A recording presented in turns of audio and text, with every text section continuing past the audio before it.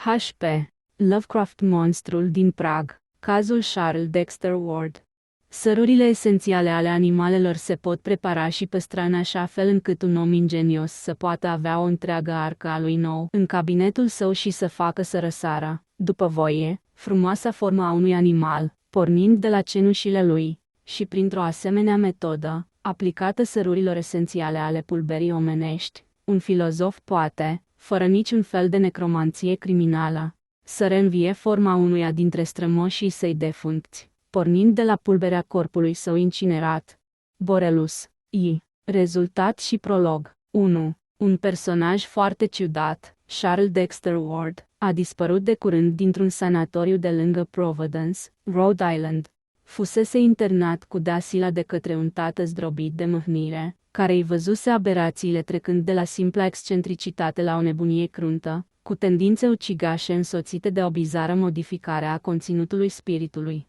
Medicii au mărturisit că sunt complet nedumeriți de cazul său, căci prezentă atât ciudățenii fizice, cât și psihologice.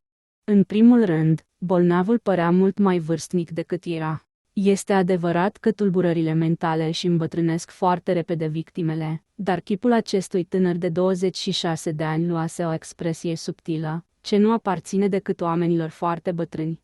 În al doilea rând, funcțiile lui organice dădeau dovadă de o dezordine stranie. Nu exista nici o simetrie între respirația și bătăile inimii sale, vocea îi devenise o șoaptă aproape de neauzit, avea nevoie de un timp incredibil de lung să digere. Reacțiile nervilor lui la stimulii obișnuiți nu aveau nicio asemănare cu toate cele cunoscute de medicină, patologice sau normale. Pielea ei era uscată și rece, structura sa celulară părea exagerat de grosolană și dezlânată.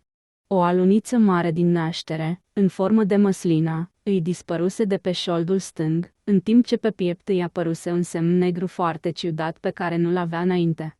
Toți medicii se puseseră de acord asupra faptului că metabolismul lui fusese întârziat într-un mod cu totul extraordinar. Și pe plan psihologic Charles Dexter Ward era unic. Nebunia lui nu avea nimic comun cu niciun soi de demență descrisă în tratatele cele mai recente și mai complete. Părea să fie o forță mentală ce ar fi făcut din el un geniu sau o căpetenie, dacă n-ar fi fost bizar deformată. Doctorul Willett, medicul familiei Ward, afirmă că facultățile mentale ale bolnavului sporiseră de la începutul bolii dacă ar fi măsurate după reacțiile la orice subiect în afară de cel al demenței sale. Tânărul Ward fusese dintotdeauna un savant și un arheolog, dar nici lucrările sale cele mai strălucite nu dădeau la iveală prodigioasa inteligență pe care o manifestase în cursul examinării sale de către medicii alieniști. În fapt, mintea lui părea atât de puternică și atât de lucidă, încât autorizația legală pentru internare a fost foarte greu de obținut. Pentru a se lua această hotărâre a fost nevoie de mărturiile mai multor persoane și de constatarea unor lacune anormale în cunoștințe pacientului, în afara inteligenței propriu-zise. Până în momentul când a dispărut, s-a dovedit a fi un cititor împătimit, iar conversația lui era încântătoare, în măsura în care vocea slabă îi o permitea. Neputând prevedea că va fugi, observatorii experimentați au prezis că va fi, cu siguranță, pus în libertate. Doar doctorul Willett, care îl adusese pe lume pe Charles și de atunci nu încetase să-i supravegheze evoluția fizică și mentală, părea să se teamă de această perspectivă. Făcuse o descoperire îngrozitoare, pe care nu îndrăznea să o dea în vileag în fața confraților săi. Într-adevăr, rolul jucat de el în această întâmplare pare destul de obscur. A fost ultimul care a vorbit cu bolnavul cu 3 ore înainte să fugă și mai mulți martori își amintesc de amestecul de oroare și de ușurare așternut pe trăsăturile lui la sfârșitul acestei convorbiri. Evadarea însăși rămâne unul din misterele neexplicate ale sanatoriului doctorului Waite. O fereastră deschisă la 60 de picioare înălțime față de sol nu lămurește lucrurile.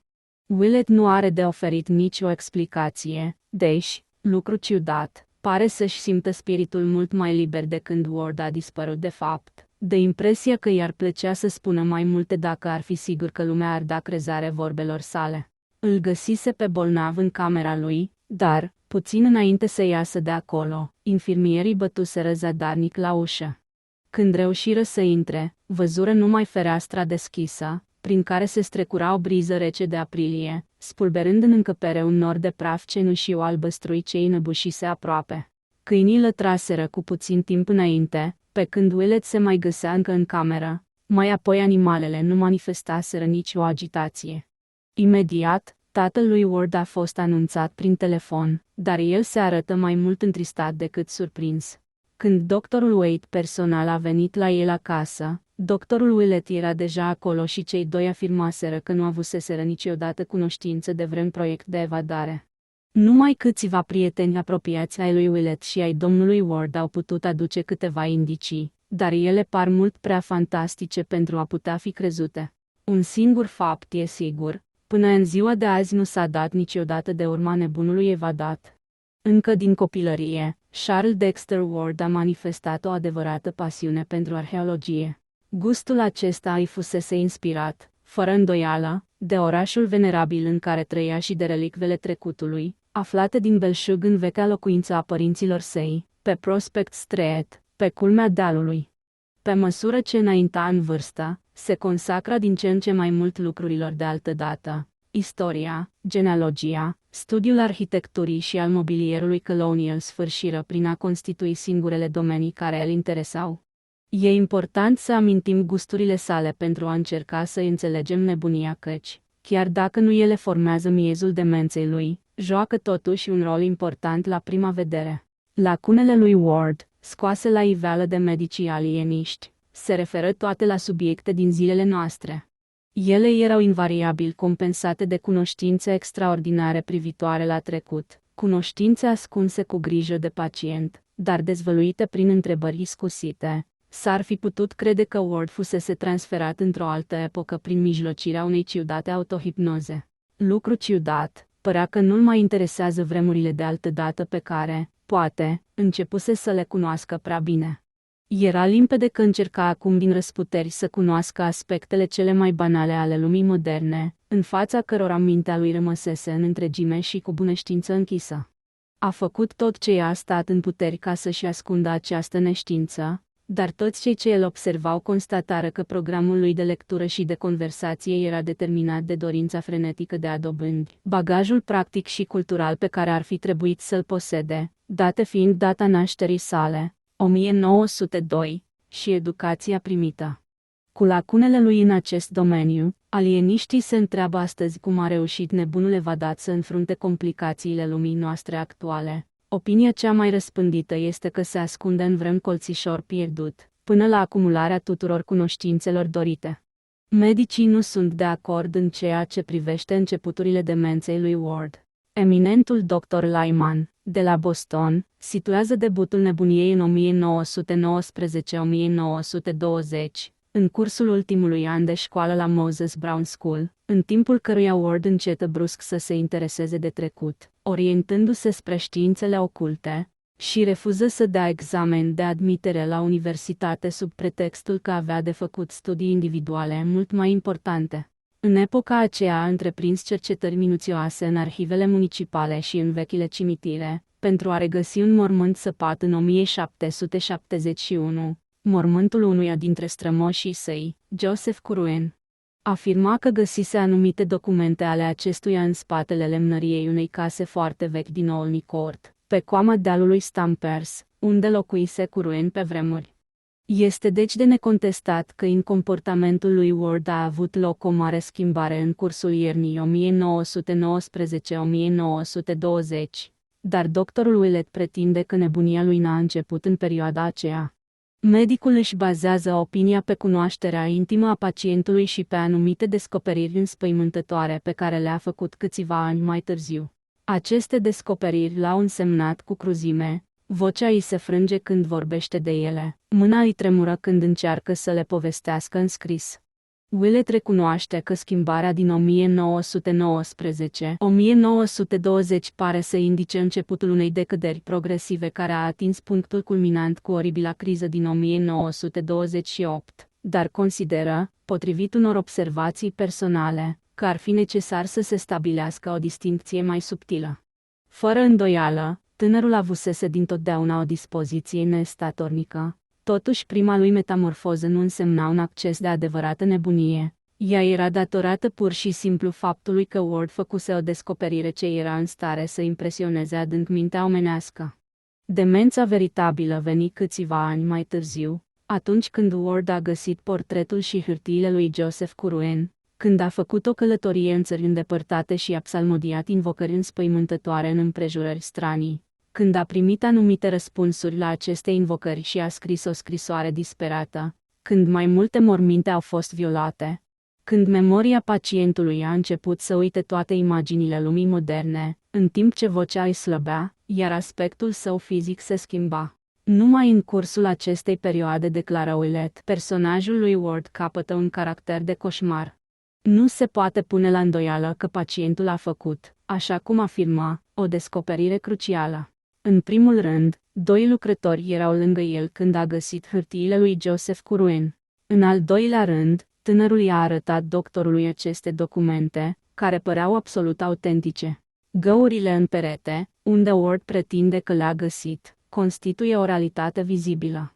Au mai fost apoi coincidențele misterioase cu scrisorile lui Orne și Hutchinson, problema scrisului lui Curwen și faptele descrise de detectivi cu privire la doctorul Allen. Fără să uităm teribilul mesaj scris cu litere medievale minuscule, găsit în buzunarul lui Ouellet, când și-a revenit în simțiri după înfricoșătoarea lui aventură.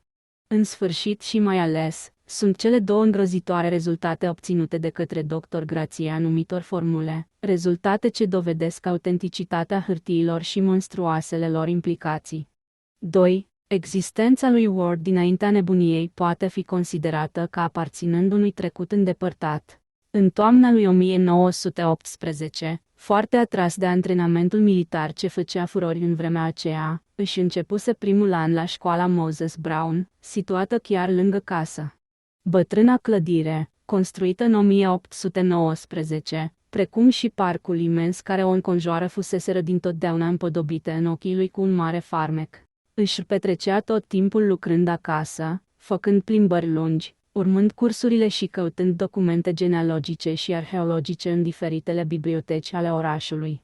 Unii își aduc aminte de el, așa cum arăta în vremea aceea, înalt, zvelt, blond, un pic adus de spate, îmbrăcat destul de neglijent, dând o impresie generală de stângăcie și timiditate. În timpul plimbărilor, gândurile lui făceau mereu să răsară o imagine vie și coerentă a secolelor trecute din nenumăratele relicve ale vechiului oraș. Casa lui, vastă clădire din epoca regilor George, se înălța în vârful dealului cu coaste abrupte, la răsărit de râu, prin ferestrele din spate vedea masa clopotnițelor, cupolelor și acoperișurilor orașului de jos și colinele violete din marginea câmpiei îndepărtate. Acolo se născuse. Plecând din pridvorul clasic al fațadei de cărămidă cu o mare fereastră dublă, Doica îl ducea în cărucior până la mica fermă albă, veche de 2 secole, pe care orașul o cuprinsese de mult în îmbrățișarea lui, apoi până la clădirile majestuoase ale universității, de-a lungul străzii splendide, unde marile case de cărămidă și căsuțele de lemn cu porticuri împodobite de coloane dorice visau în mijlocul curților largi și al grădinilor uriașe. Căruciorul lui fusese plimbat și pe Condon Street, puțin mai jos pe coastă, unde toate casele din partea de răsărit erau construite pe terase înalte. Ele erau, în general, mult mai vechi decât cele din vârful dealului, căci orașul crescuse de jos în sus. Doica avea obiceiul să se așeze pe una din băncile de pe Prospect Terrace, ca să pălăvrăgească cu agenții de poliție, iar una din primele amintiri ale copilului era cea a unui ocean nedeslușit de clopotnițe, domuri, acoperișuri, colini îndepărtate pe care el zărise de pe acea terasă, într-o după-amiază de iarnă, scăldat într-o lumină violetă și profilându-se pe un asfințit apocaliptic de rosuri, auriuri, nuanțe de mov și de verde. Când Charles crescu, se aventură din ce în ce mai jos pe coastele acestui deal abrupt, ajungând de fiecare dată în părțile mai vechi și mai ciudate ale orașului. Cobora prudent panta aproape verticală de pe Jenkins Street până la colțul cu Benefit Street. Acolo găsea o casă veche de lemn, cu ușa împodobită cu pilaștri ionici și, alături, marea casă a judecătorului Dorothy, ce încă păstra câteva rămășițe ale defunctei ei splendori. Locul se transforma încet, încet în Maidan, dar ulmii gigantici îi dăruiau frumusețea umbreilor și copilului îi plăcea să rătăcească spre sud, de-a lungul clădirilor de dinainte de Revoluție, cu coșuri înalte și cu portaluri clasice. Spre apus, colina cobora în pantă abruptă până în vechiul cartier Town Street, construit pe malul râului în 1636. Acolo se încălceau nenumărate ulicioare cu case îngrămădite unele peste altele, și, cu toată atracția pe care o exercitau asupra tânărului Ward, el șovăi multă vreme înainte să se aventureze pe acolo, de frică să nu dea peste cine știe ce spaime necunoscute. Prefera să străbată iarăși Benefit Street, trecând prin fața hanului dărăpânat Bila de Aur, unde locuise odată Washington. Pe Meeting Street privea împrejur, spre răsărit vedea scara de piatră cu care se continua drumul, ca să se poată urca panta. Spre apus, zărea vechea școală cu ziduri de cărămidă, așezată în fața străvechiului han capului Shakespeare, unde se tipărea, înainte de Revoluție, Gazeta din Providence. După ea venea prima biserică baptistă, din 1775, cu minunata ei clopotniță construită de Gibbs. În locul acela și în direcția sudului cartierul devenea mai respectabil, dar vechile străduțe se prevăleau mai departe pe pantă, spre apus, spectrale, cu mulțime de acoperișuri ascuțite. Ulicioarele se afundau în haosul de descompunere atotăpânitoare al vechiului port cu debarcadere de lemn putrezit, cu magazine cu deale mării, cu geamuri murdare și cu populația lui poliglotă, plină de vicii sordide. Pe măsură ce creștea și căpăta curaj, tânărul Ward se aventura în acest vârtej de case gata să se prăbușească, de ferestre sparte, de balustrade rupte, de chipuri întunecate și de mirosuri de nedescris. Între South Main Street și South Water Street trecea pe lângă bazinele în care veneau încă să ancoreze ceva vapoare. Apoi, luând-o spre nord, ajungea la piața vastă de la Podul Mare, unde Casa Negustorilor, construită în 1773, se înalță și astăzi solid pe arcadele ei venerabile. Acolo se oprea să contemple frumusețea uluitoare a vechiului oraș cu nenumărate clopotnițe, întinzându-se pe deal, încoronat de cupola nouă a templului sectei Christian Science, cum e încoronată Londra de cupola bisericii St. Paul. Îi plăcea mai ales să vină aici târziu după amiaza, când soarele înasfințit aurește cu razele sale Casa Negustorilor și acoperișurile îngrămădite pe deal, dăruind un farmec magic cheiurilor la care ancorau altădată vasele venite din India. Se afunda în contemplație până la amețeală, iar după scăpătatul soarelui se întorcea acasă, urcând străduțele strâmte, unde la ferestre începeau să licărească luminițe galbene. Câteodată umbla în căutare de contraste puternice. Își consacra jumătate din plimbare cartierelor coloniale de la nord-vestul casei sale, în locul în care dealul cobora până la Stampers Hill, în ghetoul și cartierul de negri adunate în jurul pieței de unde pleca altădată diligenta de Boston, iar cealaltă jumătate îl ducea în fermecătorul cartier de sud, străbătut de străzi minunate: George Street, Benevolent Street, Power Street, Williams Street, unde dăinuie neschimbate frumoasele locuințe cu grădini înverzite, înconjurate de ziduri. Aceste plimbări, adăugate studiilor făcute cu silință, explică știința arheologiei ce a sfârșit prin a alunga lumea modernă din mintea lui Charles Ward, și putem să înțelegem, astfel, natura solului pe care a căzut, în acea fatală iarnă din 1919-1920, sămânța ce urma să dea un fruct atât de înspăimântător. Doctorul Willett e sigur că, până la această dată, nu exista niciun element morbid în studiile și cercetările tânărului. Privea cimitirele cu un interes pur istoric și era lipsit de orice instinct violent. Apoi, treptat, s-a petrecut în el o metamorfoză stranie după ce a descoperit printre strămoșii lui din partea mamei pe un anumit Joseph Curwen, venit din Salem, care fusese înzestrat cu o longevitate surprinzătoare și era eroul unor întâmplări stranii. Străbunul lui Ward, Welcome Potter, luase în căsătorie în 1785 pe o anume, Anne Tillinghast, fiica a doamnei Eliza, ea însăși fiica a capitanului James Tillinghast. Numele tatălui nu figura în documentele de familie.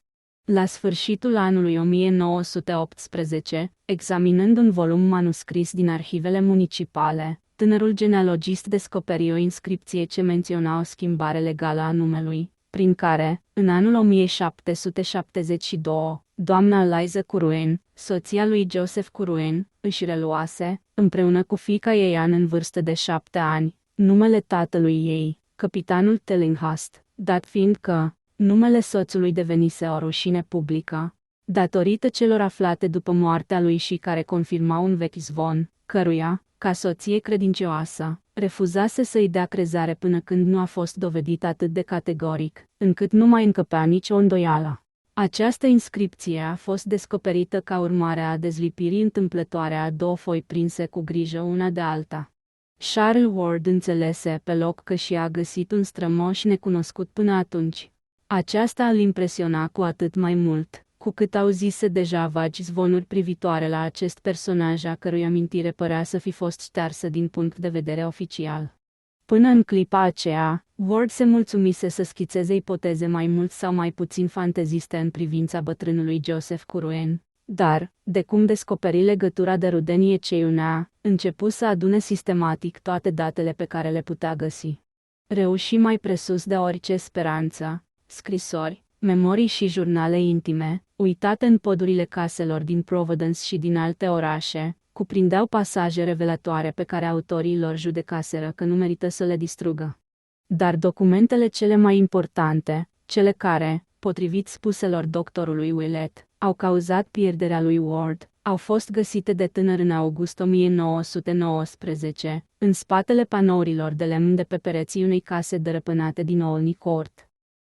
Antecedent și mărșăvie. 1. Dacă ar fi să dăm crezare legendelor, zvonurilor și documentelor descoperite de Ward, Joseph Curwen era un om enigmatic, care inspira o spaimă nedeslușită. Fugise din Salem și se refugiase în Providence, liman al tuturor celor liberi, originali și disidenți. La începuturile marilor persecuții ale vrăjitoarelor, se temea să nu fie acuzat că practică magia, ca urmare a existenței singuratice și a experiențelor lui chimice sau alchimice. Devenit cetățean liber al orașului Providence, el cumpără un teren de construcție în josul străzii Olney. Casa lui a fost construită pe Stampers Hill, la vest de Town Street, în locul ce a fost numit mai apoi Olney Court. În 1761 el înlocuie această locuință printr-o alta, mult mai mare, ce dăinuie încă.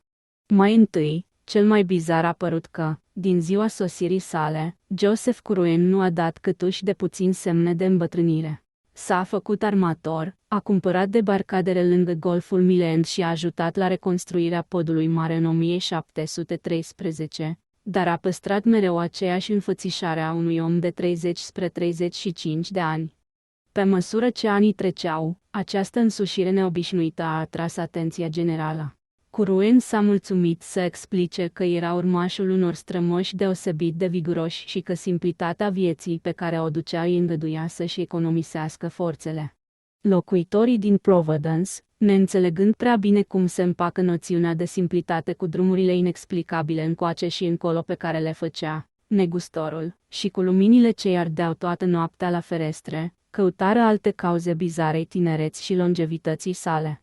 Cei mai mulți dintre ei socotiră că starea aceasta ieșită din comun provenea de la faptul că tot timpul mânuia substanțe chimice. Se spuneau multe despre substanțele ciudate care îi veneau cu corăbiile de la Londra și din India sau pe care se ducea să le cumpere la Newport, Boston și New York. Când bătrânul doctor Jabez Bowen sosi de la Rehoboth și deschise farmacia de partea cealaltă a podului mare, sub însemnele licornei și mojarului, Curwen cumpără fără încetare de la el droguri, acizi și metale. Mai mulți bolnavi, închipuindu-și el stăpân pe o minunată știință medicală, se duseră la el să-i ceară ajutorul. El îi încuraja în credința lor fără a se tulbura câtuși de puțin, dându-le poțiuni de o culoare bizară, dar s-a putut observa că leacurile sale administrate altora nu aveau niciun efect. În cele din urmă, când, după o jumătate de veac de ședere în oraș, Curwen nu păru să fi îmbătrânit cu mai mult de 5 ani, lumea a început să cârtească și să-i satisfacă dorința de singurătate pe care și-o manifestase dintotdeauna. Diverse scrisori și jurnale intime din această epocă dau la iveală și alte motive pentru care oamenii începuseră să se teamă și să se ferească de Joseph Curwen, ca de ciumă. Astfel, avea o pasiune bine cunoscută pentru cimitire, pe unde era zărit rătăcind la orice oră, deși nimeni nu l-a văzut vreodată dedându-se vreunui act de profanare. Pe drumul spre Pawtuxet avea o fermă, la care și petrecea vara și unde se ducea adesea călare, ziua sau noaptea. De acest mic conac aveau grijă 2 servitori. Erau o pereche de indieni în Narragansett. Soțul avea un chip tivit cu cicatrici ciudate. Nevasta, respingătoare la vedere, avea, probabil, în vine sânge negru. Ghimilia de lângă clădirea fermei adăpostea laboratorul lui Curwen. Hamalii care livrau flacoane, saci sau lăzi prin ușa mică din spate, povesteau despre creuzete, alambicuri și cuptoare văzute de ei în încăperea cu pereții înțesați de rafturi și spuneau pe șoptite că taciturnul alchimist va găsi, nu peste multă vreme, piatra filozofală. Vecinii cei mai apropiați, familia Fenner, declarau că se aud strigăte și urlete necontenite venind de la ferma lui Curwen. În afară de aceasta, era de mirare marele număr de animale ce treceau pe pajiște. Într-adevăr, nu aveai nevoie de atâtea dobitoace pentru a aproviziona cu carne, lapte și lână un bătrân singuratic și cei 2 servitori ai săi. Lucru tot atât de bizar, șeptelul nu era niciodată același, căci, în fiecare săptămână, se cumpărau noi turme de la fermierii din Kingston. În sfârșit, umblau zvonuri urâte despre o clădire mare de piatră din cuprinsul fermei, cu ferestre mici ca niște deschizături înguste.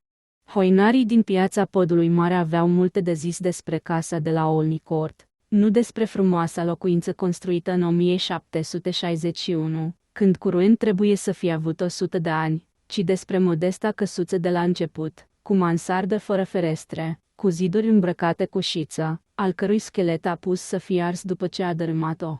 De fapt, era mult mai puțin misterioasă decât ferma, dar luminile ardeau înăuntru în toiul nopții. Ca servitori nu erau decât 2 străini cu chipuri negricioase. Menajera erau franțuzoaică incredibil de bătrână. La oficiu se livrau cantități extraordinare de hrană. În sfârșit, se făceau auzite voci ciudate purtând conversații secrete la ore neobișnuite.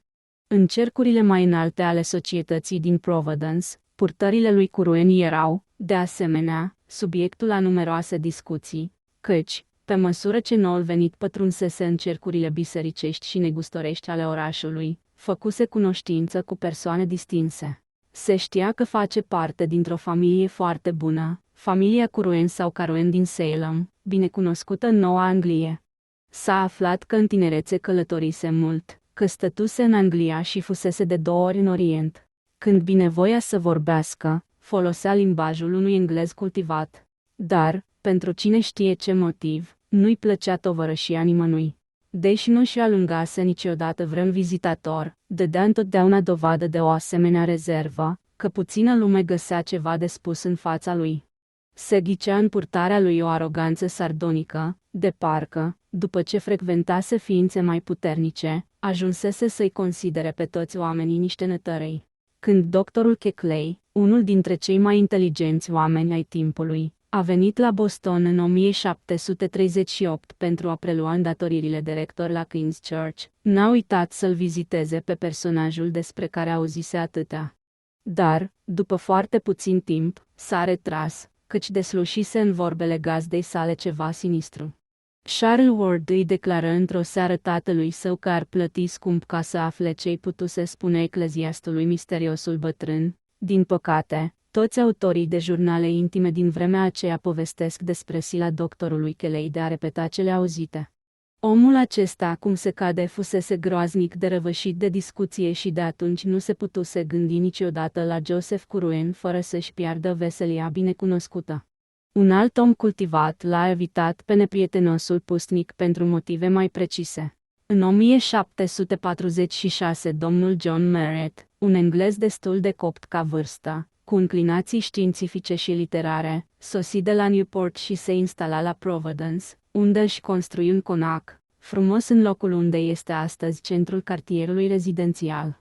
Trăia pe picior mare, a fost primul care a avut trăsură și servitori în livrea, și se mândrea grozav cu luneta lui, cu telescopul și cu splendida bibliotecă de cărți englezești și latine. Auzind că Joseph Curwen are cea mai bogată bibliotecă din oraș, nu întârzie să-l viziteze și fu întâmpinat destul de cordial.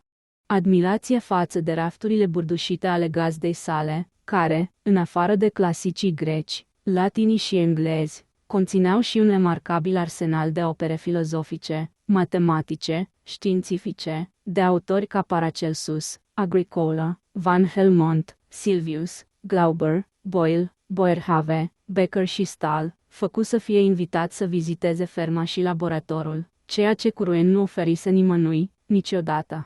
Domnul Merritt a spus întotdeauna că nu a văzut nimic cu adevărat oribil la ferma din Pawtuxet Road, dar a declarat că titlurile volumelor tratând despre magie, alchimie și teologie fuseseră de ajuns ca să inspire o adevărată repulsie. Această colecție bizară cuprindea toți cabaliștii, demonologii și magicienii cunoscuți și constituia o adevărată comoară de știință alchimică și astrologică. Era acolo volumul Hormistris Magistul în ediția Monard, Turba Philosopharum, Liber Investigationis de Geber, Cheia înțelepciunii de Artephaus, Zoharul, Albertus Afagnus de Peter Jam, Ars Magna et Ultima de Raymond Lull în ediția Zetzner, Thesaurus Chemicus de Roger Bacon, Clavis Alchimiae de Flood, De Lapide Philosophică de Trithemius. Lucrările evreilor și arabilor din Evul Mediu erau foarte numeroase și domnul Merritt, pălcând, luând un volum frumos cu eticheta cu anonie, Islam observă că era, în realitate, Necronomiconul arabului de Ment Abdul al-Hazred, carte interzisă despre care circulase răzvonuri monstruoase cu câțiva ani înainte, când fuseseră descoperite rituri imposibil de numit în sătucul de pescari Kingsport din Massachusetts. Dar, lucru ciudat, demnul domn Merritt a fost impresionat cel mai mult de un amănunt neînsemnat. Pe vechea masă de acajou era pus un exemplar foarte vechi din Borelus, adnotat și subliniat de mâna lui Curwen. Cartea era deschisă la mijloc și un paragraf subliniat de mai multe ori cu pana atrase atenția vizitatorului. Lectura acestor câteva rânduri îi produse o tulburare de nedescris. Și le-a amintit până la sfârșitul zilelor și le-a transcris cuvânt cu cuvânt în jurnalul lui intim. Iată-le! Sărurile esențiale ale animalelor se pot prepara și păstra în așa fel încât un om ingenios să poată avea o întreagă arcă a lui nou în cabinetul său și să facă să răsară, după voie, frumoasa formă a unui animal, pornind de la cenușile lui, și printr-o asemenea metodă, aplicată sărurilor esențiale ale pulberii omenești, un filozof poate, fără niciun fel de necromanție criminală, să reînvie forma unuia dintre strămoșii săi defuncți, pornind de la pulberea corpului său incinerat. Cele mai urâte lucruri despre Joseph Curwen se povesteau lângă port, în partea de sud a Town Street-ului.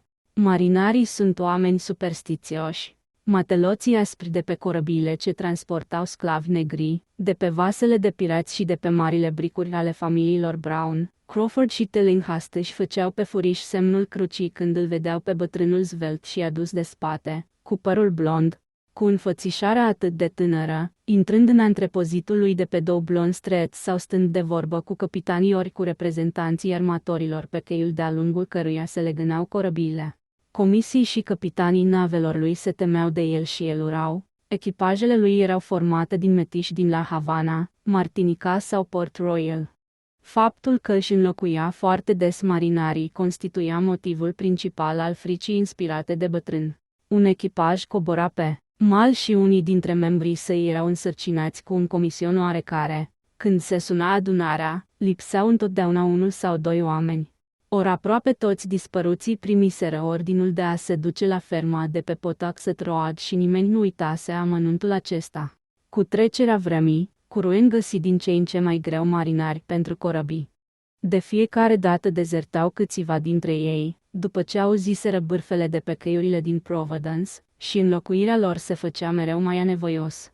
În 1760 Joseph Curwen devenise un adevărat paria, bănuit de cârdășie cu diavolii, alianță ce părea cu atât mai amenințătoare, cu cât nu putea fi nici numită, nici înțeleasă, nici dovedită. Cazul soldaților dispăruți în 1758 reuși să înfurie oamenii de-a binelea.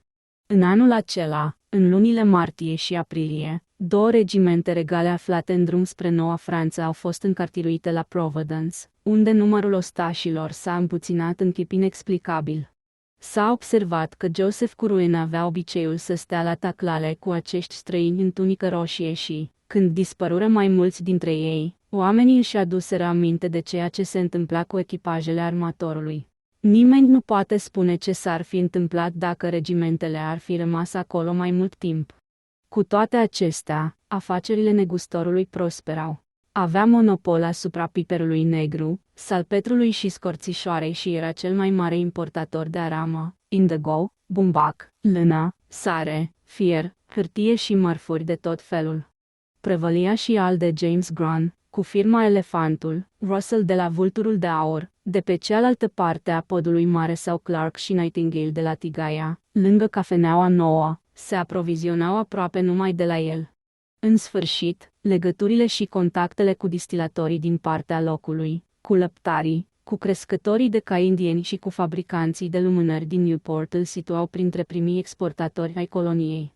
Deși era alungat din viața publică, nu îi lipsea un anumit simț civic. Când casa guvernatorului a fost distrusă de un incendiu, el a participat cu generozitate la reconstrucția ei, în 1761. În același an și-a dat obolul la reclădirea podului mare, după furtuna din octombrie. A înlocuit multe dintre cărțile distruse când a ars biblioteca municipală. În sfârșit, în ziua când unii dintre credincioși s-au despărțit de biserica în care slujea doctorul Cotton și au fondat biserica diaconului Snow, Curwen li s-a alăturat. Zelul lui religios a scăzut după puțină vreme, dar, când s-a văzut condamnat la o izolare ce îl ducea la ruină, a început din nou să cultive pietatea. 2. Spectacolul acestui om ciudat, cu chipul levid, arătând abia de 40 de ani și, cu toate acestea, bătrân de peste un veac, încercând să scape de valul de teamă și ura bătut asupra lui, părea totodată patetic și vrednic de dispreț. Dar puterea bogăției și a anumitor gesturi este atât de mare, încât antipatia publică față de el scăzu puțin, mai ales atunci când marinarii lui încetară brusc să mai dispară. În plus, n-a mai fost văzut umblând prin cimitire și zvonurile despre zgomotele sinistre ce se auzeau din ferma de la Pawtuxet Road s-au împuținat. A continuat să-și aprovizioneze casa cu cantități considerabile de hrană și să-și cumpere mereu alte turme de animale. Dar, înainte ca Charles Ward să examineze registrele de socoteli, nimeni nu s-a gândit să facă o comparație neliniștitoare în marele număr de negri din Guinea, pe care i-a importat până în 1766 și numărul mic al acelorași negri pentru care avea acte de vânzare fie către negustorii de sclavi de la Podul Mare, fie către plantatorii din regiunea Narragansett. Desigur, această cumințenie târzie nu făcu mare impresie. Oamenii continuau să le vite pe Curwen cu neîncredere, iar el înțelese că, în felul acesta, afacerile îi se vor ruina repede. Studiile și experiențele lui, oricare ar fi fost natura lor, făceau necesare, probabil, venituri considerabile. În afară de aceasta, schimbarea locului de reședință nu i-ar fi folosit la nimic, căci l-ar fi făcut să piardă toate avantajele situației sale comerciale. Judecata îl îndemna să-și îmbunătățească relațiile cu locuitorii orașului, astfel încât prezența lui să nu mai fie un semnal pentru încetarea conversațiilor, pentru scuze neconvingătoare de plecare și pentru o atmosferă de jenă generală. Și comisii lui îi pricinuiau multe griji, căci erau niște nepricopsiți pe care nimeni altul nu voia să-i angajeze. Cât despre capitanii și secunzii de pe corăbiile lui, nu lucrau pentru el decât dacă reușea să exercite o anumită presiune asupra lor fie printr-o ipotecă, fie printr-o poliță, fie prin informații precise despre viața lor privată. Dacă putem crede jurnalele intime ale vremii, în mai multe cazuri Curwen a dat dovadă de o putere cu adevărat magică în descoperirea secretelor de familie, folosite în scopuri greu de mărturisit. În decursul ultimilor 5 ani ai vieții sale s-ar părea că numai prin conversații nemijlocite cu oamenii morți de mult ar fi putut căpăta informațiile pe care era gata oricând să le dea pe față, foarte volubil. Cam în acea vreme, vicleanul negustor găsi o modalitate supremă de a-și recăpăta locul în comunitate. Hotărâ să ia în căsătorie o fată a cărei situație socială ar fi făcut imposibil ostracismul ce îl lovea. Poate că dorința lui de căsătorie avea și motive mai profunde, rațiuni atât de străine sferei noastre, încât numai documentele descoperite la 150 de ani după moartea lui au îngăduit să li se bănuiască existența, dar nu se va ști niciodată nimic sigur despre aceasta. Dându-și seama câtă indignare ar provoca dacă ar face curte unei fete după obicei, el căută o candidată cu părinți asupra cărora să poată exercita o presiune suficientă, lucru foarte greu, căci voia ca viitoarea lui soție să aibă o mare frumusețe, o educație perfectă și o poziție socială ireproșabilă. În cele din urmă, alegerea căzu asupra fiicei unuia dintre cei mai buni capitani ai vaselor sale, numit Duttie Tillinghast, un văduv de foarte bună familie și cu o reputație nepătată, care, din lipsă de bani, se afla cu totul sub dominația lui Curwen. După o întrevedere furtunoasă cu armatorul, marinarul își dădu consimțământul la această unire monstruoasă. Eliza Tillinghast, la acea vreme în vârstă de 18 ani, fusese crescută pe cât de bine o îngăduiseră veniturile modeste ale tatălui ei. Nu numai că urmase cursurile școlii Stephen Jackson, dar învățase și toate artele vieții casnice. De la moartea mamei ei, răpusă de vărsat negru în 1757, ținea singură casa, ajutată numai de o servitoare. Trebuie să fie avut o explicație foarte neplăcută cu tatăl ei în legătură cu căsătoria pe care i-o impunea, dar niciun document scris nu face vreo mențiune despre aceasta. Se știe sigur că a rupt logodna cu tânărul Ezra Whedon, prim locotenent pe nava Enterprise, și că unirea ei cu Joseph Curwen a fost oficiată la 7 martie 1767 în Biserica Baptistă, în prezența personalităților celor mai de seamă ale orașului. Gazeta a menționat căsătoria într-o relatare foarte scurtă, care pare să fi fost ruptă sau tăiată din numerele de jurnal ce s-au păstrat. Ward a găsit un singur ziar intact, după lungi cercetări în arhivele unui colecționar celebru. Nota era redactată în termenii următori. Luna trecută, domnul Joseph Curwen, neguțător din acest oraș, a luat în căsătorie pe domnișoara Eliza Tillinghast, fiica a capitanului Duttie Tillinghast, tânără care, pe lângă frumusețe, este înzestrată cu adevărata virtute în stare să onoreze starea căsniciei și să facă să-i dăinuie calitatea. Corespondența Dorothy Arnold, descoperită de Charles Ward în colecția lui Melville F. Peters din George Street, aruncă o lumină vie asupra indignării trezite de această căsătorie nepotrivită. Totuși, influența socială a lui Tillinghast rămânea neschimbată și, din nou, Joseph Curwen primi vizita unor oameni pe care, în alte împrejurări, n-ar fi reușit niciodată să-i facă să-i treacă pragul casei. Deși n-a fost primit de toată lumea, a încetat să mai fie ținta excluderii generale. Comportarea ciudatului mire față de soția lui uimi pe toată lumea. În casa nouă din Olney Court n-a mai avut loc nicio manifestare supărătoare și, deși Curwen se ducea foarte des la fermă, unde n-a luat-o niciodată pe soția lui, purtarea i-a devenit aproape normală. O singură persoană îi arăta o dușmănie fără leac, Ezra Whedon, tânărul ofițer de marină a cărui logodnă cu Eliza Tillinghast fusese ruptă cu atâta brutalitate. Jurase public că se va răzbuna și îl spiona pe Curwen cu o încăpățânare plină de ură, ce nu prezicea nimic bun pentru fericitul lui rival.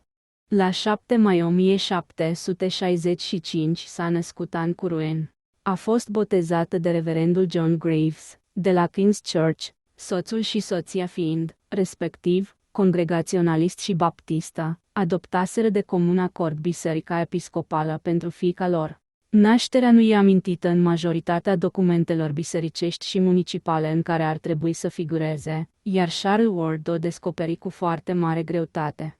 Pentru aceasta a trebuit să poarte o corespondență cu moștenitorii doctorului Graves care, ca un fidel supus al regelui ce era, luase cu el un duplicatum al registrelor parohiale când își abandonase păstoria, în momentul Revoluției.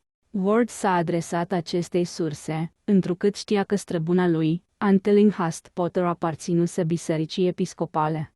Puțin timp după nașterea fiicei lui, eveniment pe care îl întâmpină cu un entuziasm ce contrasta cu obișnuita lui răceală, Curwen hotărâ să pozeze pentru un portret. L-a comandat unui scoțian plin de talent, numit Cosmo Alexander, ce locuia pe atunci la Newport. Se spune că imaginea a fost pictată pe un panou din bibliotecă, în casa din Olney Court. În perioada aceea, negustorul dădu semne ale unei distracții neobișnuite și petrecu mai tot timpul la ferma din Pawtuxet Road. Părea a fi căzut pradă unei agitații stăpânite, ca și cum ar fi fost în așteptarea unui eveniment fenomenal sau în preajma unei descoperiri stranii din domeniul alchimiei. Nu înceta să se prefacă foarte interesat de viața comunității și nu pierdea nici o ocazie să ridice nivelul cultural al orașului. În 1763 îl ajută pe Daniel Jenkes să-și deschidă librăria și, după aceea, deveni cel mai bun client al ei. La fel, dădu un ajutor financiar substanțial ziarului Gazette, care apărea în fiecare miercuri la hanul capului Shakespeare. În politică s-a arătat un partizan vehement al guvernatorului Hopkins, împotriva partidului lui Ward, foarte puternic la Newport, rivalul orașului Providence. Dar Ezra Whedon, care îl supraveghea îndeaproape, batjocorea cu cinism această activitate de fațadă și jura că ea ascunde legături odioase cu cele mai negre abisuri ale iadului. De fiecare dată când era pe uscat, tânărul petrecea nopți întregi în preajma cheiurilor, ținând o barcă pregătită atunci când vedea luminile strălucind în antrepozitele lui Curwen și urmărind bărcuța care, uneori, se îndepărta pe furiș în golf. Mai stătea și la pândă, uneori, lângă ferma din Pawtuxet Road și odată a fost mușcat groaznic de câinii pe care cei doi servitori i-au asmuțit asupra lui. 3. În iulie 1766 s-a produs ultima metamorfoză a lui Joseph Curwen. A fost foarte bruscă și observată de toți locuitorii orașului. Expresia de așteptare făcu loc unui aer de triumf entuziast. Negustorul părea că se stăpânește cu greu să nu se laude în public cu ceea ce descoperise, aflase sau făcuse, dar, după cât se vede, nevoia de a păstra secretul a fost mai puternică decât dorința de a-și împărtăși bucuria, căci nu a dat niciodată niciun fel de explicație. Atunci a început sinistrul savant să-i uimească pe oameni cu cunoștințe despre fapte pe care numai strămoșii lor defunți ar fi putut să îi le transmită. Dar activitățile clandestine ale lui Curwen nu încetară numai pentru atât. Din contră, păru să se extindă, așa încât grija afacerilor lui căzu din ce în ce mai mult pe spatele căpitanilor legați de el prin lanțurile fricii. De lăsă cu totul comerțul cu sclavi sub pretextul că beneficiile se micșorează pe zi ce trece. Își petrecea cât mai mult timp la fermă și, după unele zvonuri, putea fi găsit uneori în preajma cimitirelor. Ezra Whedon, deși îl spiona doar pe perioade scurte și intermitente, din pricina călătorilor sale pe mare, era mai încăpățânat decât țăranii și orășenii, astfel că supuse treburile lui Curwen unei supravegheri fără precedent. Unele manevre bizare ale vaselor negustorului fuseseră considerate ca normale într-o epocă în care toți coloniștii păreau hotărâți să lupte împotriva legii asupra zahărului, ce punea piedici unui comerț important. Contrabanda era lucru banal în golful Narragansett, unde noaptea erau debarcate tot felul de încărcături ilicite. Dar Whedon, după ce urmări de mai multe ori barcazurile și cuterele care se îndepărtau întrascuns de bazinele de lângă Town Street, căpătă curând certitudinea că Joseph Curwen nu avea doar grija de a se feri de navele înarmate ale majestății sale. Înainte de metamorfoza din 1766, cele mai multe dintre embarcațiile lui aduceau negri înlănțuiți, cei erau debarcați într-un punct al malului chiar la nord de satul Pawtuxet și erau duși apoi la fermă, unde erau închiși în enorma clădire de piatră ale cărei ferestre se reduceau la niște deschizături înguste. Începând din iulie 1766, Curwen încetă să mai importe sclavi și, o bucată de vreme, navigația de noapte se opri și ea. Apoi, cam prin primăvara lui 1767, barcazurile și cuterele începură iar să iasă din bazine, dar acum mergeau foarte departe în golf, până la Nantucket Point, unde preluau încărcături de pe corăbii stranii, deosebit de mari. Apoi, marinarii lui Curwen transportau aceste încărcături până la fermă, unde le descărcau în clădirea de piatră folosită altădată ca închisoare pentru sclavi. Ele erau formate aproape în întregime din lăzi, dintre care unele, grele și lungi, semănau foarte tare cu niște sicrie. Whedon pândea ferma cu stăruință. Rareori lăsa să se scurgă o săptămână fără să facă o expediție nocturnă, exceptând perioadele în care zăpada acoperea pământul și i-ar fi păstrat urma pașilor. Ca să-și asigure veghea și în timp ce era pe mare, ceru ajutorul unui prieten de cârciumă, numit Lazar Smith. Ar fi putut amândoi să răspândească zvonuri extraordinare.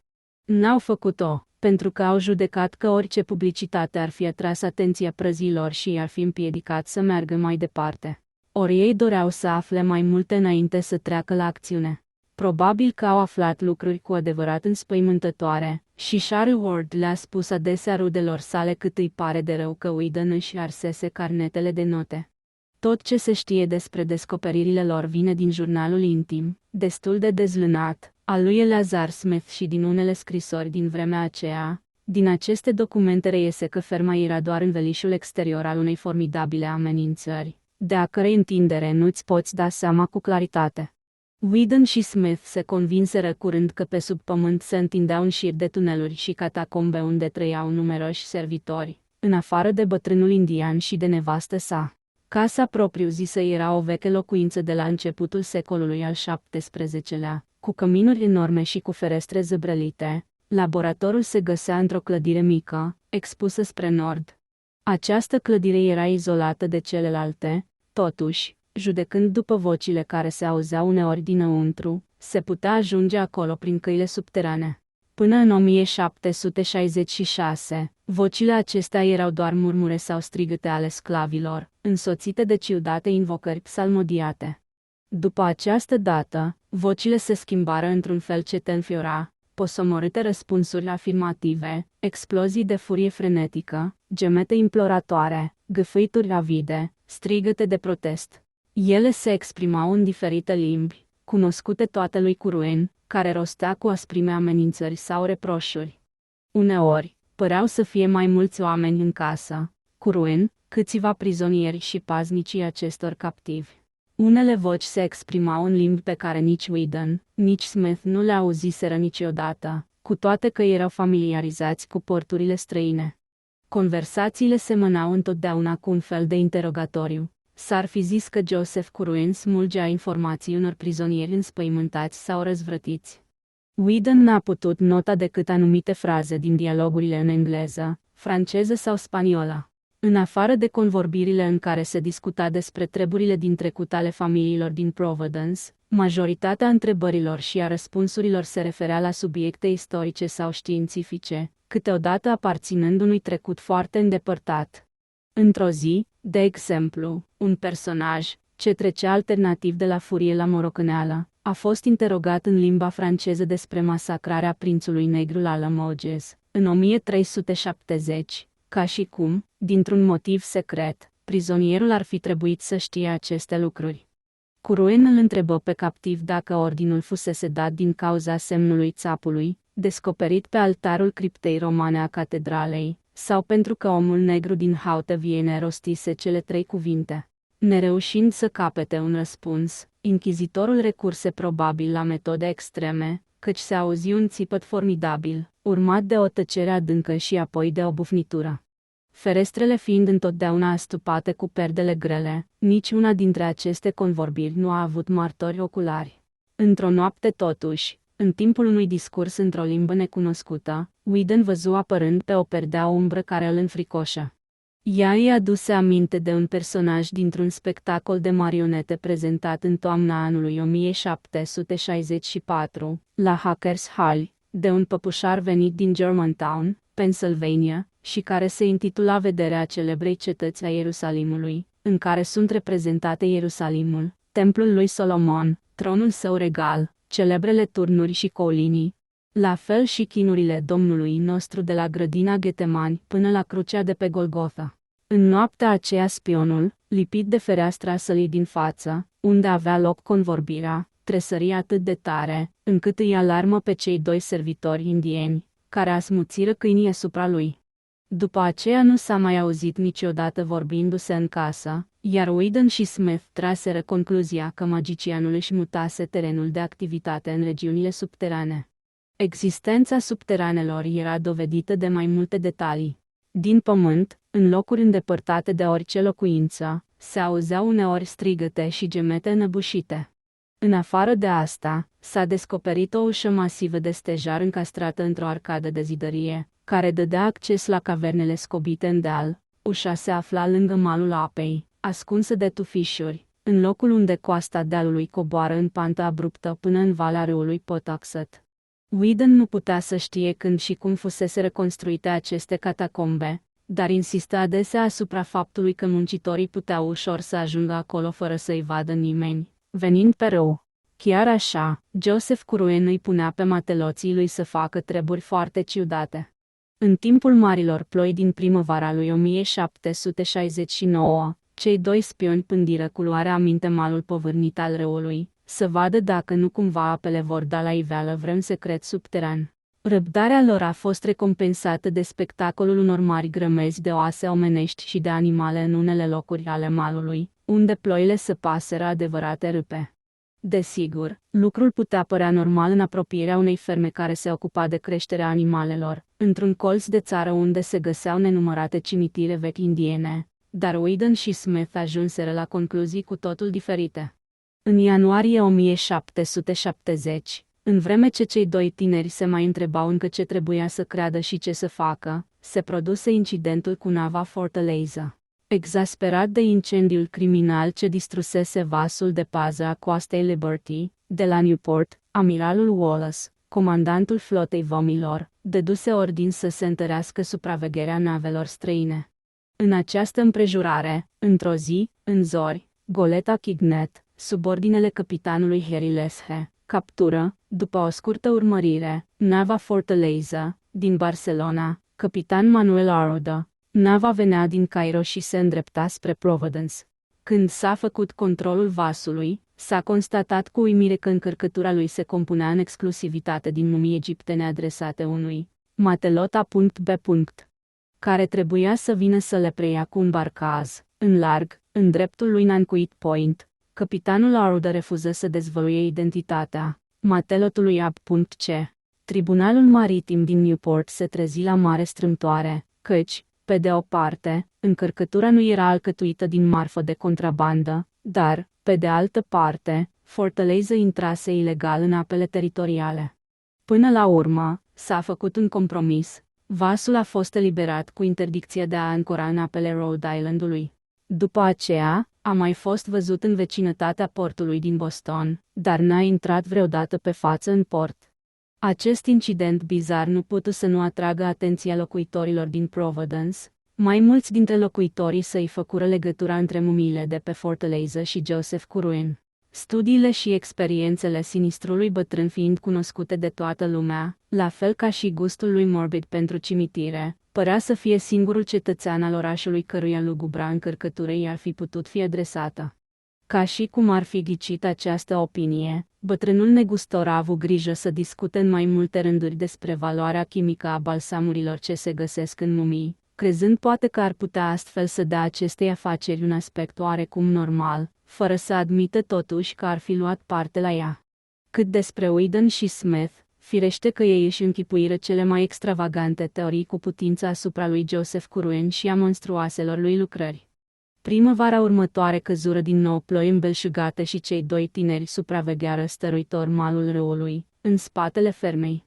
Mari porțiuni de pământ au fost luate de ape, au fost dezvelite oseminte, dar cei ce pândeau n-au văzut nici o cavernă subterană. Cu toate acestea, în satul Pawtuxet, la o milă în aval de fermă, s-a răspândit un zvon neobișnuit.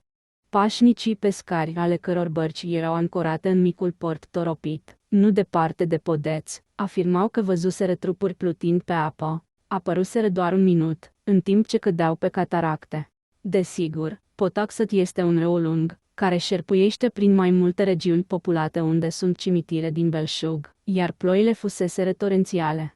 Dar pescarii au fost neplăcut impresionați de privirea de nebună a unuia dintre cadavre, în momentul când a fost aruncat de curent în josul cataractei, ca și de țipătul stins scos de un altul care, judecând după starea lui, ar fi trebuit să fie cu desăvârșire incapabil să strige. Auzind vestea, Smith, în lipsa lui Whedon, se grăbi să meargă să examineze malul în spatele fermei, unde bănuia că s-a produs o surpare însemnată. Cu toate acestea, nu văzu nici urmă de vreo deschizătură, căci avalanșa în miniatură formase un zid de pământ și de arbuști dezrădăcinați. 4. În toamna lui 1770, Whedon hotărâ că venise momentul să împărtășească și altora descoperirile sale, întrucât dispunea de o înlănțuire precisă de fapte și de un martor ocular gata să garanteze că nu gelozia și dorința de răzbunare îi înfierbântaseră imaginația. Îl luă de prim confident pe capitanul vasului Enterprise, James Mathewson, care nu numai că îl cunoștea îndeajuns ca să nu se îndoiască de adevărul spuselor lui, dar avea și destulă influență în oraș pentru a fi ascultat cu respect. Discuția a avut loc într-o sală a cârciumii lui Sabin, lângă port, în prezența lui Smith, iar capitanul Mathewson păru foarte impresionat de declarațiile primului său locotenent. Ca și toți ceilalți locuitori din Providence, avea bănuieli urâte cu privire la Curwen, n-avea nevoie decât de câteva informații suplimentare ca să se convingă de-a binelea. Ordonă celor doi tineri să nu mai spună nimic nimănui, așteptând momentul potrivit să consulte el însuși vreo 10 dintre notabilii cei mai instruiți din oraș. Oricum, secretul trebuia păstrat, căci lucrurile nu puteau fi rezolvate de poliție sau gardă. Pe deasupra, mulțimea trebuia ținută în neștiință, ca să se evite repetarea panicii îngrozitoare de la Salem, care îl făcuse pe Curwen să plece la Providence cu un secol mai înainte.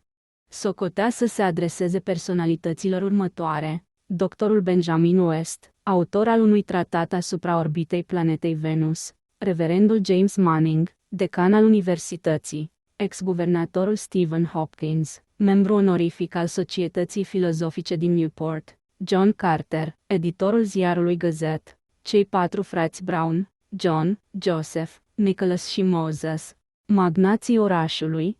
Joseph era un chimist amator foarte competent, bătrânul dr. Jabez Brown, un mare erudit, foarte bine informat asupra cumpărăturilor bizare ale lui Curwen, și capitanul Abraham Whipple, corsar de o energie și o îndrăzneală fenomenale. Acești oameni, dacă și plecau urechea la spusele lui Mathewson, ar fi putut hotărî împreună dacă, înainte să treacă la fapte, era nevoie să-l consulte pe guvernatorul coloniei, Joseph Wanton, de la Newport.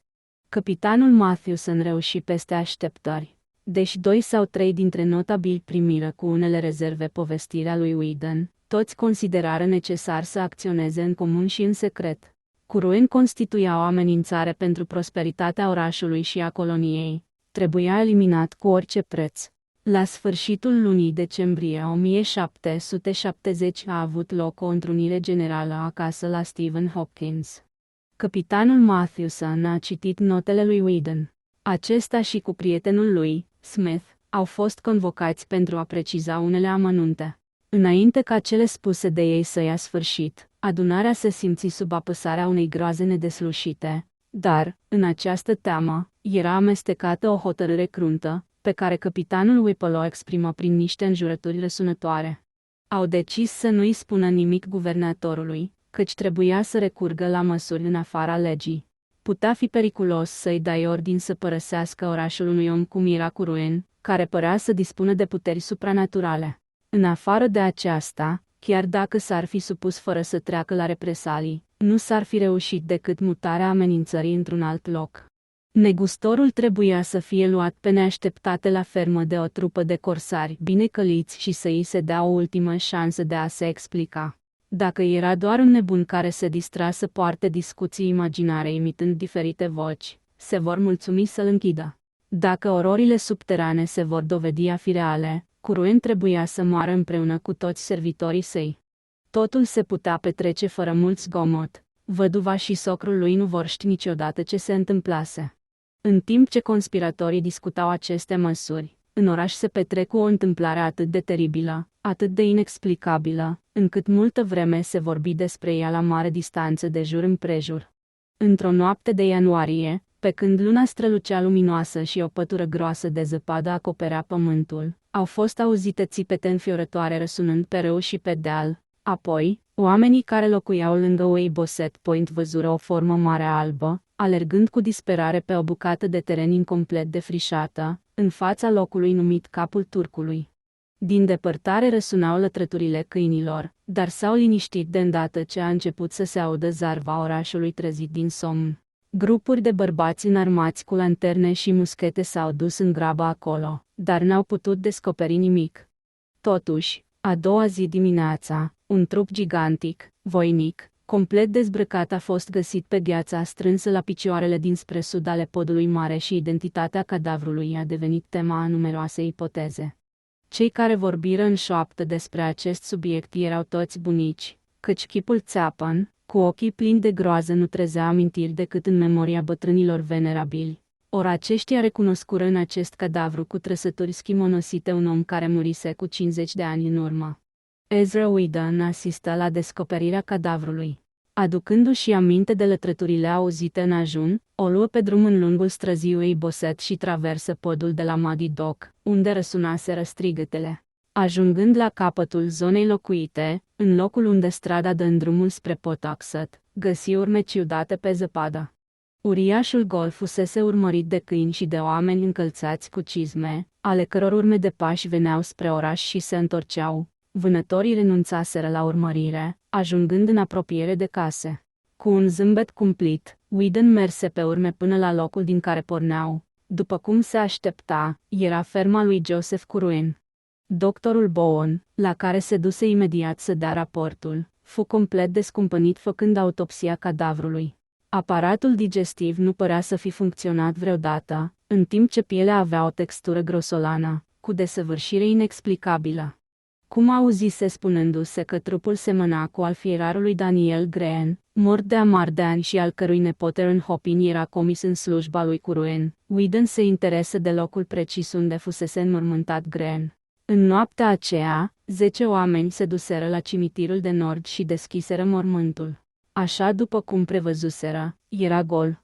Între timp fuseseră luate măsuri pentru interceptarea scrisorilor lui Joseph Curwen și, puțin înainte de a fi descoperit cadavrul goi, o scrisoare de la un oarecare Jedediah Horn, din Salem, dădu mult de gândit conjuraților. Iată un extras, a cărui copie a fost găsită de Charles Ward în arhivele unei familii din oraș.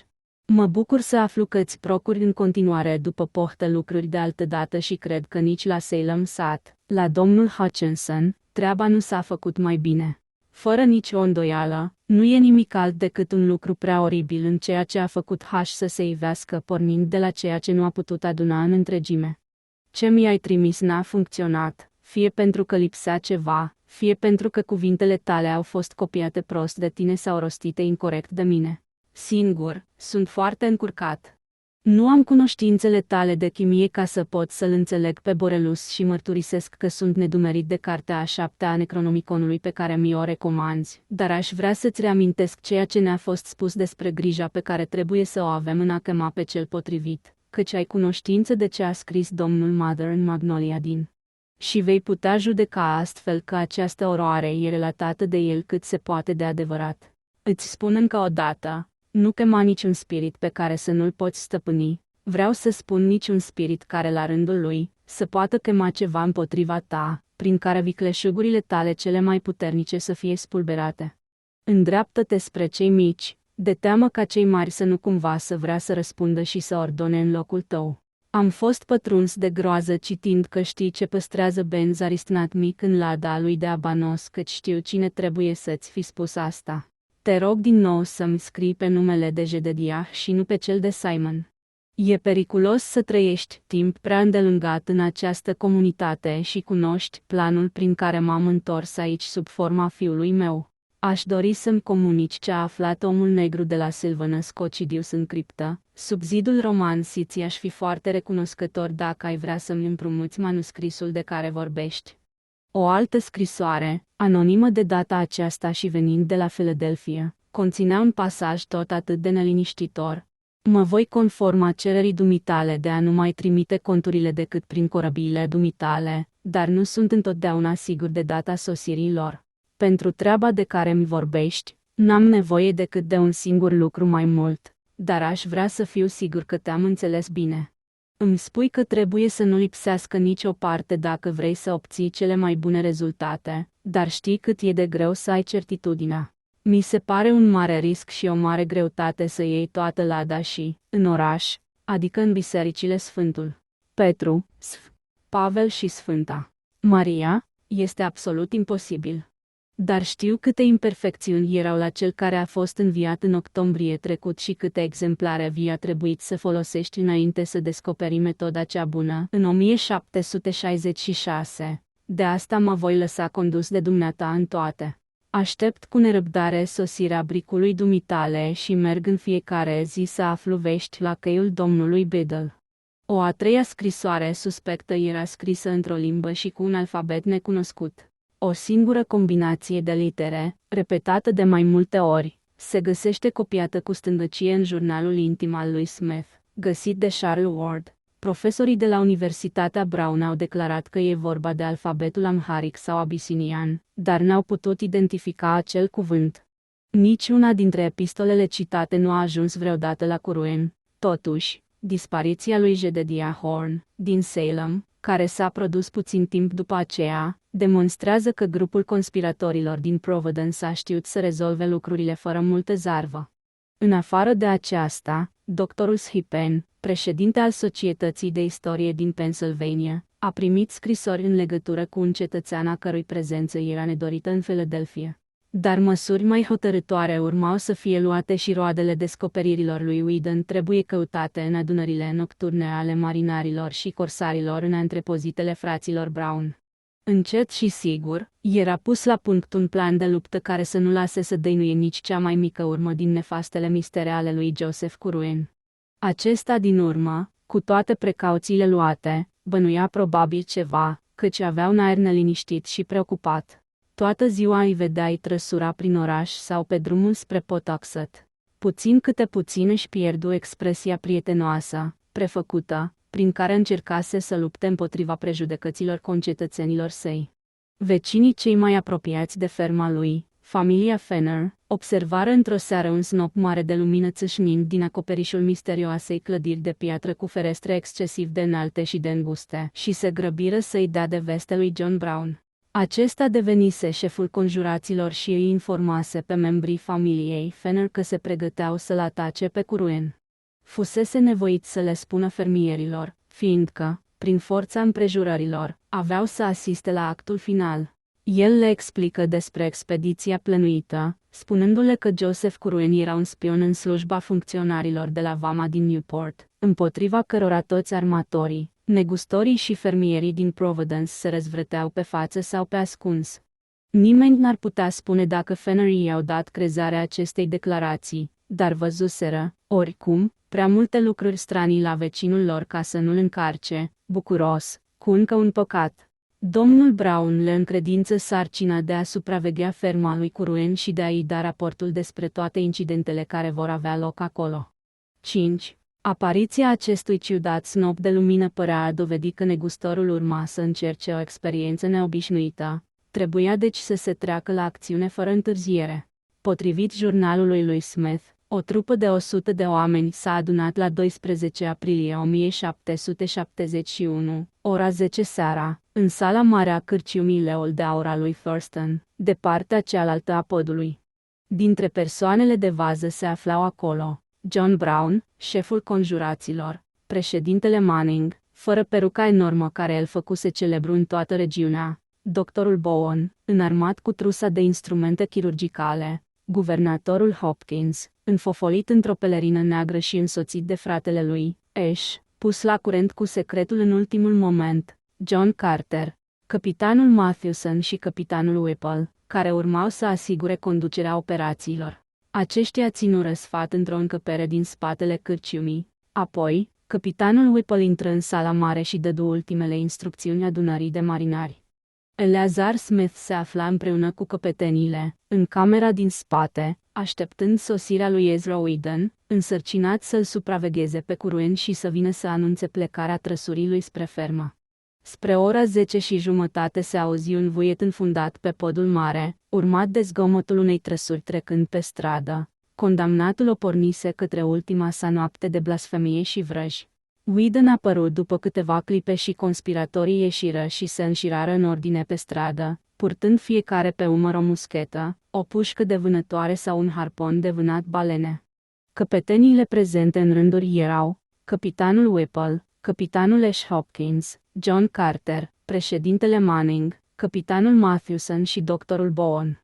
Moses Brown a apărut și el pe la ora 11. Firește, Whedon și Smith făceau parte din grup.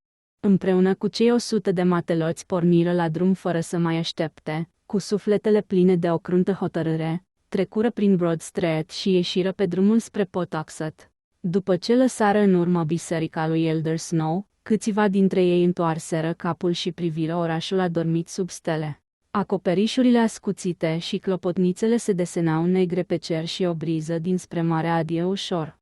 Steaua Vega urca din spatele dealului înalt de pe partea cealaltă a râului. La poalele acestei înălțimi încoronate de copaci și de jur împrejurul povârnișurilor ei, vechiul oraș Providence visa în timp ce câțiva dintre fiii lui se pregăteau să-l vindece de un rău monstruos. O oră mai târziu, conjurații ajunseră la ferma Fenner, unde primiră un ultim raport despre victima lor. Curuen sosise la fermă cu o jumătate de oră în urmă și ciudatul mănunchi luminos țâșnise spre cer puțin după venirea lui, dar nu se vedea lumină la niciuna din ferestre. Chiar în clipa când conjurații aflau vestea aceasta, o altă lumină ca de fulgeri izbucni spre sud și ei înțeleseră că se află în mijlocul unor evenimente supranaturale. Capitanul Whipple își împărți forțele în 3 grupuri. Unul, compus din 20 de oameni sub ordinele lui Eleazar Smith, trebuia să se ducă la malul mării și să păzească debarcaderul în eventualitatea în care ar fi venit pe acolo niște ajutoare pentru Curuen și, în caz de nevoie, să joace rol de ultimă rezervă. Alți 20 de oameni, comandați de capitanul Ash Hopkins, se vor strecura în văiuga din spatele fermei și vor sparge ușa masivă de stejar, încastrată în malul povârnit. Al 3-lea grup trebuia să se năpustească asupra fermei și a clădirilor alăturate. Acest al 3-lea grup cuprindea 3 subdiviziuni. Capitanul Matthewson va conduce prima dintre ele la misterioasa clădire de piatră cu ferestre înguste. O a doua îl va urma pe capitanul Whipple spre casa de locuit a fermei. A treia va încercui ferma până când va fi dat semnalul de alarmă. Dacă fluierul va suna odată, grupul Hopkins va dărâma ușa, apoi va aștepta acolo și va captura pe oricine ar veni dinăuntru. La 2 sunete de fluier, vor pătrunde prin ușa spartă și vor aresta inamicul sau se vor alătura restului trupei. Grupul Matthewson va face la fel, va forța intrarea în clădirea de piatră când va auzi un fluierat. La al 2-lea va intra în orice trecere subterană ar putea găsi și va merge să lupte alături de ceilalți. Un semnal de alarmă de 3 fluierături va chema rezerva de la locul de pază. Cei 20 de oameni de rezervă se vor împărți în 2 grupe și vor intra în adâncimile necunoscute de sub fermă și de sub clădirea de piatră. Capitanul Whipple era convins de existența acestor catacombe. Era sigur că semnalele lui vor fi auzite și înțelese de toți. Doar ultima rezervă de la debarcader se găsea prea departe ca să audă fluierul și va trebui să fie trimis un mesager dacă va fi nevoie de ajutorul ei. Moses Brown și John Carter trebuia să-l însoțească pe capitanul Hopkins. Președintele Manning îl va urma pe capitanul Matthewson. Doctorul Bowen și Ezra Whedon vor fi în grupul capitanului Whipple. Atacul va începe simultan din 3 puncte de îndată ce un mesager al lui Hopkins îl va anunța pe Whipple că trupa de la debarcader se află la post. Cele 3 grupe plecară de la ferma lui Fenner la ora 1 noaptea. Eleazar Smith, șeful grupului de la debarcader, povestește în jurnalul său despre drumul făcut în liniște și despre lunga așteptare pe malul golfului. La un moment dat a auzit în depărtare un zgomot înăbușit de strigăte, urlete și explozii. Mai apoi unul dintre oamenii lui a auzit focuri de armă și, puțin mai târziu, Smith a simțit pulsația unor cuvinte formidabile în înălțimile văzduhului. Chiar înaintea ivirii zorilor și-a făcut apariția un matelot cu priviri rătăcite, cu hainele impregnate cu un miros oribil. El le ordonă oamenilor din detașament să se ducă cu toții acasă, să nu sufle niciodată o vorbă despre evenimentele nopții și să nu-și mai lase nici cel mai mic gând să stăruie asupra celui ce fusese Joseph Curwen. Înfățișarea mesagerului a fost de ajuns ca să-i convingă de adevărul spuselor sale, cu toate că el cunoșteau mulți dintre ei, era altul acum, sufletul lui pierduse sau câștigase ceva care făcea din el, pe veci, o ființă deosebită. Aceeași impresie avură și puțin mai târziu, când se revăzură cu vechii prieteni care pătrunseseră în acea zonă de oroare, toți pierduseră sau câștigaseră ceva imperceptibil. Văzuseră, auziseră sau simțiseră un lucru interzis oamenilor și nu puteau să uite asta. Buzele tuturor au fost închise cu pecetea tăcerii. Jurnalul lui Eleazar Smith este singura relatare scrisă a acestei expediții care s-a păstrat. Cu toate acestea, Charles Ward a descoperit unele informații suplimentare în scrisorile găsite la New London, unde trăise o altă ramură a familiei Fenner. Fennerii, de la casa cărora se putea zări ferma condamnată, văzură cum se îndepărtează coloana luptătorilor și auziră foarte clar lătrăturile furioase ale câinilor lui Curuen, urmate aproape imediat de primul semnal de fluier. De cum răsunase fluieratul, mănunchiul de lumină țâșnise pentru a doua oară din clădirea de piatră. Imediat după cel de-al doilea semnal de fluier, autorul scrisorilor găsite, Luke Fenner, fiul fermierului, auzise zgomotul unui tir de muschete, urmat de un urlet atât de înfiorător, că mama tânărului leșinase. Urletul s-a repetat mai puțin tare, un pic mai târziu, apoi răsunară alte detunături în același timp cu o explozie violentă, undeva spre râu. După un ceas, câinii au început din nou să latre și de sub pământ s-au auzit bubuituri atât de puternice, încât s-au clătinat sfeșnicele de pe policioara căminului. În aer s-a răspândit o duhoare de sulf, s-a auzit o nouă salvă de muschete, urmată de un urlet mai puțin pătrunzător, dar încă mai oribil decât celelalte două. Atunci și-a făcut apariția creatura de flăcări deasupra locului unde se găsea, în depărtare, ferma lui Curuen, în timp ce răsunau țipete de disperare și de groază. O salvă de muschete o doborâ la pământ, dar de îndată o altă creatură asemănătoare se înălță în văzduh. În acest moment s-a auzit clar un strigăt de durere violentă și Luke Fenner afirmă că a auzit cuvintele următoare: "O, atotputernicule, apără-ți mielul." Apoi au venit alte detunături și cea de-a doua creatură înflăcărată a căzut la rândul ei. După o tăcere de cam 3 sferturi de oră, Arthur Fenner, fratele mai mic al lui Luke, exclamă că vede o ceață roșie, urcând spre stele din ferma blestemată. Nimeni în afară de copil n-a putut aduce mărturia vederii acestui fenomen, dar Luke recunoaște că, în aceeași clipă, cele 3 pisici aflate în încăpere dădură semne de mare panică. 5 minute mai târziu, se porni un vânt glacial, iar aerul fu îmbâxit de o duhoare insuportabilă, ce iscă o teamă apăsătoare, mai puternică decât groaza de morminte și de osoare. Aproape de îndată răsună vocea formidabilă pe care nimeni din cei care au auzit-o nu o va putea uita vreodată. Ea tiună în ceruri ca însă și vocea soartei, iar ferestrele zângăniră în timp ce se stingeau ultimele ei ecouri. Profundă și armonioasă, era puternică, la fel ca o orgă, dar tot atât de funestă ca și cărțile interzise ale arabilor. Rostea, într-o limbă necunoscută, cuvinte pe care Luke Fenner le-a transcris astfel: Desmesges het bone dosefe duvema entemos. Până în 1919 nimeni nu a putut identifica această formulă stranie, dar Charles Ward Pell, recunoscând vorbele pe care Pico de Mirandola le divulgase ca fiind cea mai odioasă incantație din toată magia neagră. Acestui miracol malefic păru să-i răspundă un strigăt omenesc venind de la ferma lui Curuen, după care, duhorii din aerii se adăugă o altă miasmă tot atât de insuportabilă. Urmă apoi o tânguire lungă, ce se înălța și cobora alternativ. Uneori suna aproape ca o vorbire articulată, deși nimeni dintre cei ce au auzit-o n-a putut discerne un cuvânt bine definit și, la un moment dat, păru să se transforme într-un râs diavolesc. În sfârșit, răzbătu un urlet de spaimă și nebunie, țâșnind din 10 de piepturi omenești. Un urlet care răsuna tare și limpede, cu toată adâncimea de unde trebuie să fi venit. Apoi tăcerea și întunericul se înstăpâniră. Spirale de fum înțepător urcară spre stele, fără ca vreun foc să le dea naștere, căci, a doua zi, s-a constatat că toate clădirile fermei erau neatinse. În zori, 2 mesageri speriați, cu hainele îmbâxite de un miros monstruos, bătură la ferma Fennerilor și cumpărară de la ei un butoiaș cu rom. Unul dintre ei declară că afacerea Joseph Curuen era încheiată și că nu trebuie să se mai aducă vorba vreodată despre evenimentele nopții. Deși acest ordin putea să pară plin de aroganță, înfățișarea celui ce îl dădea era de o autoritate atât de impresionantă, încât nu dădu naștere niciunei supărări. Acesta este motivul pentru care scrisorile lui Luke Fenner adresate rudei sale din Connecticut sunt singurele documente ce pomenesc de expediție. Ba chiar autorul lor îl implorase pe destinatar să le distrugă, dar ele au fost păstrate, nu se știe de ce, în ciuda acestei rugăminți. Charles Ward a mai putut adăuga un amănunt, după o lungă cercetare în satul Pawtuxet.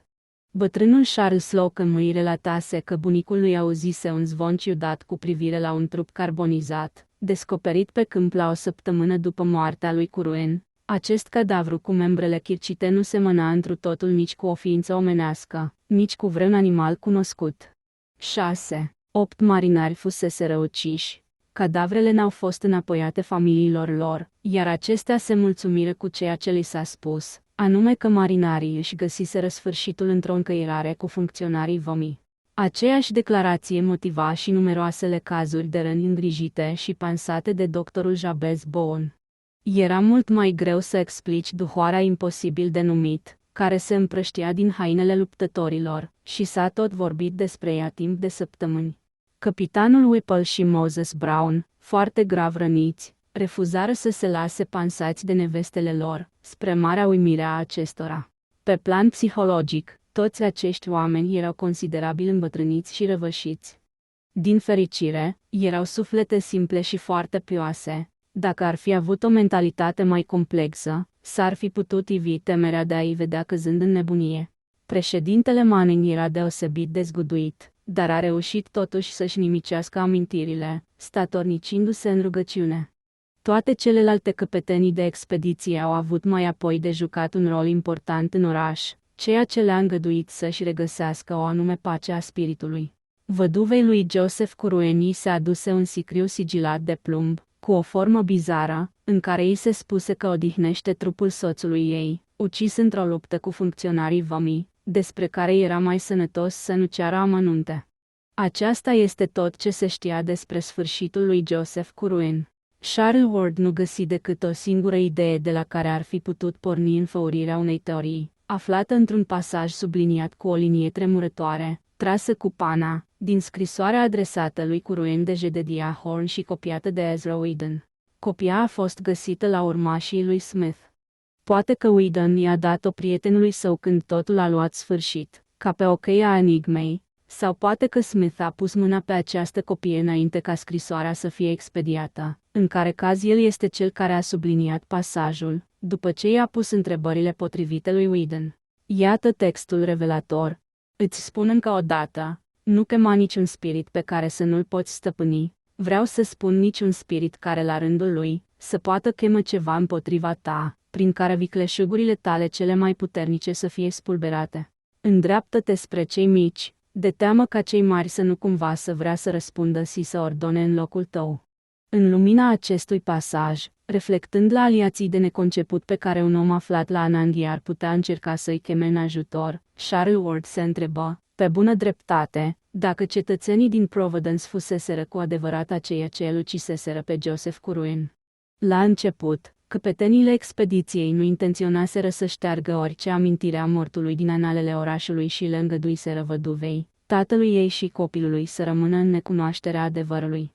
Dar capitanul Tillinghast era un om viclean, află curând destule pentru a cere ca fiica și nepoata lui să-și schimbe numele, pentru a arde toată biblioteca ginerelui său și a șterge cu dalta inscripția de pe piatra lui de mormânt. Începând din acest moment, cu toții s-au străduit să facă să dispară orice urmă a vrăjitorului blestemat, ca și cum s-ar fi vrut să se creadă că nu a existat niciodată.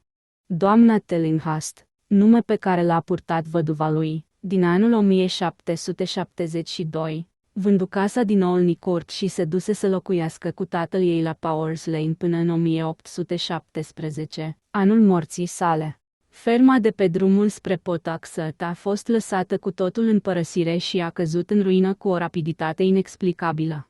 Nimeni n-a mai îndrăznit să pătrundă prin masa de verdeață de pe malul râului, în care se găseau șagrea de stejar.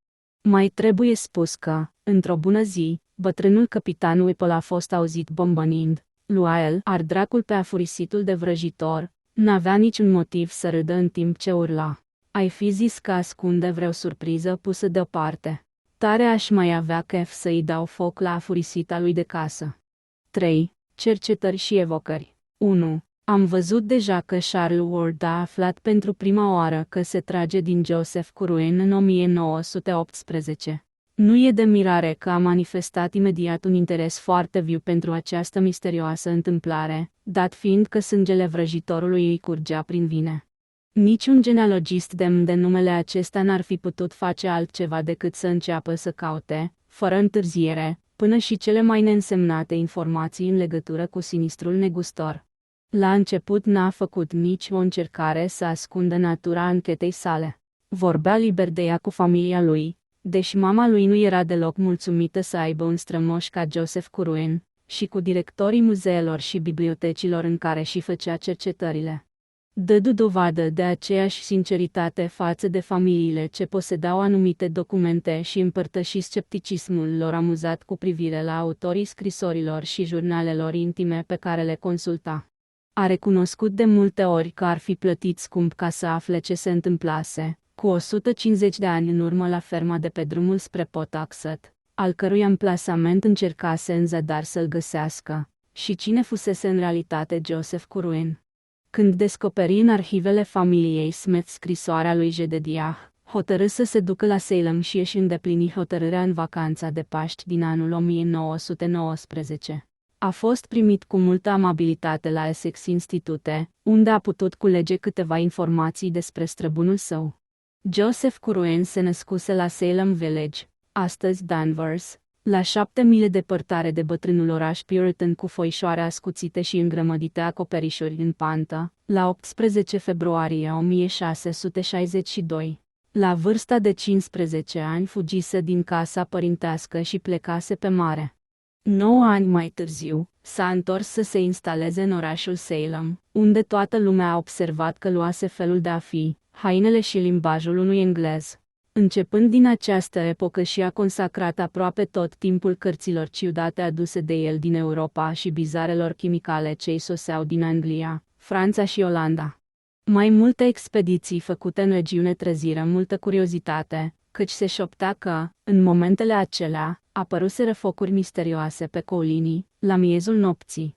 Singurii lui prieteni apropiați erau Edward Hutchinson din Salem Village și Simon Orne din Salem. Hutchinson avea o casă așezată în marginea pădurii, iar locuința lui era privită chiorâș de multă lume, din cauza zgomotelor ce se auzeau noaptea de acolo. Se spunea că primește musafiri ciudați și că luminile din ferestrele sale nu aveau întotdeauna aceeași culoare. În plus, dădea dovadă de cunoștințe surprinzătoare în privința unor persoane moarte de multă vreme și a unor evenimente foarte îndepărtate în timp. A dispărut când au început persecuțiile împotriva vrăjitoarelor. În același moment, Joseph a plecat să locuiască în Providence. Simon Orne a trăit în Salem până în 1720, an în care oamenii începură să se uimească văzându-l că nu îmbătrânește deloc. A dispărut și el, dar, 30 de ani mai târziu, un om care îi semăna leit și pretindea că este fiul lui veni să ceară să intre în posesiunea averii sale. I s-a dat satisfacție în virtutea unor hârtii întocmite și semnate fără îndoială de Simon Orne. Jedediah Orne a trăit mai departe la Salem până în 1771, dată la care reverendul Thomas Bernard, împreună cu alți câțiva, îl făcură să dispară pentru totdeauna, după ce primiră niște scrisori de la anumiți cetățeni din Providence. Ward găsi mai multe documente referitoare la aceste lucruri ciudate la Essex Institute, la Palatul de Justiție și la Grefa Stării Civile. Pe lângă titluri de proprietate și acte de vânzare, se mai găseau acolo și fragmente de documente mult mai neliniștitoare. 4 sau 5 aluzii deosebit de clare figurau în dările de seamă ale procesului vrăjitoarelor. Astfel, la 10 iulie 1692, Hepzibah Lawson jură în fața tribunalului prezidat de judecătorul Hatborne că 40 de vrăjitoare împreună cu omul negru aveau obiceiul să se întrunească în pădure, în spatele casei domnului Hutchinson, la data de 8 august a aceluiași an. Amati Howe declară judelui Gedney că domnul GB, în noaptea aceea, a însemnat cu semnul diavolului pe Bridget S. Jonathan A. Simon O. Deliverance V. Joseph C. Susan P. Mehitable C. și Deborah B. Se mai găsea și un catalog al sinistrei biblioteci a lui Hutchinson și un manuscris de-al său, neterminat, scris într-un limbaj cifrat pe care nimeni nu-l putuse citi. Ward îi făcu o copie fotografică și își puse în gând să încerce să-l descifreze, lucrând întâi din timp în timp, iar apoi cu febrilitate. Judecând după purtarea lui, se poate trage concluzia că a găsit cheia scrierii în octombrie sau în noiembrie, dar el nu a mărturisit niciodată dacă a reușit sau nu. Documentele privitoare la Orne s-au arătat a fi de la început foarte interesante. În puțină vreme, Ward putu să dovedească, după identitatea scrisului, un lucru pe care îl considera ca sigur încă de când citise textul scrisorii adresate lui Curwen, anume că Simon Orne și pretinsul său fiu nu erau decât o singură persoană. După cum îi scrisese Orne corespondentului său, era periculos să trăiești prea mult la Salem, de aceea plecase să locuiască timp de 30 de ani în străinătate, pentru a se întoarce apoi să-și revendice moșia, în chip de reprezentant al unei noi generații. După toate aparențele, avusese grijă să distrugă cea mai mare parte a corespondenței lui, dar cetățenii din Salem care îl ajutaseră să dispară în 1771, descoperiră și diagrame criptice trasate de mâna lui, ca și o scrisoare misterioasă al cărui autor, după scris, nu putea fi decât Joseph Curwen. Deși epistola nu era datată, Charles Ward, bazându-se pe anumite amănunte, o situa spre 1750. Dăm mai jos textul integral. Era adresată lui Simon Orne, dar cineva a tăiat acest prenume. Providence, 1 mai, frate, vechi și respectabil prieten, toate respectele mele și urările cele mai fierbinți celui pe care îl slujim pentru veșnica ta putere. Acum am descoperit ceea ce ar fi trebuit să știi în legătură cu ultimul capăt și ce trebuie făcut în privința lui. Nu sunt dispus să fac ca tine și să plec din cauza vârstei mele, căci Providence nu se înverșunează ca Salemul să prigonească ființele deosebite și să le târască în fața tribunalelor. Am mari interese pe pământ și pe mare și nu mi-ar conveni să procedez așa cum ai făcut tu. În afară de asta, ferma mea de la Potoxet are sub pământ ce știi, care nu m-ar aștepta să mă întorc sub altă formă. Dar, cum ți-am spus, sunt gata să îndur capriciile norocului și am studiat îndelung felul în care să mă întorc după suprema lovitură a sorții. Noaptea trecută am descoperit cuvintele care îl cheamă pe Yogjesot Hothe și am văzut pentru prima oară acel chip de care vorbește Ibn Sakabakân. Iar el mi-a spus că ea se găsește în cel de-al 3-lea psalm din Liber Damnatus. Soarele fiind în a 5-a casa și Saturn în a 3-a, trasează pentagrama de foc și rostește de 3 ori cel de-al 9-lea verset. Repetă acest verset în ziua Sfintei Cruci și în ajunul zilei tuturor sfinților și lucrul va lua naștere în sferele exterioare. Iar din sămânța de altădată se va naște cel ce va privi în urmă fără să știe ce caută. Totuși, acestea nu vor sluji la nimic dacă nu va exista un moștenitor și dacă sărurile sau metoda de a fabrica sărurile nu vor fi pregătite pentru el. Și aici trebuie să recunosc că nu am luat măsurile necesare și nu am descoperit multe. Procedeul este greu de atins și se consumă atâtea specimene, că am mari greutăți să-mi procur destule, cu toate că îmi vin atâția marinari din Indii. Oamenii de aici devin curioși, dar pot să-i țin la distanță. Târgoveții sunt mai răi decât prostimea, căci se poartă într-un fel mai subtil și vorbelor lor li se dă mai multă crezare.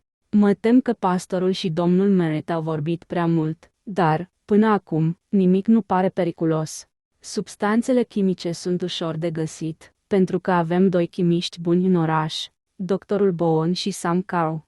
Urmez instrucțiunile lui Borelus și aflu mare ajutor în cea de-a 7-a carte a lui Abdul al-Hazred. Orice aș obține, îți voi trimite. Până atunci, nu uita să folosești cuvintele pe care ți le-am dat. Dacă dorești să-l vezi, fă apel la ceea ce este scris pe foaia pe care o pun în acest pachet. Rostește versetele în fiecare ajun de ziua tuturor sfinților și de ziua Sfintei Cruci. Și dacă neamul tău nu se va stinge, în anii viitorului va veni cel ce va privi în urmă și va folosi sărurile pe care o să îi le lași. Iov, 14. Mă bucur să te știu întors la Salem și sper ca, nu peste mult timp, să te văd pe aici. Am un armăsar bun și mă gândesc să-mi cumpăr o trăsură deși drumurile sunt proaste. Dacă ești dispus să călătorești, să nu cumva să nu vii să mă vezi. Ia de la Boston diligența care trece prin Dedham, Urenham și Attleborough, orașe pe unde vei găsi peste tot hanuri excelente. Intră în Providence pe la cataractele Patuchetului. Casa mea e în fața cârciumii domnului Epenetus Olney. Este prima pe partea de nord a lui Olney Court. Domnule, rămân credinciosul tău prieten și servitor într-o Almonsin Metraton. Joseph Curwen, domnului Simon Orne, William S. Lane, Salem.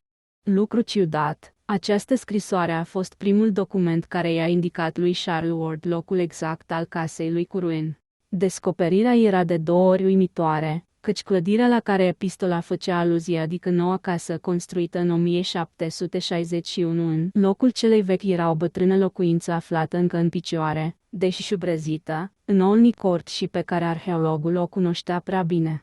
Ea se găsea la mică distanță de propria lui casă, pe partea înaltă a lui Stampers Hill, și în prezent slujea drept adăpost unei perechi de negri ce se ocupau cu spălatul rufelor și cu menajul. Ward hotărâ să meargă să vadă acest loc de cum se va întoarce de la Salem. Părțile mistice ale scrisorii, în care îi se păru că descoperă un simbolism extravagant, îl lăsară total nedumerit. Totuși, remarcă, înfiorat de curiozitate, că pasajul din Biblie amintit de Curwen, Iov 14:14, era binecunoscutul verset: dacă omul, odată mort, ar putea să mai învie, aș mai trage nădejde în tot timpul suferințelor mele, până mi se va schimba starea în care mă găsesc. 2. Tânărul Ward se întoarse la Providence într-o stare de agitație foarte plăcută și petrecu sâmbăta următoare examinând în amănunțime casa din Olney Court. Această locuință părăginită era o clădire modestă de 2 etaje și jumătate, în stil colonial, cu acoperiș ascuțit, cu un mare horn central, cu o fereastră în semicerc deasupra intrării artistic sculptate și cu fronton triunghiular, susținut de coloane dorice. Exteriorul nu suferise prea mult cu scurgerea timpului și Ward simți că are în fața ochilor un lucru foarte legat de sinistrul subiect al cercetărilor sale. Îi cunoștea foarte bine pe locatarii casei și a fost primit cu politețe de bătrânul așa și de soția sa Hannah. Interiorul casei se schimbase foarte mult. Ward constată cu părere de rău că frumoasele polițe ale căminurilor și sculpturile blazonate dispăruseră, iar panourile de lemn de pe pereți și chenarele ușilor erau aproape toate zgâriate, rupte sau acoperite cu un tapet ieftin. În general, această vizită nu i-a dus lui Ward revelațiile la care se așteptase, dar se simți foarte emoționat aflându-se între pereții care adăpostiseră un om atât de fioros ca Joseph Curwen. Se înfiora văzând că, pe vechiul ciocănaș de aramă de la ușă, monograma fusese răcâită cu îngrijire. Începând din acest moment, își umplu timpul cu studiul copiei manuscrisului lui Hutchinson și al celorlalte documente legate de Curwen. Manuscrisul rămăsese indescifrabil, dar, în celelalte hârtii, tânărul arheolog găsi indicii atât de prețioase, încât făcu o călătorie la New London și la New York, pentru a consulta scrisori a căror prezență în aceste orașe era menționată. Expediția a fost foarte rodnică, ea îi aduse corespondența lui Luke Fenner descriind atacul fermei de la Pawtuxet Road și corespondența Nightingale Talbot, care îi dezvălui existența portretului pictat pe un panou din biblioteca lui Curwen. Acest din urmă amănunt îl interesă în mod special, căci ar fi dat orice pe lume ca să afle cum arăta străbunul său la față și hotărâ să facă o a doua inspecție în casa din Olney Court, în încercarea de a găsi vreo urmă a imaginii lui sub straturile de zugrăveală și de tapet. Își început cercetările la începutul lunii august și examină cu grijă pereții tuturor încăperilor destul de spațioase pentru a fi putut sluji de bibliotecă. După o oră de căutări, observă că, deasupra căminului dintr-o vastă sală de la parter, o parte destul de mare a zidului acoperită cu mai multe straturi de zugrăveală care în locurile unde se cojeau, dădeau la iveală o suprafață mult mai închisă decât ar fi fost cea a lemnului de dedesubt. După ce zgândări precaut locul cu un cuțit cu lamă foarte subțire, Ward înțelese că se află în fața descoperirii unui mare portret în ulei. Temându-se să nu-i aducă vreo vătămare dacă ar încerca să înlăture singur straturile de zugrăveală, lăsă totul pe loc și porni în căutarea unui specialist. 3 zile mai târziu, se întoarse împreună cu un artist cu experiență, domnul Walter Dwight, care se puse de îndată pe lucru, folosind metodele și chimicalele potrivite. Bătrânul însă și soția lui se arătară foarte neliniștiți în timpul lucrărilor și primiră o oarecare sumă de bani ca despăgubire pentru această invadare a domiciliului lor. Zi după zi, pe măsură ce restaurarea înainta, Charles Ward privea cu un interes crescând contururile și formele ce apăreau treptat. Cum Dwight începuse din josul picturii, chipul rămăsese ascuns până spre sfârșit. Între timp, s-a putut vedea că modelul portretului fusese un bărbat slab, dar bine făcut, îmbrăcat cu o haină de un albastru închis, cu vestă brodată, cu pantaloni până la genunchi din satin negru, cu ciorap de mătase albă, așezat pe un fotoliu sculptat, într-un decor de cheiuri și nave. Când apăru și capul, Ward și artistul constatară că figura slabă și palidă, înconjurată de o perucă, li se părea oarecum cunoscută. Dar, după ultima spălare cu ulei și ultima curățare, artistul și clientul lui rămaseră holbați de uimire, căci chipul lui Charles Dexter Ward era copia exactă a celui al teribilului său strămoș. Tânărul arătă părinților minunea pe care o descoperise și tatăl lui hotărâ pe loc să cumpere portretul. Doamna Ward, ce avea foarte puține trăsături comune cu Joseph Curwen, nu păru prea încântată de pictură și el sfătui pe soțul ei să o ardă, întrucât avea ceva nesănătos nu numai în ea însăși, ci și mai mult din cauza extraordinarei asemănări cu Charles. Dar domnul Ward, bogat proprietar de manufacturi de bumbac de pe valea râului Pawtuxet, era un om cu simț practic și se făcu că nu aude. Portretul lui plăcea grozav și considera că fiul său merită să-l primească în dar. Firește, Charles împărtăși această opinie.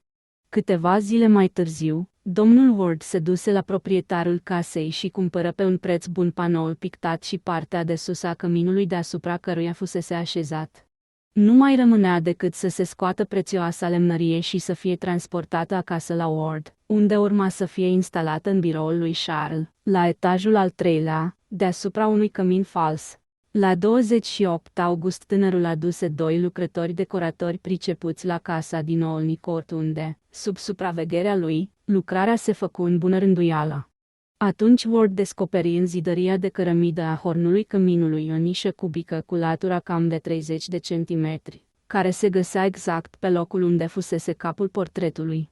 Se apropie să vadă ce era în ea și, sub o grămadă de hârtii îngălbenite, acoperite de funingine și praf, descoperi un caiet gros, păstrând încă resturile putrezite ale pandlicii cu care fuseseră legate foile.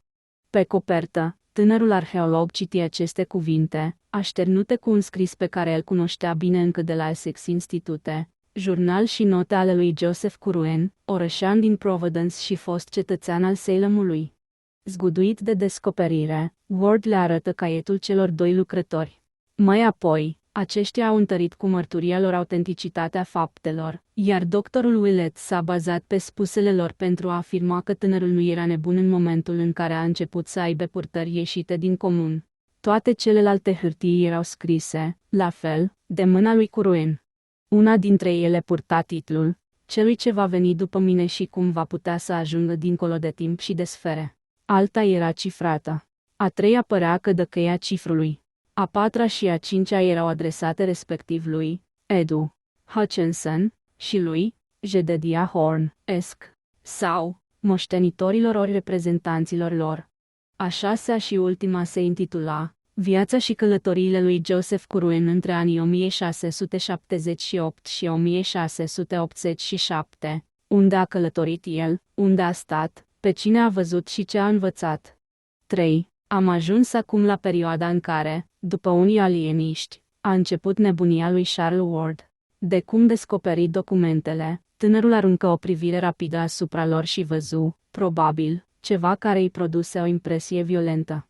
De fapt, când arătă celor doi lucrători titlurile, a avut mare grijă să ascundă textele și dădu dovadă de o tulburare pe care numai interesul arheologic al celor găsite nu era de ajuns să o motiveze. Întors acasă, anunță vestea cu un aer stânjenit, ca și cum ar fi vrut să dea o idee de importanța ei fără să aducă vreo dovadă despre asta. Nu le arătă părinților lui nici măcar titlurile, se mulțumi să le spună că găsise niște documente scrise de mâna lui Joseph Curwen, aproape toate cifrate, pe care va trebui să le studieze cu grijă pentru a le pătrunde înțelesul. Își petrecu toată noaptea aceea citind diferite hârtii, închis în camera lui și, dimineața, își continuă lucrul. Când mama lui, alarmată, veni să-l întrebe ce se întâmplă, o rugă cu insistență să îi trimită mâncarea în cameră. În cursul după amiezii, își făcu scurt apariția când sosiră muncitorii să instaleze portretul în partea de sus a căminului la el în birou. Noaptea următoare dormi pe apucate, îmbrăcat și continuă să studieze cu febrilitate criptograma. A doua zi dimineața, maică-sa îl văzu lucrând pe copia fotografică a manuscrisului Hutchinson pe care îi arătase adesea înainte, dar, ca răspuns la una din întrebările ei, el îi spuse că, din păcate, cheia cifrului lui Curwen nu putea fi folosită în descifrarea acestuia. După amiaza se duse să se uite la lucrătorii care terminau montarea portretului în biroul lui, deasupra unui cămin fals alcătuit din panouri de lemn așezate la o mică distanță de peretele dinspre nord. În vatră se pusese o imitație electrică de foc pentru a se da iluzia unui cămin adevărat. Panoul pe care era pictat portretul a fost montat cu balajnale, în așa fel încât să rămână un loc gol în spatele lui. Când se termină totul, Charles Ward își mută lucrările în birou și se așeză în fața tabloului, care îl privea ca o oglindă ce ar îmbătrâni puțin imaginea reflectată.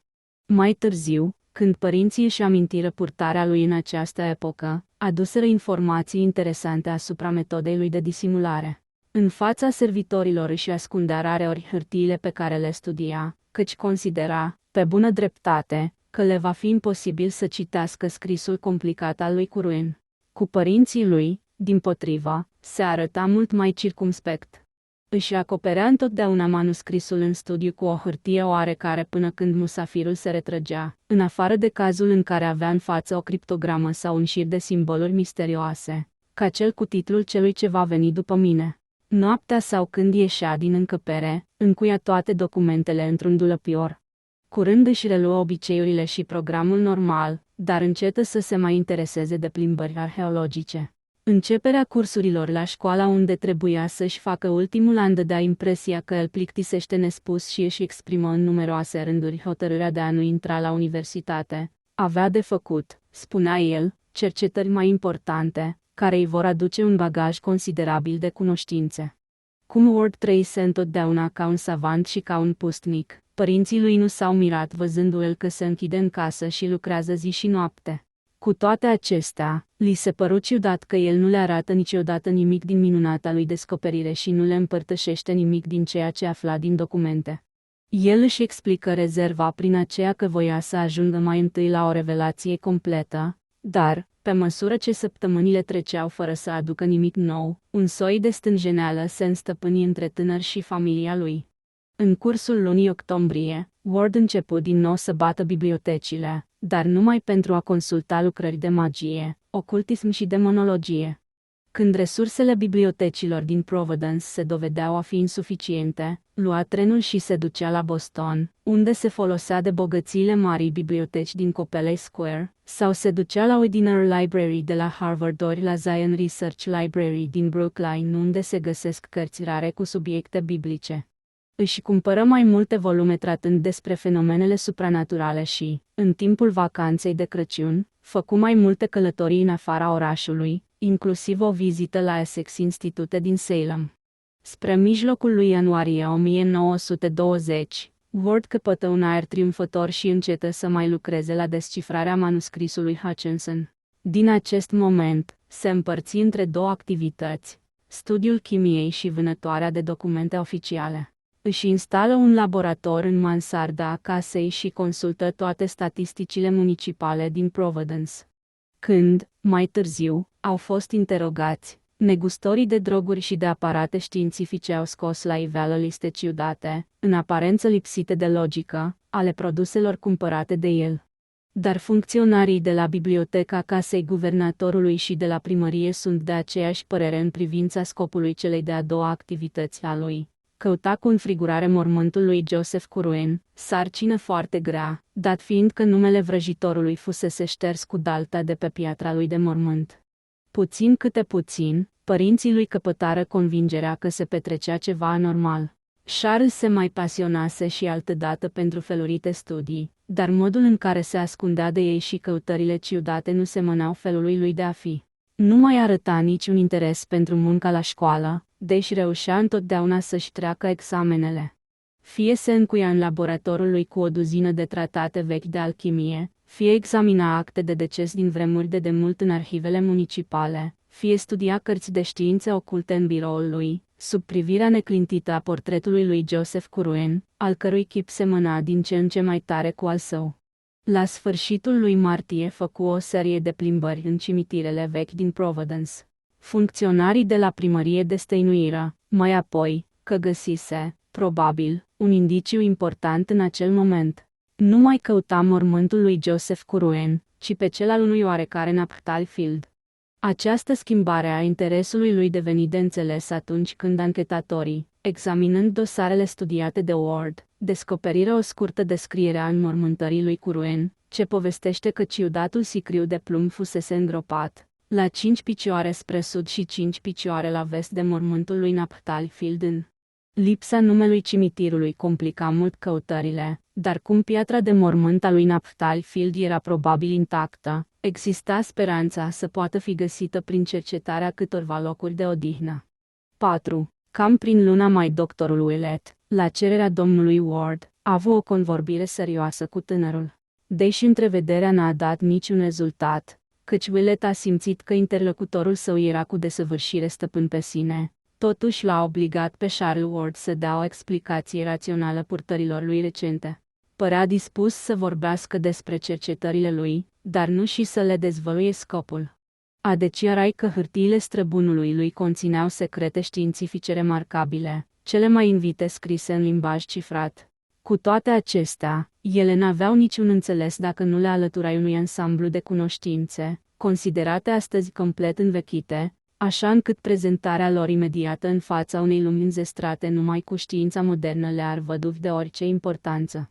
Pentru ca ele să-și poată ocupa locul de excepție în istoria gândirii omenești, era nevoie să fie puse în corelație cu atmosfera vremurilor trecute și acestei munci îi se consacra Ward acum. Încerca să-și însușească artele de altădată, pe care era nevoie să le stăpânească un interpret conștiincios al documentelor lui Curwen, și spera, la timpul potrivit, să facă o dezvăluire de un interes nemai întâlnit. Cât despre plimbările prin cimitire, le explică în felul următor: avea toate motivele să creadă că pe piatra funerară ciopârțită a lui Joseph Curwen se păstrau încă simboluri mistice, sculptate după unele instrucțiuni din testamentul lui și care erau absolut necesare pentru dezlegarea definitivă a sistemului său de cifrare. Ciudatul negustor voise să-și ascundă secretul cu grijă și, în consecință, împărțise datele problemei într-un mod cât se poate de bizar. Când doctorul Willett ceru să vadă documentele mistice, Ward manifestă multă reticență. În cele din urmă îi arătă pagina de titlu a jurnalului și notelor, criptograma și mesajul plin de formule: celui ce va veni după mine. Deschise și jurnalul, la o pagină aleasă cu grijă pentru lipsa ei de importanță. Doctorul examină cu atenție scrisul aproape imposibil de citit al lui Curwen. Grafia și stilul erau ale unui om din secolul al XVII-lea, deși cel ce scrisese trăise până spre sfârșitul veacului al XVIII-lea. Textul ca atare părea destul de banal și Willett nu putu să rețină din el decât un fragment. Miercuri 17 octombrie 1754. Goeleta mea Oahefal a sosit astăzi de la Londra cu 20 bărbați nou înrolați din Antile, spanioli din Martinica și olandezi din Surinam. Olandezii amenință să dezerteze pentru că au auzit vorbindu-se de rău de această expediție, dar voi avea grijă să-i conving să rămână.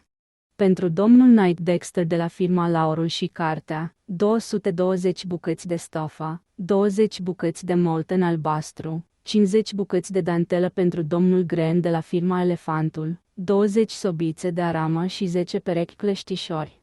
Pentru domnul Perings o garnitură de ace de cusut piele.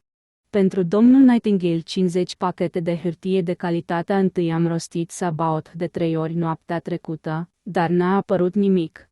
Trebuie să mai capăt vești de la domnul H. din Transilvania, deși e greu de ajuns la el și mi se pare foarte ciudat că nu-mi poate spune cum se întrebuințează ceea ce el folosește atât de bine de 300 de ani. Simon nu mi-a mai scris de săptămâni. dar sper să primesc curând o scrisoare de la el.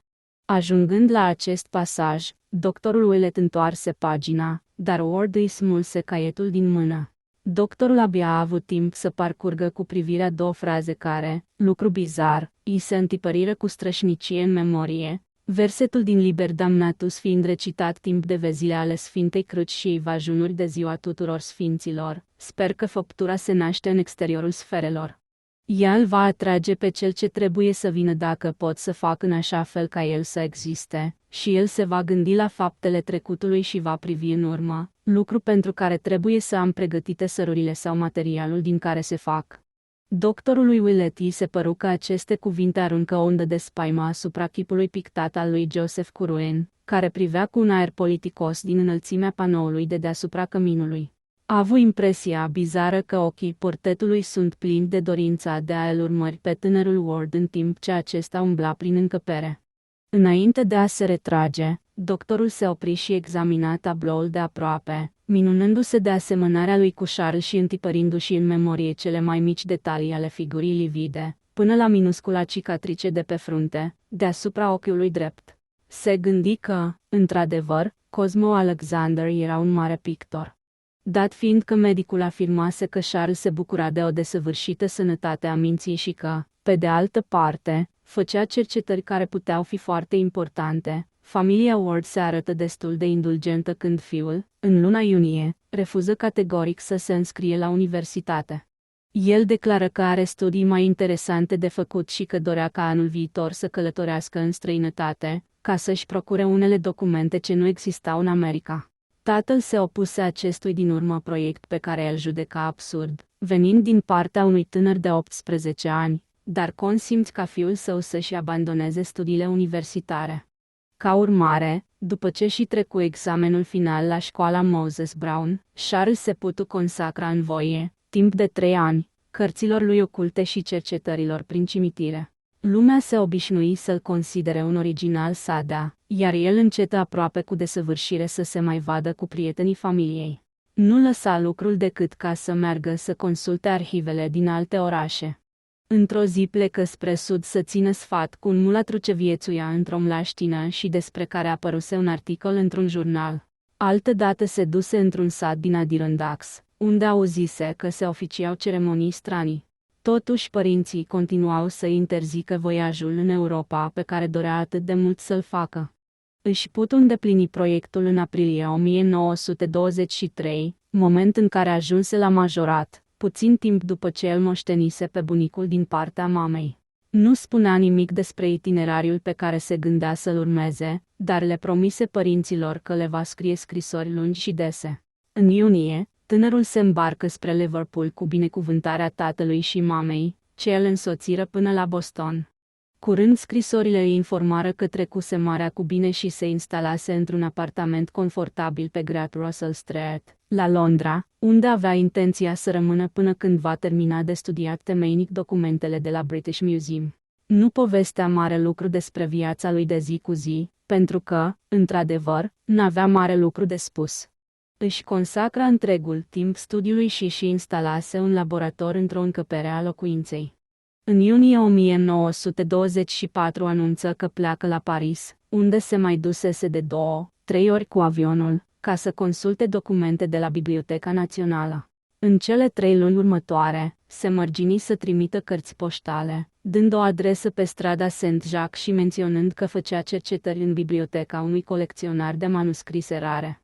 În octombrie, după o lungă tăcere, o vedere de la Praga înștiința familia Ward că Charles se găsea în acest oraș, pentru o întrevedere cu un domn foarte bătrân, presupus posesor de documente medievale foarte stranii. În ianuarie, mai multe vederi din Viena aduseră vestea că se pregătea să se ducă într-o regiune situată mai spre răsărit, unde fusese invitat de unul din corespondenții săi. Din Clansenburg, în Transilvania, scrise că se va întâlni cu un oarecare baron Ferenczy, a cărui moșie se afla în munți, la răsărit de Racus. O săptămână după aceea, anunță că mașina gazdei sale venise să-l ia din sat și că pleca spre castel. Din această zi se așternu o tăcere absolută. Nu mai răspunse numeroaselor scrisori ale părinților săi până în luna mai și chiar și atunci scrise numai spre a-și avertiza mama că trebuie să renunțe să-l întâlnească la Paris, Londra sau Roma, în cursul unei călătorii prin Europa pe care familia Ward avea intenția să o facă în timpul verii. Cercetările lui, spunea, erau de o asemenea natură, încât nu-și putea părăsi actualul loc de ședere și, pe de altă parte, amplasarea castelului nu era deloc propice pentru vizite. Era cocoțat pe o stâncă abruptă, în mijlocul unei păduri și oamenii locului se fereau să se apropie de el.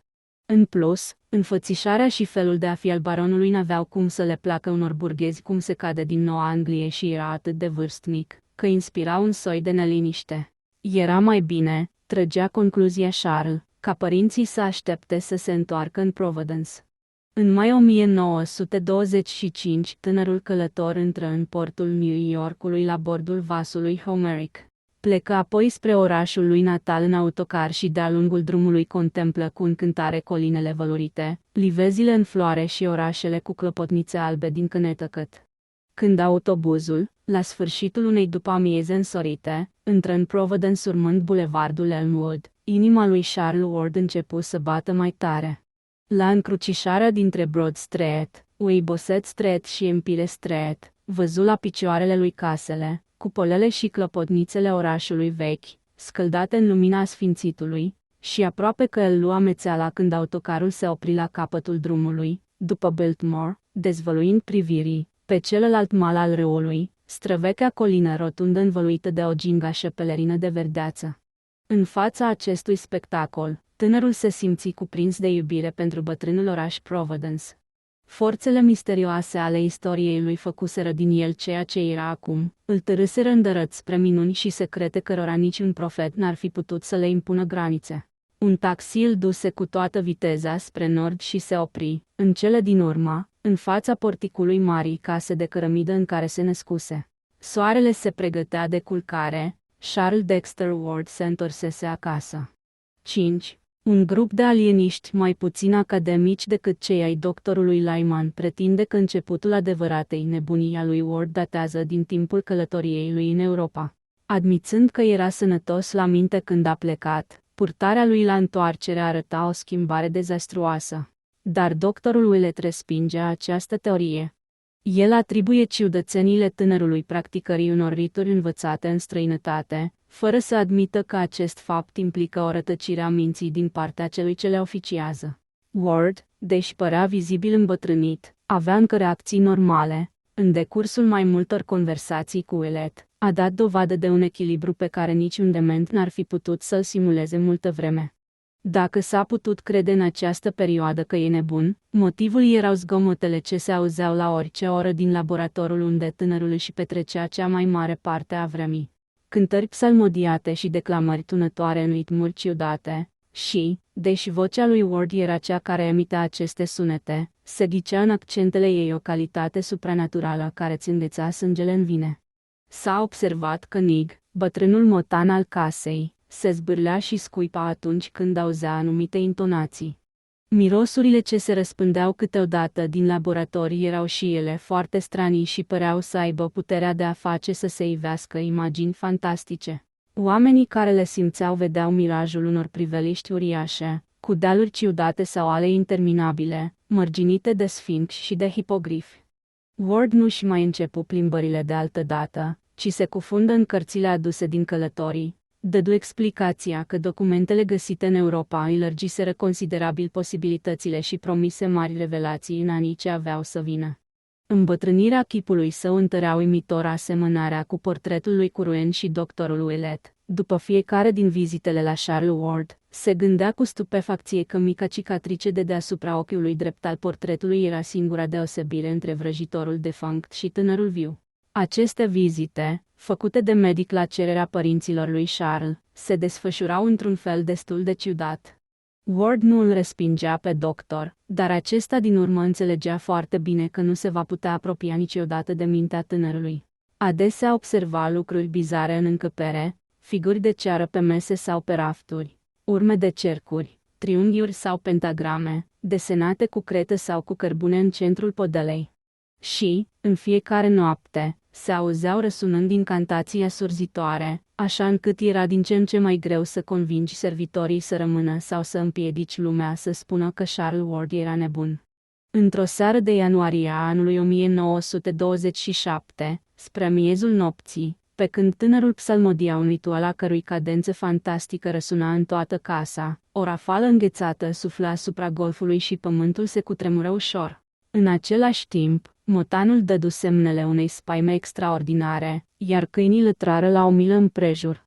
Acesta a fost preludiul unei furtuni violente, cu totul neobișnuită în acest anotimp, punctată de trăsnete atât de formidabile, că domnul și doamna Ward avură la un moment dat impresia că fusese lovită casa. Urcară scara în goană să vadă ce stricăciuni erau, dar Charles le ieși în întâmpinare din mansarda lui, cu chipul levid întipărit de o expresie triumfătoare. El le afirmă că toată casa este nevătămată și că furtuna va lua sfârșit în curând. Privind pe fereastră, își dădură seama că tânărul avea dreptate, fulgerele se îndepărtau din ce în ce mai mult, copacii încetară să se mai încovoaie sub vântul glacial venit de pe mare, bubuitul tunetului scăzu și se stinse, stelele se arătară pe cer. În cele 2 luni ce urmară acestei întâmplări, Charles Ward stătu mult mai puțin timp închis în laborator.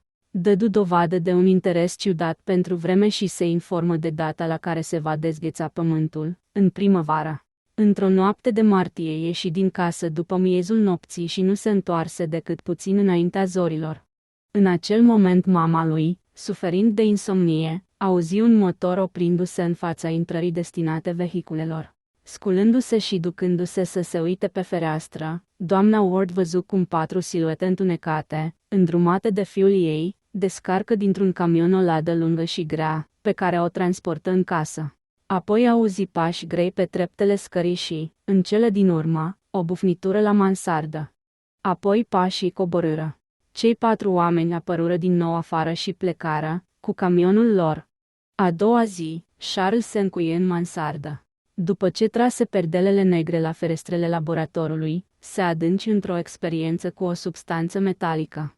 Refuză să deschidă ușa, indiferent cine bătea, și nu mâncă nimic. Spre ora prânzului se auzi un zgomot înfundat, urmat de un țipăt groaznic și de o căzătură. Totuși, când doamna Ward bătu la ușă, fiul ei îi spuse cu o voce stinsă că totul e bine. Duhoarea oribilă care se răspândea din încăpere era inofensivă și, din păcate, necesară. Trebuia neapărat să-l lase în pace pentru un moment, dar o să vină să mănânce un pic mai târziu. Puțin după ora amiezii apăru, în sfârșit, palid și cu privirea rătăcită și interzise oricui să pătrundă la el în laborator, sub orice pretext. Din clipa aceea nimănui nu i-a mai fost îngăduit să intre în misterioasa mansardă și nici în cămăruța alăturată, pe care el o amenajase sumar în chip de dormitor. Locui de acum acolo până în ziua când cumpără căsuța de la Pawtuxet și mută acolo toate aparatele lui științifice.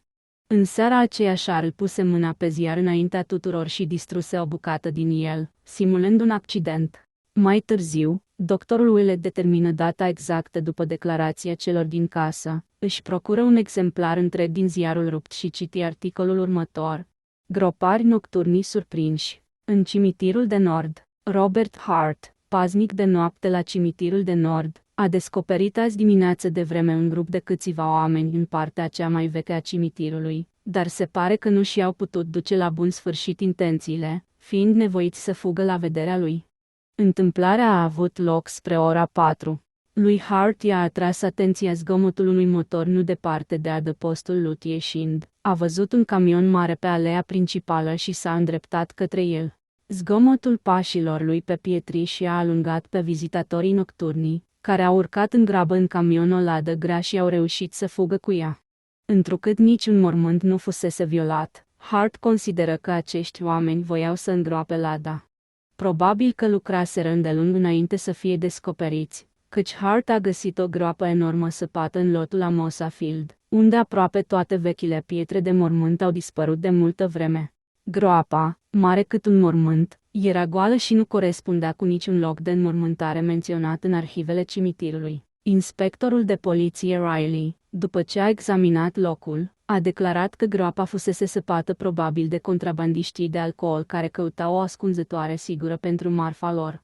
Hart e de părere că răufăcătorii au luat-o în sus, pe bulevardul Rombleu, dar nu este absolut sigur de asta. În zilele următoare, Charles Ward și-a făcut rareori apariția în mijlocul familiei. S-a închis în mansarda lui și a cerut să îi se pună mâncarea în fața ușii. Din când în când, era auzit psalmodind formule monotone sau răzbătea dinăuntru ciocnet de sticlărie, șuierat de chimicale, zgomot de apă curgând, sfârâit de flacără de gaz. Mirosuri imposibil de identificat se răspândeau, uneori, din încăpere, iar expresia extrem de crispată a tânărului, când i se întâmpla să mai iasă din laborator, genera cele mai variate ipoteze. Părinții lui și doctorul Willett nu mai știau nici ce să mai facă, nici ce să mai creadă. 6. La 15 aprilie se întâmplă ceva ciudat. Era Vinerea Sfântă, amănunt considerat de servitori ca fiind foarte important, dar pe care mulți alții îl iau drept o simplă coincidență. Târziu după amiază, tânărul Ward începu să repete o formulă cu vocea uimitor de puternică, arzând în același timp o substanță cu un miros înțepător, ce se simțea în toată casa. Cuvintele rostite erau atât de clare, încât doamnei Ward, care asculta, neliniștită, în coridorul mansardei, îi se întipăriră în memorie, așa că, după aceea, la cererea doctorului Willett, a fost în stare să le scrie. Experții îi spuseră doctorului că o formulă aproape identică poate fi găsită în scrierile lui Eliphas Levi, cel care a aruncat o privire prin crăpătura ușii interzise și a zărit fioroasele perspective ale vidului ce se întinde dincolo de ea. Iată formula. Per Adonai Elohim, Adonai Jehova, Adonai Sabaoth. Metraton oag lamet hon, verbum pithonicum. Mysterium salamandrae, conventus silvorum, antra, gnomorum, daemonia coel god, al Nionsin, Gibor, Jehosua, Evam, Zariat Natmic, veni, veni, veni. Incantațiile durau de 2 ceasuri fără nici o întrerupere, când un formidabil cor de lătrături răsună în împrejurimi. Aproape imediat casa fu inundată de un miros groaznic în timp ce un fulger sfâșia cerul. Apoi răsună vocea pe care nici unul din cei ce au auzit-o nu o va putea uita niciodată, acea voce tunătoare, îndepărtată, necrezut de adâncă și cu desăvârșire diferită de glasul lui Charles Dexter Ward.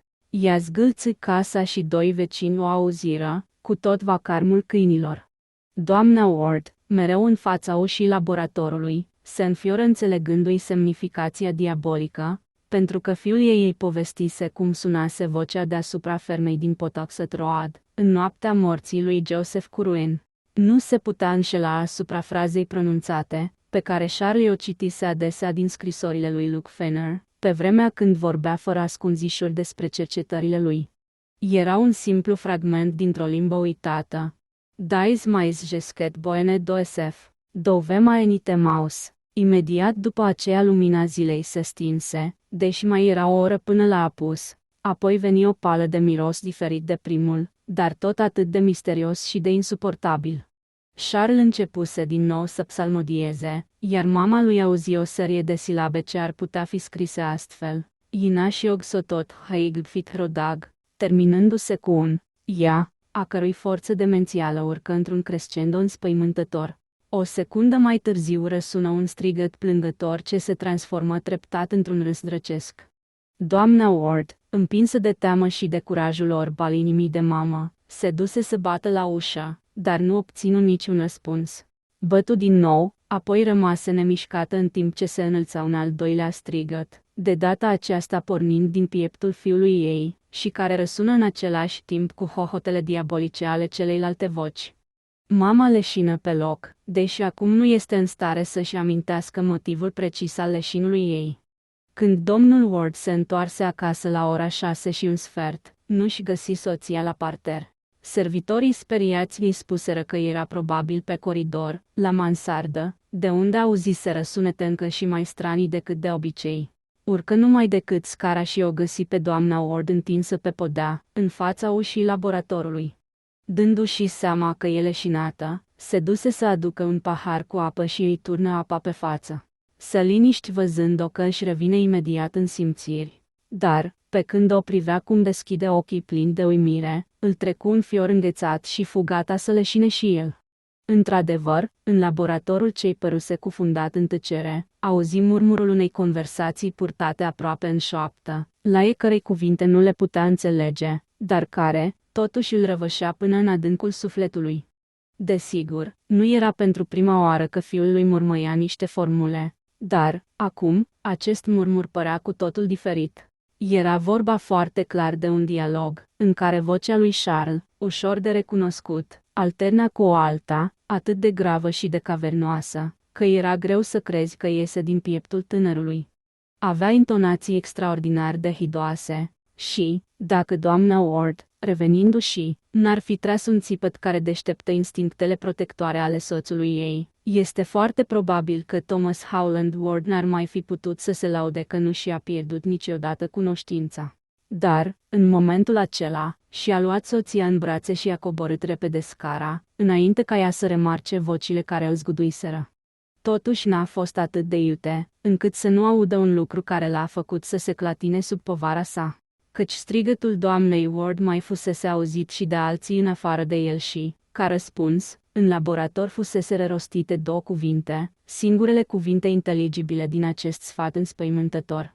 Era un simplu îndemn la prudență, murmurat de Charles, și totuși domnul Ward fu pătruns de o groază misterioasă când auzi cele două cuvinte cât se poate de banale. Scrie. La cină, cei doi soți se sfătuiră îndelung, și domnul Ward hotărâ să vorbească serios cu fiul lui. Oricare ar fi fost obiectul cercetărilor sale, nu se mai putea tolera o asemenea comportare, care constituia o amenințare împotriva echilibrului nervos al tuturor celor din casă. Tânărul își pierduse, probabil, mințile de trăgea asemenea zbierete și purta o conversație imaginară cu un interlocutor inexistent. Trebuia pus capăt acestor lucruri, ori dacă nu, doamna Ward se va îmbolnăvi și nici servitorii nu vor mai sta în casă. După terminarea cinei, domnul Ward se îndreptă hotărât către laboratorul lui Charles. Dar se opri la etajul al treilea, auzind zgomote în biblioteca de care fiul lui nu se mai folosea de o bucată de vreme. După toate aparențele, cineva arunca cărțile pe parchet și mototolea cu febrilitate hârtii. Ajungând în pragul ușii, domnul Ward îl văzu pe tânăr în încăpere, ocupat să adune un braț de documente de toate formele și mărimile. Charles avea privirea rătăcită, chipul tras, tresări și lăsă să-i scape din brațe povara când auzi vocea tatălui său. Acesta îi porunci să se așeze și îi făcu morala pe care o merita de atâta vreme. Când predica luă sfârșit, tânărul conveni că domnul Ward are dreptate, că aceste voci, murmure, incantații, mirosuri chimice erau cu adevărat insuportabile. Promise să fie mai discret în viitor, dar insistă să-i fie respectată singurătatea. Urma să se dedice de acum numai cercetării unor cărți. Dacă va mai fi nevoie să rostească incantații, va găsi o altă locuință. Se arătă dezolat că i-a cauzat mamei o asemenea spaimă și dădu explicația că acea conversație auzită de tatăl său făcea parte dintr-un simbolism complicat, menit să creeze o anumită atmosferă mentală. Cu toată starea de extremă tensiune nervoasă a fiului, domnul Ward rămase cu impresia că Charlie era în posesia tuturor facultăților sale. Totuși convorbirea nu-l lămuri câtuși de puțin. Când Charles părăsi încăperea cu brațele încărcate de documente, tatăl habar n-avea ce să creadă despre această întâmplare. Era tot atât de misterioasă ca și moartea bietului Nig, al cărui cadavru fusese descoperit cu o oră înainte în subsol, cu ochii holbați și cu botul schimonosit de groază. Sub impulsul unui instinct nedeslușit, domnul Ward aruncă o privire pe rafturile goale, ca să vadă ce dusese fiul său în mansardă. Fu surprins să constate că era vorba numai de lucrări moderne, istorie, tratate științifice, geografie, manuale de literatură, ca și niște jurnale și reviste contemporane. Cum Charles nu citise până atunci decât cărți tratând despre trecut și despre ocultism, domnul Ward căzu pradă unei nedumeriri din ce în ce mai mari. În plus, simțea o adevărată neliniște, căci îi se părea că e ceva neobișnuit în încăpere. O cercetă cu privirea și văzu că nu se înșelase. Pe zidul de nord, deasupra căminului fals, se afla în continuare panoul din casa de la Olney Court, dar tabloul restaurat nu mai exista pe el. Dezlipindu-se de pe lemn, Portretul lui Joseph Curwen abandonase pentru totdeauna supravegherea tânărului cu care avea o asemănare atât de stranie. Acum zăcea pe podea, sub forma unui strat subțire de pulbere fină, de un cenușiu albăstrui. Iv, metamorfoză și demență. 1. În cursul săptămânii ce urmă acestei memorabile Vinere Sfinte, Charles Ward a fost văzut mai des decât de obicei, căci a transportat fără încetare cărți din bibliotecă în mansardă. Avea o purtare liniștită și rezonabilă, dar chipul lui exprima o teamă prost ascunsă. În afară de aceasta, dădea dovadă de o poftă de mâncare devoratoare, dacă judecai după cantitatea de hrană pe care o cerea de la bucătăreasă. Pus la curent cu cele întâmplate, doctorul Willett veni marțea următoare să vorbească cu tânărul, în bibliotecă. Ca de obicei, conversația nu dădu niciun rezultat, dar Willett e gata să jure că Charlie era în toate mințile. El promise să facă o dezvăluire senzațională în curând și exprimă intenția de a căuta un local unde să-și mute laboratorul. Se arătă nepăsător de pierderea portretului și chiar păru să găsească ceva comic în broască lui dispariție. În cea de-a doua săptămână, Charles lipsia desea de acasă. Când a venit bătrâna Hannah să ajute la curățenia mare de primăvară, a povestit că Charles vizita deseori casa din Olney Court, purtând o valiză mare, și cobora mereu să examineze pivnița. Se arăta foarte darnic față de ea și de soțul ei, dar avea un aer extrem de chinuit. Pe de altă parte, niște prieteni ai lui Ward îl zăriră prin Pawtuxet, surprinzător de des. Se ducea mai ales la micul Port Road Zone, Pawtuxet, iar doctorul Willett, luând informații acolo, află că traversa întotdeauna pe malul destul de abrupt al râului și mergea apoi de-a lungul lui, spre nord. Într-o dimineață de mai a fost reluată, în mansardă, conversația imaginară din Vinerea Sfântă. Tânărul părea să poarte o discuție violentă cu el însuși, căci a fost brusc auzit un șir de strigăte ce semănau cu cereri urmate de refuzuri.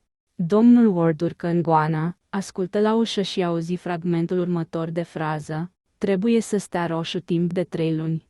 De cum bătu la ușă, se înstăpâni tăcerea. Când domnul Ward își întrebă fiul, puțin mai târziu, tânărul răspunse că îi era greu să evite anumite conflicte între sferele conștiinței, dar că va încerca să le transfere în alte domenii.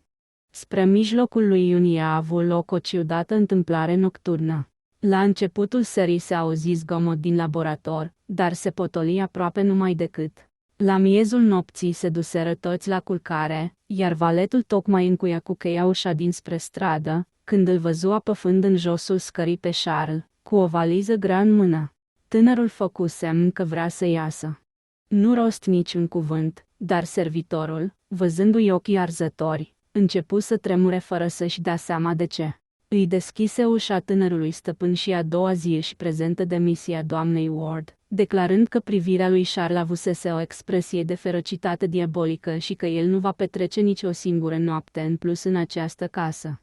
Doamna Ward îl lăsă să plece, fără să dea crezare cuvintelor lui. Îi se părea imposibil ca fiul ei să fie avut un aer feroce în noaptea aceea. Într-adevăr, tot timpul cât fusese trează, auzise zgomote slabe în laborator, oftaturi și suspine ce păreau să trădeze o disperare adâncă.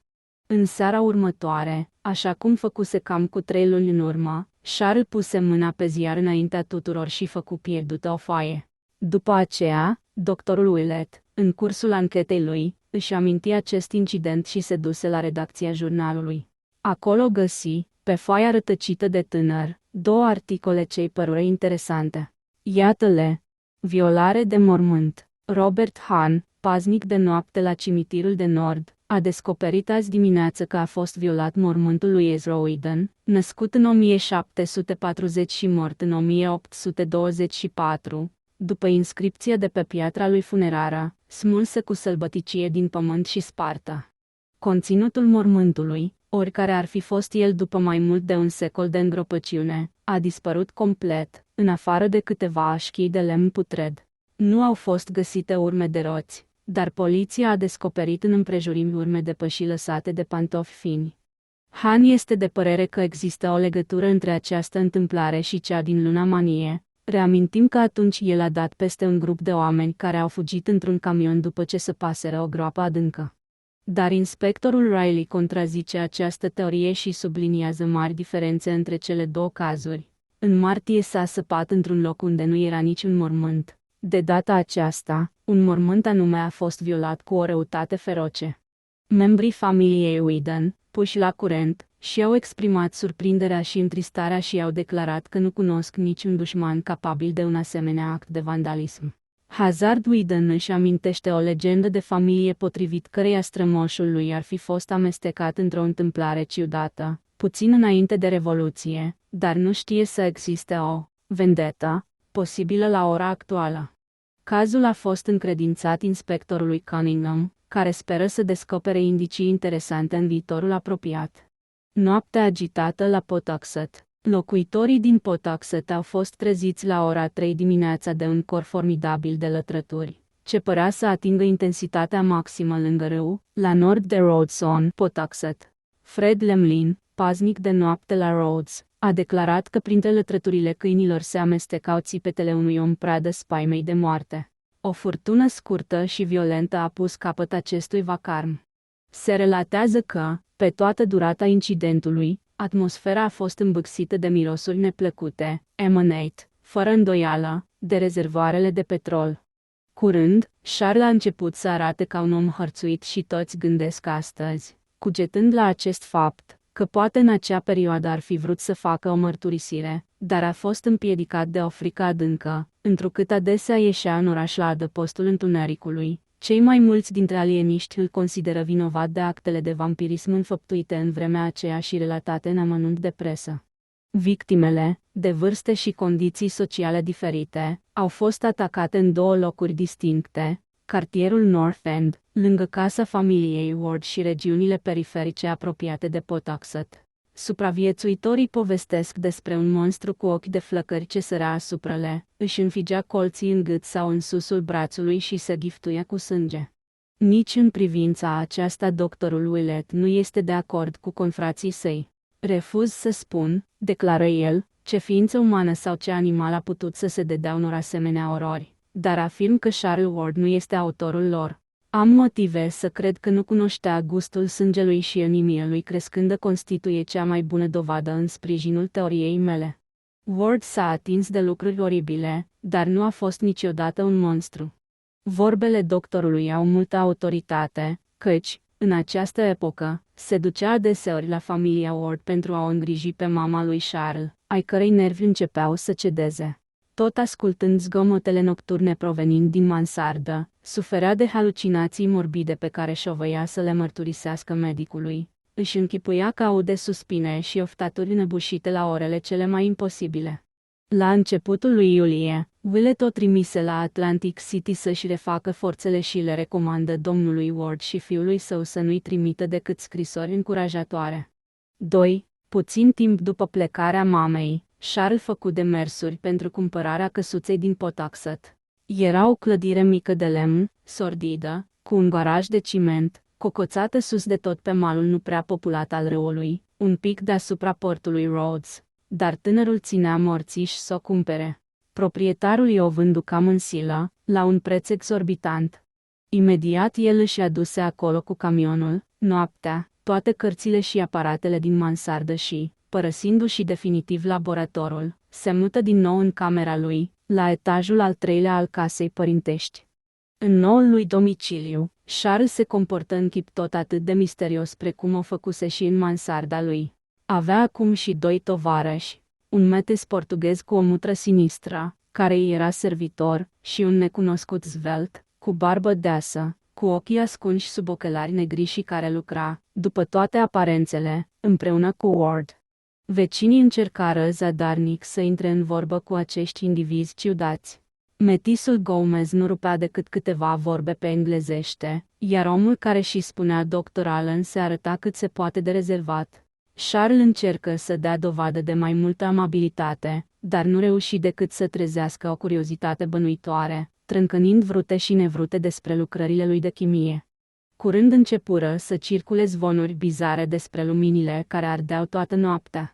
Apoi, Comenzile excesive de carne, la măcelar, fură privite cu uimire, la fel ca și strigătele și cânturile psalmodiate ce păreau să răzbată dintr-o pivniță foarte adâncă. Cetățenii cum se cade din partea locului se fereau cu mare silă de această casă stranie, cu atât mai mult cu cât mutarea celor trei acolo coincisese cu epidemia de vampirism din vecinătățile Pawtuxetului.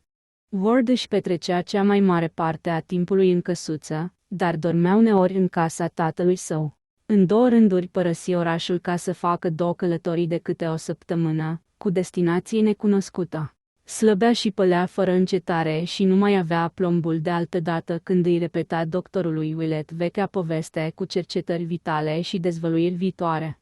Totuși medicul insista asupra faptului că tânărul era încă sănătos la cap în acea perioadă și citează în sprijinul spuselor sale mai multe convorbiri avute cu Charles.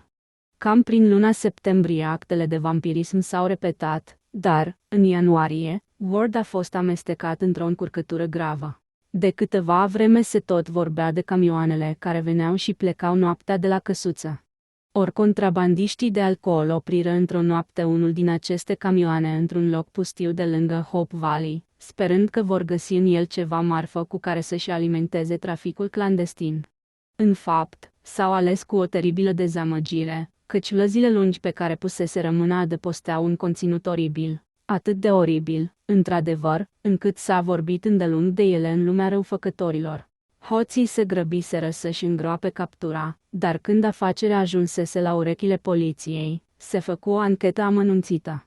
Un vagabond arestat chiar atunci consimți să-i conducă pe polițiști până la ascunzătoarea improvizată, cu condiția să-i se redea libertatea. A fost descoperit acolo ceva monstruos, pe care publicului nu i s-a îngăduit să-l afle. Imediat s-au expediat la Washington câteva telegrame. Lăzile îi fuseseră adresate lui Charles Ward, la căsuța din Pawtuxet, așa că autoritățile federale veniră să-i facă o vizită. El le dădu o explicație ce părea valabilă și îi demonstra nevinovăția. Având nevoie de unele specimene anatomice pentru a-și urma cercetările, comandase câteva unor agenții considerate a fi absolut onorabile. Nu fusese nici pe departe la curent cu identitatea acestor specimene și se arătă profund zguduit de revelațiile inspectorilor. Declarația fu întărită de doctorul Allen, a cărui voce calmă și gravă păru încă mai convingătoare decât cea a lui Charles. În cele din urmă, polițiștii nu luară nicio măsură împotriva tânărului. Se mulțumiră să noteze cu grijă numele și adresa agenției din New York de la care voiau să pornească ancheta. Trebuie adăugat că specimenele au fost duse în taină în locurile de unde n-ar fi trebuit să fie scoase niciodată. La 9 februarie 1928, doctorul Willett a primit o scrisoare căreia el îi atribuie o importanță deosebită și despre care a discutat adesea cu doctorul Lyman. Acesta din urmă vede în ea dovada clară a unui caz grav de demenție praecox. Willett, dimpotrivă, o consideră ca ultimul mesaj cu desăvârșire rezonabilă al tânărului. Iată textul complet. Prospect Street 100, Providence, R.I. 8 martie 1928. Dragă domnule dr. Willett, simt că a venit în sfârșit momentul să vă fac dezvăluirile pe care vi le promit de atâta vreme și pe care mi le-ați cerut adesea. Nu voi înceta vreodată să prețuiesc răbdarea dumneavoastră și încrederea în sănătatea minții mele. Acum când sunt gata să vorbesc, trebuie să recunosc, spre rușinea mea, că nu voi obține niciodată triumful așteptat. Ceea ce vă scriu nu va fi o laudă, ci o chemare în ajutor. Vă cer sfat pentru salvarea mea și pentru a salva întreaga lume de o oroare ce depășește concepția umană. Vă amintiți de atacul împotriva fermei lui Curwen, relatat în scrisorile lui Luke Fenner? Trebuie repetat fără întârziere. De noi depind toată civilizația, toate legile firii, poate chiar soarta întregului univers.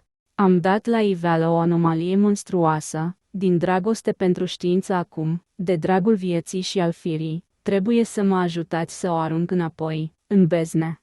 Am părăsit pentru totdeauna căsuța din Pawtuxet și trebuie să-i scoatem afară pe toți cei de acolo. Vii sau morți, nu mă voi mai întoarce niciodată în acel loc, iar dacă veți auzi vreodată că sunt în căsuță, vă cer să nu credeți m-am întors acasă pentru totdeauna și aș vrea să veniți să mă vedeți de îndată ce veți avea 5 sau 6 ore să mă ascultați. Va fi nevoie de tot acest timp și, Credeți-mă, nu poate exista datorie profesională mai importantă, căci viața și judecata mea sunt în joc. Nu îndrăznesc să vorbesc cu tatăl meu, pentru că nu ar înțelege toată povestea.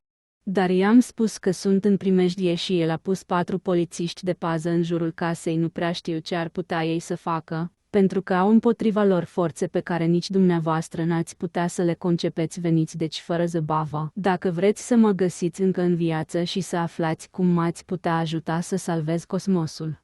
Veniți la orice oră, nu o să ies din casă. Nu telefonați ca să vă anunțați venirea, căci cine știe cine ar putea să intercepteze apelul dumneavoastră. Și să rugăm zeii ca nimic să nu poată împiedica întâlnirea noastră. PS. Ucideți-l pe doctorul Allen de cum îl vedeți și topiți-i trupul într-un acid. Nu îl ardeți. Primind această scrisoare pe la ora 10:30 dimineața, doctorul Willett își aranja treburile în așa fel, încât să fie liber după amiaza și seara. De altfel, era gata să prelungească întrevederea până noaptea târziu. Îl cunoștea prea bine pe Charles pentru a considera acest mesaj delirul unui dement. Avea convingerea că era vorba de un lucru oribil și chiar și post-scriptum îl putea fi înțeles dacă țineai seama de zvonurile ce umblau prin satul Pawtuxet în legătură cu enigmaticul Dr. Allen. Willett nu-l văzuse niciodată, dar auzise despre înfățișarea lui și se întreba ce se ascunde în spatele ochelarilor negri. La ora 4 fix medicul se prezentă la casa familiei Ward. Rămase foarte contrariat, aflând de la polițiștii de gardă că tânărul plecase de acasă. De dimineață avusese o lungă convorbire telefonică cu cineva necunoscut. Fusese auzit discutând cu o voce plină de teamă și rostind fraze cum ar fi: "Sunt foarte obosit și am nevoie să mă odihnesc puțin. Nu pot să primesc pe nimeni câteva zile de acum încolo. Vă rog să amânați pe mai târziu o acțiune decisivă, până când putem pune la punct o înțelegere. Și pe urmă, îmi pare rău, dar trebuie să abandonez totul pentru moment, o să mai vorbim mai încolo." Apoi, probabil că tot gândindu-se, prinsese curaj, căci ieșise fără știrea nimănui, fusese văzut întorcându-se spre prânz, pe la ora 1, și intrând în casă, nu suflase nici o vorbă. Urcase scara, apoi, în momentul acela, probabil că frica îl copleșise din nou, pentru că, pătrunzând în bibliotecă, scosese un țipăt de spaimă. Totuși, când valetul venise să întrebe dacă se întâmplase ceva, Charles se arătase în ușă cu un aer foarte hotărât și făcuse semn servitorului să se ducă. Apoi mutase pe semne niște lucruri prin încăpere, căci se auziseră de acolo bufnituri și scârțâieli. În cele din urmă se arătase din nou și plecase de acasă imediat, fără să lase niciun mesaj pentru nimeni. Valetul, care părea foarte tulburat de înfățișarea și comportamentul lui Charles, se interesă dacă mai era vreo speranță să-și recapete echilibrul nervos. Timp de aproape 2 ore, doctorul Willett îl așteptă zadarnic în bibliotecă, uitându-se la rafturile pe care se căscau goluri mari în locurile de unde fusese reluate cărțile. După o bucată de timp, umbrele începură să se îndesească, asfințitul făcu loc nopții. Când domnul Ward sosi, în sfârșit, se arătă foarte surprins și înfuriat auzind ce se întâmplase. Nu știa că Charles îi dăduse întâlnire doctorului și îi promise acestuia că o să-i dea de veste de cum se va întoarce tânărul. Conducându-l pe medic, îi mărturisi că e foarte nedumerit de starea fiului său și îl rugă să facă tot posibilul pentru el. Willett fu bucuros să fugă din biblioteca aceea care îi părea bântuită de ceva înspăimântător. S-ar fi zis că portretul dispărut lăsase încăperii o moștenire malefică. 3. A doua zi dimineața, Willett primi un mesaj prin care domnul Ward îl anunța că fiul lui lipsește în continuare. Îi mai spunea că primise un telefon de la doctorul Allen, informându-l că Charles va mai rămâne la Pawtuxet o vreme și că nu trebuia deranjat. Aceasta era necesar, deoarece Allen însuși urma să lipsească o perioadă nedeterminată, lăsând tânărului său coleg toată grija cercetărilor. Acesta îi transmitea tatălui toată dragostea și se scuza că plecase în grabă. Când primi acest telefon, domnul Ward, auzind vocea doctorului Allen pentru prima oară, a avut impresia că îi trezește o amintire foarte vagă și foarte neplăcută. În fața tuturor acestor fapte tulburătoare, Willett nu mai știu realmente ce să facă. Charles Ward îi scrisese că a descoperit lucruri monstruoase, că doctorul Allen trebuie ucis fără milă și că el însuși nu se va mai întoarce niciodată la Pawtuxet. În prezent părea să fi uitat de toate acestea și se cufundase din nou în miezul misterului. Bunul simț îl împingea pe doctor să-l lase pe tânăr în voia capriciilor lui, dar un instinct profund nu-i îngăduia să uite scrisoarea disperată pe care o primise. O citi din nou și, cu tot tonul sfărăitor, cu toată contradicția între conținut și purtarea recentă a autorului ei, nu o judecă drept lipsită de înțeles. Exprima o teroare atât de reală, evoca monstruozități atât de înspăimântătoare, că nu puteai să o iei prea ușor. Timp de peste o săptămână, doctorul Willett cugetă la dilema ce i era impusă și se simți din ce în ce mai ispitit să meargă să-i facă o vizită lui Charles în căsuța lui din Pawtuxet. Niciunul din prietenii tânărului nu îndrăznise vreodată să forțeze intrarea acestui refugiu interzis și chiar tatăl lui nu o cunoștea decât din descrierile făcute, dar Willett simți nevoia să aibă o convorbire directă cu bolnavul său. Domnul Ward nu mai primea de la Charles decât scurte scrisori dactilografiate, nici doamna Ward, la Atlantic City, nu era mai favorizată. În consecință, doctorul hotărâ să treacă la acțiune. În ciuda temerilor ciudate pe care îi le trezeau vechile legende despre Joseph Curwen și aluziile misterioase ale lui Charles, o porni la drum, îndreptându-se spre căsuța cățărată pe malul povârnit al râului. Willett mai vizitase adesea locul din pură curiozitate, deși nu intrase niciodată în casă și nici nu-și făcuse simțită prezența. Prin urmare, cunoștea exact drumul. Mergând în micul lui automobil de-a lungul lui Broad Street, într-o după-amiază de sfârșit de februarie, se gândea la grupul de oameni ce urmase aceeași cale, cu 157 de ani înainte, pentru a îndeplini o misiune teribilă.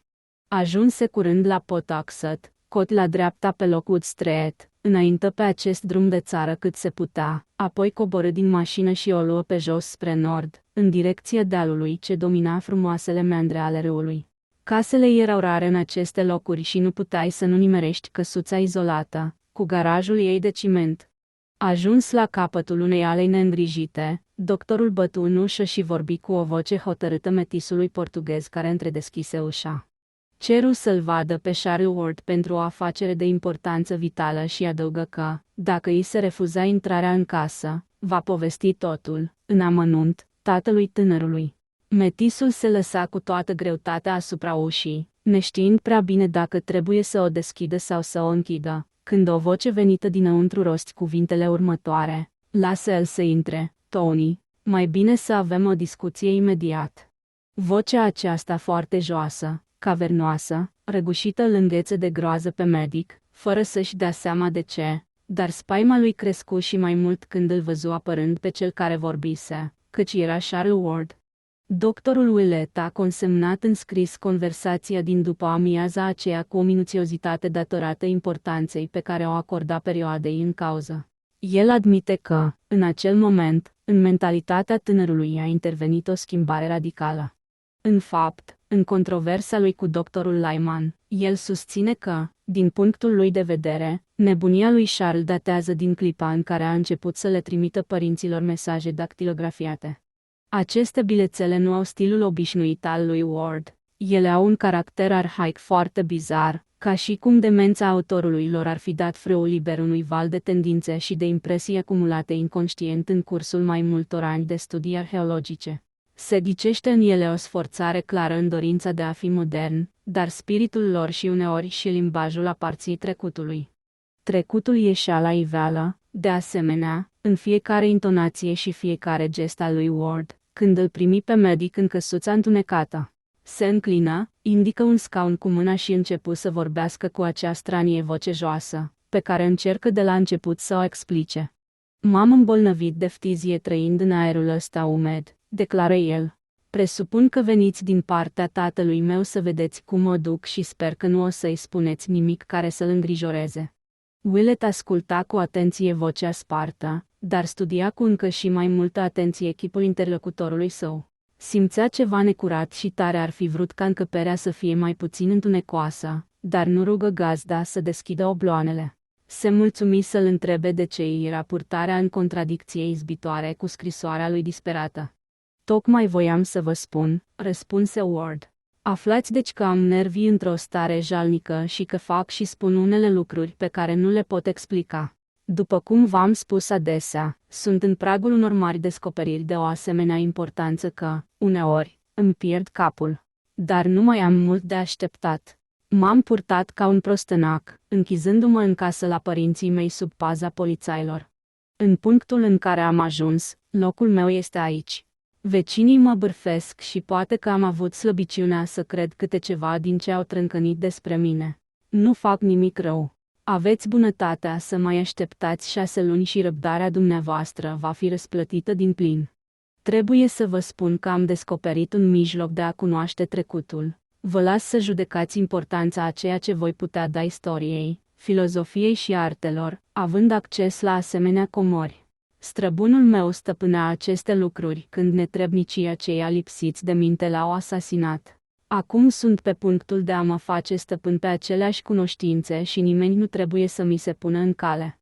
Vă rog să uitați, domnule, ceea ce v-am scris și să nu vă temeți de nimeni și de nimic în locul acesta. Doctorul Allen este un om cu mari talente și îi datorez scuze pentru tot răul pe care l-am spus despre el. Aș fi vrut să-l păstrez lângă mine, căci dedică acestor studii aceeași râvnă ca și mine, dar are treburi în altă parte.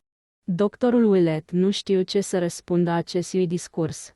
Felul acesta de a tăgădui scrisoarea pe care o primise îl lăsa mut de uimire. Pe cât îi păreau vorbele auzite acum de stranii și nebunești, pe atât îi se părea chemarea într-ajutor din 8 martie de firească și perfect potrivită cu acel Charles Ward pe care îl cunoștea. Încercă să abată conversația spre întâmplări petrecute în familie, ca să-i creeze din nou o stare de spirit obișnuită, dar tentativa sa a eșuat jalnic. La fel s-a întâmplat mai apoi cu toți alieniștii. Secțiuni importante din stocul de imagini mentale ale lui Charles Dexter Ward, mai ales din domeniul vieții personale și din cel al timpurilor moderne, fuseseră anihilate în mod inexplicabil, în timp ce cunoașterea trecutului răsărea din adâncimile subconștientului și invada întreaga minte. Ceea ce știa despre vremurile de altădată era absolut anormal, după cum își dădu seama Willett în cursul acestei conversații, aducând în discuție câteva subiecte de care se ocupase Ward în adolescență.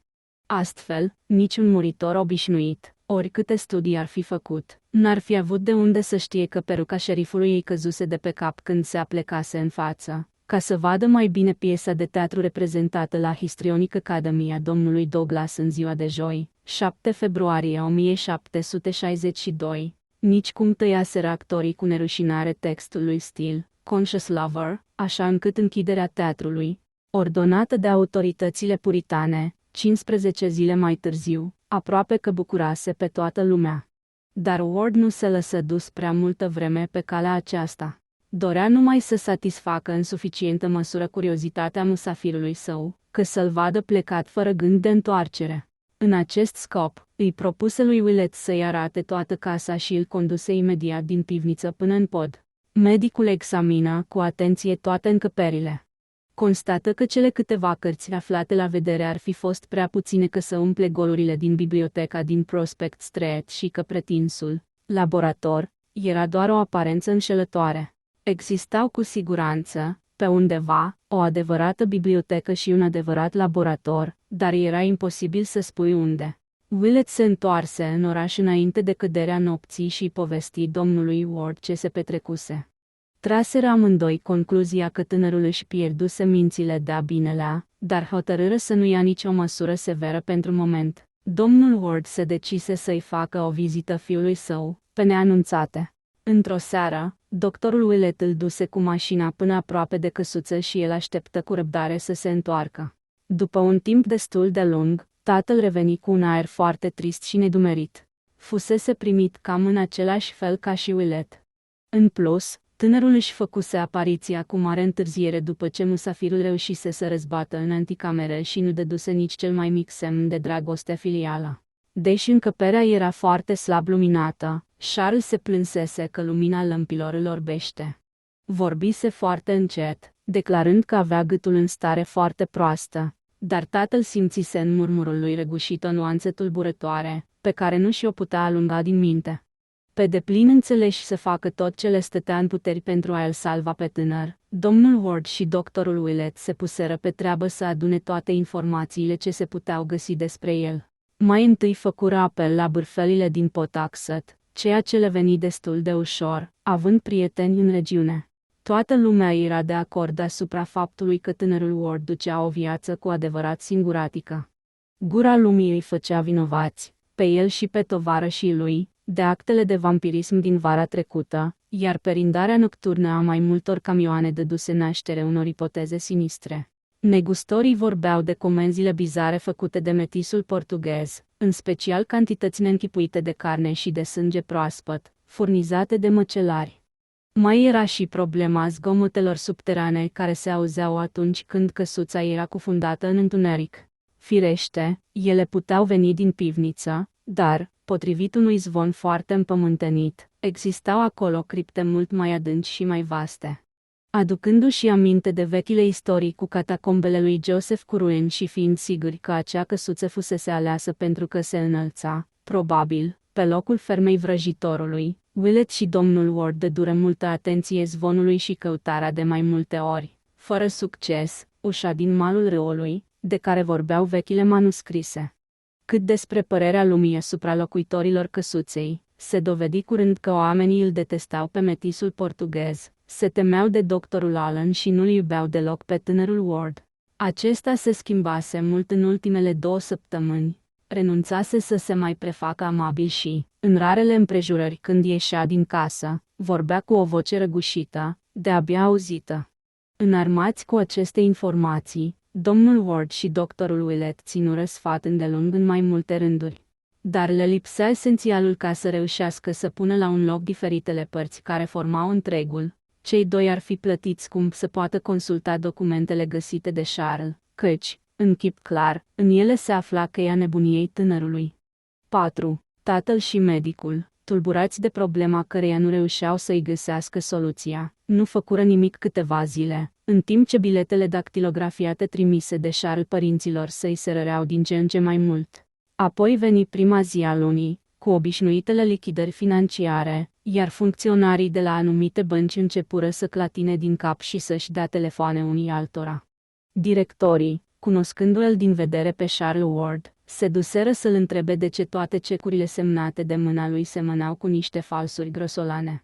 Tânărul le explică tuturor că, în urma unui șoc nervos, începuse să-i fie imposibil să scrie normal. În sprijinul acestei afirmații, declară că, în ultima vreme, fusese obligat să dactilografieze toate scrisorile, inclusiv cele adresate părinților săi. Anchetatorii fură izbiți de felul dezlănat în care vorbea, de parcă și-ar fi pierdut cu desăvârșire memoria în privința unor chestiuni monetare importante, binecunoscute lui cu o lună înainte. În plus, deși oamenii nu-l cunoșteau îndeaproape pe Charles Ward, nu putură să nu remarce o mare schimbare în limbajul și purtările lui. Știau că e un arheolog pasionat, dar nici cei mai fanatici iubitori ai trecutului nu folosesc tot timpul întorsături de frază și gesturi de mult demodate. Această transformare, alăturată vocii răgușite, mâinilor paralizate, pierderii memoriei, anunța tulburări foarte grave. Plecând, anchetatorii hotărâră să aibă o discuție foarte serioasă cu domnul Ward. În consecință, pe 6 martie 1928, în biroul acestuia a avut loc o lungă conferință la capătul căreia tatăl lui Charles, plin de o resemnare tristă, îl chemă pe doctorul Willett. Medicul examină semnăturile de pe cecuri și le compară în minte cu scrisul de pe ultima scrisoare disperată a lui Charles.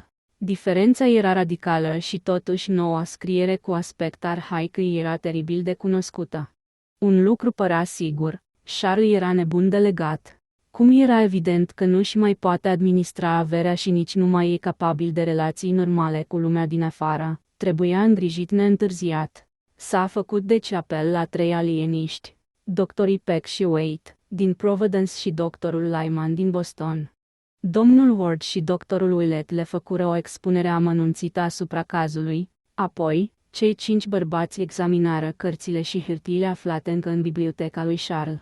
După care, medicii ajunseră la concluzia că studiile tânărului erau de departe îndestulătoare ca să-i fi zguduit judecata. Își exprimară dorința să vadă volumele și documentele intime păstrate cu el, dar, ca să facă asta, trebuia să meargă la căsuță. Joi, 8 martie, cei 4 medici și domnul Ward se duseră să viziteze bolnavul, supunându-l unui interogatoriu sever. Nu-i ascunseră țelul urmărit. Charles îi făcu să aștepte cam mult până să-și facă apariția după sosirea lor la căsuță, dar, în loc să se revolte împotriva acestui mod de a da buzna, el recunoscu de bunăvoie că memoria și echilibrul lui mental suferiseră din cauza muncii necontenite. Nu protestă când îl informară că va trebui să-și părăsească actuala locuință. În fapt, dădu dovadă de o inteligență foarte vie. Atitudinea lui ar fi nedumerit foarte tare pe medici, dacă dezechilibrul nu i-ar fi fost trădat de frazele arhaice și de dispariția oricărei idei moderne din mintea lui. Despre lucrările lui nu le dezvălui medicilor nimic în afară de ceea ce știau deja de la domnul Ward și doctorul Willett. Afirmă solemn că în căsuță nu existau nici altă bibliotecă, nici alt laborator, în afară de cele aflate la vedere și începu un discurs foarte încălcit ca să explice de ce în casă nu se simțea nici urma a mirosurilor ce îi impregnau veșmintele. Pretinse că bârfele sătenilor erau curate scorneli datorate curiozității nesatisfăcute. Declară că nu poate preciza unde se află doctorul Allen și că acesta se va întoarce atunci când va fi nevoie de el. În timp ce îi plătea leafa metisului portughez și încuia ușa de la intrarea a căsuței, Ward nu dădu nici cel mai mic semn de nervozitate. Stătu numai nemișcat câteva secunde, ca pentru a asculta un zgomot abia perceptibil. Părea plin de o calmă resemnare filozofică, ca și cum plecarea lui ar fi fost un incident fără importanță, și era mai bine să-și ușureze situația, neîmpotrivindu-se deloc. Conveniră să nu-i spună mamei nimic, iar domnul Ward să continue să-i trimită scrisori dactilografiate ca din partea fiului ei. Charles a fost dus la liniștita casă de sănătate a doctorului Waite, la Conanicut Island, unde a fost supus de mai mulți medici unor examene minuțioase. Atunci i-au fost descoperite particularitățile fizice, metabolismul încetinit, pielea transformată, reacțiile neurale disproporționate. Doctorul Willett a fost în special zguduit de aceste fenomene, căci, întrucât îl îngrijise pe Ward în tot timpul vieții lui, își dădea seama cel mai bine de aceste perturbații bizare. Pata din naștere în formă de măslină îi dispăruse de pe șol și îi apăruse, în schimb, pe piept un semn negru ce nu se găsea înainte acolo.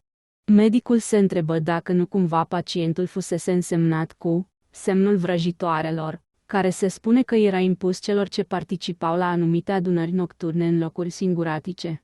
Willett nu se putea împiedica să nu-și aducă aminte de un pasaj din relatarea unui proces din Salem, pe care îl arătase Charles altădată, domnul G.B. În noaptea aceea, a însemnat cu semnul diavolului pe Bridget S., Jonathan A., Simon O., Deliverance V., Joseph C., Susan P., Mehitable C. și Deborah B. Chipul lui Ward îi inspira, de asemenea, o groază adâncă, sfârși prin a-și da seama de ce, deasupra ochiului drept, tânărul purta aceeași cicatrice pe care Willett o remarcase la portretul lui Joseph Curwen. În acest timp, toată corespondența destinată lui Charles sau doctorului Allen era supravegheată îndeaproape. Domnul Ward ceruse să fie îndrumată spre el. Nimeni nu se aștepta să dea peste mare lucru, căci, dacă ar fi fost vreo comunicare importantă, ea ar fi fost făcută printr-un mesaj direct. Dar, la sfârșitul lui martie, sosi o scrisoare din Praga adresată doctorului Allen, care le dădu de gândit doctorului Willett și domnului Ward. Chieinstrase 11. Altad, Praga, 11 februarie 1928. Frate într-o Almonsin Metraton. Am primit astăzi scrisoarea ta privitoare la cele ce ai făcut să răsară din sărurile pe care ți le-am trimis.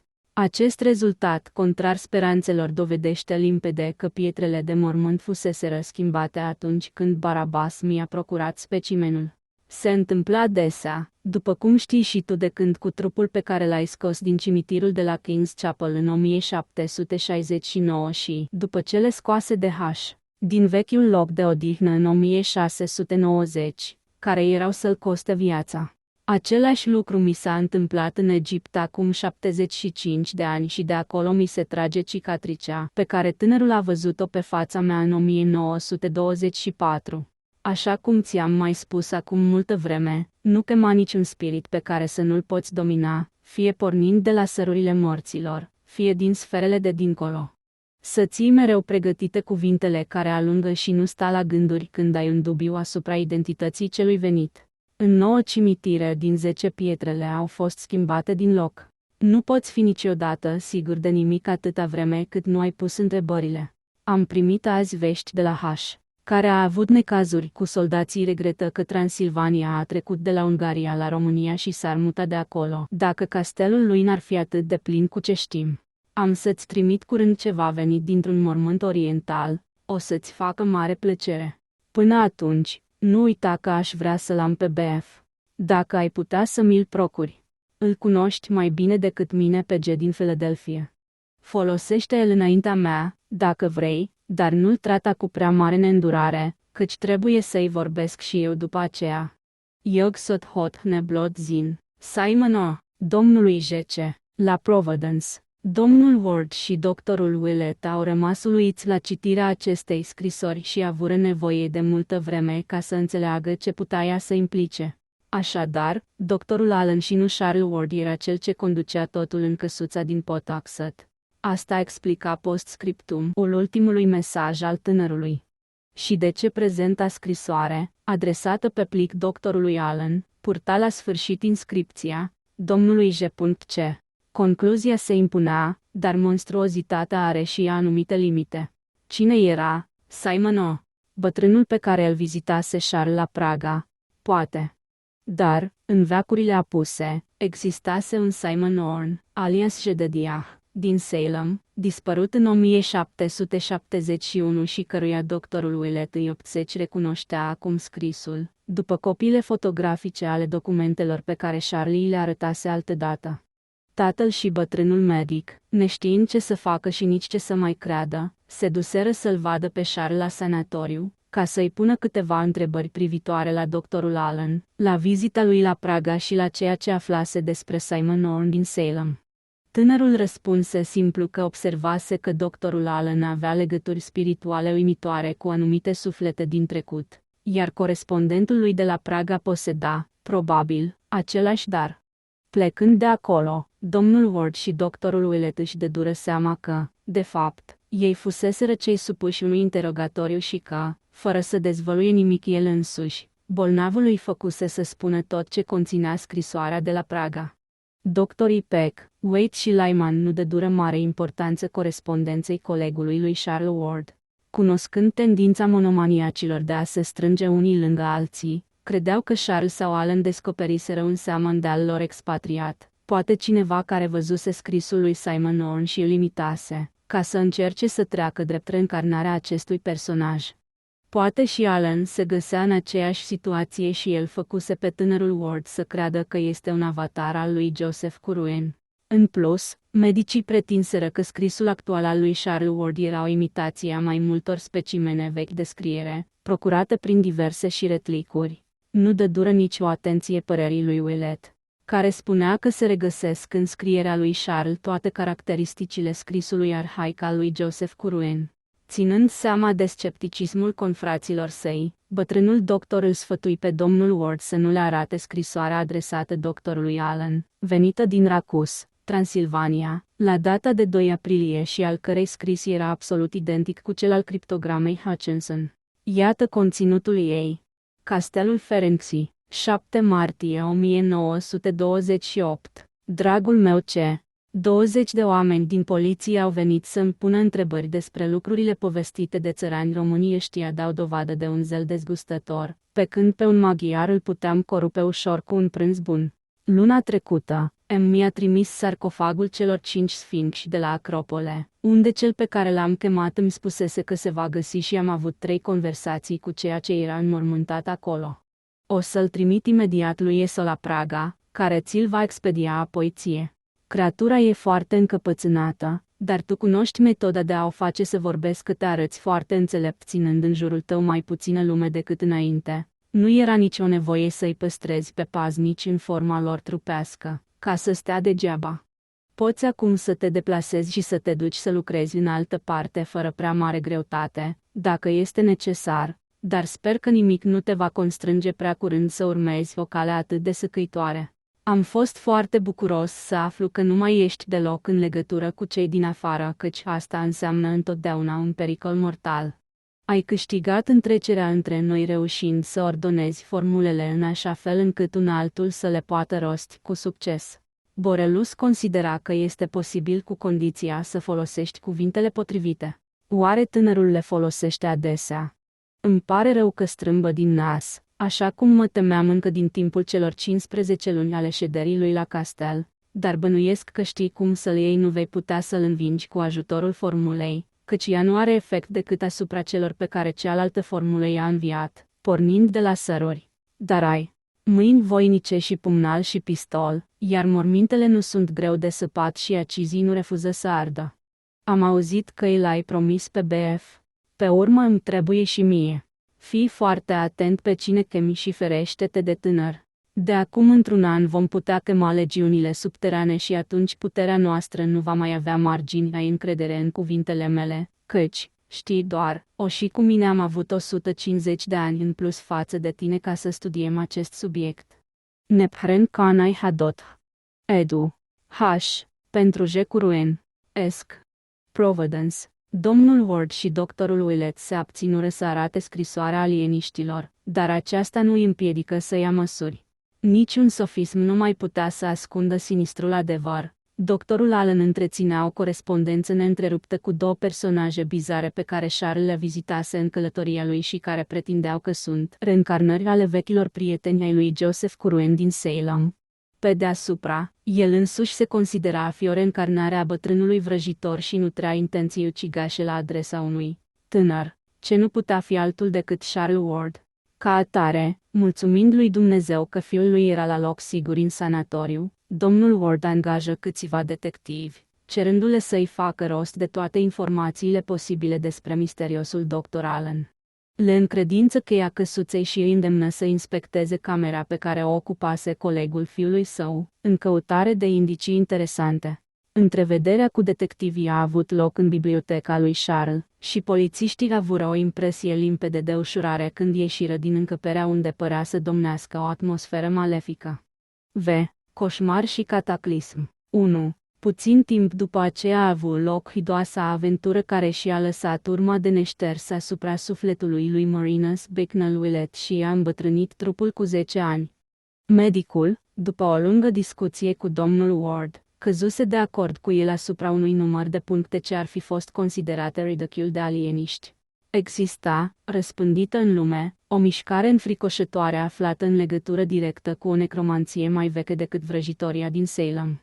Cel puțin 2 oameni în viață, și poate și un al treilea, la care nici nu îndrăzneau să se gândească, stăpâneau spirite sau personalități ce viețuiseră în 1690 sau chiar mult mai devreme. În lumina diverselor documente adunate apărea limpede ce încercau să facă aceste oribile creaturi. Jefuiau morminte din toate secolele, inclusiv cele ale oamenilor celor mai ilustri și mai înțelepți din univers, în speranța să extragă din cenușile morților inteligența și știința lor. Acești vampiri se îndeletniceau cu un trafic odios, schimbau semintele între ei cum schimbă școlarii cărțile și credeau că într-o zi, mulțumită sinistrei lor alchimii, vor ajunge la o putere pe care nu o deținuse niciodată vreun om sau vreun grup de oameni. Descoperiseră mijlocul de a-și păstra creierul viu fie în același trup, fie în trupuri diferite, și reușiseră să comunice cu morții pe care și-i procurau. După toate aparențele, bătrânul Borelus spusese adevărul când pretinsese că putea fi readusă o formă trupească vie, pornind de la anumite săruri esențiale. Exista o formulă pentru a face să se ivească această formă și alta pentru a o trimite înapoi în neant. Se puteau face confuzii, căci pietrele de pe vechile morminte erau adesea mutate din loc. Domnul Ward și doctorul Willett se înfiorară trecând de la o concluzie la alta. Puteau fi chemate prezențe sau voci din sferele necunoscute, la fel ca și din morminte, dar și în cazul acesta trebuia procedat cu prudență. Fără nicio îndoială, Joseph Curwen se dedase unor evocări interzise. Cât despre Charles, ce puteai să crezi despre el? Ce forțe cosmice, datând din epoca lui Curwen, ajunseseră până la el și îi întorseseră mintea spre cele ale trecutului? primise anumite directive și le urmase. Se dusese să întâlnească un necunoscut la Praga și stătuse multă vreme într-un misterios castel din Transilvania. Pe deasupra, găsise probabil mormântul lui Joseph Curwen. Apoi chemase o creatură care fusese nevoită să vină. Nu se putea uita vocea aceea formidabilă venită din înălțimile văzduhului, în noaptea de Vinerea Sfântă, nici conversația îndoi în laboratorul din mansardă. Discuția auzită din încăperea încuiată nu avusese loc chiar înaintea epidemiei de acte de vampirism. Cine voise oare să se răzbune violând mormântul lui Ezra Whedon? Apoi, mai erau căsuța, ciudatul Dr. Allen, bârfelile, zvonurile, teama și ura. Cei doi erau incapabili să explice clar nebunia lui Charles, dar aveau 84. Cazul Charles Dexter Ward. Certitudinea că spiritul lui Joseph Curwen se întorsese pe pământ pentru a-și continua cercetările nelegiuite. Posesiunea demonică părea un lucru posibil. Doctorul Allen nu era străin de ea și detectivii erau datori să descopere alte informații despre acest om sinistru, care îi amenința viața lui Charles. Până atunci, întrucât existența unei vaste cripte sub căsuță părea aproape sigură, trebuia să se încerce descoperirea ei. Așadar, cei doi hotărâră să meargă la căsuță a doua zi dimineața, înarmați cu valize pline de uneltele necesare pentru cercetările subterane. La 6 aprilie, la ora 10 dimineața, exploratorii pătrunseră în casa blestemată. După dezordinea din camera doctorului Allen înțeleseră că detectivii trecuseră pe acolo și sperară că găsiseră ceva indicii. Cum pivnițele îi interesau în mod special, coborâră acolo fără să mai aștepte. Destul de multă vreme se simțiră în încurcătură, căci aspectul podelei și cel al pereților părea să excludă existența unei deschideri ascunse. Willett examină cu atenție toate suprafețele, și orizontale și verticale. Procedând prin eliminare, ajunse, în sfârșit, la mica platformă din fața cazanului din spălătorie. După ce o apăsă în toate colțurile, descoperi în cele din urmă că placa de deasupra se învârtea și aluneca orizontal pe un pivot. De desubt se găsea o suprafață de beton prevăzută cu un orificiu prin care putea intra un om. Domnul Ward se repezi și scoase capacul de pe gaură fără nicio greutate. Imediat, Willett îl văzu clătinându-se, se grăbi să alerge la el, îl prinse în brațe și înțelese cauza răului. Un curent de aer cu un miros de nedescris răzbătea din puț. Medicul își transportă prietenul leșinat până la etaj, îl întinse pe podea și îl strop cu apă rece pe față. Domnul Ward își veni curând în simțiri, dar era vizibil că aerul emanat din criptă îl îmbolnăvise serios. Nedorind să-și asume vreun risc, Willett aduse un taxi din Broad Street și își trimise prietenul acasă. Apoi, se înarmă cu o lampă electrică, își acoperi nasul cu o fâșie de tifon sterilizat și se întoarse în pivniță să examineze puțul. Aerul devenise mai puțin grețos și Willett reuși să lumineze interiorul puțului cu lampa electrică. Până la 10 picioare adâncime văzu suprafața betonată, străbătută de o scară de fier, apoi, puțul dădea spre o veche scară de piatră care, la origine, ducea probabil afară, la aer liber, într-un punct situat un pic la sud de căsuță. 2. Willett recunoaște sincer că, timp de câteva clipe, amintirea vechilor legende despre Joseph Curwen l-a împiedicat să pătrundă în acest abis puturos. În cele din urmă, simțul datoriei a avut câștig de cauză și doctorul intră în puț, luând cu el o valiză mare, ca să pună în ea documentele pe care le-ar putea găsi. Încetișor, cum stătea bine unui om de vârsta lui, coborî scara de fier până la treptele năclăite. Lampa electrică îi dezvălui că zidurile străvechi, și roini de umezeală, erau acoperite cu un mușchi multisecular. Treptele de piatră se afundau sub pământ, dar nu în spirală, ci în 3 cotituri bruște. Scara era atât de îngustă, că 2 oameni unul lângă altul ar fi putut cu greu să treacă. Willett numărase 30 de trepte când auzi un zgomot slab, care îl făcu să-i treacă cheful de a continua numărătoarea. Era unul din sunetele acelea blestemate, oribile, pe care nimic nu l-ar putea descrie. Evocarea unui geamăt mohorât și fără suflet, a unui urlet de groază pornit din pieptul condamnaților la iad n-ar fi de ajuns să exprime hidoșenia lui esențială. Venea dintr-un punct nedeslușit și continuă să se audă când Willett ajunse, în josul scării, la un coridor de dimensiuni ciclopice, ai cărui pereți erau străpunși de numeroase tuneluri boltite. Tunelul măsura cam 15 picioare în înălțime și 10 în lățime. Nu-ți puteai da seama de lungimea lui, căci se pierdea departe în beznă.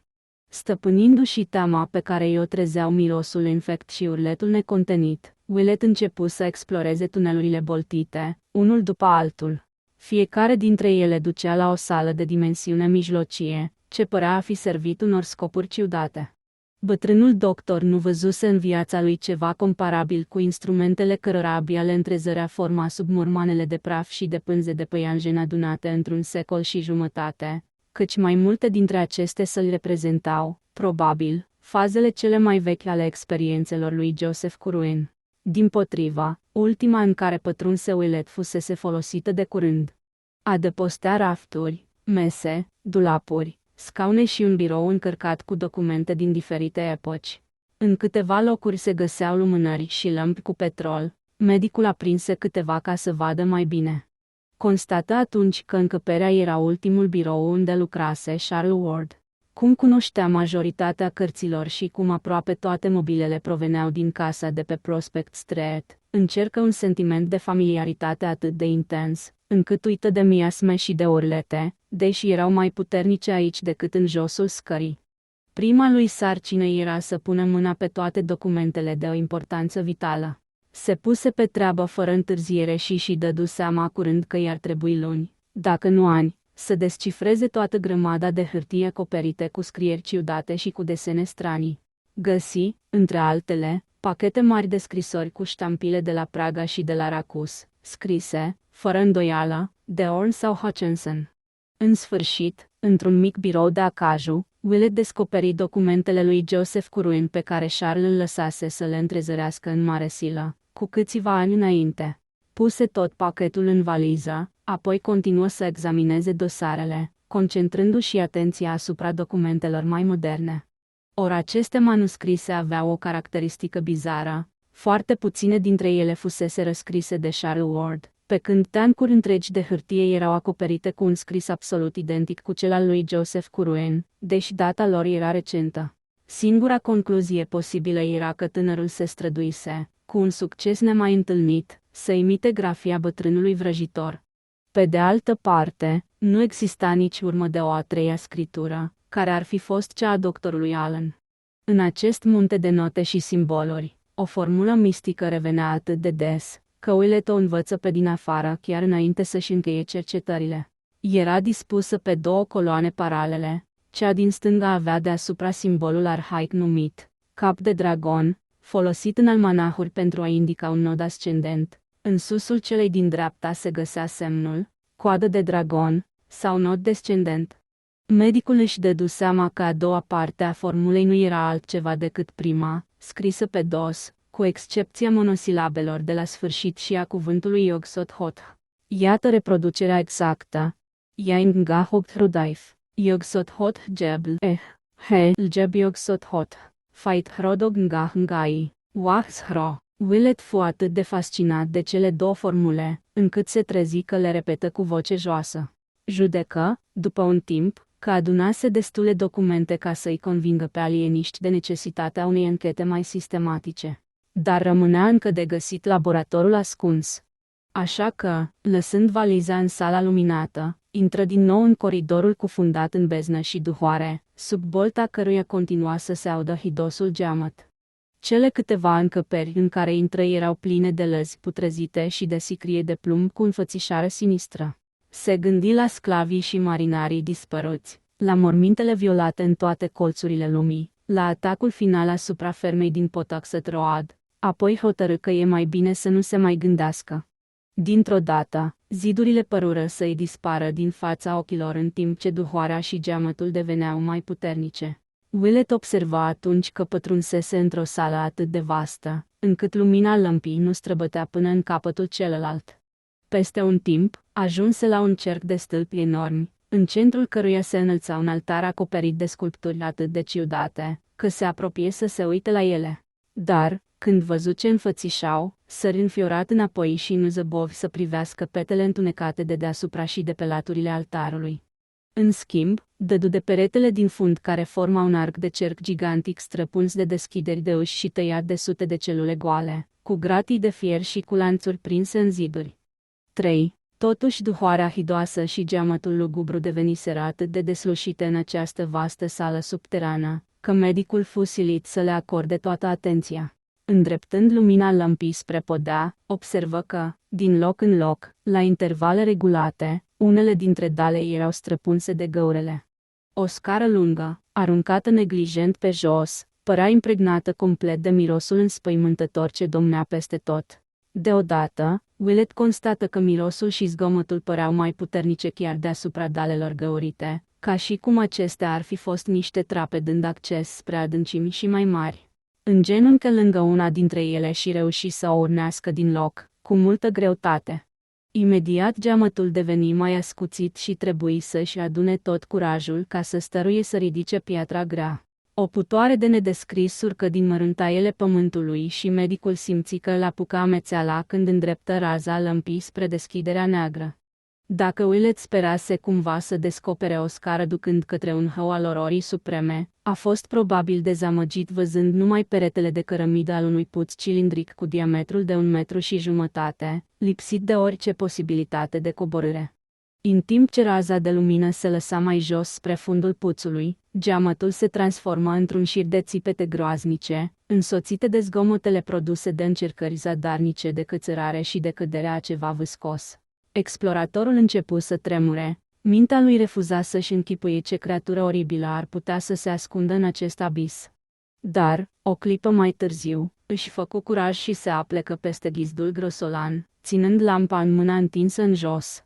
În primul moment nu întrezări decât pereții acoperiți de mâzgă și de mușchi. Mai apoi, zări o formă întunecată care sărea greu pe fundul cilindrului strâmt, cam la 25 de picioare de desubt. Lampa îi tremură în mână, dar privi din nou, să vadă mai bine ce fel de creatură vie era zidită în beznele acelei închisori, unde se prăpăda de foame de la plecarea lui Charles Ward cu o lună în urmă. Nu era nici o îndoială că mai erau multe altele la fel, în fundul celorlalte puțuri acoperite cu dale perforate, în care nu aveau loc să se întindă și unde rămăseseră probabil ghemuite, sărind nevolnice din când în când, în tot timpul acestor 4 săptămâni înfiorătoare. Dar Marinus Bicknell Willett se căică mai privise odată, căci de atunci n-a mai fost niciodată același om. E greu să explici cum numai vederea unui obiect tangibil, cu dimensiuni ce ar putea fi măsurate, a răvășit în asemenea hal un om obișnuit cu spectacolul macabru al sălilor de disecție. Tot ce se poate spune este că anumite forme sau entități au o putere de sugestie ce lasă să se întrevadă realități de nedescris, dincolo de lumea iluzorie în care ne închidem. Este evident că Willett a zărit o entitate de acest fel, căci, timp de câteva clipe, fu lovit de o demență frenetică. Lampa îi căzu din mână și el nu dădu nici cea mai mică atenție scrâșnetului dinților ce mușcau din ea, în fundul puțului. Începu să urle cu o voce extrem de ascuțită, de nerecunoscut. Nu mai era în stare să se ridice pe picioare și se târâ disperat pe dalele umede, de sub care urcau țipete stinse, răspunzând strigătelor sale. Își sfâșie mâinile pe pietrele zgrunțuroase și se izbi sălbatic cu capul de stâlpi, dar își urmă drumul. Încet, încet își reveni în simțiri și astupă urechile, să nu mai audă concertul de gemete lugubre care urmase țipetelor. Și roind de sudoare, lipsit de orice putință de a-și lumina calea, se gândea cu oroare că zeci de asemenea creaturi înfricoșătoare trăiau încă sub picioarele lui și că, poate, vreunul din puțuri rămăsese deschis. După aceea a refuzat mereu să spună exact ce văzuse. Entitatea prizonieră semăna cu unele dintre sculpturile de pe altar. Se vedea limpede că nu era o creație a firii, pentru că nu era terminată și nimeni n-ar putea descrie proporțiile ei anormale. După părerea lui Willett, ea reprezenta tipul de forme pe care Ward le iscase pornind de la sărurile imperfecte. Pe moment, medicul și-a amintit o frază din scrisoarea lui Simon sau Jedediah Horn adresată lui Joseph Curwen. Fără nicio îndoială, nu e nimic alt decât un lucru prea oribil în ceea ce a făcut H să se ivească pornind de la ceea ce nu a putut aduna în întregime. Apoi îi reveniră în minte zvonurile despre cadavrul calcinat, găsit pe câmp la o săptămână după atacul asupra fermei lui Joseph Curwen. Charles Ward îi povestise lui Willett că, după spusele bătrânului Slocum, nu era un cadavru de om și nici nu semăna cu vreun animal cunoscut locuitorilor din Pawtuxet. Aceste cuvinte îi răsunau în cap în timp ce se legăna încoace și încolo, ghemuit pe dalele de piatră. Încercă să le alunge rostind Tatăl nostru, apoi se trezi repetând dubla formulă pe care o descoperise în biblioteca subterană. Parcă se simți puțin mai liniștit și reuși să se ridice în picioare, împleticindu-se. Regretând amar pierderea lămpii, se uită cu atenție împrejur în speranța să zărească o licărire cât de slabă răzbătând dinspre bibliotecă. După un timp, îi se păru că ghicește în depărtare o lucire vagă și se târâ în patru labe în direcția aceea, cu o prudență înspăimântată, temându-se necontenit să nu se lovească de un stâlp sau să cadă într-un puț neacoperit. La un moment dat, dădu peste dala străpunsă de găuri pe care o ridicase și o spaimă atroce puse stăpânire pe el. Dar a avut norocul să evite deschizătura căscată, de unde nu mai urca acum niciun zgomot. Creatura ce încercase să zdrobească lampa electrică în dinți nu se mai făcu auzită. De mai multe ori, în timp ce înainta încet, văzu micșorându-se licărirea care îl călăuza și înțelese că lămpile și lumânările aprinse de el se stingeau, probabil, una câte una. Ideea de a rămâne pierdut în acest labirint de coșmar îl făcu să se ridice și să înceapă să alerge, căci, odată cu dispariția ultimei lumini, nu i-ar mai fi rămas decât o singură nădejde de supraviețuire, sosirea ajutoarelor pe care îi le-ar trimite domnul Ward, după un timp mai mult sau mai puțin lung. Curând, ajunse în coridor și văzu lumina străbătând dinspre o ușă din dreapta lui. O clipă mai târziu intră în biblioteca secretă a lui Charles Ward și văzu cum moare raza ultimei lămpi de la care îi venise salvarea. 4. Se grăbi să umple cu petrol lămpile stinse, luând dintr-un bidon pe care îl observase când intrase prima oară în încăpere, apoi, căută împrejur altă lanternă ca să-și continue explorarea. Într-adevăr, cu toată aventura lui înfiorătoare, era foarte hotărât să nu lase la o parte nimic din faptele ce i-ar fi putut lămuri nebunia lui Charles Ward.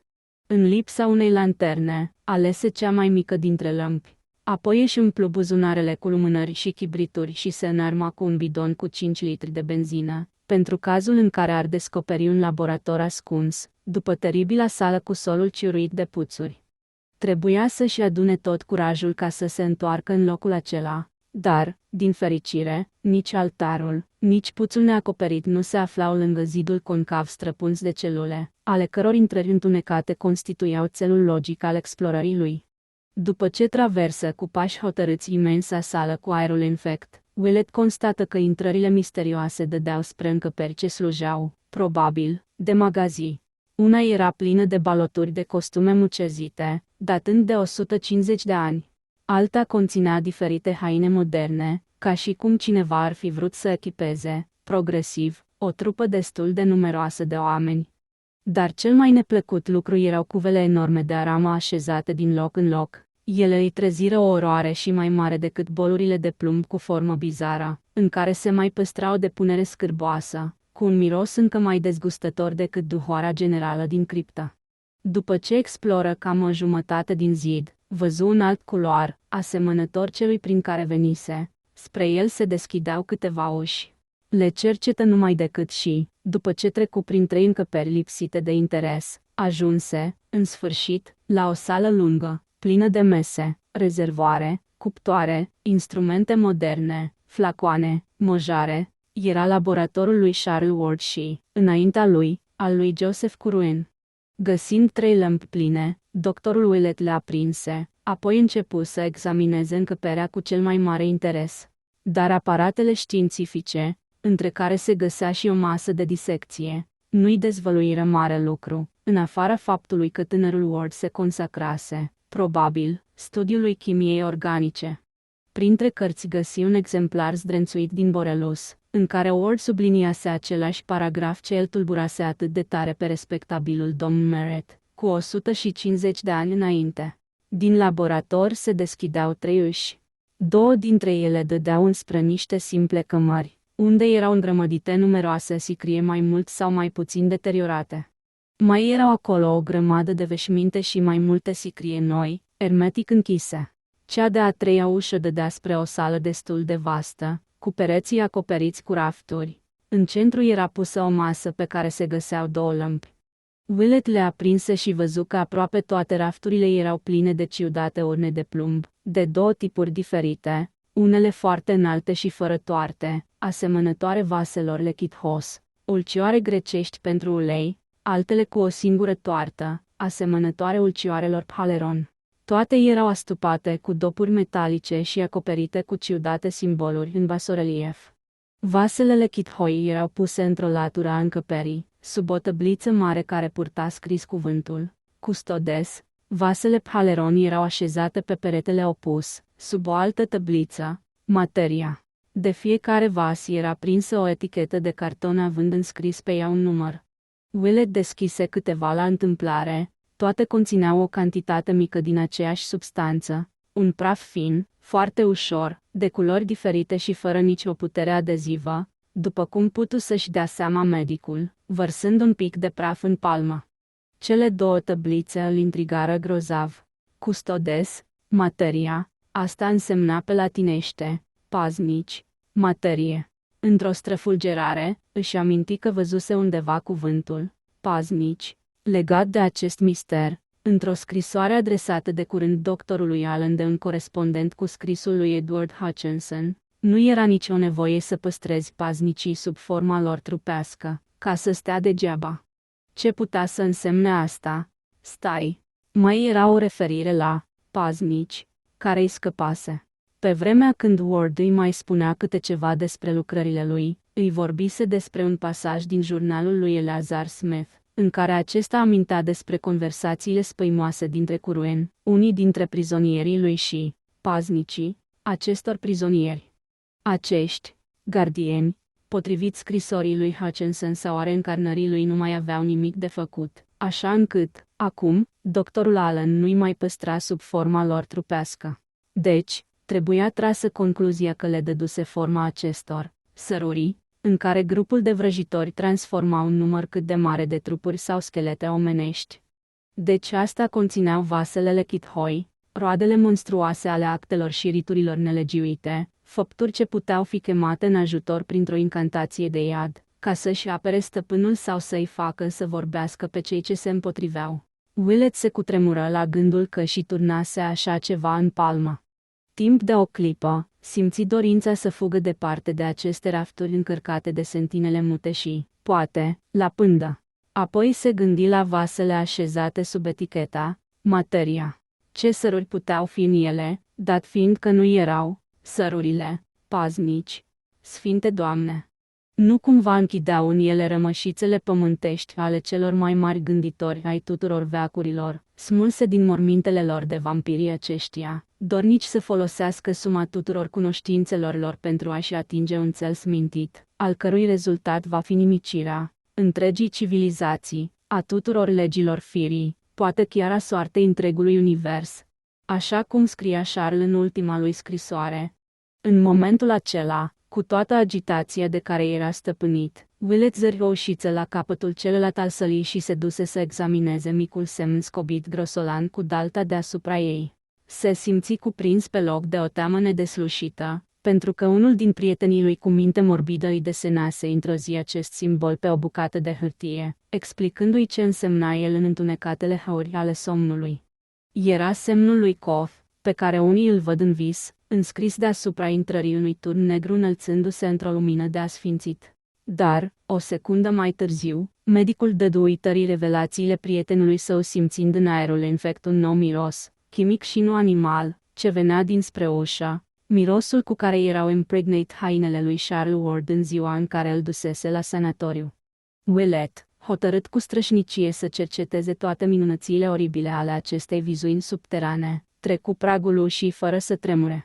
Sala, de dimensiuni potrivite, conținea numai o masă, un scaun și 2 grupuri de mașinării ciudate, cu rotițe și curele, în care medicul recunoscu instrumente medievale de tortură. De o parte a ușii se înfățișa priveliștea plină de cruzime a unui șir de bice, deasupra cărora erau rostuite pe rafturi mai multe cupe goale în formă de cratere. Pe partea cealaltă era așezată masa, pe care stăteau un carnețel, un creion, o lampă cu lumină puternică și 2 vase lechithoi. Willett aprinse lampa și examină carnețelul, dar nu văzu decât frazele următoare, scrise de mâna lui Joseph Curwen. N-a murit. A fugit prin zid și a descoperit locul de dedesubt. L-am văzut pe bătrânul verostind Sabaot și am învățat felul cum se face. L-am evocat de 3 ori pe Yog Sothoth și am fost eliberat a doua zi. F a încercat să inimicească pe toți cei care cunosc mijlocul de a-i chema pe cei de dincolo. La lumina lămpii, doctorul văzu că peretele din fața ușii, între cele două grupuri de instrumente de tortură, era plin de cuiere pe care atârnau robe informe, de un alb gălbui. Cei 2 pereți liberi erau acoperiți cu șiruri de formule și simboluri mistice săpate în piatră. Pe dalele podelei se vedeau, de asemenea, desene gravate cu dalta. Willett desluși în centru o imensă pentagramă și cercuri cu diametrul de 3 picioare și jumătate, între pentagramă și colțurile încăperii. Într-unul din aceste 4 cercuri, nu departe de o robă aruncată pe jos, se găsea una dintre cupele în formă de crater. În afara cercului era așezat un ulcior Paleron, purtând numărul 118. Ulciorul era gol, dar cupa era plină cu un praf verzuliu, ce provenea în chip limpede din ulcior. Willett simți că îi vine rău făcând legătura între aceste diferite elemente, bicele și instrumentele de tortură, sărurile din ulciorul, materia, cele 2 lechithoi, robele, formulele gravate pe ziduri, notițele scrise de mâna lui Joseph Curwen, scrisorile și legendele, îndoielile și ipotezele ce îi chinuiseră pe părinții și prietenii lui Charles Ward. Cu o sforțare uriașă, medicul se smulse din oroarea ce îl copleșea și se duse să examineze formulele. Era neîndoielnic că fusese gravate pe vremea lui Joseph Curwen, iar textul îi păru oarecum cunoscut. Recunosc între altele formula pe care doamna Ward o auzise psalmodiată de fiul ei în Vinerea Sfântă a anului precedent, invocație teribilă adresată zeilor misterioși ce locuiesc în afara sferelor firești. Ortografia era puțin diferită de cea pe care un expert în domeniu i-o arătase lui Willett în paginile interzise ale lui, Eliphas Levi, dar nu puteai să te înșeli asupra înțelesului ei și nici asupra unor cuvinte ca Sabaot, Metraton, Almonsin și Zariatnat mic. Această inscripție se afla pe stânga, cum intrai în încăpere. Pe peretele din dreapta medicul recunoscu, tresărind, formula dublă pe care o văzuse atât de des în însemnările cele mai recente din biblioteca subterană. Dar nici aici ortografia nu era aceeași, ca și cum bătrânul Curwen ar fi notat sunetele într-un chip diferit. Fraza, așa cum o ținea minte Willett, începea cu cuvintele Yaingah, Yog Sothoth, pe când aceasta se prezenta sub forma Ai, Engengah, Yog Sothoth. Diferența aceasta îl tulbură pe explorator și, cum textul cel mai recent îi se întipărise în memorie, se trezi psalmodind prima formulă, încercând să facă să coincidă sunetul așa cum și el închipuia el cu literele gravate pe zid. Vocea îi răsună, stranie și amenințătoare, în acest abis al groazei, în timp ce gemetele neomenești urcau fără încetare în aerul îmbâxit al criptei. Yaing, Yog Sothoth, Helgeb, Fait Hrodog, Wah. Dar oarece vânt înghețat începuse să sufle la începutul incantației. Lămpile sfârâiră jalnic și întunericul se făcu atât de adânc, încât literele de pe zid îi pieiră din fața ochilor. Apoi se răspândi un fum gros, cu un miros înțepător, asemănător celui pe care îl simțise mai înainte. Willett se întoarse spre cupa pusă pe jos și văzu că din ea se ridică un nor de aburi verzui, cu un volum și o opacitate neobișnuite. Praful acela, Dumnezeule mare, venea dintr-unul din ulcioarele, materia, la ce avea să dea naștere, formula pe care o psalmodiase. Prima dintre cele 2, capul de dragon, nod ascendent. Doamne, se putea oare? Medicul se clătină pe picioare și în memoria lui se învârtejiră frânturi din tot ce văzuse, auzise sau citise în legătură cu cazul Charles Dexter Ward. Îți spun încă o dată, nu chema niciun spirit pe care să nu-l poți stăpâni. Să ții mereu pregătite cuvintele care alungă și nu sta la gânduri când ai îndoieli asupra identității celui venit. 3 conversații cu ceea ce fusese înmormântat acolo.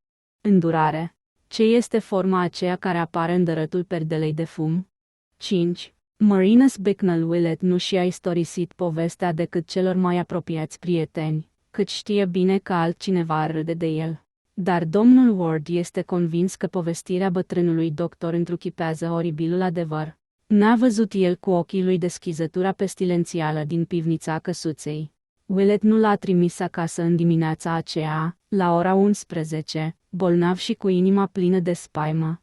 Nu i-a telefonat în zadar doctorului în aceeași seară și a doua zi dimineața și nu s-a dus spre prânz la căsuță, unde l-a găsit pe prietenul său leșinat pe unul din paturile de la etajul întâi. Când domnul Ward îi turnă pe gât puțin coniac, Willett deschise încet ochii. Apoi, un fior îl zgâlți de sus până jos și începu să urle. Barba asta! Ochii! Doamne! Cine ești? Cuvinte cât se poate de ciudate, căci se adresa unui om cu ochii albaștri, cu fața rasă, pe care medicul îl cunoștea din copilărie. Nimic nu părea să fi clintit în căsuță, sub razele strălucitoare ale soarelui. Lampa exploratorului dispăruse, dar valiza mai era acolo, cu desăvârșire goală. Înainte să dea vreo explicație, Willett, cu o mare sforțare a voinței, coborâ în pivniță, clătinându-se, încercă să miște mica platformă din fața cazanului din spălătorie, dar nu reuși de fel. Scoase odaltă din sacul cu unelte adus în ajun și ridică scândurile podelei una după alta, dar nu găsi nicio deschizătură în suprafața netedă de ciment pe care o acopereau. Nici un fel de puț duhnitor, nici o bibliotecă secretă, nici documente înspăimântătoare, nici laborator, nici monștri care urlă. Doctorul Pălși îl strânse de braț pe prietenul lui, ce venise după el. Ieri dimineața ai văzut. Ai mirosit. Ce am văzut și mirosit și eu? Întrebă el în șoaptă. Când domnul Ward îi făcu semn din cap că da, Willett oftă din rărunchi și adăugă. În cazul ăsta, am să-ți spun tot.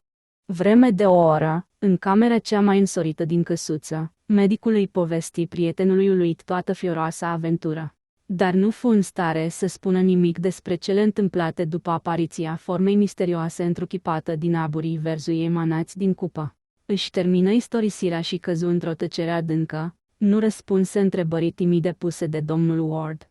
Dar forma aceea unde a plecat, fiindcă ea te-a adus aici, fără îndoială și a pecetluit puțul cine știe cum. Când să se ridice și să iasă din cameră, degetele doctorului Willett dibuiră în buzunar o bucată de hârtie, aflată acolo împreună cu câteva lumânări și chibrituri luate din criptă. Era o pagină smulsă din carnetul de pe masa din oribila sală subterană, al cărui miros îl păstrase. Pe ea erau scrise cu creionul 4 rânduri, cu o scriere medievală, de necitit pentru cei doi, dar alcătuită totuși din combinații de simboluri ce le părură cunoscute. Vederea mesajului îi îndemnă pe Willett și pe domnul Ward să se urce în automobil și să se ducă întins la biblioteca John Hay. Iată cum arăta. La bibliotecă găsiră manuale bune de paleografie și le studiară până seara. În cele din urmă, găsiră ce căutau. Literele scrisorii erau minuscule saxone folosite în secolele al VI-lea și al IX-lea după Hristos. Formau următoarele cuvinte latine: Coruinus, necandus est. Cadaverac, ua, forti dissolvendum necalic, ui, de retinendum. Tace ut potes. Ceea ce se poate traduce astfel: trebuie ucis curuen, cadavrul trebuie dizolvat în apă tare, nu trebuie păstrat nimic. Păstrează tăcerea, în măsura în care vei putea. Cei doi, întru totul nedumeriți, își dădură seama că nu mai sunt în stare să simtă nici cea mai mică emoție. Rămaseră acolo nemișcați, muți, sfârșiți de oboseală, până când închiderea bibliotecii îi sil să se întoarcă în casa din Prospect Street. Stătură la taclale toată noaptea, apoi se duseră să se odihnească puțin. A doua zi, duminica, la prânz, primiră un mesaj telefonic de la detectivii însărcinați să caute urmele doctorului Allen. Domnul Ward, care se tot plimba nervos prin casă, răspunse el însuși la telefon și rugă pe polițiști să vină să-i dea raportul a doua zi dimineață.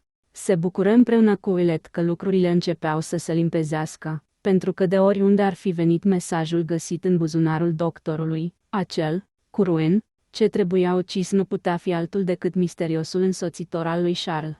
Tânărul se temuse de omul acesta. În ultima lui scrisoare către medic îl rugase să-l ucidă și să-l topească într-un acid. In plus, Allen primise, sub numele de Curwen, scrisori de la vrăjitori necunoscuți, locuind în Europa, și se considera el însuși ca o reîntrupare a necromantului din Salem. Ori iată că, acum, un nou mesaj insista asupra necesității uciderii lui, Curwen, și dizolvării lui în apă tare. De altfel, Allen nu avea oare intenția să-l asasineze pe tânărul Ward la sfaturile unui individ numit Hutchinson. Trebuia neapărat să pună mâna pe misteriosul Dr. Allen și să-l împiedice să mai facă vreun rău cuiva. După amiază, sperând cu toată lipsa de speranță să capete câteva frânturi de informații din gura singurei ființe capabile să le dea, cei doi se duseră să-i facă o vizită lui Charles la sanatoriu. Cu un ton simplu și grav, Willett îi povesti toate descoperirile sale și îl văzu pe bolnav cum pălește cu fiecare descriere pe care i-o făcea.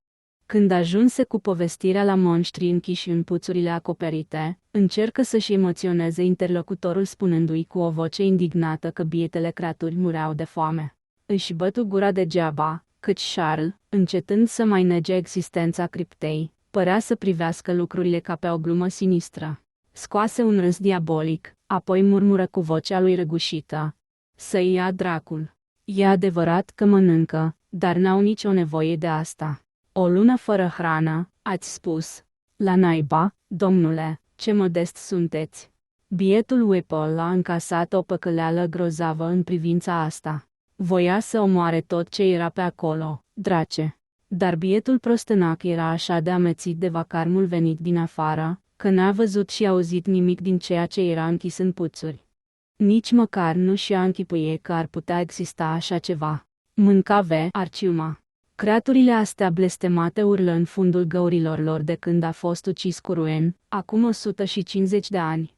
Scârbit, Willett își urmă povestirea, în speranța că vreuna din întâmplări ar putea să-l facă pe Charles să-și părăsească atitudinea smintită. Privindu-i chipul, se îngrozi la vederea schimbărilor din ultimele luni. Când vorbi de camera cu formule și de praful verzui, Charles se însufleți puțin și spuse cu ironie: "Dacă ați fi știut cuvintele trebuitoare ca să chemați ceea ce se găsea în cupa aceea, n-ați mai fi acum aici să-mi povestiți toate astea." Era numărul 118, și v-ar fi apucat tremuriciul dacă v-ați fi uitat pe lista mea din camera de alături. Eu însumi nu am evocat niciodată personajul acesta, dar voiam să o fac chiar în ziua în care m-ați adus aici. Când Willett îi spuse că formula fusese rostită și fumul verzui se înălțase în aer, văzu pentru prima oară teamă pe chipul lui Charles Ward. "A venit și mai sunteți încă în viață!" exclamă nebunul cu voce spartă. Medicul crezu a înțelege ce vrea să spună și răspunse cu un citat dintr-o scrisoare pe care și-o amintea: "Ai spus 118, dar nu uita că au fost mutate toate pietrele de mormânt în 9 cimitire din 10. Nu poți fi sigur de nimic până când nu ai pus întrebările." Apoi, fără alt avertisment, îi vârâ lui Charles sub ochi mesajul în minuscule. Tânărul leșină pe loc. Convorbirea se desfășurase în mare taină, pentru ca alieniștii să nu-i acuze pe cei doi că îl încurajează pe Charles în nebunia lui. Domnul Ward și Willett îl întinseră pe Charles pe pat. În timp ce și venea în fire, el murmură de câteva ori că trebuie să le trimită imediat un mesaj lui Orne și Hutchinson. Așa încât, de îndată ce își recăpătă cunoștința în întregime, doctorul îi spuse că cel puțin unul din acești doi ciudați indivizi e dușmanul lui de moarte și că îl sfătuise pe doctorul Allen să-l asasineze. Dezvăluirea rămase fără un efect vizibil, iar bolnavul declară că nu vrea să mai urmeze convorbirea. Când să plece, Willett îi atrase din nou atenția tânărului să se ferească de doctorul Allen, dar Charles răspunse, rânjind hidos, că individul nu mai avea cum să facă vreun rău nimănui. Trebuie spus că povestea lui Orne și Hutchinson a avut o urmare ciudată, dacă aceasta era adevărata identitate a vrăjitorilor exilați în Europa. Willett a luat legătura cu o agenție internațională de informații de presă și a cerut să-i fie trimise toate articolele privitoare la crimele și accidentele, cele mai importante din Praga și din Transilvania de răsărit. La capătul a 6 luni, socoti că poate să ia în seamă două fapte semnificative. În primul rând, o casă din cartierul vechi al orașului Praga fusese total distrusă într-o noapte și bătrânul Joseph Nadet, ce locuia singur în ea încă din vremuri foarte îndepărtate, dispăruse în chip misterios. În al doilea rând, în munții dinspre răsărit de Racus o explozie formidabilă spulberase castelul Ferenczy odată cu toți locatarii săi. Stăpânul castelului avea o reputație atât de proastă printre țărani și soldați, încât ar fi urmat să fie chemat curând la București pentru un interogatoriu serios, dacă întâmplarea n-ar fi pus capăt unei cariere și așa anormal de lungă.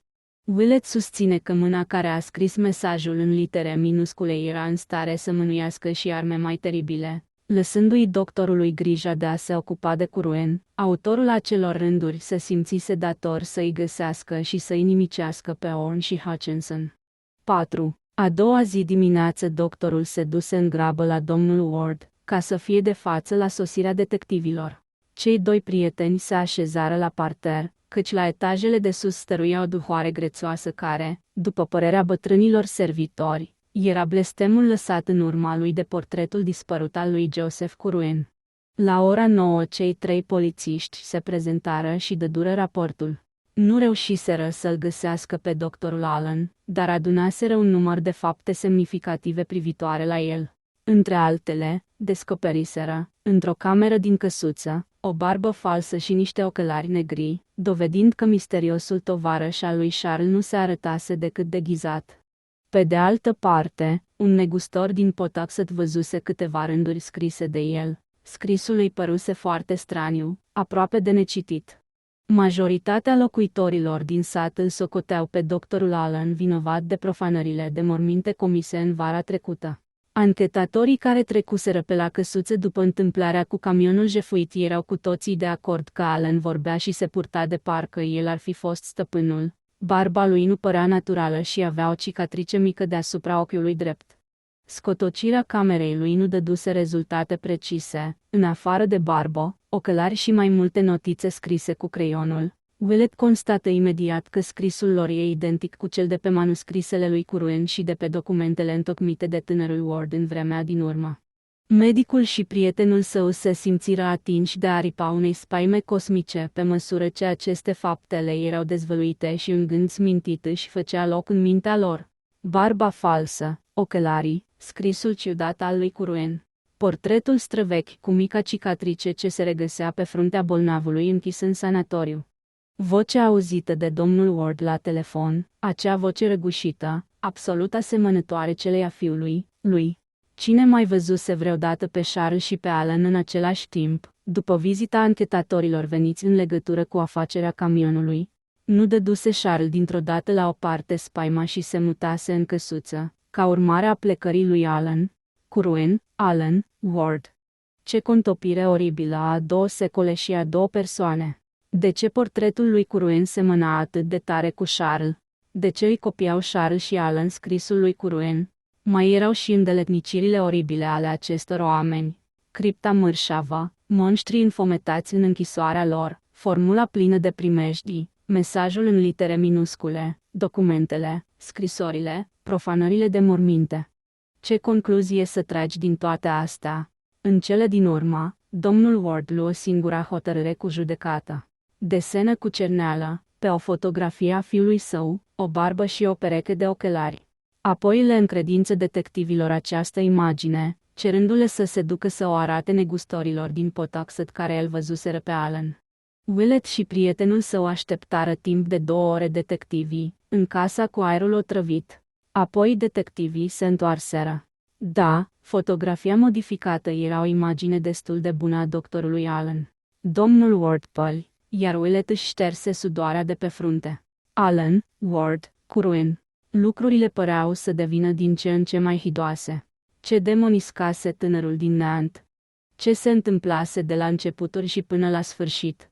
Cine era acest Allen care și pusese în gând să-l ucidă pe Charles și de ce acesta din urmă, în post-scriptum-ul scrisorii către Willett, scrisese că misteriosul lui tovarăș trebuie dizolvat în acid? Pe de altă parte, de ce mesajul în minuscule saxone cerea ca distrugerea lui Curwen să se facă prin aceeași metodă? Ce metamorfoză se petrecuse în ființa lui Charles și când, în ziua în care Willett primise ultima scrisoare de la el, tânărul se arătase neliniștit toată dimineața, apoi atitudinea ei se schimbase brusc, ieșise din casă fără știrea nimănui, apoi se întorsese cu o înfățișare sfidătoare, trecând prin fața polițiștilor însărcinați să vegheze asupra lui. Cu toate acestea, slobozise un țipăt de spaimă intrând în biroul lui. Ce găsise acolo? Sau mai curând, cine îl găsise pe el? Această aparență ce fusese văzută întorcându-se fără să fi fost văzută plecând, nu era cumva o umbră drăcească, impunându-și prezența celui care nu părăsise câtuși de puțin încăperea. Valetul nu spusese că a auzit zgomote ciudate. Willett sună servitorul și îi puse în șoaptă câteva întrebări. Omul îi răspunse că era sigur că se întâmplase ceva necurat acolo. Auzise un strigăt, un oftat, un sunet sugrumat, zgomotul căderii unui corp greu. Domnul Charles nu mai era același om când ieșise cu pași mari, fără un cuvânt. Valetul se înfiora în timp ce vorbea. În casă se cuibărise groaza. Până și detectivii nu se simțeau la largul lor. Doctorului Willett îi fulgerau prin cap gânduri înfricoșătoare și murmura din când în când vorbe de neînțeles. În sfârșit, domnul Ward declară discuția încheiată.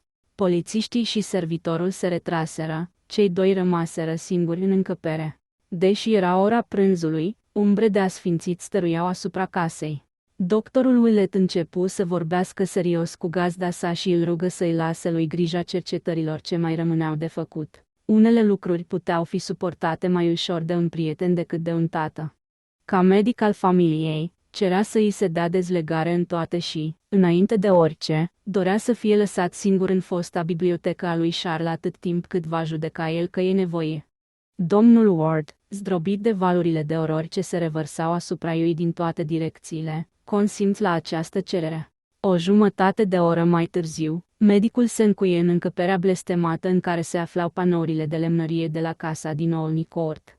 Tatăl lui Charles, care asculta la ușă, auzi mai întâi zgomot mare de mobile mutate din loc, apoi o trosnitură puternică, de parcă s-ar fi deschis cu forța un dulap hermetic închis. Apoi veni un strigăt înăbușit, iar ceea ce fusese deschis, fu închis cu violență.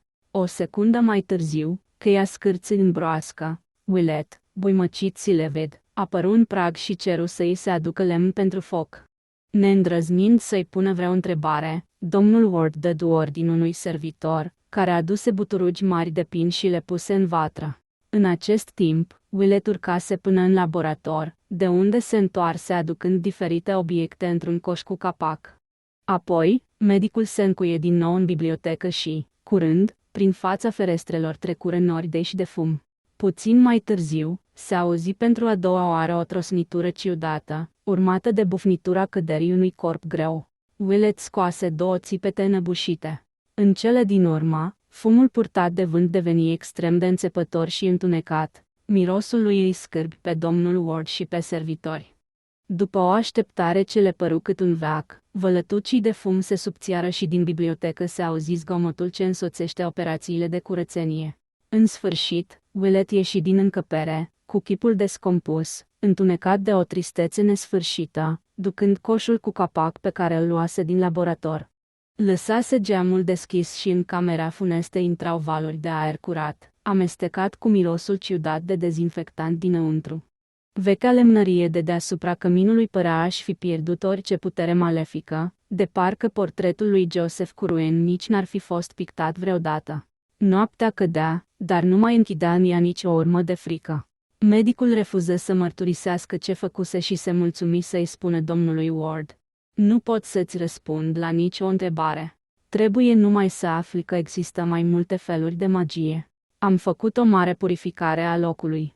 De acum locatarii acestei case vor dormi mai bine." 7. Purificarea. Doctorului Willett fusese o încercare tot atât de grea ca și aventura lui din criptă. Întors acasă, trebuie să stea la pat 3 zile. Totuși servitorii șușotiră mai apoi că l-auziseră ieșind pe furiș din cameră miercuri, după miezul nopții. Din fericire, nu le trecu prin minte să facă legătura între acest fapt și articolul următor, apărut joi în Evening Bulletin. 9 act de vandalism. 10 luni după profanarea mormântului lui Ezra Whedon în cimitirul de nord, noaptea trecută paznicul Robert Hart a zărit pe cineva dând târcoale în același cimitir. Deschizând din întâmplare ușa căsuței lui, Hart a văzut la o oarecare distanță silueta unui om, Cu o lanternă și o mistrie în mâini s-a repezit imediat spre el, dar omul a luat-o la goană și a reușit să ajungă în stradă, unde a dispărut în întuneric. Ca și vampirii de anul trecut, individul nu a făptuit decât pagube fără importanță. O mică porțiune de pământ liberă din parcela familiei Ward a fost săpată numai la suprafață, fără ca vreun mormânt să fi fost violat. Hart, care nu poate da alte amănunte decât că omul era mic de stat și bărbos, crede că cele 3 incidente petrecute în cimitir purcep de la aceeași origine. Dar poliția nu împărtășește această opinie, bazându-se pe caracterul brutal al celei de-a doua dintre ele. Ne aducem aminte că un sicriu a fost furat și o piatră funerară spartă în bucăți. Se crede că niște contrabandiști de alcool în căutarea unui loc sigur în care să ascundă marfa furată ar fi răspunzători de primul act de vandalism. Inspectorul Riley consideră că cel de-al 3-lea caz aparține aceleiași categorii. Poliția a luat măsuri extraordinare pentru arestarea bandei de răufăcători vinovați de aceste profanări. Willett se odihni toată ziua de joi. Seara, îi scrise domnului Ward o scrisoare ce îl făcu pe tatălui Charles să se cufunde într-o mare de gânduri și îi aduse o oarecare înseninare, deși însoțită de multă tristețe. Iată-o! Barnes Street 10, Providence, R.I. 12 aprilie 1928. Scumpul meu Theodore, simt nevoia să-ți scriu aceste rânduri înainte să mă apuc să fac ceea ce trebuie să împlinesc chiar mâine. Actul pe care îl voi îndeplini va pune capăt teribilei aventuri prin care am trecut, dar mă tem că nu-ți va aduce liniștea sufletească dacă nu te voi asigura cu strășnicie că e un act hotărâtor. Mă cunoști din copilărie, de aceea cred că mă vei crede când îți voi spune că e mai bine să lași în umbră unele lucruri, nu mai făuri nicio ipoteză cu privire la fiul tău și, mai ales, nu-i spune mamei lui nimic în afară de ce bănuiește deja. Maine, când voi veni să te văd, Charles va fi fugit din sanatoriu. Asta e tot ce trebuie să păstrezi în minte. Era nebun, a fugit. Te sfătuiesc să te duci lângă mama lui la Atlantic City și să te odihnești împreună cu ea. Eu însumi voi pleca în sud, ca să-mi recapăt liniștea și puterile. Deci, când voi veni să te văd, să nu-mi pui întrebări. Sunt sigur că voi reuși în încercarea mea și pot să afirm că nu vei mai avea niciun motiv de neliniște, pentru că Charles va fi în perfectă siguranță și chiar mai mult decât ți-ai putea închipui. Nu te mai teme de nimic din partea lui Alan, el aparține trecutului, la fel ca și portretul lui Joseph Curwen. În sfârșit, află că autorul mesajului în litere minuscule nu-ți va mai pricinui necazuri niciodată nici ție, nici familiei tale. Dar trebuie să-ți făurești o platoșă împotriva tristeții și să o pregătești pe soția ta să facă același lucru. Nu pot să-ți ascund faptul că evadarea lui Charles nu înseamnă că el va fi redat familiei, a fost lovit de un rău straniu, după cum dovedesc metamorfozele lui fizice și morale, și nu-l vei mai vedea niciodată, fie ca cele ce-ți voi spune să-ți aducă mângâiere. El nu a fost niciodată un monstru și nici măcar un nebun, dar dragostea lui pentru studiu și pentru misterele de altădată i-a adus pieirea. A descoperit lucruri pe care niciun muritor n-ar trebui să le cunoască. A făcut cale întoarsă prea departe în trecut, iar trecutul a sfârșit prin a el înghiți și iată acum punctul asupra căruia trebuie să-ți ceri să-mi acorzi în special încredere. Căci, cu adevărat, nu va mai exista nici cea mai mică îndoială asupra sorții lui Charles. De acum până în un an, fiul tău nu va mai fi pe lumea aceasta. Vei putea să ridici o piatră funerară în parcela ta din cimitirul de nord, la 10 picioare spre apus de mormântul tatălui tău și ea va străjui locul exact al odihnei lui Charles. Și nu e nevoie să te temi că, în acel loc, va zace sub pământ un monstru. Cenușa îngropată în acel mormânt va fi cenușa trupului de un sânge cu tine, cea a adevăratului Charles Dexter Ward care avea un semn din naștere în formă de măslină pe șold. Cea a lui Charles care n-a făcut în viața lui niciun rău și care a plătit cu viața scrupulele lui prea îndreptățite. Asta e tot ce aveam să-ți spun. Nu-mi pune mâine întrebări și să fii sigur că onoarea familiei tale rămâne nepătată, la fel ca în trecut. Fii curajos și liniștit și crede în prietenia mea credincioasă și adâncă. Marinus B. Willett. În dimineața zilei de vineri 13 aprilie 1928, Willett merse să-l viziteze pe Charles Dexter Ward în camera din sanatoriul doctorului Waite. Tânărul, morocănos, Părea să nu aibă niciun chef de conversația pe care musafirul lui voia să o aibă cu el. Aventura doctorului în cripta infernală adăugase, firește, un nou motiv de stânjeneală, așa că cei doi, după ce schimbară câteva vorbe banale, se cufundară într-o tăcere apăsătoare. Tulburarea crescu în vreme ce Ward păru să-și dea seama că, de la ultima vizită încoace, pașnicul medic se preschimbase într-un răzbunător nemilos. Păli. Willett vorbi primul. Trebuie să te avertizez că am făcut niște descoperiri noi și va trebui să trecem la încheierea socotelilor. Ați mai descoperit ceva animăluțe înfometate? Replică tânărul cu un ton ironic. Nu, dar am găsit în căsuță barba falsă și ochelarii doctorului Allen. Perfect. Sper că erau mai frumoase decât barba și ochelarii pe care îi purtați acum. Într-adevăr, ți-ar sta foarte bine, așa cum se pare că ți-au și stat în ultima vreme. În timp ce Willett rostea aceste cuvinte, a avut impresia că prin fața soarelui trece un nor, deși umbrele de pe podea nu se întunecară deloc. Și este nevoie de vreo răfuială pentru asta. Omul n-are dreptul să împrumute o a doua personalitate, dacă consideră util să o facă. Iar te înșeli, răspunse doctorul cu gravitate. Nu contează că omul se prezintă sub două înfățișări diferite, cu condiția de a avea dreptul să existe și de a nu distruge pe cel care l-a făcut să apară din spațiu. Ward tresări violent și întrebă: Mă rog, domnule, ce ați descoperit și ce vreți de la mine? Willett stătu câteva clipe înainte să glăsuiască, de parcă și-ar fi căutat cuvintele. Am descoperit ceva într-un dulap din spatele unui panou de lemn pe care se afla altădată un portret. Am ars ce am găsit și am îngropat cenușa în locul unde trebuie să rămână mormântul lui Charles Dexter Ward. Nebunul sări din fotoliu, scoțând un strigăt gâtuit. Să te ia dracu! Cui i-ai mai spus? Și cine o să mai creadă că era el după ce au trecut 2 luni și când eu sunt în viață? Ce vrei să faci? Willett păru să capete un soi de măreție supremă în timp ce el liniștea pe bolnav cu un gest. N-am spus nimic nimănui. Întâmplarea aceasta este o grozăvie răsărită din hăurile timpului și ale spațiului. Ea scapă competenței poliției, tribunalelor și medicilor. Mulțumesc lui Dumnezeu, mi-a rămas destulă imaginație ca să nu-mi pierd mințile aplecându-mă asupra ei. Nu mă poți înșela, Joseph Curwen, căci știu că magia ta blestemată e prea adevărată. Știu cum ai găsit vraja ce s-a păstrat în suspensie, în afara anilor, înainte de a se statornici asupra strănepotului și dublului tău. Știu cum l-ai determinat să te scoată din mormântul tău dezgustător. Știu că te-a ascuns în laboratorul lui, că te-ai dedicat studiului timpului prezent, că ai rătăcit nopțile ca un vampir, că mai târziu te-ai deghizat ca să împiedici lumea să observe asemănarea ta extraordinară cu el. Mai știu, în sfârșit, ce ai hotărât să faci când el a refuzat să se alăture ție în planurile de cucerire a lumii întregi. Ți-ai scos barba și ochelarii ca să-i înșeli pe polițiștii ce făceau de pază în jurul casei.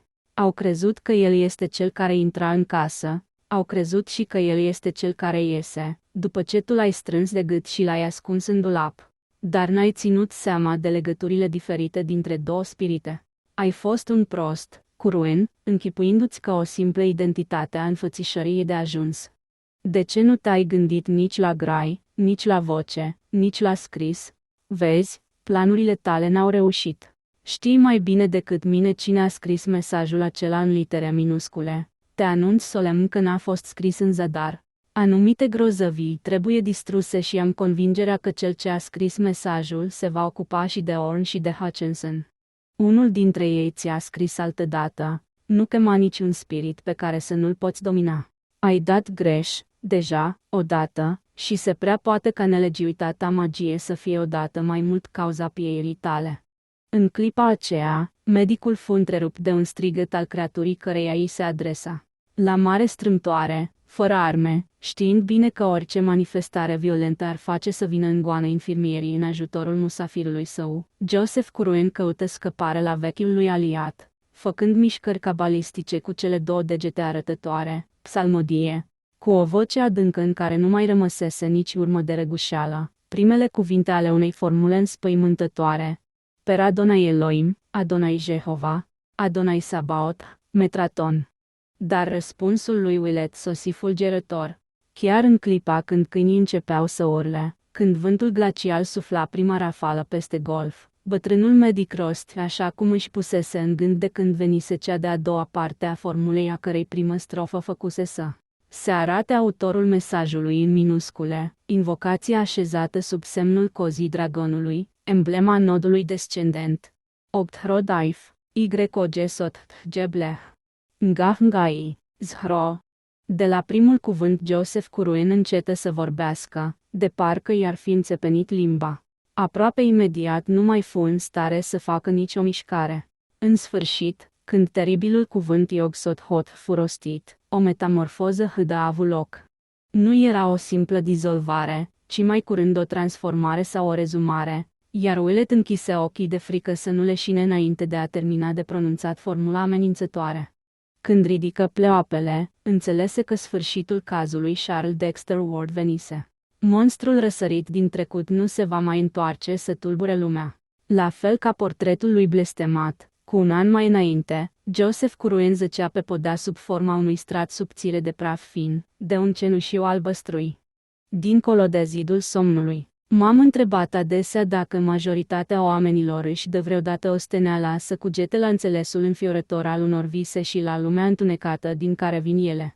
Fără îndoială că năzăririle noastre nocturne nu sunt cele mai multe decât reflexe plăpânde și imaginare ale celor întâmplate în starea de trezie, să mă ierte Freud cu simbolismul lui copilăresc. Cu toate acestea, mai există și alte vise, al căror caracter ireal nu lasă loc unei interpretări banale. Efectul lor impresionant și un pic neliniștitor sugerează posibilitatea întrezăririi unui domeniu de existență a minții tot atât de important ca și viața fizică, și totuși separat de ea printr-o barieră de netrecut. Potrivit experienței mele personale, sunt sigur că omul, când își pierde conștiința legăturilor lui cu pământul, sălășluiește cu adevărat într-o altă viață, lipsită de trup, foarte diferită de cea pe care o cunoaștem și din care nu păstrează, la trezire, decât amintiri vagi și confuze. Aceste cioburi de vis ne îngăduie să deducem multe lucruri și să aducem foarte puține dovezi în sprijinul lor. Putem ghici că, în vis, viața și materia nu sunt în chip necesar asemănătoare celor din lumea noastră, că timpul și spațiul nu există în felul în care le înțelegem când suntem treji. Câteodată, cred că viața materială nu e viața noastră adevărată și că prezența noastră zadarnică pe globul pământesc este un simplu fenomen secundar sau virtual. Astfel cugetam, într-o după-amiază din iarna lui 1901, în sanatoriul unde lucram ca intern, când am fost trezit din gânduri de sosirea unui om, al cărui caz n-a încetat de atunci să mă obsedeze. Se numea Joe Slater sau Slader, dacă dăm crezare fișei lui, și aparținea tipului locuitorilor din munții Catskill, urmaș ciudat, cu aspect respingător al uneia din vechile familii de țărani care, în urma izolării pe timp de aproape 3 secole în fortăreața unei regiuni puțin populate, s-au afundat într-o degenerare barbară, în loc să progreseze ca semenii lor mai norocoși din regiunile cu populație densă. Pentru aceste ființe bizare echivalent al albilor săraci, din sud nu există pe lume nici lege, nici morală. Cât despre nivelul lor mental, el este probabil inferior celui al oricărei alte părți a populației americane. Joe Slater, sosit la sanatoriu sub paza vigilentă a 4 agenți de poliție și descris ca fiind foarte periculos, nu dădea niciun semn al tendințelor lui ucigașe. Cu toate că trupul lui era puternic și înalt, ochii umezi de un albastru palid și buza inferioară groasă, lăsată în jos tot timpul, îi dădeau un aer de prostie inofensivă. Nu îi se cunoștea vârsta, căci, printre oamenii din rasa lui, nu există nici arhive familiale, nici legături de familie permanente. Dar, judecând după călie și după starea proastă a dinților lui, medicul șef îi dădu cam 40 de ani. Iată tot ce am aflat despre el din documentele medicale și legale. Acest vagabond, vânător și traper, se arătase dintotdeauna ciudat în ochii tovarășilor lui. Dormea mult mai mult timp decât ceilalți și, când se trezea, vorbea adesea de lucruri necunoscute într-un fel aparte, băgându-i în sperieți pe acești oameni care, totuși, erau lipsiți de imaginație. Nu că limbajul ar fi avut o formă neobișnuită, căci folosea întotdeauna dialectul stâlcit, vorbit în regiune, dar tonul și conținutul povestirilor lui erau de o ciudățenie atât de misterioasă, încât nimeni nu le putea auzi fără să-l cuprindă groaza. În general, el însuși era tot atât de înspăimântat și de uluit ca și ascultătorii lui. O oră după ce se trezea, uita tot ce spusese sau, cel puțin, ce el împinsese să vorbească și cădea iar în starea lui normală de semiamabilitate bovină, caracteristică tuturor muntenilor din regiune. Pe măsură ce Slater îmbătrânea, rătăcirile lui de dimineață se îndesiră și deveniră din ce în ce mai violente, până când în cele din urmă, cu o lună înaintea sosirii lui la sanatoriu, se întâmplă drama în urma căreia a fost arestat de autorități. Într-o zi, spre ora prânzului, la capătul unui somn adânc început în ajun la ora 5, după o beție cu whisky, Slater se trezise brusc, scoțând niște urlete atât de fioroase, încât mai mulți vecini veniră în fugă spre coliba lui, coteț împuțit în care trăia împreună cu familia, tot atât de abjectă ca și el.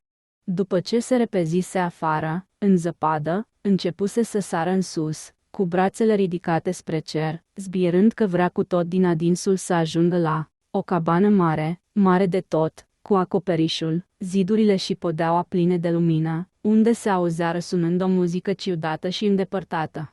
În timp ce doi oameni destul de voinici încercau să-l domolească, se zbătuse cu o putere și o furie de dement, răcnindu-și dorința frenetică de a găsi și de a omori o anume creatură care strălucește și tremura, și râde.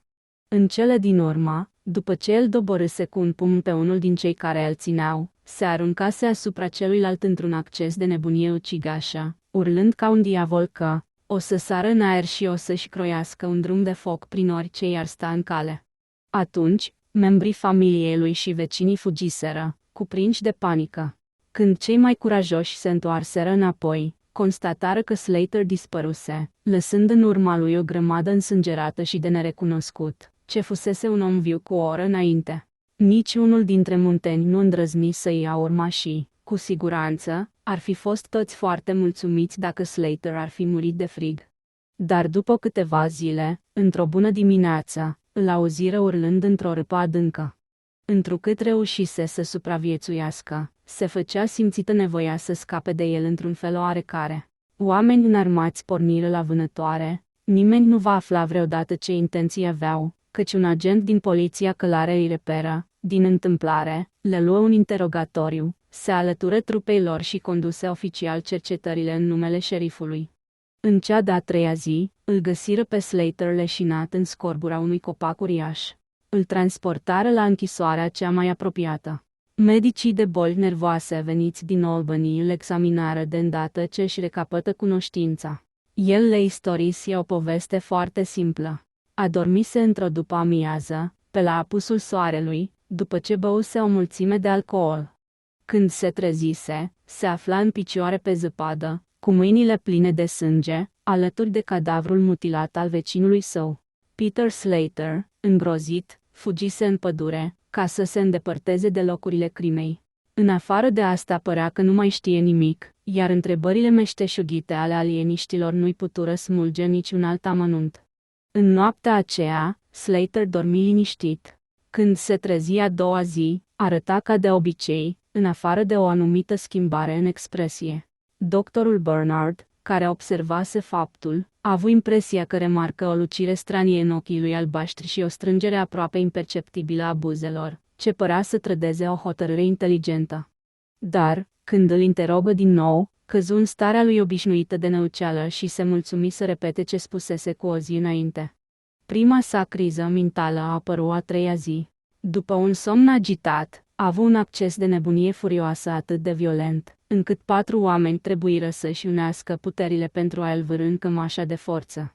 Medicii alieniști îi ascultară vorbele cu cea mai mare atenție, căci curiozitatea le fusese trezită de povestirile sugestive, deși adesea contradictorii și incoerente, ale vecinilor lui și ale familiei. Slater delira timp de peste un sfert de oră, descriind, în jargonul lui de muntean, clădiri de lumină verde, oceane ale spațiului, o muzică stranie, munți și văi reale.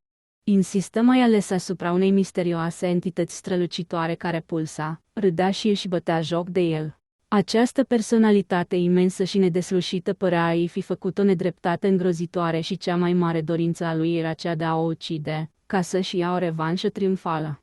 Ca să ajungă până la ea, el se va ridica trecând prin abisul vid, arzând toate piedicile pe care le va întâlni în cale. Dintr-o dată, încetă să vorbească. Focul nebuniei îi se stinse în ochi și, cu o expresie prostească pe față, îi întrebă pe cei care îl interogau de ce îl țin legat. Doctorul Bernard desfăcu hățurile de piele ale cămășii de forță, dar le fixă la loc la venirea nopții, după ce îl convinse pe Slater să accepte legăturile de bunăvoie, în propriul său interes. Pacientul recunoscuse că îi se întâmpla să spună lucruri ciudate, fără să știe de ce o face. Crizele din săptămânile următoare nu aduseră medicilor niciun element nou. Meditară îndelung asupra sursei viziunilor lui Slater, căci, cum omul nu știa nici să citească, nici să scrie și cum părea să nu fie auzit în viața lui povestindu-se vreo legendă sau o poveste cu zâne, imaginile splendide care îi împestrițau discursurile păreau inexplicabile. Evident, nu puteau proveni dintr-un mit cunoscut, pentru că nefericitul dement nu știa să se exprime decit în dialectul lui. În delirul său, amintea de lucruri pe care nu le înțelegea și nu le putea explica, pretindea că le cunoscuse din experiență personală, dar niciun fel de povestire normală sau coerentă nu i le-ar fi putut vârli în cap.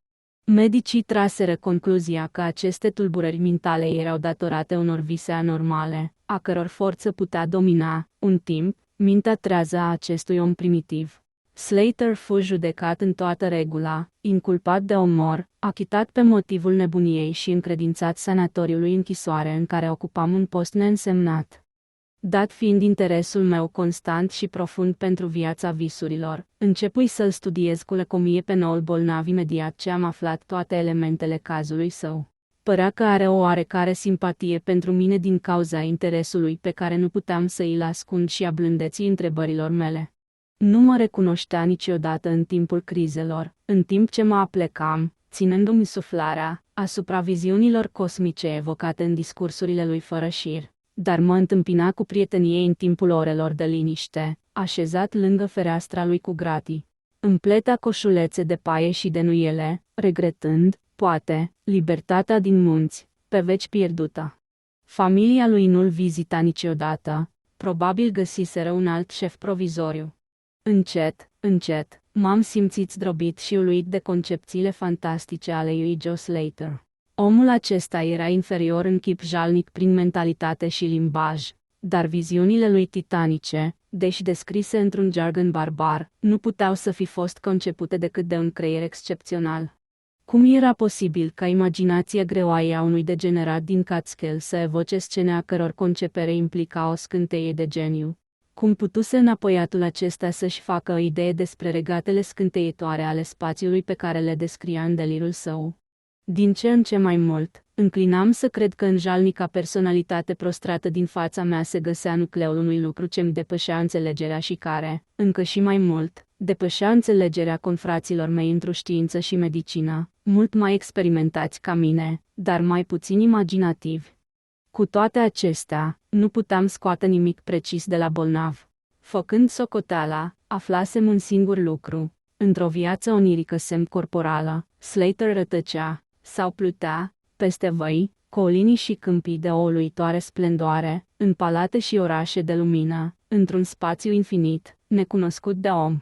El însuși nu era un țăran degenerat, ci o creatură importantă, mândră și dominatoare, hărțuită de un singur dușman de moarte, o entitate cu structură vizibilă, deși eternă, ce nu părea să îmbrace o formă omenească, pentru că Slater vorbea întotdeauna despre ea ca despre un lucru.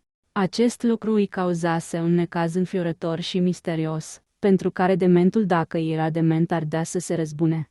Judecând după aluziile lui la respectivele lor sălașuri, am tras concluzia că el și lucrul luminos se întâlniseră pe picior de egalitate, că în existența lui Davis Slater era și el un lucru luminos de aceeași rasă ca și dușmanul lui.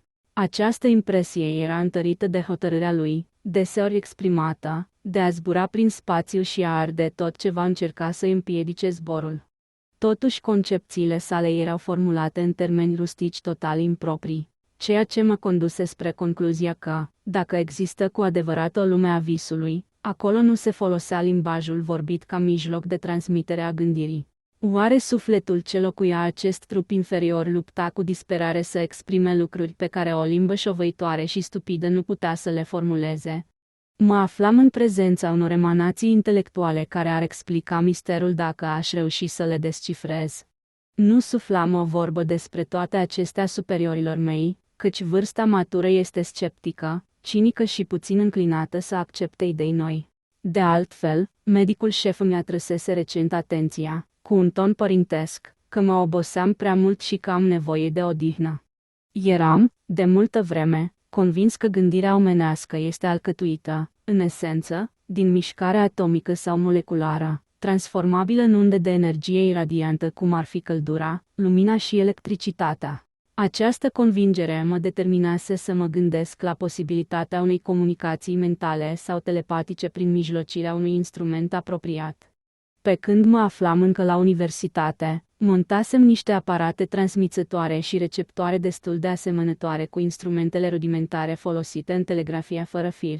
Le încercasem pe unul dintre colegi, dar, neobținând niciun rezultat, le pusesem bine, alături de un întreg talmeș-balmeș științific, cu gândul să le folosesc, poate, mai târziu.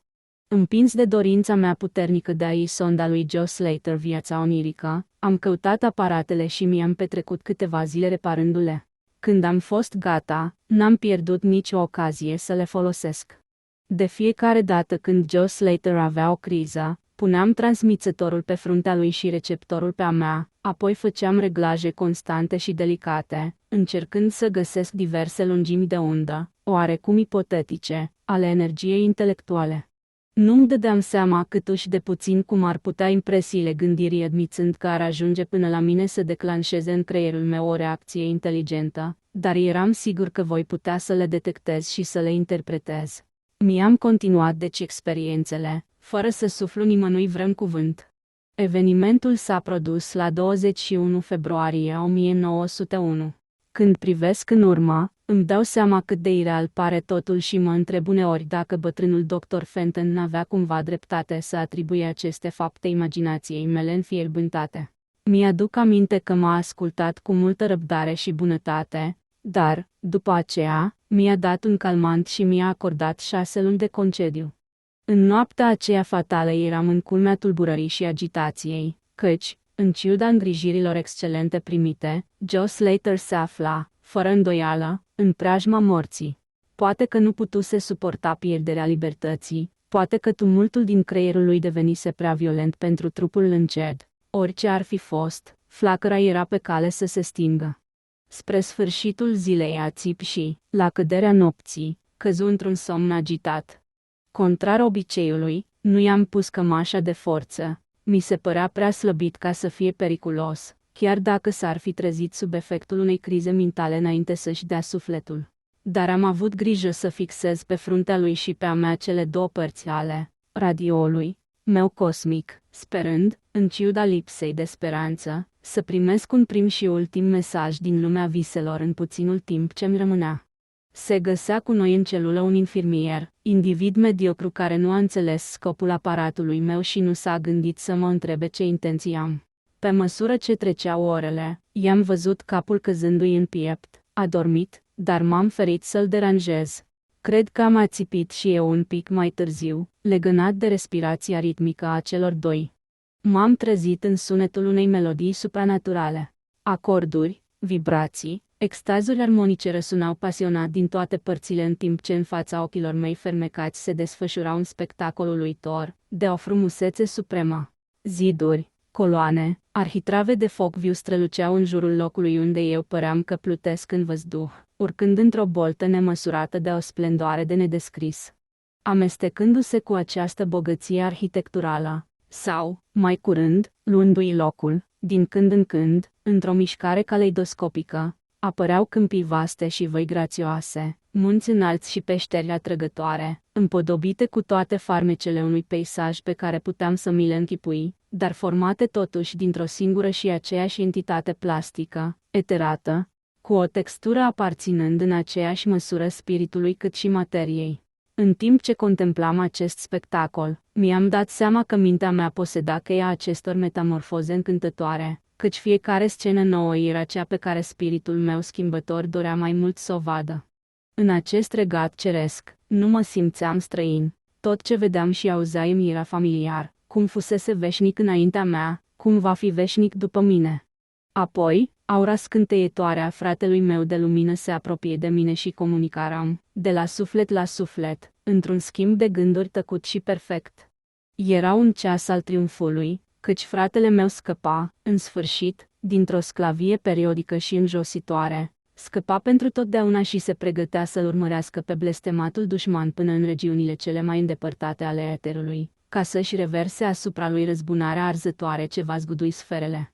Am plutit astfel un timp, apoi, mi-am dat seama că lucrurile se ștergeau și dispăreau în jurul nostru, ca și cum o putere necunoscută m-ar fi atras spre pământ, unde n-aveam nici cel mai mic chef să merg. Forma de lângă mine păru să simtă și ea o schimbare căci, treptat, puse capăt discursului ei și se pregăti de plecare, topindu-se din fața ochilor mei un pic mai încet decât celelalte lucruri. Am mai schimbat câteva gânduri încă și am înțeles că fratele meu și cu mine eram chemați înapoi în sclavie, dar, pentru el, va fi ultima dată. Jalnicul lui înveliș planetar era aproape de clipa sfârșitului și, în mai puțin de o oră, va fi liber să-și urmărească asupritorul de-a lungul căii laptelui până la hotarele infinitului. Un șoc net separă ultima mea impresie din lumea strălucirii de bruscă trezire. În timp ce mă îndreptam de spate în fotoliu, un pic rușinat de mine însumi, îl văzui pe muribund mișcând ușor în pat. Joe Slater se trezea, desigur pentru ultima dată. Observându-l mai de aproape, am văzut că pe obrajii gălbejiți străluceau pete de culoare care nu existaseră înainte. Buzele ei erau strânse ferm, parcă sub puterea voinței unui personaj mult mai energic decât el. În cele din urmă, toată fața ei se înțepeni, iar capul cu ochii închiși se agită în toate părțile. Fără să-l scol pe infirmierul adormit, am potrivit iar radioul, telepatic ca să captez ultimul mesaj pe care cel ce visam mi l-ar fi putut transmite. Dintr-o dată, capul se întoarse grăbit în direcția mea și ochii se deschiseră. Am rămas trăsnit de uimire. Omul ce fusese Joe Slater, muntanul degenerat din Catskill, ațintea asupra mea doi ochi sclipitori, al căror albastru părea mai adânc.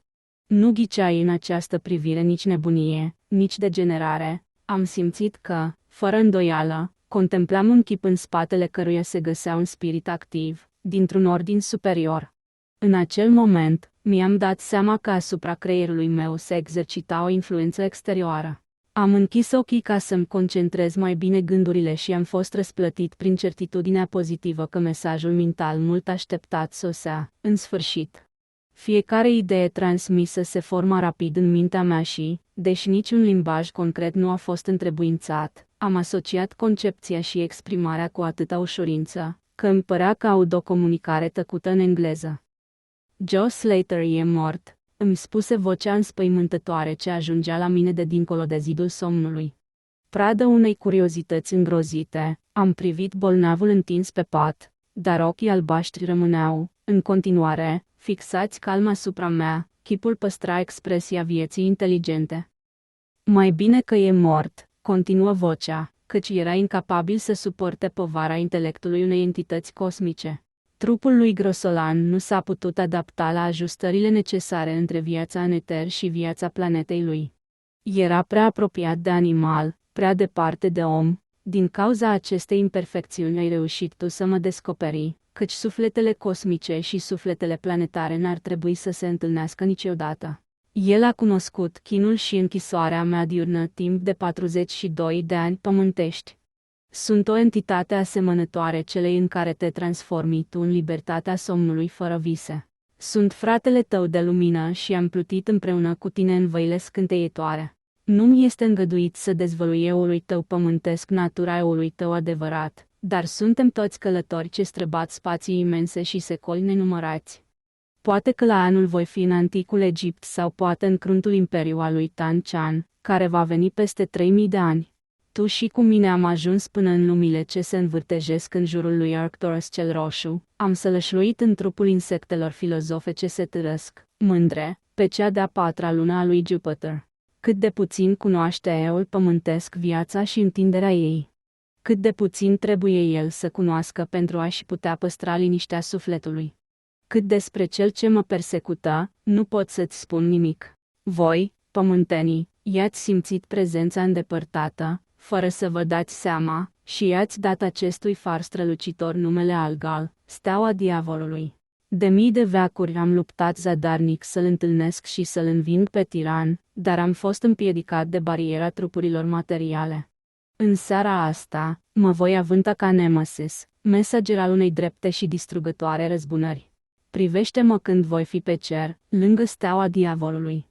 Nu pot să-ți spun mai mult, căci trupul lui Joe Slater înțepenește și se răcește, celulele grosolane ale creierului său nu mai vibrează cum vreau eu. Ai fost singurul meu prieten pe planeta aceasta, singurul suflet care m-a ghicit și m-a căutat în învelișul respingător ce zace în fața ta. Ne vom întâlni din nou, poate în cețurile strălucitoare de pe spada Orionului, poate pe un podiș pustiu al Asiei preistorice, poate chiar în noaptea asta, în vise pe care ai să le uiți, poate sub altă formă peste mii de veacuri, când sistemul solar se va fi spulberat. În acest moment, undele gândirii încetară dintr-o dată, iar ochii spălăciți ai celui ce visa, sau poate ar trebui să spun, ai mortului, deveniră sticloși. Total buimăcit, m-am apropiat de patul lui și i-am pipăit încheietura mâinii. Era rece, țeapănă, fără puls. Obrajii gălbejiți păliră, buzele groase se întredeschiseră și dădură la iveală colții putrezi ai lui Joe Slater.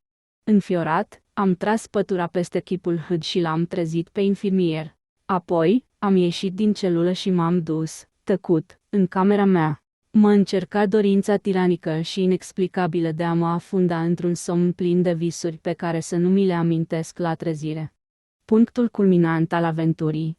Oarecare simplă dare de seamă științifică s-ar putea lăuda cu o concluzie atât de măreață.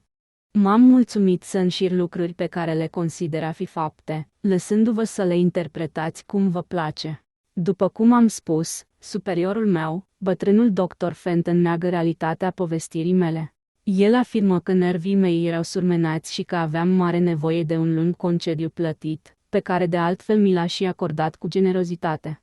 Mi-a jurat pe onoarea lui de medic că Joe Slater era un paranoic obișnuit și că ideile lui fantastice și aveau, probabil, rădăcinile în poveștile populare, transmise din generație în generație, chiar și în comunitățile cele mai decăzute. Dar, orice ar spune el, nu pot uita ce am văzut pe cer în noaptea în care a murit Joe Slater. Ca să nu fiu luat drept un martor părtinitor, voi lăsa o altă pană să vă descrie acel punct culminant pe care îl așteptați. Citez, cuvânt cu cuvânt, raportul asupra nașterii stelei Nova Persei, așa cum a fost scris de profesorul Garrett P. Service, o autoritate în domeniul astronomiei. La 22 februarie 1901, doctorul Anderson, de la Edinburgh, a descoperit o minunată stea nouă nu prea departe de Algal, într-un punct în care niciodată nu mai fusese văzut un astru înainte de asta. În 24 de ore, noua stea devenise atât de strălucitoare, încât eclipsa și steaua Capella. În cursul celor 2 săptămâni următoare, strălucirea ei s-a micșorat considerabil și, după câteva luni, abia dacă mai era vizibilă cu ochiul liber. Șobolanii din ziduri. La 16 iulie 1923, când și ultimul lucrător și-a terminat treaba, m-am mutat la prezbiteriul din Exham. Restaurarea se făcuse printr-o muncă formidabilă, căci clădirea părăsită ajunsese pur și simplu o ruină. Nu mai era locuită din timpul domniei lui Iacobii, epocă în care o tragedie hidoasă, fără explicație, îl răpusese pe stăpânul locurilor, pe 5 dintre copiii săi și pe mai mulți servitori, silindu-el să se exileze, într-o vâltoare de suspiciuni și teroare, pe cel de-al 3-lea fiu, străbunul meu în linie directă, singurul supraviețuitor al familiei detestate de toți. Acest unic moștenitor fiind acuzat de omor, domeniul trecuse în stăpânirea coroanei, iar prezumtivul vinovat nu făcuse nicio tentativă de a se disculpa sau a-și recupera averea. Zguduit de o groază mai mare decât i-ar fi putut inspira conștiința sau legea, nemai dorind decât să nu-și mai vadă niciodată casa strămoșească și să-și o șteargă din amintire, Walter de la Power, cel de-al 11-lea baron de Exham, fugi în Virginia, unde întemeie familia care în secolul următor își luă numele de la Pore. Prezbiteriul din Exham rămăsese nelocuit, deși fusese dăruit, mai târziu, familiei Norris și era adeseori studiat pentru arhitectura lui în amestec de stiluri. Turnuri gotice ridicate peste o infrastructură saxonă sau romanică, ale cărei temelii, la rândul lor, aparțineau unui ordin sau unui amestec de ordine încă mai vechi, roman sau chiar druidic sau galic, dacă ne luăm după ce spun legendele. Erau niște temelii neobișnuite, căci, într-o latură, se afundau în masivul de calcar despicat de râpa de pe marginea căreia prezbiteriul domina o vale pustită, la 3 mile spre vest de satul Lancaster. Arhitecții și arheologii examinau cu interes această rămășiță ciudată a veacurilor uitate, dar sătenii o urau. O uraseră cu sute de ani înainte, când o locuiau strămoșii mei și o urau la fel de mult acum, când pietrele zidurilor ei erau acoperite cu mușchi și licheni. Chiar în ziua în care am sosit la Lancaster, aflasem că sunt fiul unei familii blestemate. Săptămâna asta, prezbiteriul din Exham a fost aruncat în aer, iar lucrătorii distrug și cele mai mici urme ale temeliilor sale. Mi-am cunoscut dintotdeauna arborele genealogic. Știusem că primul meu străbun american venise în colonii în împrejurări ciudate. Totuși, datorită atitudinii reticente adoptate de familie, ignoram cu totul amănuntele. Spre deosebire de vecinii noștri, stăpânii de plantații, ne lăudam rareori cu străbunii plecați în cruciade sau alți eroi din Evul Mediu și din Renaștere. Nu se transmitea în familie nicio tradiție, în afară de ceea ce se găsea în plicul sigilat pe care fiecare cap al familiei îl lăsa fiului mai mare, în vremurile dinaintea războiului civil, ca să-l deschidă în caz de deces. Faptele cu care ne plăcea să ne mândrim datau de după emigrare, aparțineau unei familii din Virginia, demnă, onorabilă și foarte rezervată.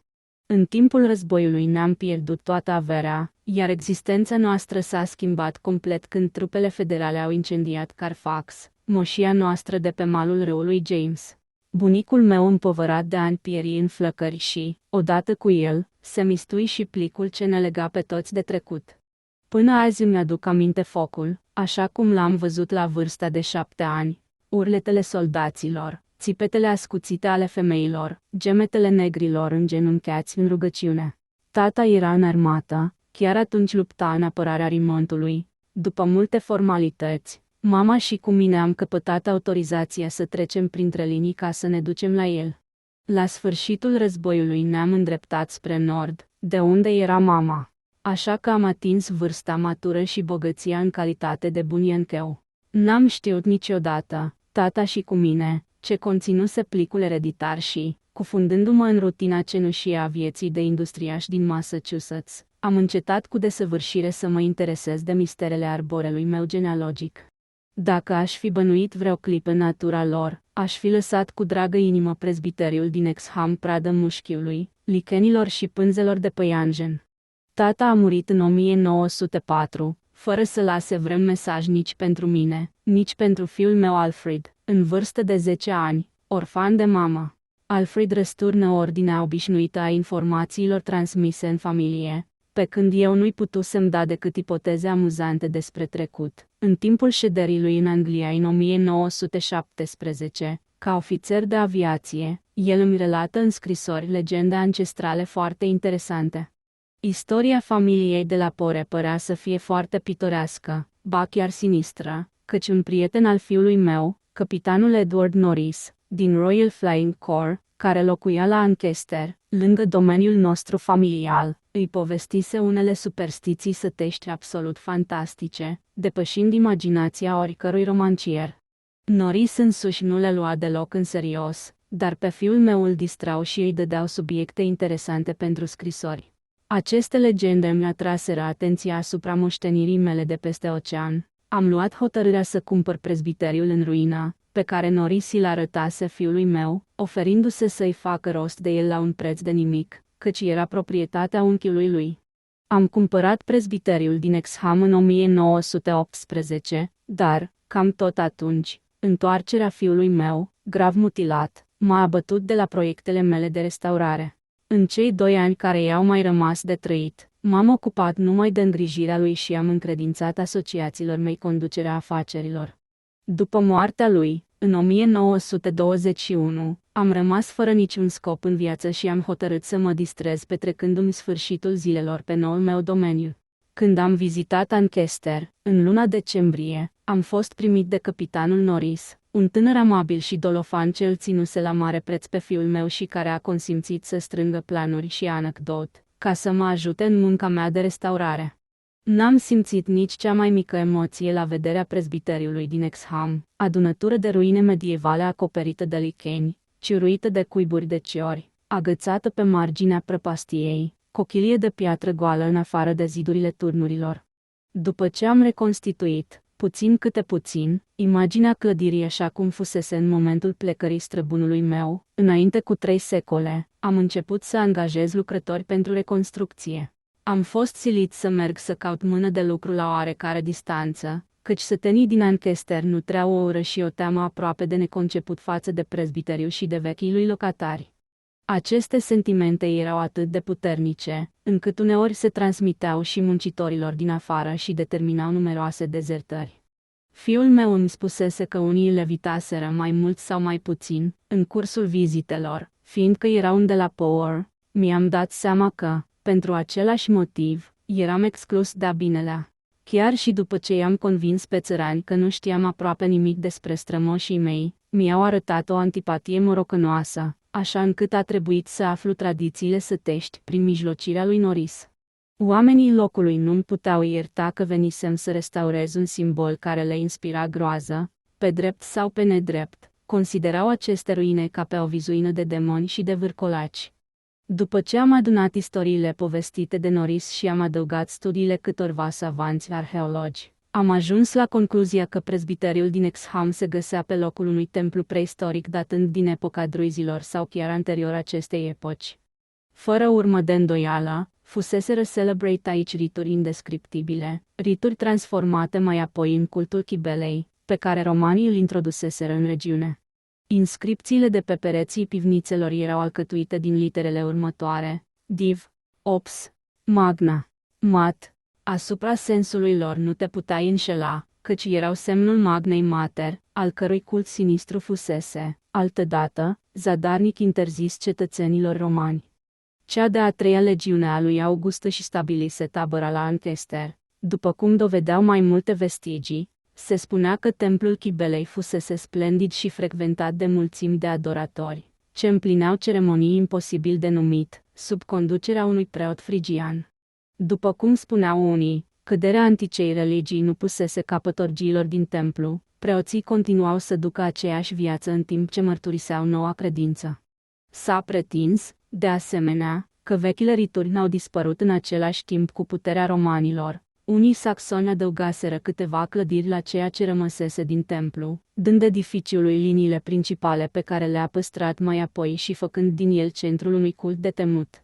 O cronică spune că, 1000 de ani înaintea lui Isus Hristos, locul era un vast sanctuar, unde sălășuia un ordin monastic straniu și puternic, înconjurat de grădini imense ce n-aveau nevoie de ziduri împrejur pentru a ține la distanță populația înspăimântată. Danezii nu-l distruseseră niciodată, dar, după cucerirea normandă, ordinul decăzuse probabil, căci nu se opusese în niciun fel când Henry III acordase domeniul strămoșului meu, Gilbert de la Power, primul baron de Exham, în 1261. Până la acea dată, familia mea se bucurase de o reputație nepătată, dar, începând din acel an, s-a petrecut, după toate semnele, ceva ciudat. O cronică din 1307 spune despre un de la Power că era blestemat de Dumnezeu, iar legendele satului vorbesc cu o groază frenetică despre castelul ridicat pe temeliile vechiului templu și despre prezbiteriu. Poveștile ce se șopteau la șezători erau încă mai oribile prin chiar reticențele și lipsa lor de precizie. Ele îi prezentau pe strămoșii mei ca pe o rasă de demoni ereditari, pe lângă care Gilles de Retz și marchizul de Chadei nu făceau doi bani.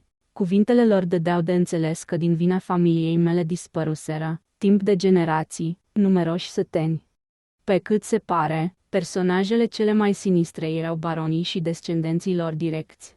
Dacă unul dintre moștenitorii lor dădea dovadă de apucături mai sănătoase, murea repede, în condiții misterioase și lăsa locul unei progenituri mai reprezentative. Sub conducerea capului familiei, se oficia un cult special, la care, uneori, nu erau admiși decât anumiți membri.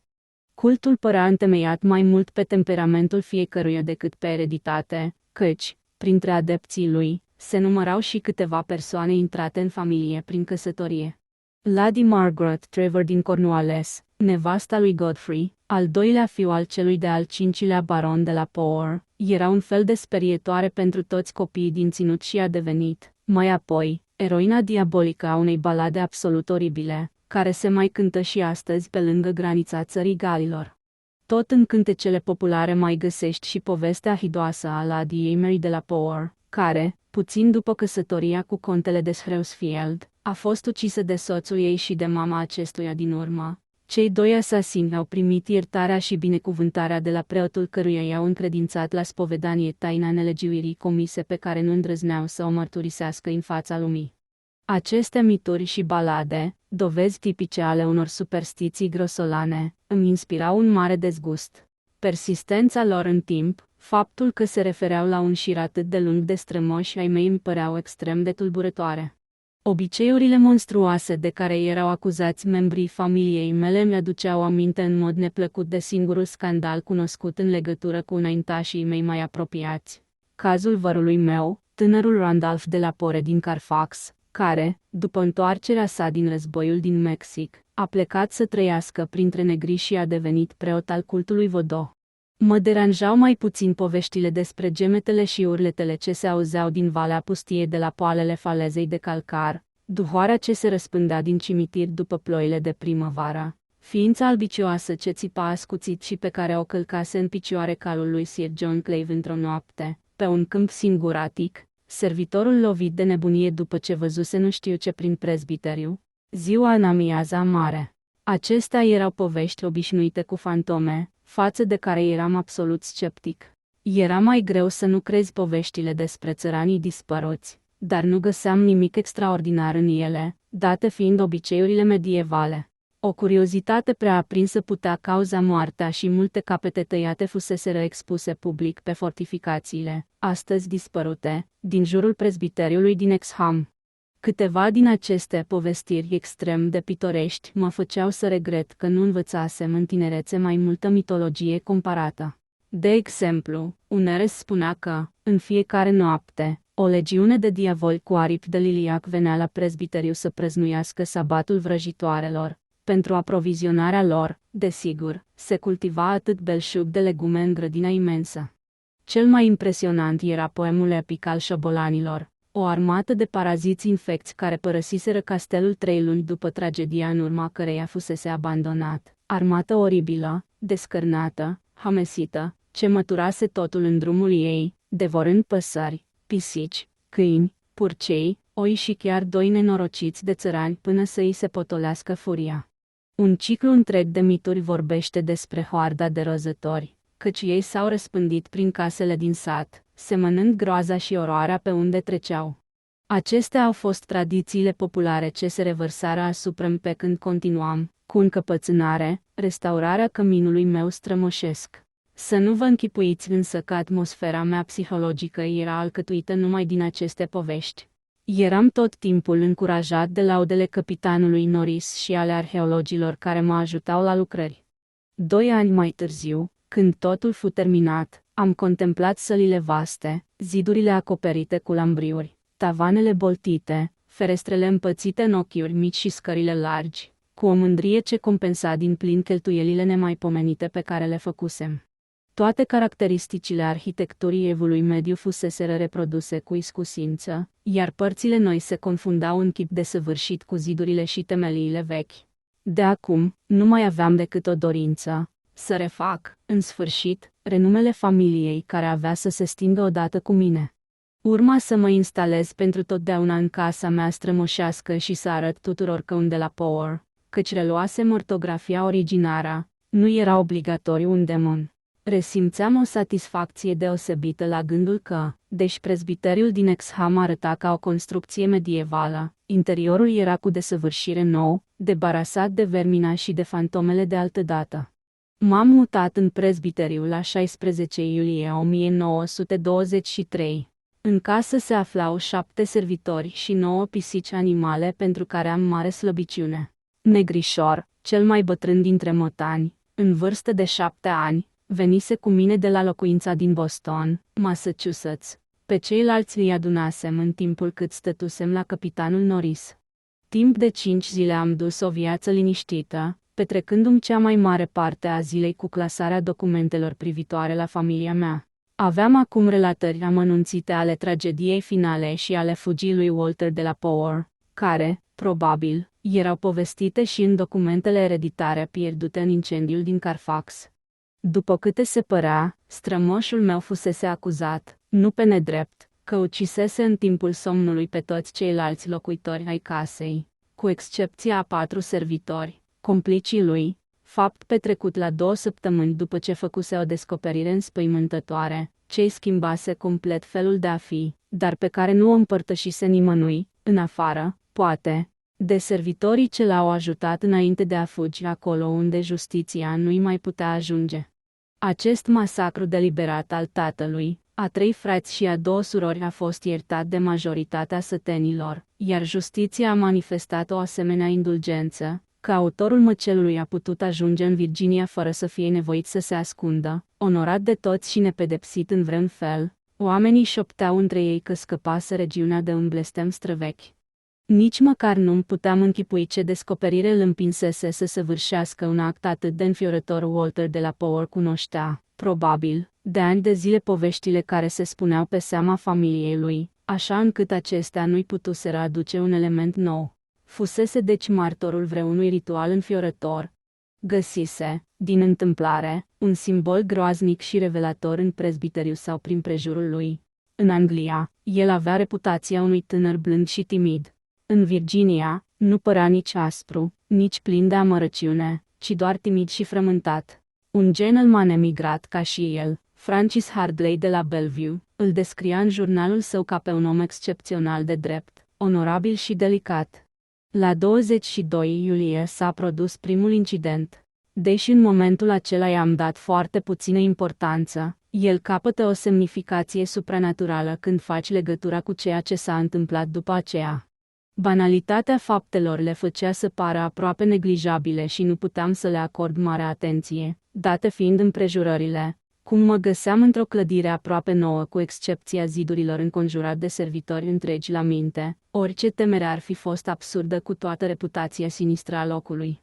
Iată ce mi-am amintit mai pe urmă, bătrânul meu motan negru, ale cărui toane le cunoșteam prea bine, manifestă în seara aceea o neliniște și o nervozitate contrare firii sale. Umbla agitat din încăpere în încăpere și amușina tot timpul în lungul zidurilor ce formau o parte din construcția gotică. Îmi dau seama că lucrul acesta pare grozav de banal, ca întâmplarea inevitabilă cu câinele care, în poveștile cu fantome, mârâie întotdeauna înainte ca stăpânul lui să vadă stafia, dar nu pot să-l înlătur din povestirea mea.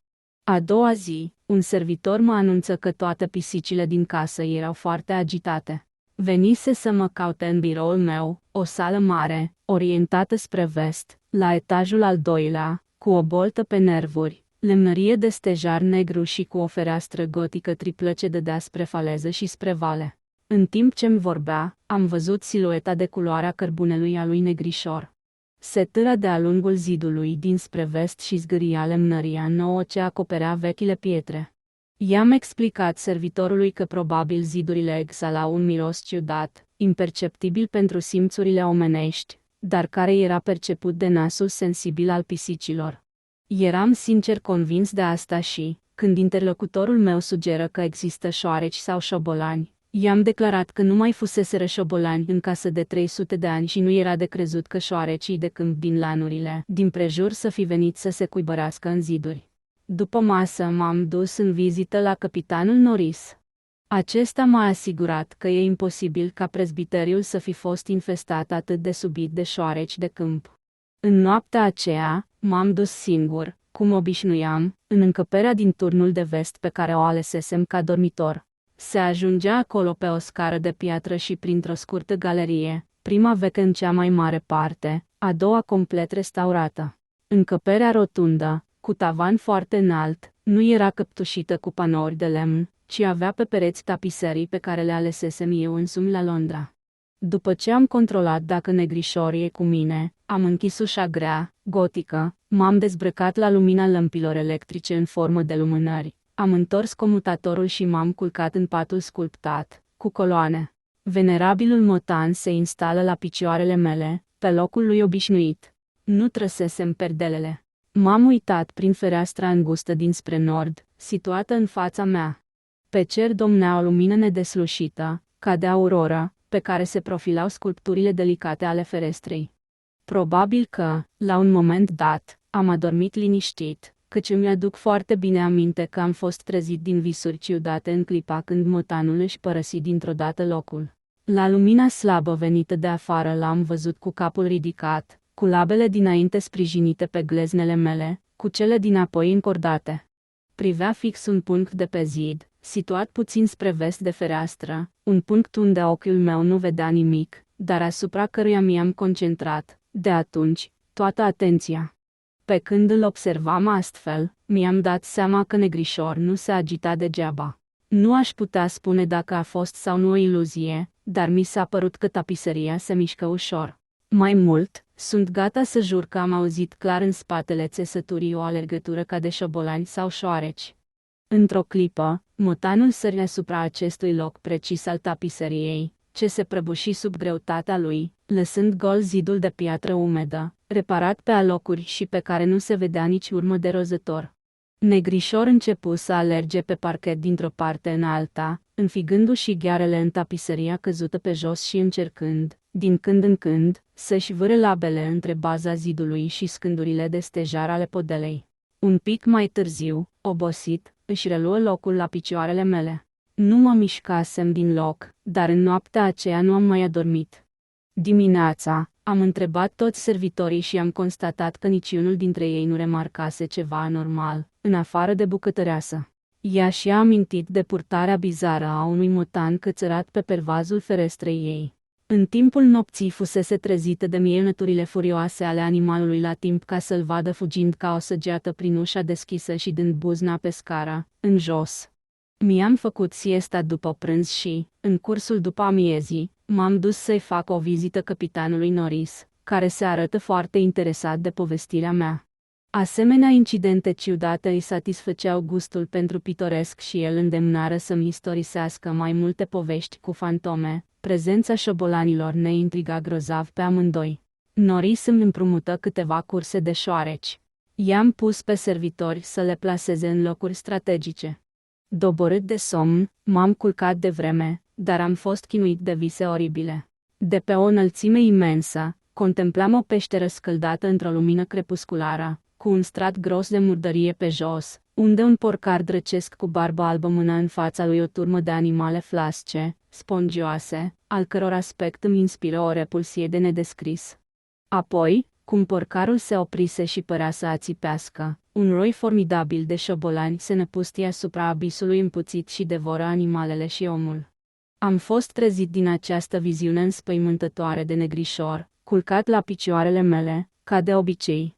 Data aceasta, n-a fost nevoie să fac presupuneri asupra motivului mârâielilor și scuipăturilor lui, nici asupra fricii ce îl făcea să-și înfigă ghearele în gleznele mele. De jur împrejurul camerei se auzea zgomotul scârbos făcut de șobolani gigantici foind în lungul zidurilor. Pe cer nu era destulă lumină ca să văd tapiseria, căreia îi se înlocuise partea căzută, dar nu eram atât de înspăimântat, încât să nu pot răsuci comutatorul. Când becurile se aprinseră dintr-o dată, văzui valuri hâde ondulând pe toată tapiseria, făcând desenele ciudate să joace un bizar dans macabru. Aproape imediat, mișcarea dispăru în același timp cu zgomotul. Sculându-mă dintr-o săritură, am pipăit tapiseria cu mânerul unei cânci ce se găsea pe acolo și i-am ridicat un colț, ca să văd ce se ascunde sub ea. N-am văzut nimic altceva decât zidul de piatră. Motanul nu mai dădea niciun semn de tensiune nervoasă pricinuită de prezențe anormale.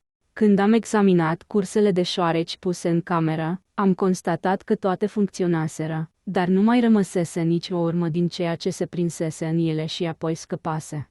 Nici gând să-mi mai pot continua somnul. Așa că, după ce mi-am aprins o lumânare, am deschis ușa și am ieșit în galerie, îndreptându-mă, cu Negrișor după mine, spre scara ce ducea la biroul meu. Dar, înainte să ajung la treptele de piatră, motanul o zbubi ca o săgeată și dispăru pe vechea scară. În timp ce coboram și eu treptele, am auzit dintr-o dată, în sala mare de jos, zgomote a căror natură nu era greu de ghicit. Zidurile acoperite cu lambriuri foșgăiau de șobolani, ce alergau în toate părțile, în timp ce Negrișor fugea în jurul încăperii cu furia vânătorului păcălit. Ajuns în josul scării, am aprins lumina, dar, de data aceasta, zgomotul nu se potoli. Șobolanii își continuară sarabanda cu o asemenea violență, încât am reușit să-mi dau seama de direcția în care se îndrepta mișcarea lor. Animalele, în haite ce păreau să nu se mai sfârșească, făceau o migrație fantastică de la înălțimi de neconceput spre adâncimi mai mult sau mai puțin îndepărtate. În momentul acela se auziră pași din coridor și, curând, doi servitori deschiseră ușa masivă. Cotrobăiau prin casă pentru a găsi cauza agitației misterioase ce le apucase pe toate pisicile din prezbiteriu. Acestea, năpădite de panică, coborâseră în fugă câteva scări și, în cele din urmă, se opriseră, mieunând și scuipând, în fața ușii închise a pivniței. I-am întrebat pe cei doi dacă auziseră șobolanii. Mi-au răspuns că nu și, pe când mă pregăteam să le atrag atenția asupra zgomotului din spatele lemnăriei, mi-am dat seama că încetase. Urmat de servitori, m-am dus la subsol și am văzut că pisicile se împrăștiaseră deja. M-am hotărât să explorez cripta ceva mai târziu, dar, pentru moment, m-am mulțumit numai să controlez cursele. Toate funcționaseră, toate erau goale.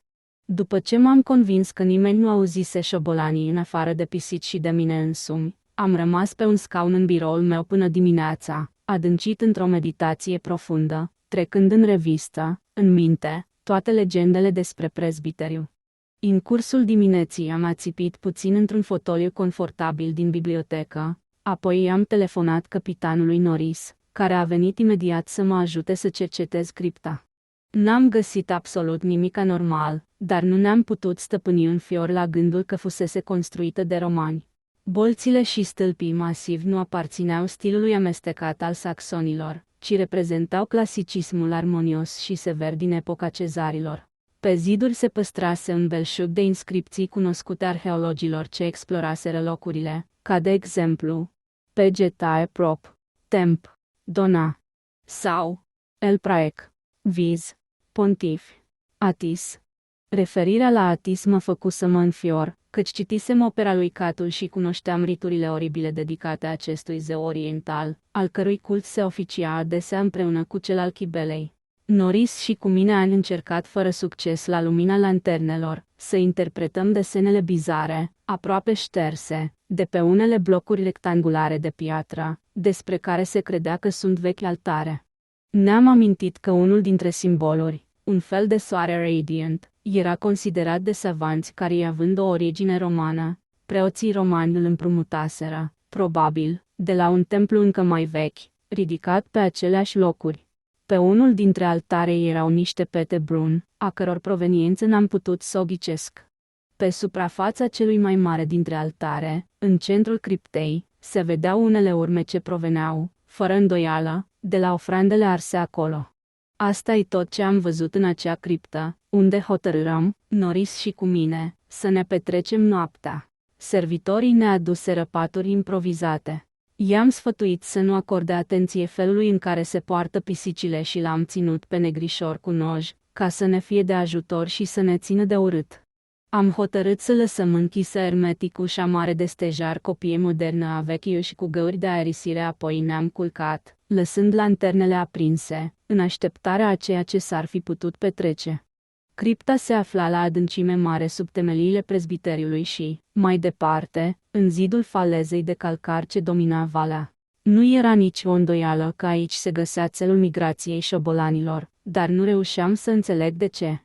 În timpul vegheii noastre am ațipit de câteva ori și am avut vise confuze, din care m-au trezit mișcările lui Negrișor, întins la picioarele mele. Visele acestea semănau înspăimântător de mult cu coșmarul meu din noaptea dinainte. Am revăzut grota scăldată într-o lumină crepusculară și pe porcarul ce și mâna turma spongioasă peste stratul de murdării, dar, de data aceasta, creaturile mi s-au părut mai apropiate și mai distincte, atât de distincte, încât aproape că le puteam deosebi trăsăturile.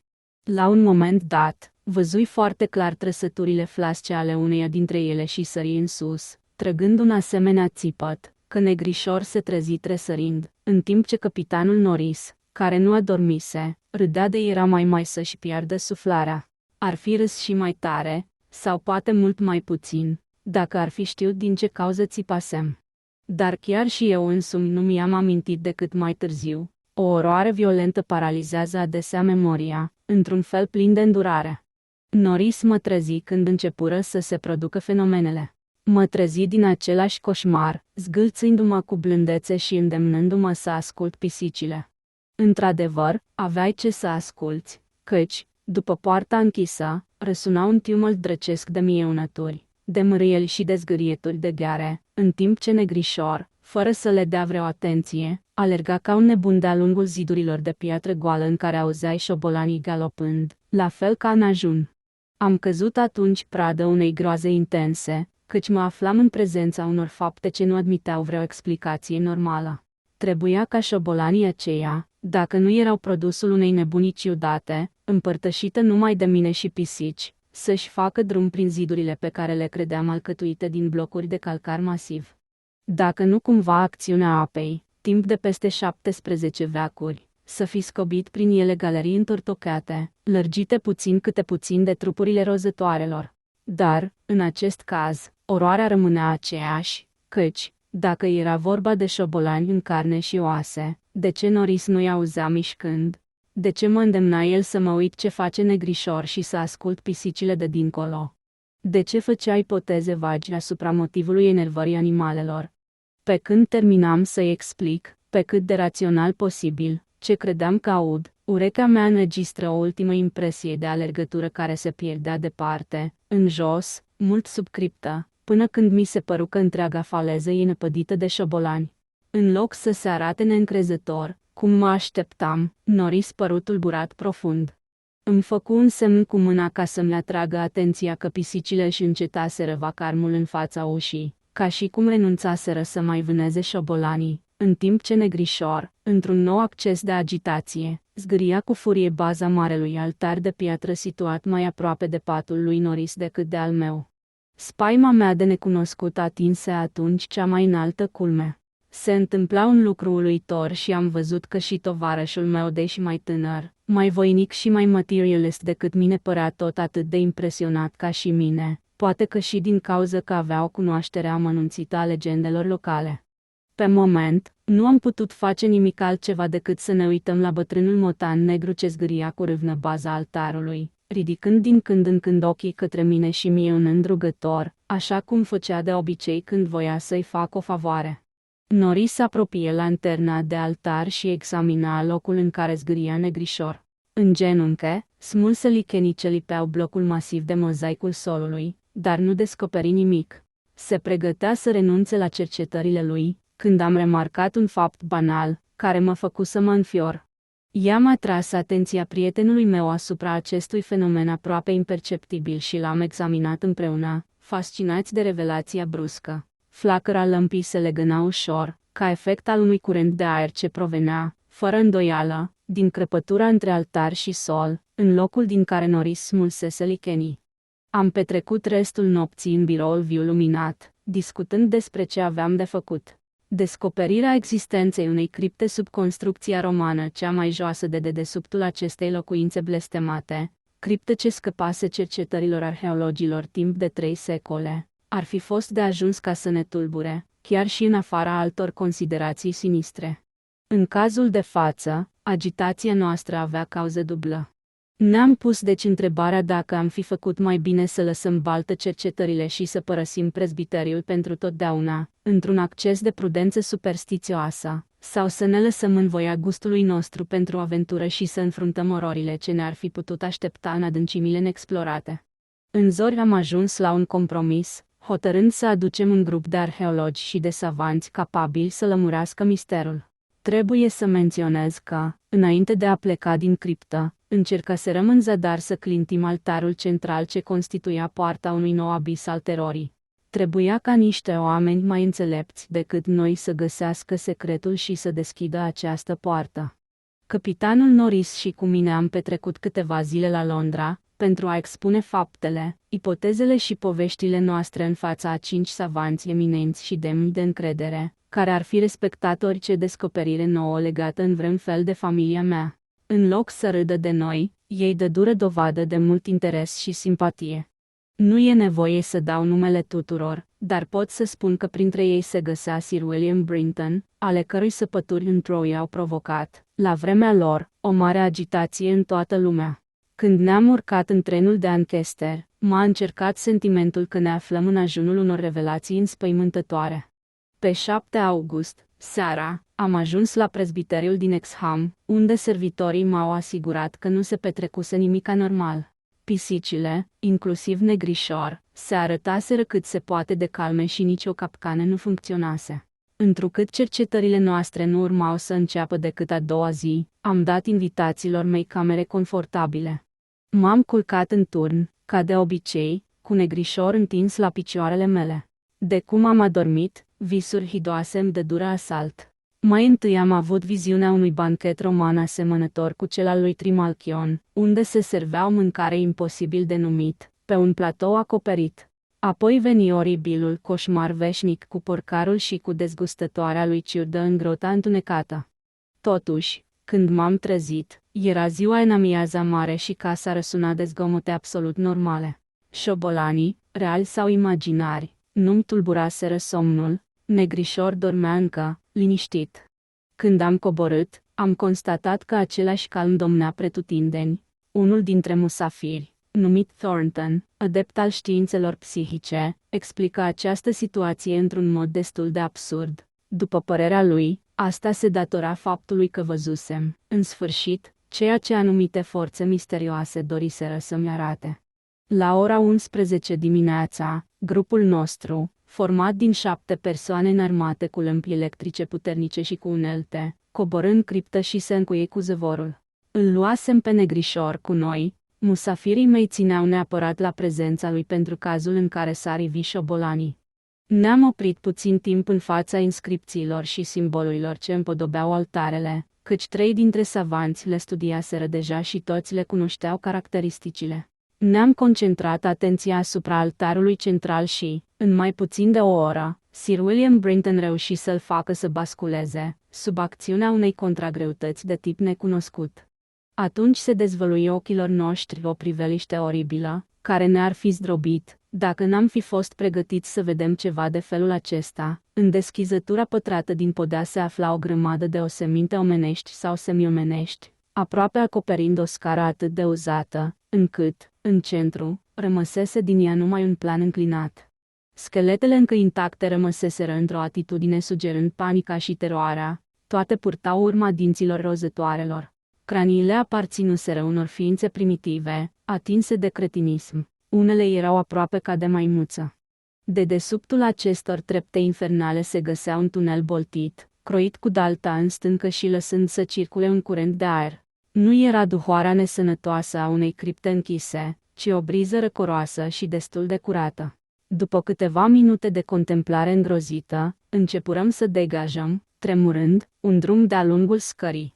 Atunci Sir William, examinând pereții, observă că pasajul, judecând după orientarea urmelor de daltă, fusese săpat dinspre adânc spre suprafață. După ce am făcut câțiva pași în mijlocul osemintelor roase, am văzut lumină în fața noastră, nu o fosforescență misterioasă, ci lumina limpede a zilei, care nu putea veni decât din niște fisuri ale falezei. Era normal că acestea nu fuseseră vreodată observate din exterior, căci valea era complet nelocuită, iar faleza atât de înaltă, că doar un aeronaut ar fi putut să o studieze amănuntul. Câțiva pași încă și ni s-a tăiat răsuflarea de-a binelea. De-a binelea e cuvântul, căci doctorul Thornton, adeptul științelor psihice, leșină în brațele colegului aflat în spatele lui. Norris, alb la față, scoase un strigăt nearticulat. Cât despre mine, m-am sufocat și mi-am acoperit ochii cu mâna. În spatele meu, decanul grupului nostru exclama, Dumnezeule mare! Iar vocea îi se frânse. Dintre acești 7 oameni cultivați, singur Sir William Brinton și-a păstrat sângele rece, spre cinstea lui, căci, fiind călăuza grupului, văzuse spectacolul înaintea tuturor. Era o grotă cu bolta nemăsurat de înaltă, în care stăruia o lumină de amurg, se întindea cât vedeai cu ochii, univers subteran de mister nesfârșit, sugerând cele mai înfricoșătoare taine. Închidea în ea diverse construcții. O singură privire îngrozită îmi dezvălui tumulusul bizar dispuse, un cerc de monoliți, o ruină romană cu boltă turtită, o clădire saxonă lipsită de eleganță, o construcție engleză primitivă, din lemn, dar toate păreau neînsemnate alături de priveliștea oribilă oferită de solul peșterii. Pe o suprafață de mai mulți metri în jurul scării se întindea o încălceală monstruoasă de oseminte omenești, sau măcar tot atât de omenești ca și cele ce încărcau treptele de piatră. Se întindeau ca o mare înspumată, separate unele de altele sau alcătuind schelete mai mult sau mai puțin complete, acestea din urmă înțepeniseră toate în atitudini de frenezie drăcească, fie că luptau împotriva unei amenințări, fie că îmbrățișau alte forme pe care păreau că vor să le devoreze.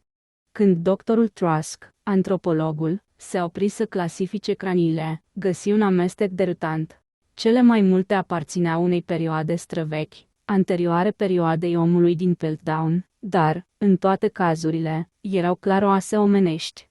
Mai multe dintre cranii indicau un nivel de inteligență mai ridicat. Câteva, foarte rare, închiseseră în ele creieri foarte dezvoltați. Toate osemintele erau roase, fie de șobolani, fie de alți membri ai turmei semiomenești. De mirare ca măcar unul dintre noi să fi reușit să-și păstreze judecata în timpul acestei oribile zile de descoperiri. Nici Hoffman, nici Huysmans n-ar fi putut concepe o scenă mai de necrezut și mai respingătoare decât această peșteră prin care înaintam clătinându-ne. Toți făceam, fără încetare, noi descoperiri și ne sileam să nu ne gândim la ceea ce se petrecuse în aceste locuri cu 300, 1000, 2000 sau 10.000 de ani înainte. Era anticamera iadului și bietul Thornton leșină pentru a doua oară când Trask îi spuse că anumite schelete fuseseră, probabil, patrupede pe timpul ultimelor 20 de generații. Oroarea de care eram cuprinși nu încetă să crească atunci când începurăm să explorăm construcțiile în ruină. Patrupedele fuseseră închise în ocoluri de piatră, de unde evadaseră din cauza foamei sau de frica șobolanilor. Fuseseră acolo turme uriașe, hrănite cu legume ordinare, ale căror resturi formau depozite otrăvite pe fundul unor enorme vase de piatră, mai vechi decât Roma. Înțelegeam acum de ce strămoșii mei cultivaseră grădini atât de mari. Cât despre motivul existenței acestor turme, nu mai era nevoie de nicio întrebare.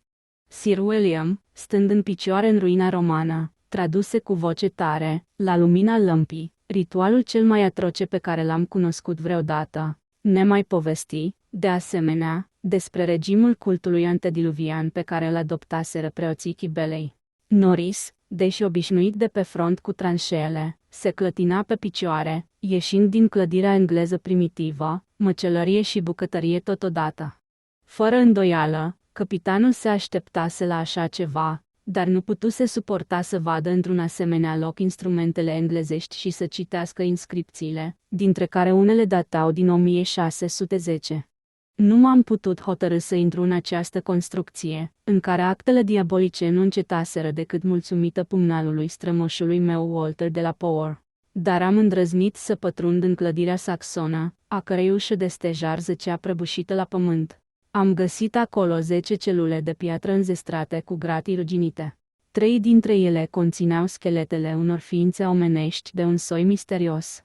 Unul dintre ei purta în deget un inel pe care era gravat blazonul familiei mele. Sub edificiul roman, Sir William descoperi o criptă cuprinzând celule mult mai vechi, dar goale. Într-un cavou situat și mai jos se găseau sarcofage pline cu oase așezate ordonat, dintre care unele purtau înfiorătoare inscripții paralele în latină, greacă și frigiană.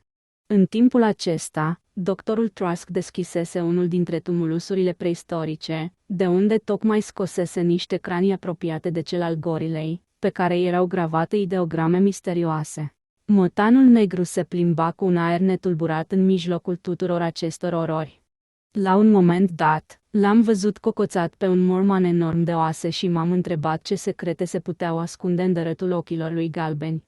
După ce am înțeles, până la un punct, revelațiile înspăimântătoare ale acestei peșteri întunecate, pe care o cunoscusem deja în visul ce-mi revenea mereu, ne-am urmat drumul prin bezna adâncă, în aparență nemărginită, unde nu putea pătrunde nici o rază de lumină venită din crăpăturile falezei.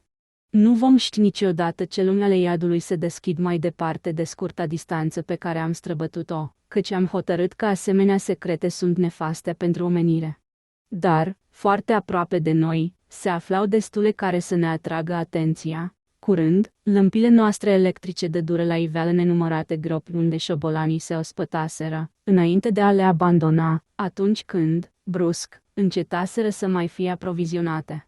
Rozătoarele se aruncaseră mai întâi asupra turmelor vii și înfometate, apoi se năpustiseră afară din prezbiteriu, în acea orgie devastatoare pe care țăranii nu o vor uita niciodată. Dumnezeule mare! Găurile acelea întunecate, unde se îngrămădeau oasele roase și craniile sparte. Abisurile de coșmar, umplute cu schelete pitecantropoide, celtice, romane și engleze, de secole nenumărate. Unele din ele erau pline până la margini, în timp ce lumina lămpilor noastre nu ajungea până la fundul altora, pe care imaginația noastră le popula cu orori de nespus.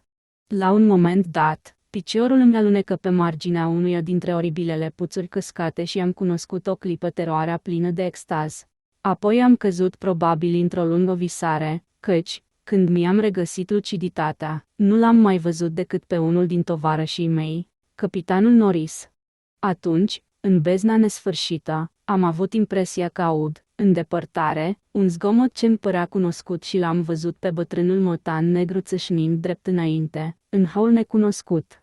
O clipă mai târziu m-am repezit după el, pentru că nu mai puteam avea nicio îndoială. Era galopul șobolanilor drăcești, tot timpul în căutare de noi orori, hotărâți să mă ducă în cavernele din centrul pământului, acolo unde Nyarlathotep, zeul nebun, fără chip, urlă în bezne, acompaniat de doi cântăreți din flaut diformi. Lampa mi se stinse fără ca eu să-mi încetinesc cursa. Auzeai țipete și urlete, dar alergătura șobolanilor îmi răsuna neîncetat în urechi. M-am lovit de ceva moale și gras, trebuie să fi fost șobolanii, armata la comă, vâscoasă, gelatinoasă, care face chiolhane ospătându-se din vii și din morți. De ce n-ar devora ei un de la Power, tot așa cum un de la Power devoră hrane interzise? Războiul mi-a devorat fiul. Yankeii au devorat Carfax prin foc și l-au ars pe bunicul de la Pore și secretul lui. Nu, vă spun, nu eu sunt porcarul drăcesc al acestei peșteri adâncite în penumbră. Nu chipul lui Edward Norris l-am văzut la creatura aceea spongioasă. Cine pretinde că eu sunt un de la Power? El a continuat să trăiască, dar fiul meu e mort. Oare un Norris va stăpâni pământurile unui de la Power? Vă spun că asta-i vodo, șarpele ăsta pestriț.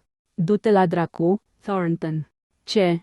Îndrăznești să leșini văzând ce au făcut membrii familiei mele? Năpristan, Farfara, învățate, voi eu. Au pohtești, netrebnice, a mă izbrâncai. Magna Mater. Magna Mater. Atis. Dia adagait. Esa dau down. Agus bas duna ort. Dhona, est holas ort. Agus latsa. Ungi.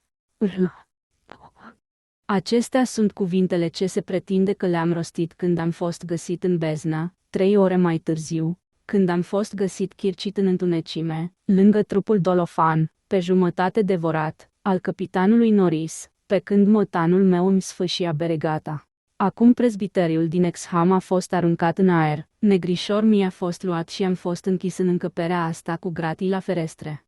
Thornton se află în camera de alături, dar nu mi se dă voie să-i vorbesc. Se încearcă, de asemenea, să fie înăbușite anumite zvonuri despre prezbiteriu. Când vorbesc de bietul Norris, mi se aduce o acuzație hidoasă. Totuși trebuie să se știe că nu eu sunt vinovatul.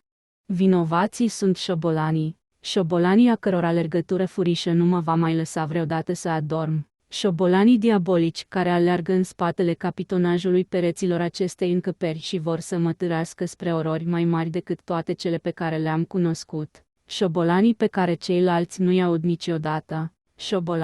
Șobolanii din ziduri. Cel ce e bântuia în bezne. Anchetatorii prudenți se vor feri să conteste opinia generală potrivit căreia Robert Blake a fost ucis de trăsnet sau de șocul nervos provocat de o descărcare electrică. E adevărat că fereastra în fața căreia stătea era intactă, dar natura obișnuiește să aibă asemenea capricii. Expresia chipului său ar fi putut să fie cauzată de contracții musculare fără nicio legătură cu ceea ce văzuse. Notele din jurnalul lui sunt, în chip clar, roade ale unei imaginații dezlănțuite, pusă în mișcare de superstiții locale și de unele descoperiri făcute de defunct. Cât despre starea bizară a bisericii părăsite de pe Federal Hill, e ușor să o atribui unei șarlatanii conștiente sau inconștiente a lui Blake. Căci, în definitiv, el era un scriitor și un pictor ce se dedica domeniului mitului, visului, terorii, mereu în căutare de efecte stranii sau fantastice. Prima lui ședere la Providence, când fusese musafirul unui bătrân tot atât de pasionat de ocultism ca și el, luase sfârșit în incendiu și moarte. Pe de altă parte, nu e nicio îndoială că și-a părăsit casa din Milwaukee și s-a întors în orașul nostru sub efectul unui impuls morbid. Auzise, probabil, vorbindu-se despre vechile legende, contrar a ceea ce scrie în jurnalul lui, și moartea lui a distrus poate, în mugure, o formidabilă mistificare, preludiu al unui mare succes literar. Cu toate acestea, mai mulți dintre cei care au studiat acest caz cu atenție, aderă la o teorie mai puțin banală și mai puțin rațională. Ei sunt înclinați să dea crezare jurnalului lui Blake și subliniază importanța semnificativă a faptelor următoare. Existența dovedită a sectei nelegiuite numită Înțelepciunea Stelelor, înainte de anul 1930, dispariția unui ziarist prea curios, Edwin M. Lilbridge, în 1893, și, mai presus de toate, expresia de teroare monstruoasă de pe fața tânărului scriitor mort. Unul dintre adepții acestei de-a doua teorii a aruncat în apele golfului piatra cu unghiuri bizare aflată într-o cutie de metal găsită în vechea clopotniță fără ferestre, și nu în turn, unde declară Blake că a descoperit-o. Deși gestul lui a fost condamnat de toată lumea, acest om medic vestit, mare amator de folclor vechi, afirmă că a scăpat globul pământesc de un obiect prea periculos pentru a fi lăsat să dăinuie. Lăsăm cititorului grija de a alege singur între aceste două opinii. Cât despre noi, după ce am studiat în mod obiectiv jurnalul lui Blake, vom da aici rezumatul evenimentelor, plasându-ne în punctul de vedere al actorului principal. Tânărul scriitor s-a întors la Providence în timpul iernii 1934-1935. S-a instalat la ultimul etaj al unei case venerabile, pe culmea unei colini înalte, pe lângă Brown University, în spatele bibliotecii John Hay. Era o locuință confortabilă și pitorească, în stil georgian, în mijlocul unei grădini rustice în care pisici mari se încălzeau la soare. Biroul lui Blake, încăpere vastă, cu expunere spre sud-vest, dădea spre grădină, iar ferestrele dinspre vest, în fața uneia dintre ele era așezată masa lui de lucru, ofereau o vedere magnifică a orașului de jos. La orizont se întindeau pantele violete ale colinelor îndepărtate, ca un decor pentru Federal Hill, la 2 mile departare, unde se îngrămădeau acoperișuri și clopotnițe ale căror contururi luau forme fantastice în mijlocul norilor de fum ce se înălțau din oraș. După ce și-a adus majoritatea cărților, Blake și-a cumpărat mobile vechi, potrivite cu casa, apoi, a început să picteze și să scrie, luându-și asupra ei și grijile gospodăriei. Atelierul lui se găsea într-o cameră mansardată, expusă spre nord.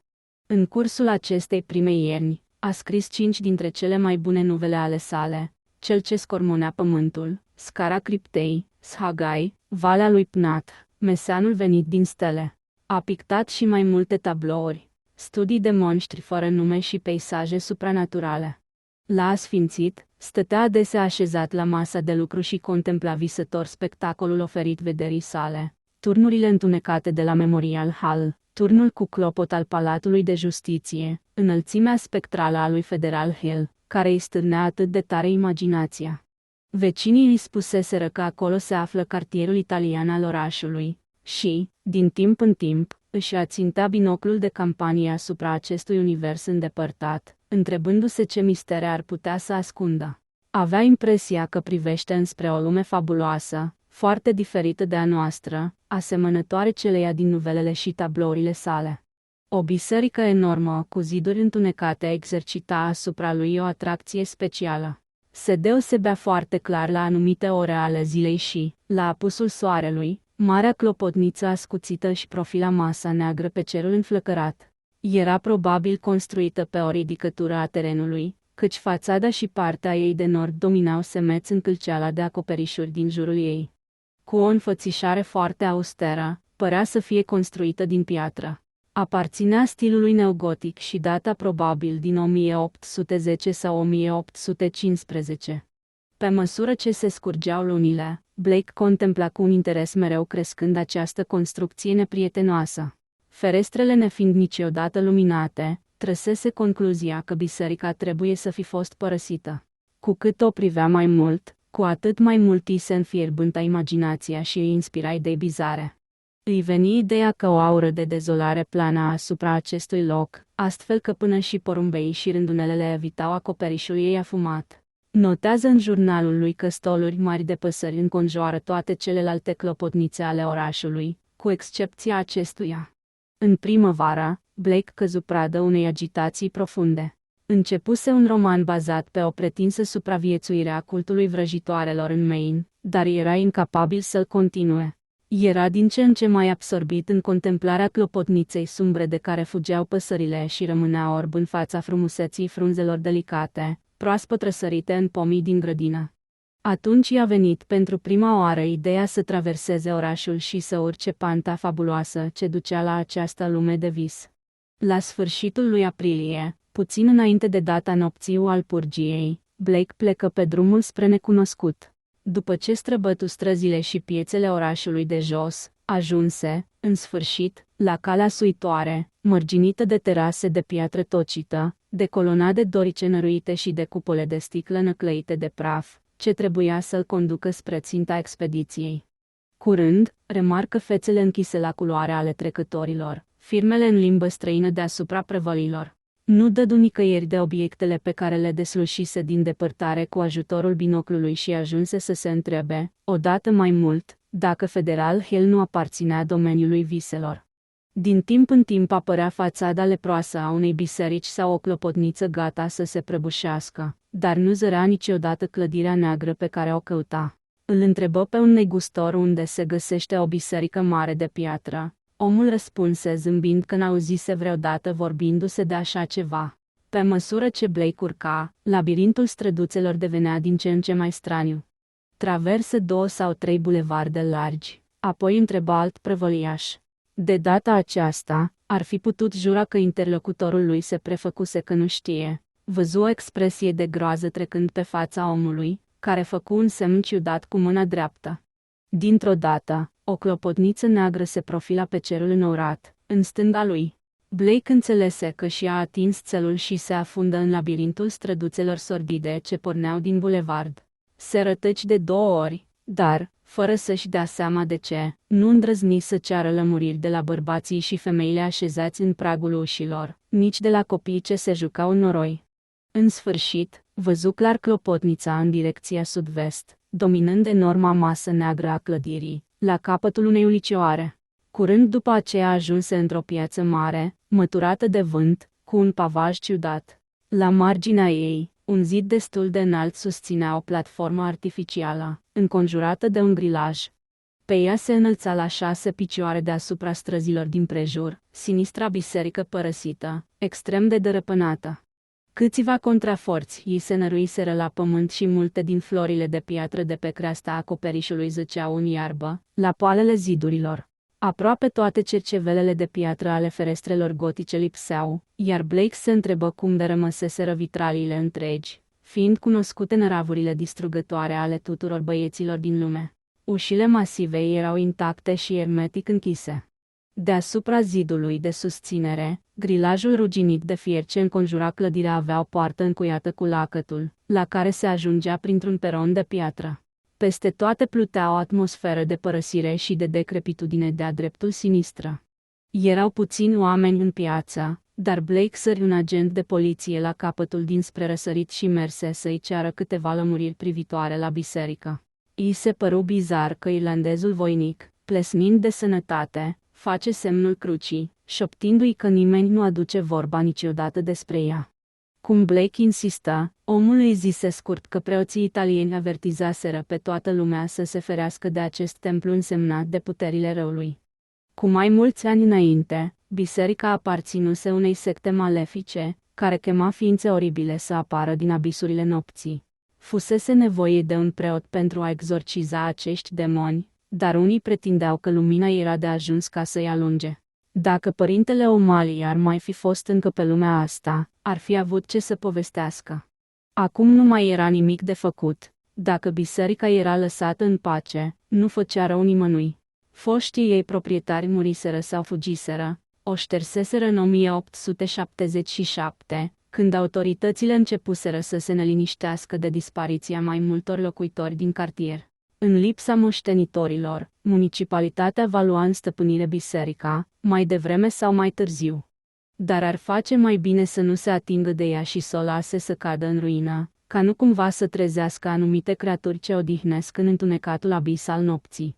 Când plecă agentul de poliție, Blake rămase să contemple enorma clădire. Era foarte entuziasmat de faptul că putea să pară sinistră și altora în afară de el și se întrebă dacă spusele polițistului cuprindeau ceva fărâme de adevăr. Fără îndoială că îi repetase legende vechi, lipsite de orice temei, dar ele semănau în chip straniu cu una din nuvelele lui Blake.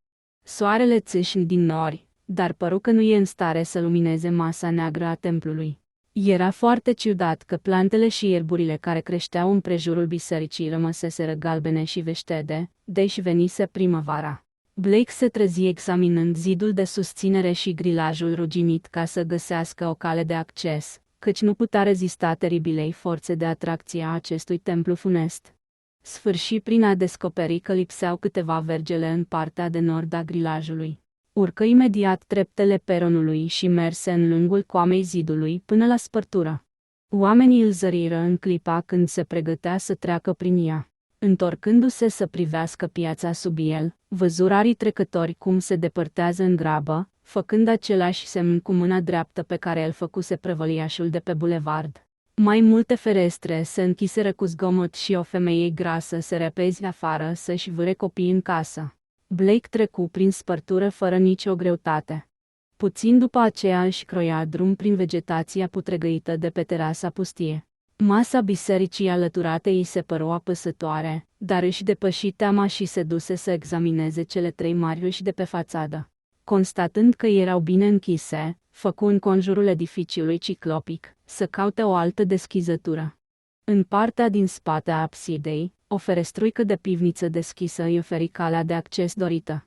Privind înăuntru, Blake văzu un hău subteran plin de praf și de pânze de păianjen, slab luminat de razele soarelui la asfințit. Desluși cu greu rămășițe de tot felul, butoaie putrezite, lăzi sparte, mobile rupte.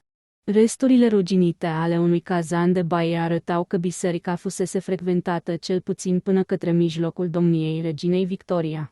Aproape fără să-și dea seama ce face, Blake se strecură prin ferestruică și se lăsă să alunece pe solul de ciment. Într-un colț îndepărtat al pivniței uriașe, în mijlocul umbrei dese, zări un culoar boltit, ce ducea probabil la nivelul superior.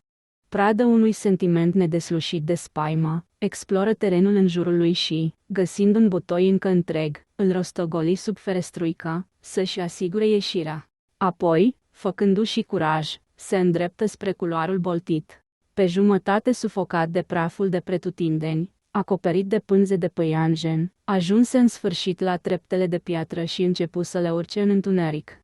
După o cotitură bruscă, simți în fața lui o ușă închisă și, bâșbâind, dădu peste zăvor. Ușa dădea într-un coridor slab luminat, căptușit cu lemnărie roasă de carii. Ajuns ea parter, Blake începu să-l exploreze în grabă. Nici o ușă nu era închisă cu cheia, așa că trecu liber dintr-o încăpere în alta. Nava colosală avea un aspect supranatural, cu mormanele de praf de pe bănci, altar și amvon și cu giganticele pânze de păianjen întinse între coloanele gotice. Asupra acestei pustietății jalnice și mute domnea o lumină plumburie, în timp ce soarele apunând își trimitea razele prin marile vitralii ale absidei. Acestea erau atât de întunecate de funingine, că Blake înțelese cu mare greutate ce reprezentau, dar ceea ce putu desluși îi displăcu foarte mult. Rarii sfinți pictați pe sticlă aveau o expresie neliniștitoare, iar una dintre ferestre dădea la iveală doar o întindere neagră presărată cu spirale luminoase. Întorcându-și ochii spre altar, exploratorul observă că era dominat de Cruxan Salt, crucea misteriosului Egipt. În sacristie descoperi un birou mâncat de carii și mai multe rafturi acoperind zidurile până la tavan și încărcate de cărți mucegăite, ale căror titluri îl umplură de o teroare de nedescris, căci aceste volume închideau în ele secretele și formulele de temut ale timpurilor fabuloase dinaintea existenței omului. Blake însuși citise mai multe dintre ele, o traducere latină a Necronomiconului, Sinistra Liberi Vonis, Mârșava cultul vampirilor de Contele Derlete, un Australican culten de von Junts și de Vermis Mysteries de Ludwig Prin. În afară de acestea, mai erau unele pe care nu le cunoștea decât din auzite, cum ar fi manuscrisele pnacotice și cartea lui Zian, precum și o lucrare scrisă cu litere indescifrabile, dar conținând anumite simboluri și diagrame perfect limpezi pentru un student în științe oculte.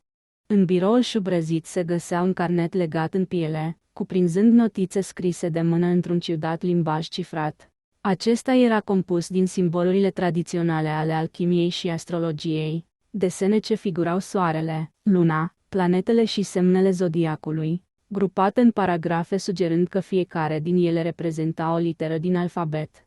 În speranța că va reuși să descifreze mai târziu aceste criptograme, Blake băgă carnetul în buzunar.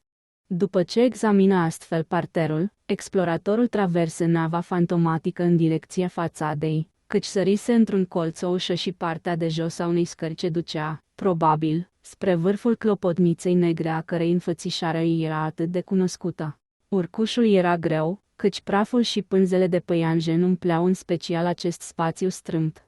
Deși nu văzuse jos nici o funie, Blake se aștepta să găsească niște clopote la capătul urcușului său, dar, ajungând în susul scării, speranța îi fu dezamăgită. Încăperea în care intră era luminată de 4 ferestre în ogiva ale căror geamuri, adăpostite de obloane, mai erau în plus și acoperite de stăruri opace, acum în zdrențe. În centru se înălța un stâlp de piatră cu unghiuri bizare, măsurând 4 picioare înălțime și 2 picioare lățime, în întregime acoperit cu hieroglife pe care Blake nu putu să le identifice. Pe acest stâlp se găsea o cutie de metal deschisă, conținând un obiect în formă de ou. De jur împrejur erau aranjate în cerc 7 scaune gotice cu spătar înalt, în spatele cărora stăteau, lipite de ziduri, 7 statui de gips pictate în negru, asemănătoare cu megaliții misterioși din insula Paștilor. Într-un colț al încăperii, o scară ducea spre o trapă închisă ce dădea spre vârful clopotniței. Când Blake se obișnui cu lumina foarte slabă, remarcă niște basoreliefuri ciudate pe cutia de metal galben. Se apropie și, ștergând praful de pe ea cu batista, văzu că sculpturile reprezentau entități monstruoase, ce nu semănau cu nicio formă de viață care a existat vreodată pe planeta noastră. Obiectul din cutie avea aspectul unui poliedru aproape negru, vărgat cu roșu, dând la iveală mai multe suprafețe mici, plate, neregulate. Trebuie să fi fost fie un cristal cu adevărat remarcabil, fie o piatră necunoscută, cizelată și șlefuită artificial. Nu atingea fundul cutiei, ci era suspendată cu ajutorul unei fâșii de metal montată în jurul ei și fixată în unghiurile laturilor prin 7 suporturi orizontale cu o formă stranie. Această piatră exercita asupra lui Blake o putere de atracție aproape neliniștitoare. Nu reușea să-și ia ochii de la ea și, în timp ce îi contempla suprafețele scânteitoare, îi se păru că devine transparentă și conține lumi minunate. În mintea lui plutire imagini ale unor sfere necunoscute în care se înălțau turnuri imense de piatră și munți gigantici și unde nu se zărea nici o urmă de viață. Când reuși, în sfârșit, să-și întoarcă privirea, observă o ciudată grămadă de praf la picioarele scării care ducea spre vârf. Dus de un impuls inconștient, se apropie de ea, ghici contururi ce-i părură sinistre și, după ce înlăture praful cu batista, descoperi un schelet omenesc. Zdrențele de stofă, rămase încă, făcuseră parte dintr-un costum cenușiu.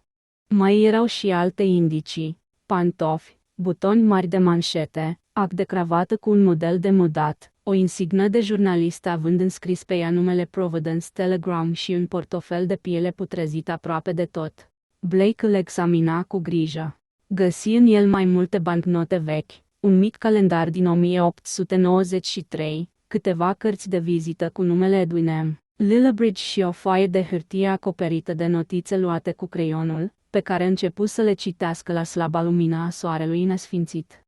Profesorul Enoch Bowen se întoarce din Egipt în mai 1844, cumpără vechea biserică a Liberei Voințe în iulie. Lucrările lui de arheologie și de ocultism sunt bine cunoscute.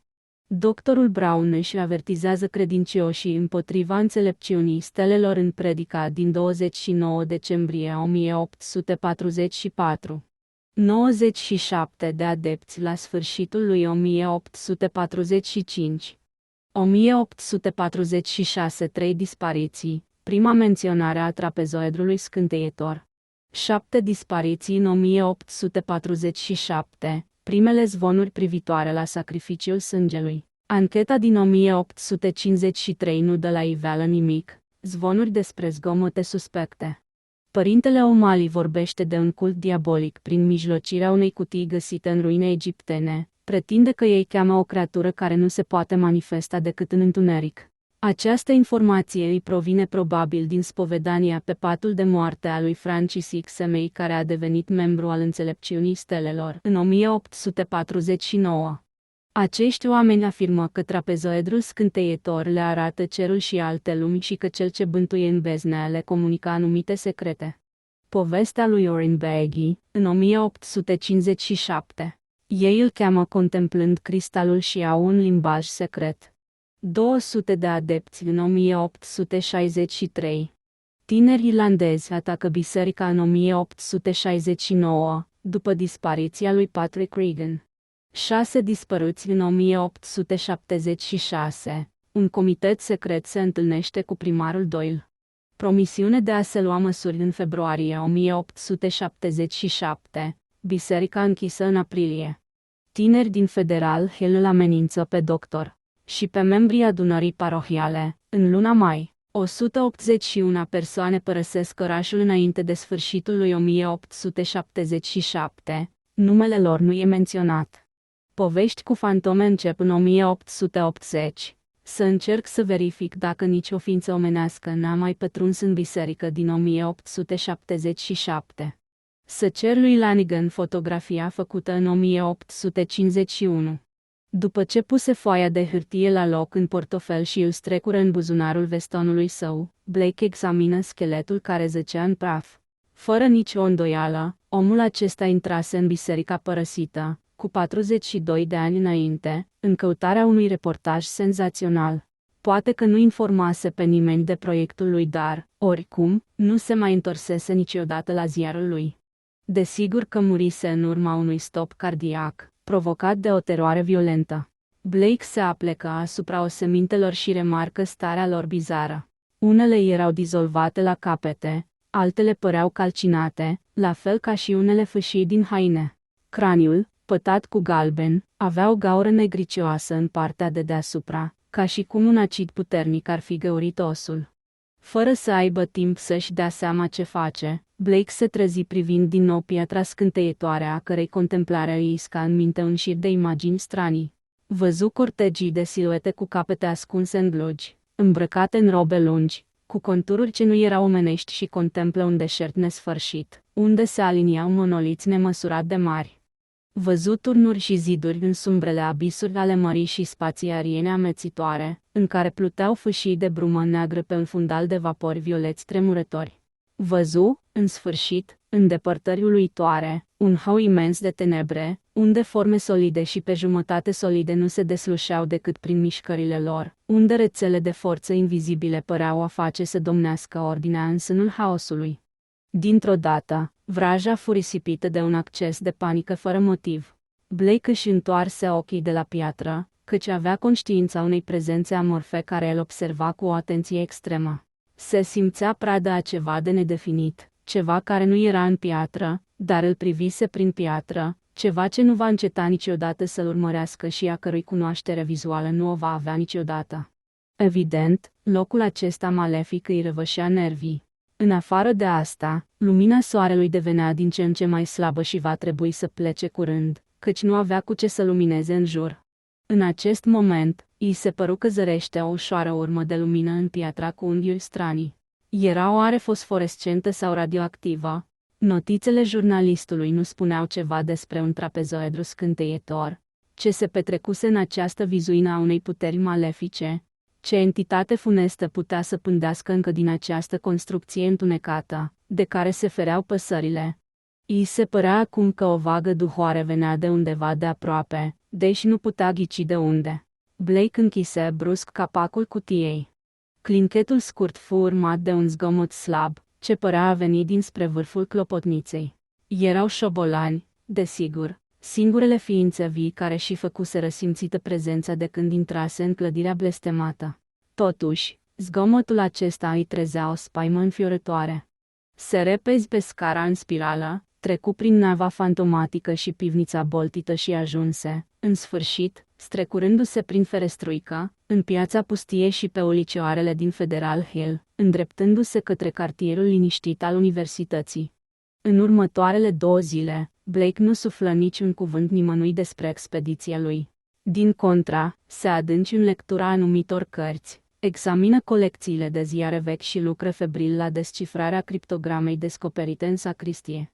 Treaba nu era ușoară. După multe eforturi, se convinse că textul nu putea fi scris nici în engleză, nici în latină, nici în greacă, nici în franceză, nici în spaniolă, nici în italiană, nici în germană. Va fi nevoit să recurgă la izvoarele mai profunde ale straniei lui erudiții. În fiecare seară simțea același impuls împingându-l el să privească spre vest. Vedea, ca altădată, clopotnița neagră înălțându-se deasupra acoperișurilor unui univers fabulos. Dar, acum, în ochii lui, clădirea era impregnată cu o oroare nouă.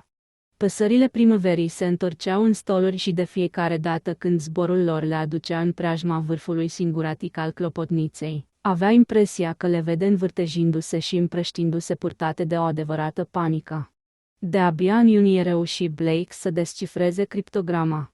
Textul era redactat în misteriosul limbaj aclo, folosit de anumite culte malefice din antichitatea îndepărtată. În jurnalul său, scriitorul se arată ciudat de reticent în privința rezultatelor obținute.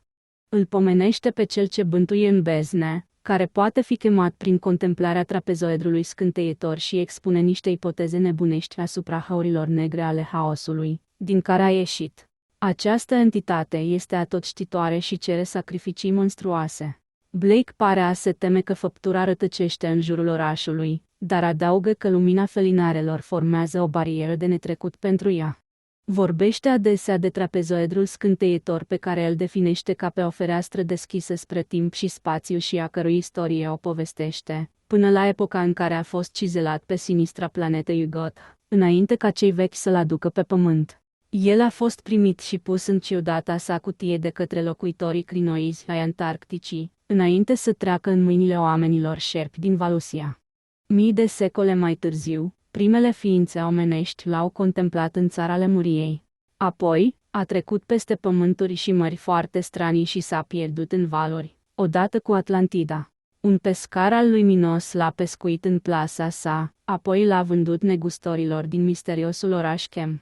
Faraonul Nepremca a construit în jurul lui un templu fără ferestre și a săvârșit asemenea fapte, că numele lui a fost șters de pe toate monumentele. Apoi, piatra funestă a dormit în ruinele acelui templu blestemat, distrus din ordinul noului faraon, până când a fost descoperită în cursul cercetărilor arheologice și a început să chinuie iarăși omenirea. La începutul lui iulie, jurnalul lui Blake menționează câteva articole din presa locală care par a-i justifica temerile. Articolele spuneau că o teamă nouă domnește în cartierul Federal Hill de când un necunoscut a intrat în biserica primejdioasă. Italienii șoptesc între ei că se aud zgomote stranii sub acoperișul clopotniței și cer preoților lor să alunge o ființă ce le bântuie visele. Ei pretind că o creatură monstruoasă pândește tot timpul la una din ușile templului părăsit, să vadă dacă se face destul de întuneric ca să se aventureze afară. Reporterii se mulțumeau să vorbească despre superstițiile locale, dar nu mergeau mai departe. Relatând aceste fapte în jurnalul lui, Blake exprimă remușcări ciudate, vorbește de îngroparea trapezoedrului scânteietor și de alungarea entității pe care a evocat-o fără să vrea, lăsând să intre lumina zilei în hidoasa clopotniță. Recunoaște, totuși, că el încearcă, chiar și în vis, dorința morbidă să viziteze din nou clopotnița și să contemple secretele cosmice ale pietrei strălucitoare. Pe 17 iulie dimineața, un articol din jurnal privitor la agitația din cartierul Federal Hill l-a zvârlit pe Blake într-o oroare adâncă. În cursul nopții dinainte, o furtună pricinuise o pană de electricitate și, timp de o oră, italienii erau să nebunească de groază. Cei ce locuiau lângă biserică jurau că făptura din clopotniță profitase de lipsa luminii pe străzi ca să coboare în nava bisericii. Către sfârșitul penei de electricitate se urcase înapoi și fusese auzit zgomot de sticlă spartă. Când se restabilise curentul, o zbatere formidabilă se auzise în clopotniță, căci chiar și slaba lumină ce pătrundea prin ferestrele negrite părea prea violentă pentru monstruoasa entitate. Se întorsese exact la timp în vizuina ei întunecată. O prea îndelungată expunere la lumină ar fi aruncat-o înapoi în abisul din care o făcuse să iasă vizita necunoscutului. În tot timpul lipsei luminii, mulțimi în rugăciune se adunaseră în jurul bisericii, cu lumânări și lămpi aprinse adăpostite sub umbrele, ca să apere orașul împotriva acestui coșmar, ridicând în fața lui o barieră de lumină. Dar încă nu se întâmplase ce era mai rău. În aceeași seară Blake, citind Bulletin, află ce descoperiseră jurnaliștii. Doi dintre ei, sfidându-i pe italienii nebuniți de groază, intraseră în biserică prin ferestruică. Ei constataseră că în praful din navă se vedeau urme ca niște dâre ciudate, că podeaua era acoperită de rămășițe de perne și de bucăți din tapiseria de satin a băncilor. Peste tot domnea un miros neplăcut. Pe alocuri, se vedeau pete galbene, asemănătoare unor urme de arsură. Deschizând ușa clopotniței, exploratorii constataseră că treptele scării fusese rămăturate sumar. În interiorul clopotniței făcură aceeași constatare.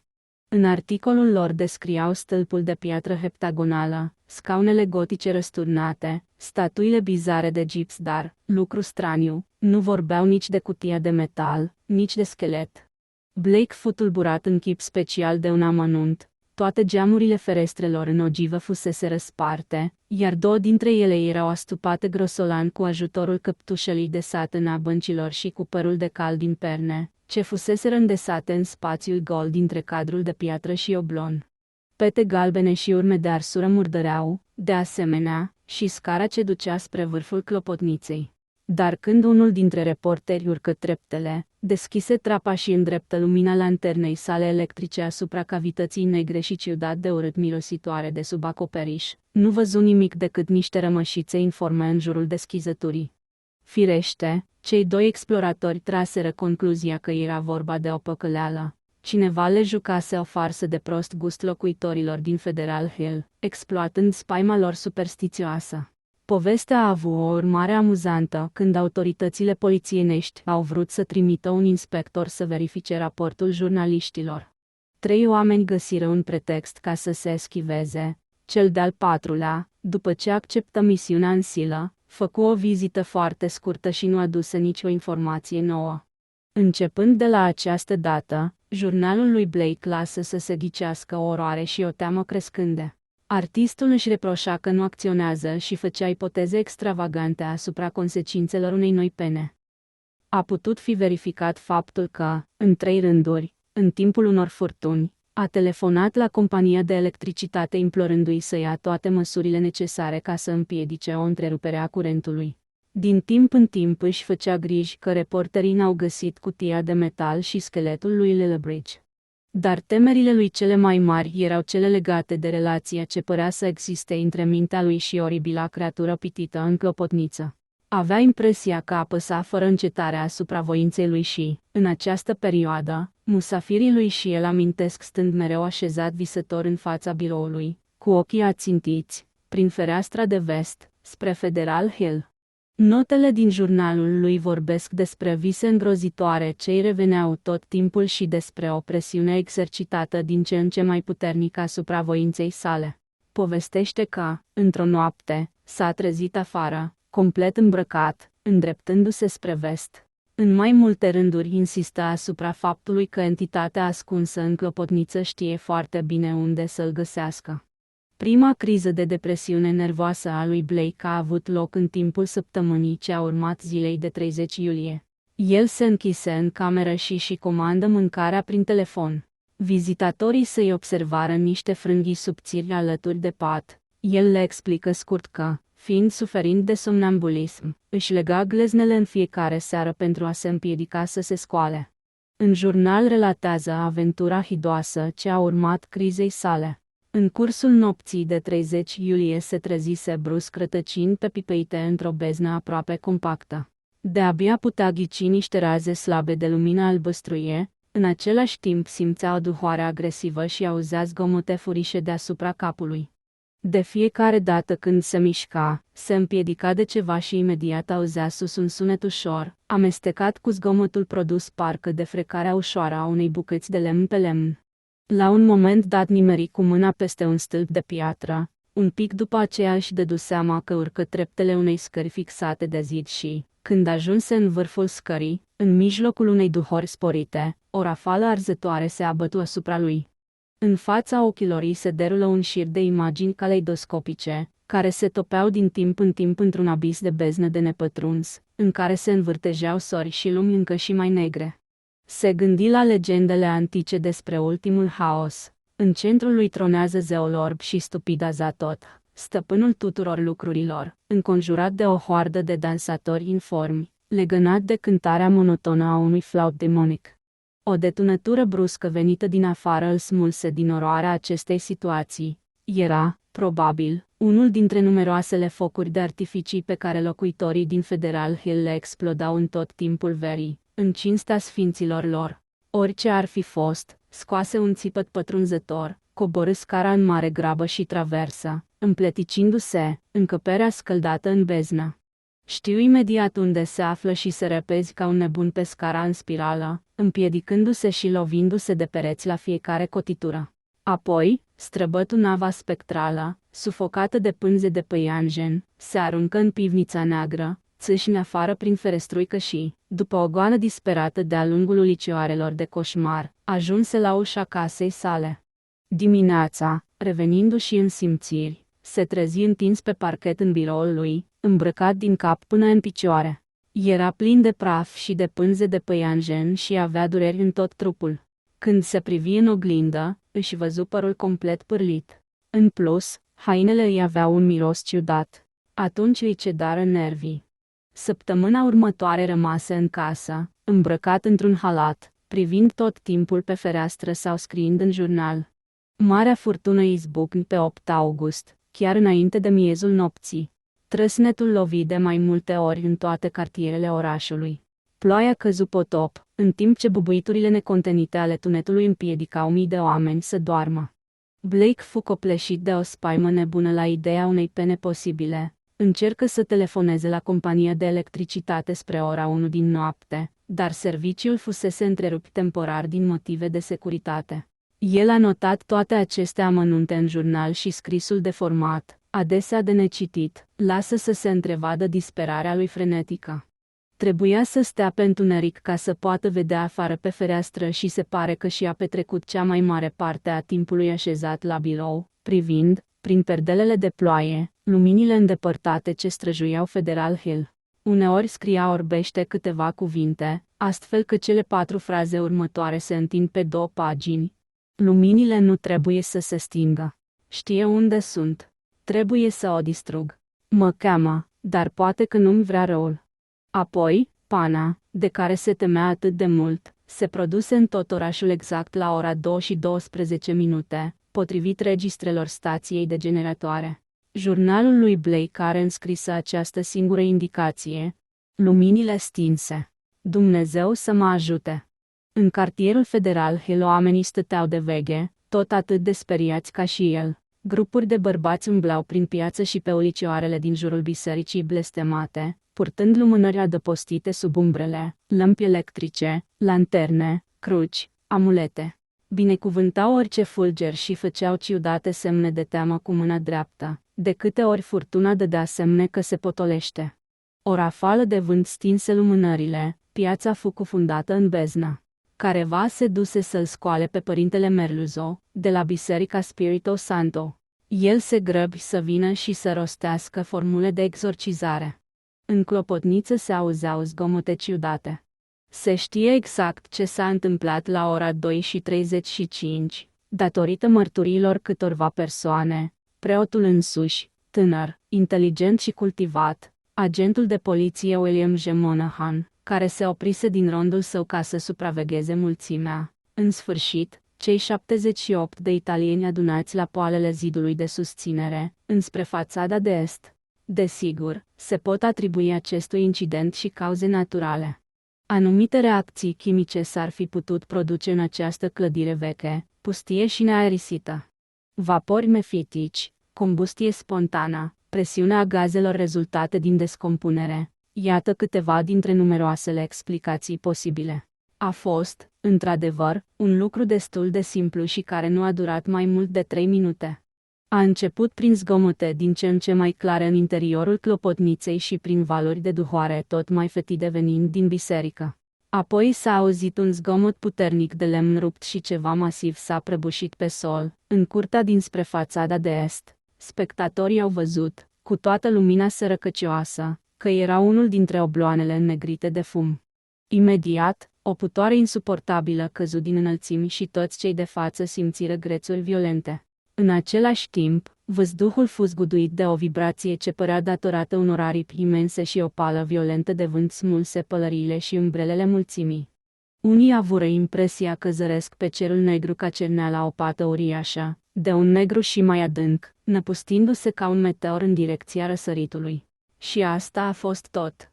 A doua zi dimineața, jurnalele relatară că ultimul fulger și tunetul din urmă fuseseră deosebit de violente în partea de răsărit a orașului, unde se făcuse simțită, de asemenea, o duhoare de nesuportat. În cartierul universității, unii văzuseră o scânteiere anormală de lumină pe creasta colinei. Ei mai observaseră și o deplasare a aerului inexplicabilă, care a smuls frunzele copacilor și a distrus plantele din grădini. S-a tras concluzia că s-ar fi putut să fi trăsnit în împrejurimi, dar nu s-a găsit nicio urmă a căderii trăsnetului. Un student de la colegiul Tau Omega a avut impresia că vede o masă hidoasă de fum în văzduh, chiar în momentul în care s-a produs fulgerul, dar observația lui nu a fost verificată. Cu toate acestea, toată lumea este de acord asupra următoarelor 3 puncte: rafala venită dinspre răsărit, duhoarea insuportabilă înainte de fulger, miros de ars după fulger. S-a discutat îndelung în jurul acestor amănunte din cauza legăturii lor probabile cu moartea lui Robert Blake. Studenții de la colegiul Psi Delta, ale căror ferestre dădeau spre biroul scriitorului, remarcară chipul livid de la fereastra dinspre vest, în dimineața lui 9 iulie și găsiră că are o expresie bizară. Când, la venirea serii, văzură același chip în aceeași poziție, începură să se neliniștească, se duseră să sune la ușa apartamentului, apoi, în disperare de cauză, chemară un agent de poliție să spargă ușa. Cadavrul țeapăn era așezat la birou și vizitatorii își întoarseră capul de groază, văzând ochii sticloși și trăsăturile schimonosite, ce exprimau o spaimă atroce. Puțin după aceea, medicul legist îl examină. Deși fereastra era intactă, el atribui decesul unui șoc electric sau unei tensiuni nervoase determinate de un șoc electric. Nu acordă nicio atenție expresiei hidoase a obrazului, considerând că trebuie să fi fost rezultatul firesc al traumatismului. Până în ultimul moment al vieții sale, Blake scrisese în jurnal: mâna lui dreaptă, Crispată, strângea creionul încă, atunci când studenții și agentul de poliție pătrunseră în încăpere. Unii cercetători au tras, din aceste note, concluzii foarte diferite de verdictul oficial. Totuși e puțin probabil ca majoritatea oamenilor să dea crezare speculațiilor lor. Într-adevăr, e ușor să explici frânturile de frază pe care le redăm mai jos prin imaginația excesivă și prin dezechilibrul nervos al lui Blake, adăugate cunoștințelor lui despre vechiul cult malefic ale cărui urme le descoperise. Luminile tot stinse, de cel puțin 5 minute. Totul depinde de fulgere. Dar a riadit să nu contenească. În ciuda luminii lor simt o influență. Ploaia, tunetul și vântul mă asurzesc. Creatura pune stăpânirea asupra minții mele. Tulburări stranii ale memoriei văd lucruri pe care nu le-am cunoscut niciodată. Alte lumi, alte galaxii. Bezne. Fulgerele îmi par negre, întunericul îmi pare luminos. Imposibil să văd cu adevărat colina și biserica în întuneric. Trebuie să fie o impresie lăsată de fulger pe retina mea. Facă cerul ca italienii să fie pe afară cu lumânările lor, dacă fulgerele se opresc cumva. De ce mi-e frică? Nu este oare o reîncarnare a lui Nyarlathotep care, în misterioasa țară Chem, a luat formă de om? Îmi amintesc de Yugot și, de asemenea, de Shagai și de vidul ultim al planetelor negre. Zborul imens de-a curmezișul vidului nu poate traversa universul de lumină. Cred din nou de gândurile prizoniere ale trapezoedului scânteietor. Mă numesc Blake, Robert Harrison Blake, East Knapp Street. 620, Milwaukee, Wisconsin. Mă aflu pe această planetă. Azatot să aibă milă de mine. Fulgerele nu mai strălucesc. Oribil. Pot să văd totul mulțumită unui simț monstruos, care nu e simțul vederii. Lumina este întuneric și întunericul e lumina. Oamenii aceia de la Federal Hill fac de pază, lumânări și amulete. Preoții lor. Simțul distanței e anulat. Ce e departe e aproape și ce e aproape e departe. Fără lumină, fără binoclu. Și văd acel vârf ascuțit, acea clopotniță, acea fereastră. Sunt nebun sau nebunesc? Creatura mișcă în clopotniță. Eu sunt ea și ea este eu. Vreau să ies. Vreau să ies și să ne unim forțele. Ea știe unde sunt. Sunt Robert Blake, dar văd clopotnița în tenebre. Ce miros monstruos!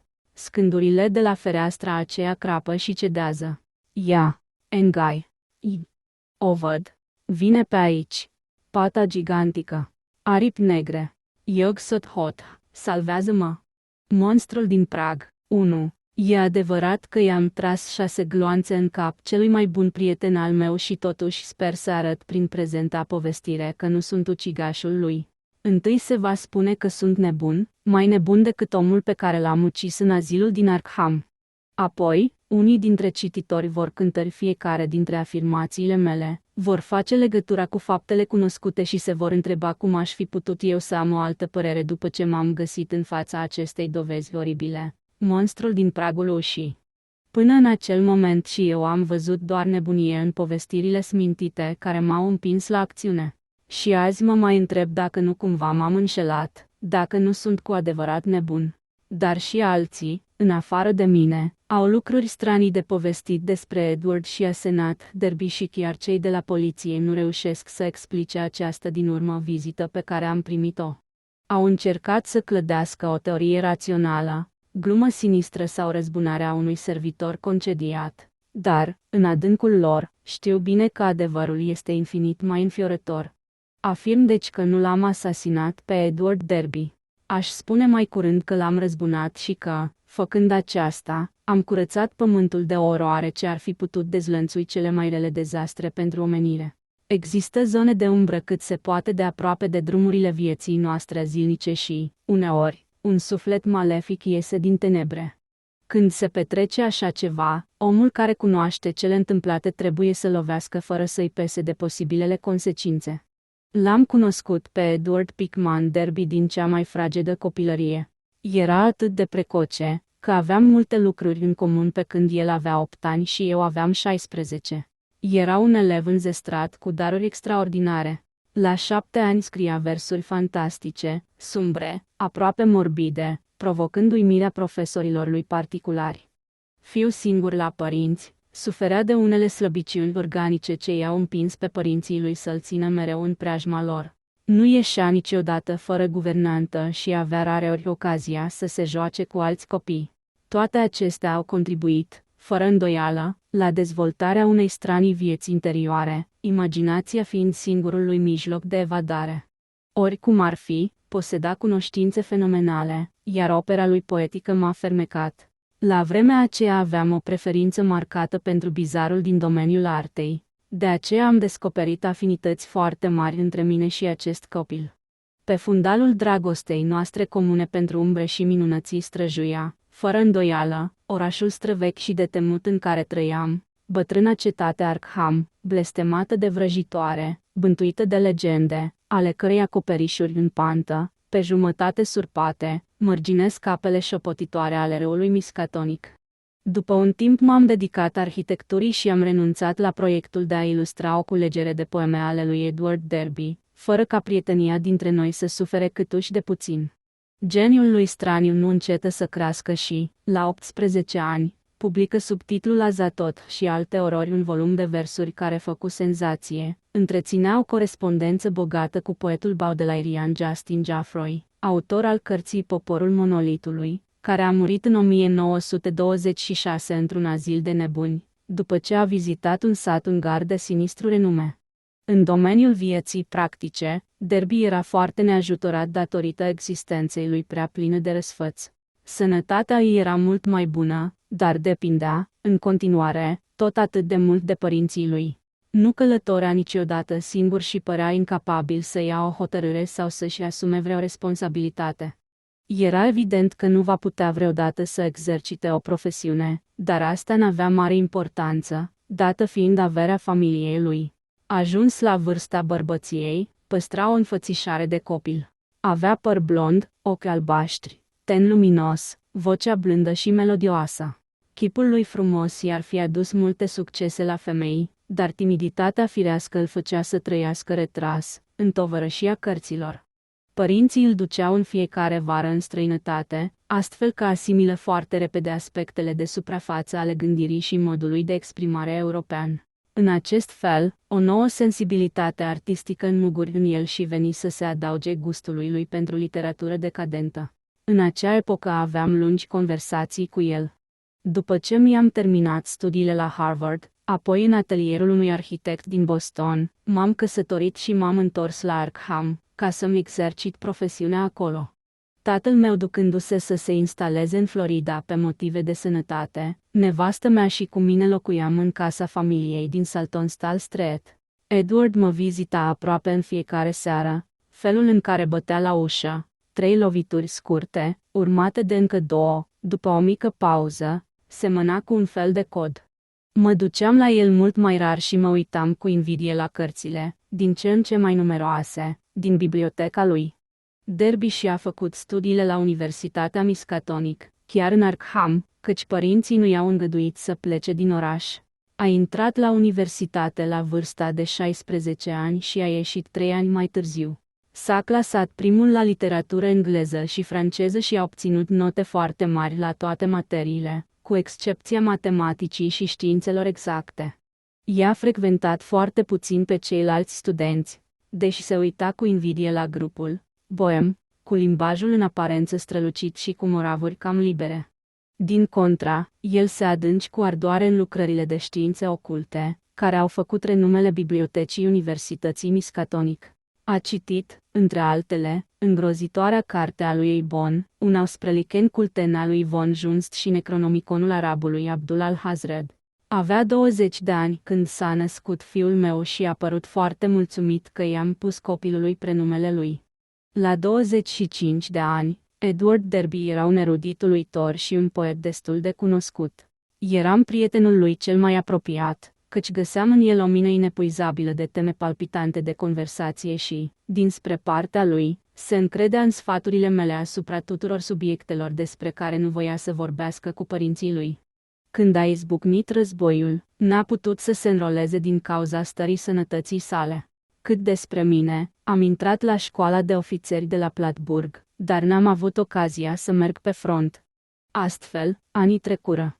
Edward își pierdu mama când ajunse la 34 de ani și, timp de câteva luni, suferi de o boală psihologică stranie. Dar tatăl lui îl duse în Europa, unde reuși să se vindece destul de ușor. După aceea, păru să se lase în voia unui soi de bucurie grotescă, ca și cum ar fi scăpat de o tutelă invizibilă.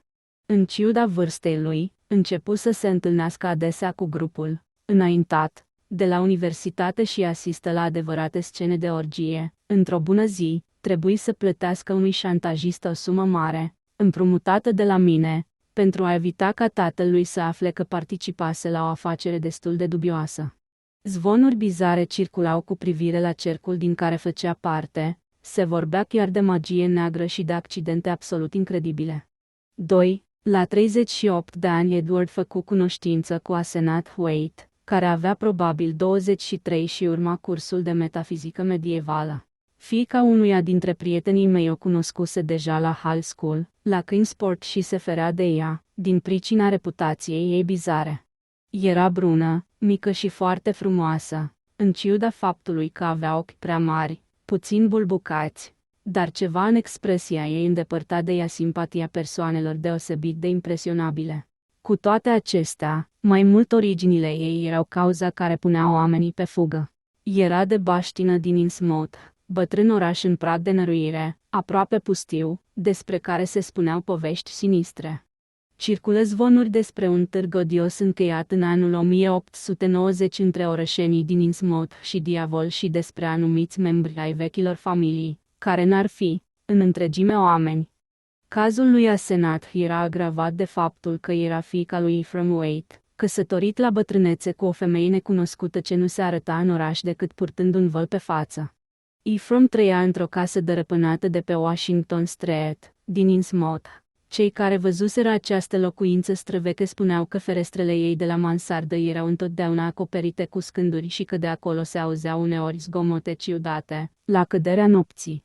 Bătrânul studiase îndelung magia în cursul existenței lui. Unii pretindeau că poate să dezlănțuie sau să liniștească furtunile de pe mare. L-am văzut de 2 sau 3 ori în tinerețea mea, când venise să consulte lucrările interzise din biblioteca universității, și chipul lui saturnian, cu barbă cenușie încălcită, îmi inspirase o mare repulsie.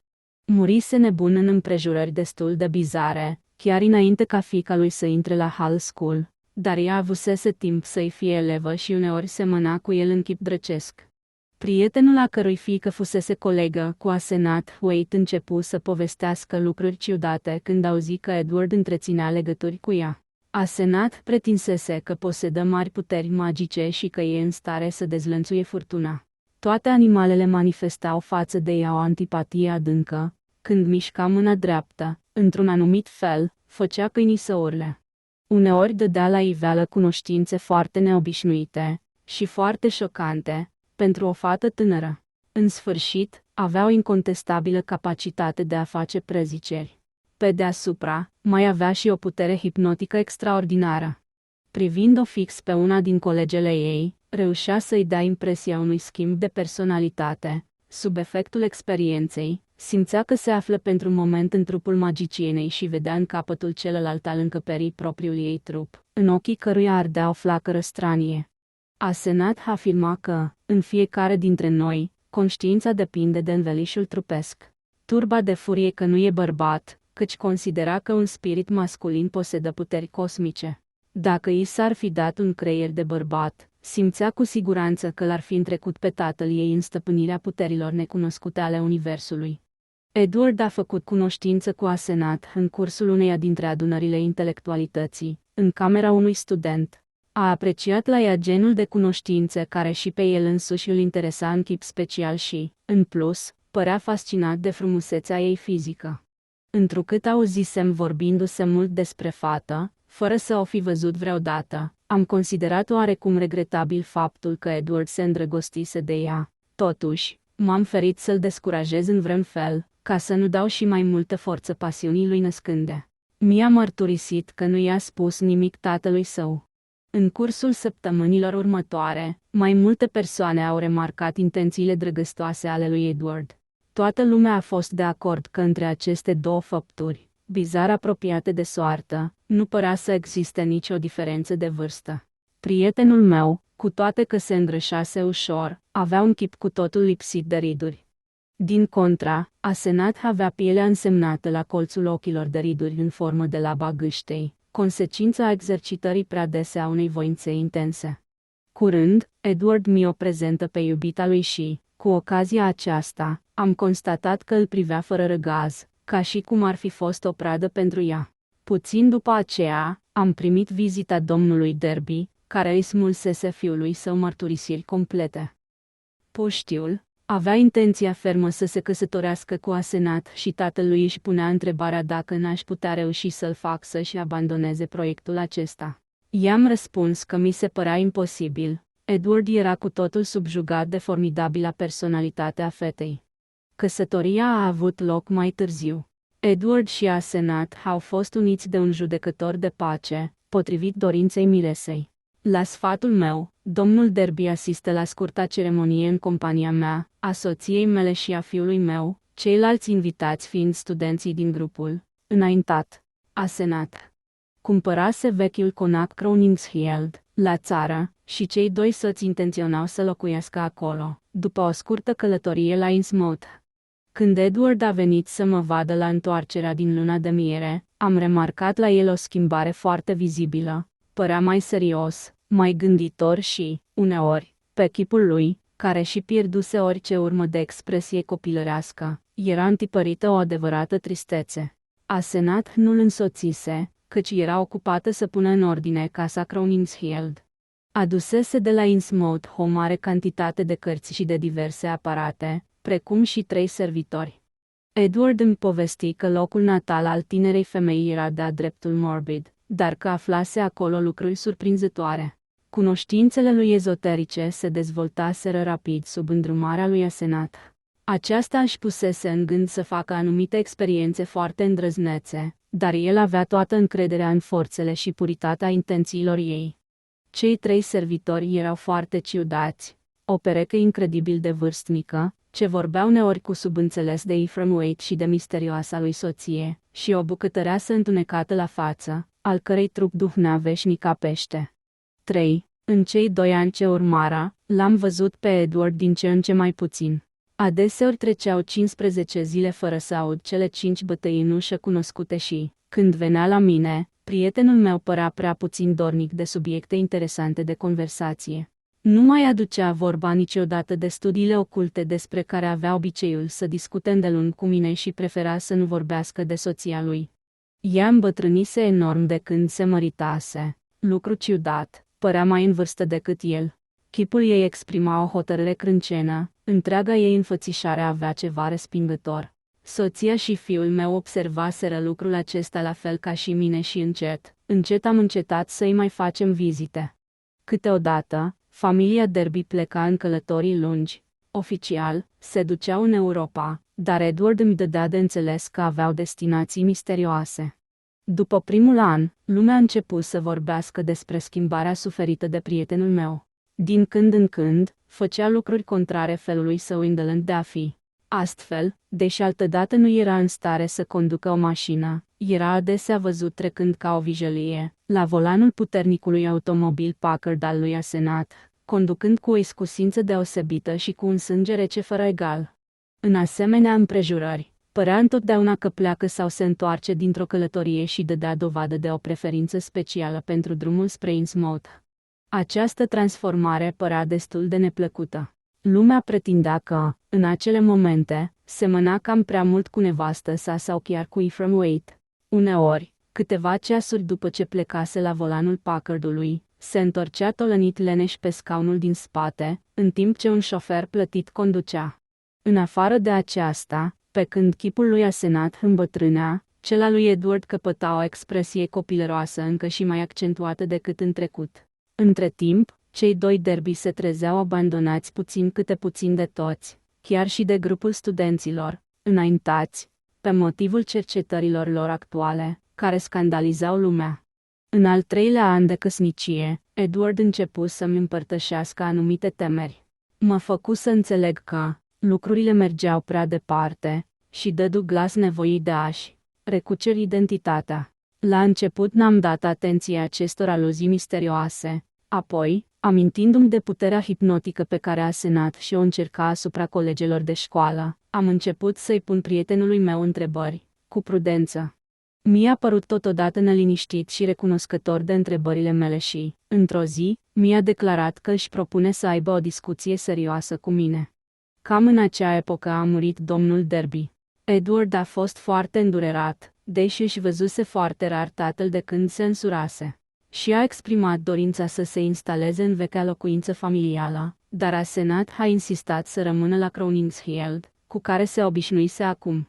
Puțin timp după aceea, nevastă mea a auzit ceva ciudat de la una din prietenele ei, una din rarele persoane ce înrupsese relațiile cu familia Derby. Ducându-se să le facă o vizită, văzuse o mașină ieșind pe poartă în mare viteză. La volan se afla Edward, cu o expresie de hotărâre cruntă întipărită pe chip. Când a sunat la ușă, tânăra servitoare cu trăsături hâdei a spus că nici Asenat nu era acasă. Când să plece, aruncase, din întâmplare, o privire asupra casei. La una din ferestrele bibliotecii lui Edward, zărise un chip ce se dăduse repede înapoi, un chip exprimând o mâhnire și o disperare profundă. Lucru de necrezut, era chipul lui Asenat, dar cu toate acestea, vizitatoarea ar fi putut să jure că, în momentul acela, văzuse ochii triști ai bietului Edward. Vizitele prietenului meu începură să se îndesească și lăsă să-i scape anumite mărturisiri absolut de necrezut, care mă făcură să mă tem că e pe cale de a-și pierde mințile. Îmi povesti despre adunări înfiorătoare în locuri singuratice, despre ruine ciclopice în fundul pădurilor din Maine, sub care scări vaste coborau până în abisuri misterioase, despre unghiuri complicate ce duc, prin ziduri invizibile, la alte regiuni ale spațiului și timpului, despre schimburi oribile de personalitate, ce permit să explorezi locuri interzise, în alte sfere. Uneori, în sprijinul anumitor afirmații deosebit de extravagante, îmi arăta obiecte uluitoare, de o culoare și dintr-o materie de nedescris, ale căror linii și suprafețe demențiale nu aduceau cu nimic din cele cunoscute pe acest pământ. Aceste obiecte, spunea el, veneau din exterior, și soția lui știa prin ce metode să-și facă rost de ele. Din când în când îmi vorbea de bătrânul Ephraim Waite, pe care îl văzuse altădată în biblioteca universității, și îmi dădea de înțeles că se întreabă dacă bătrânul vrăjitor e mort cu adevărat, pe plan corporal și spiritual totodată. I se întâmpla lui Derby să se întrerupă brusc în cursul dezvăluirilor sale. Atunci mă gândeam că Asenat ghicise, poate, din depărtare ce spunea și l-a întrerupt printr-o putere hipnotică telepatică. De fapt, îi era foarte greu să vină să mă vadă căci, deși spunea că se duce în altă parte, adesea o forță invizibilă îi paraliza mișcările sau îl făcea să uite în ce scop voia să iasă. Nu mă vizita decât când Asenat era plecată cu propriul ei trup. 4. Derby era însurat de peste 3 ani când, într-o zi de august, am primit o telegramă trimisă din Maine. Nu-l văzusem de mai mult de 2 luni, dar auzisem că e în călătorie de afaceri. Se presupunea că Asenat îl însoțește, totuși, gurile rele pretindeau că în casă se găsea cineva în spatele ferestrelor cu perdele duble. Țațele supravegheaseră cumpărăturile făcute de servitori. Și iată că acum șeriful din Kesuncock îmi telegrafia în legătură cu un nebun ce ieșise din pădure, pradă unui deliv furios. Era vorba de Edward, care, în cele din urmă, reușise să-și amintească propriul nume și adresa. Kesuncock se găsește la marginea uneia dintre pădurile cele mai vaste și cele mai puțin explorate din Maine. Ca să ajung acolo, a trebuit să fac cale de o zi cu automobilul, prin mijlocul unui peisaj fantastic. L-am găsit pe Derby închis într-o celulă, oscilând între frenezie și apatie. M-a recunoscut pe loc și a început să reverse un val de cuvinte fără șir. Dan, pentru Dumnezeu, groapa cu shogoți, în josul celor 6.000 de trepte, oroarea ororilor. Nu voiam să o las să mă ducă acolo și acolo m-am trezit. Ea, shubnigurat. Silueta s-a înălțat deasupra altarului și erau acolo 500 care urlau. Creatura cu glugă a behăit. Camog, Camog. Era numele bătrânului Ephraim. Mă găseam acolo, în locul acela în care ea îmi promisese că nu o să mă ducă. Cu un minut înainte mă aflam în biblioteca mea încuiată cu cheia. Și apoi m-am trezit în locul acela, unde plecase ea cu trupul meu. În gaura aceea blestemată de unde începe împărăția beznelor. Am văzut un shogot. L-am văzut schimbându-și forma. Nu pot să suport așa ceva. O să o omor dacă mă mai trimite acolo. O să omor ființa asta, orice ar fi ea. O să o ucid cu mâna mea. Am avut nevoie de o oră ca să-l liniștesc, dar am reușit să o fac. A doua zi am cumpărat haine cuvincioase din sat, apoi am plecat cu el spre Arkham. Părea să-și fi recăpătat calmul și a păstrat tăcerea câtva timp. Totuși, când am trecut prin Augusta, a început să mormăie printre dinți, ca și cum vederea unui oraș îi trezea amintiri neplăcute.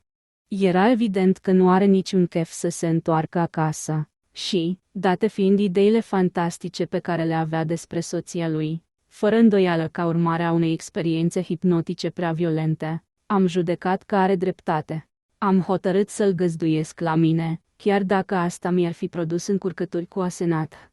Mai târziu, îl voi ajuta să obțină divorțul căci, fără îndoială, din cauza anumitor factori mentali, această căsătorie echivala pentru el cu o adevărată sinucidere. Când am ajuns pe întinderile câmpiei, Edward încetă să mai vorbească și l-am lăsat să ațipească pe scaunul lui, lângă mine.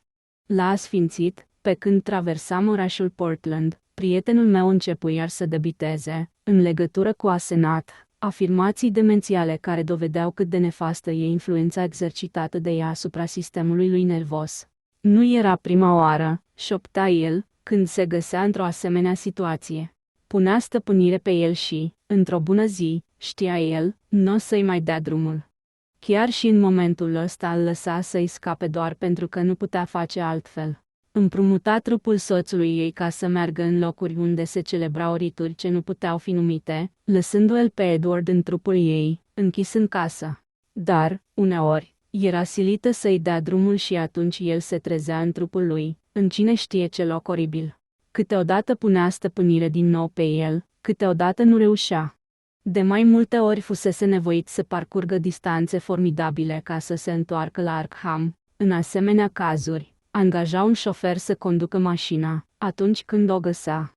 Mai rău era că îi împrumuta trupul pe perioade din ce în ce mai lungi. Voia să fie bărbat, de asta punea stăpânire pe el. Ghicise că el era înzestrat în același timp cu un creier puternic și cu o voință slabă. Cât de curând îl va înlătura cu totul și va dispărea luând trupul lui cu ea, va dispărea, pentru a deveni un mare magician ca și tatăl ei și îl va lăsa în acest înveliș feminin care nu era nici măcar pe de-a întregul omenesc. Da, acum aflase că există un pact oribil între oamenii din Innsmouth și creaturile ieșite din mare. Ephraim Wade cunoscuse secretul. Îmbătrânind, făcuse un lucru mărșav ca să rămână în viață. Dorea să trăiască veșnic. Asenat va reuși. Deja făcuse o încercare încununată de succes. L-am examinat pe Edward în timp ce vorbea și am constatat în el o schimbare, pe care o remarcasem deja cu o zi înainte. Părea într-o formă fizică mai bună, trupul lui își pierduse vechea moleșeală, ca și cum ar fi făcut multe exerciții. Dar, pentru moment, starea lui mentală era deplorabilă, căci nu mai înceta să trâncănească tot felul de prostii despre soție, despre bătrânul Ephraim și despre viitoare dezvăluiri. Dan, nu-ți aduci aminte de ochii lui cumpliți și de barba încălcită, care nu i-a albit niciodată. Într-o zi s-a uitat amenințător la mine și nu l-am mai uitat niciodată. Acum, ea mă privește în felul acela. Și știu pentru ce. El a găsit formula în Necronomicon. Încă nu îndrăznesc să-ți spun la ce pagină, dar, când o să ți-o indic, ai să înțelegi. Vrea să nu moară niciodată, trecând veșnic dintr-un trup în altul. Flacăra vieții. Poate continua să ardă un timp, după moartea trupului. O să-ți dau câteva indicații și poate că o să ghicești.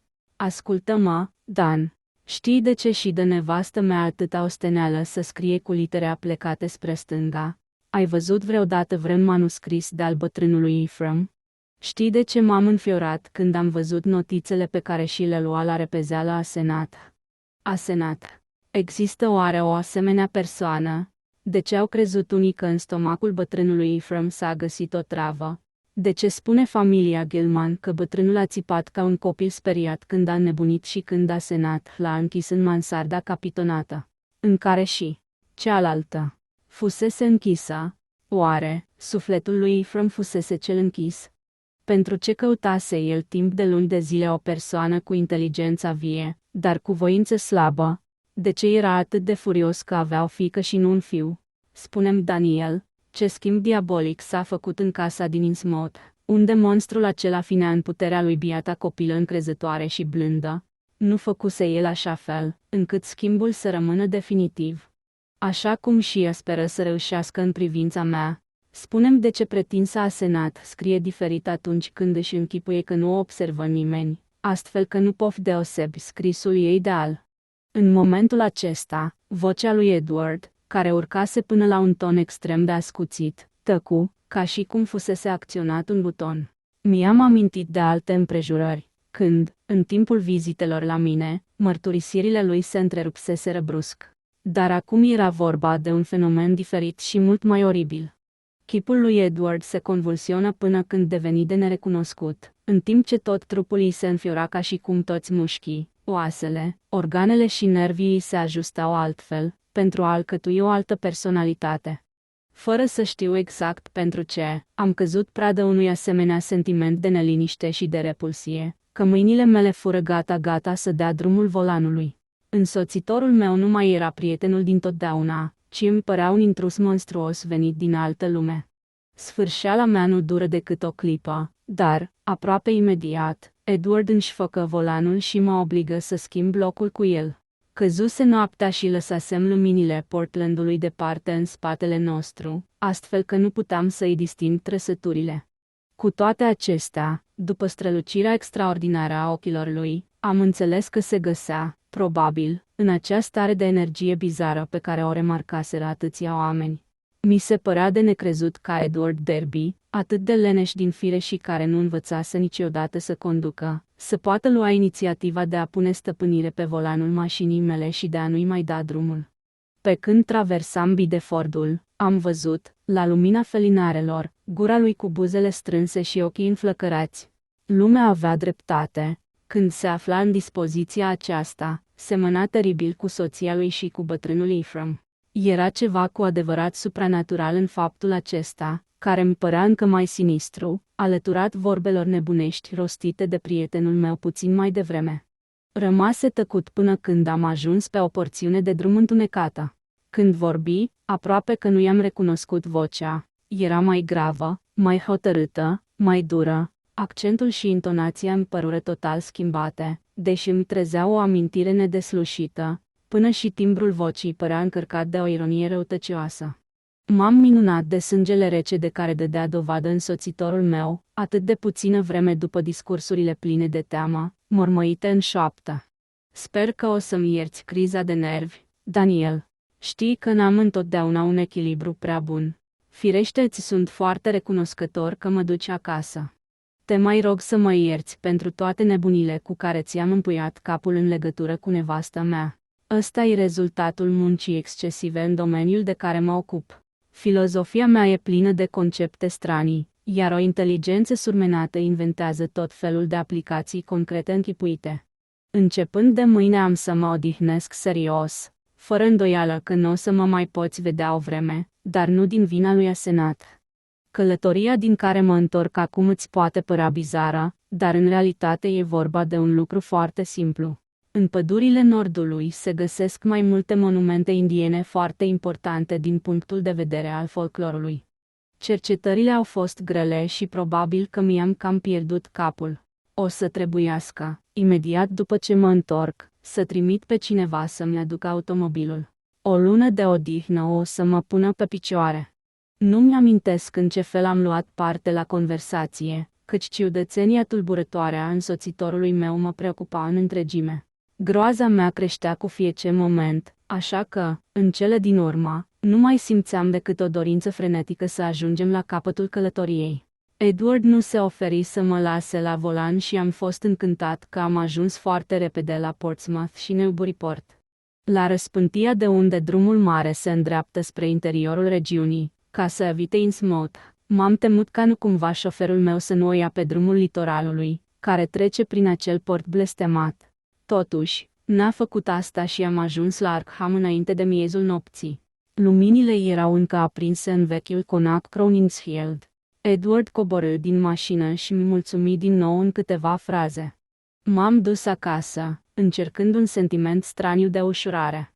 În cursul celor 2 luni care au urmat, zvonurile circulară din belșug. Derby era văzut din ce în ce mai des în starea energică, iar Asenat nu era aproape niciodată acasă. Am primit o singură dată vizita lui Edward, venit cu mașina soției lui să-și ia niște cărți pe care mi le împrumutase. Avea înfățișarea cunoscută mie din călătoria cu mașina și a stat doar cât să rostească 2-3 fraze de politețe. Era evident că nu voia să aibă o discuție serioasă cu mine și am remarcat că nici măcar nu și-a dat osteneala să bată sau să sune de 5 ori, ca de obicei. La jumătatea lunii septembrie, Derby lipsi o săptămână. Cu ocazia aceasta, unii studenți din grupul, înaintat, au vorbit de o întâlnire cu marele preot al unui cult malefic, recent expulzat din Anglia, ce și stabilise cartierul general la New York. Cât despre mine, nu-mi puteam alunga din minte plimbarea ciudată de la Kessuncock la Arkham. Metamorfoza, al cărui martor fusesem, mă tulburase profund și adesea mă surprindeam încercând să-mi o explic. Zvonurile cele mai bizare pomeneau de crize de suspine în vechea casă Crowningshield. Vocea părea să fie a unei femei, unii pretindeau că era a lui Asenat. Era auzită destul de rar și, uneori, părea a fi năbușită cu forța. Era chiar vorba să se deschidă o anchetă, dar a căzut baltă din ziua când Asenat și a făcut apariția pe stradă, a pălăvrăgit vesel cu câteva persoane cunoscute, s-a scuzat pentru recenta absență și a făcut 2 sau 3 aluzii la criza de nervi a unei musafire din Boston. Cu toate acestea, nimeni nu o văzuse vreodată pe această musafiră și cineva a complicat lucrurile spunând că, de 2 ori, suspinase o voce de bărbat. Într-o seară, pe la jumătatea lunii octombrie, am auzit cele 5 bătăi cunoscute în ușa de la intrare. M-am dus chiar eu să deschid. L-am văzut pe Edward în fața ușii și am văzut de la prima privire că avea din nou vechea lui personalitate. Chipul lui exprima un amestec straniu de teamă și triumf. Se uită pe furiș peste umăr în timp ce închideam ușa după el. După ce m-a urmat în birou cu pași șovăitori, mi-a cerut un pic de whisky ca să-și calmeze nervii. M-am abținut să-i pun vreo întrebare, dar nu întârzie să vorbească cu o voce sugrumată. Asenat a plecat, Dan. Am avut o îndelungată discuție ieri seară în lipsa servitorilor și am făcut-o să promită că va înceta să mă mai ia drept victima. Firește, dispuneam de anumite paveze oculte de care nu ți-am vorbit niciodată. A fost obligată să cedeze, dar a apucat o furie turbată. Și a făcut bagajele pe loc și s-a dus să ia trenul de Boston, de unde va pleca la New York. Presupun că lumea o să trâncănească vrute și nevrute, dar n-am ce să fac. Dacă ți zice cineva ceva vreodată, spune-le că a plecat într-o lungă călătorie de studii. Sper că o să accepte să divorțeze, dar, oricum, mi-a jurat că o să mă lase în pace. Era oribil, Dan. Îmi fura trupul. Mă transforma într-un prizonier. Mă prefăceam că mă supun, dar, pe furiș, făceam planuri, căci nu-mi poate citi toate gândurile. Ghicea, numai, în mine o pornire rebelă, dar mă credea neputincios. Niciodată n-aș fi crezut că o să pot triumfa asupra ei. Dar am folosit cu succes formula magică. Se uită în spate, peste umăr și turnă alt pahar de whisky.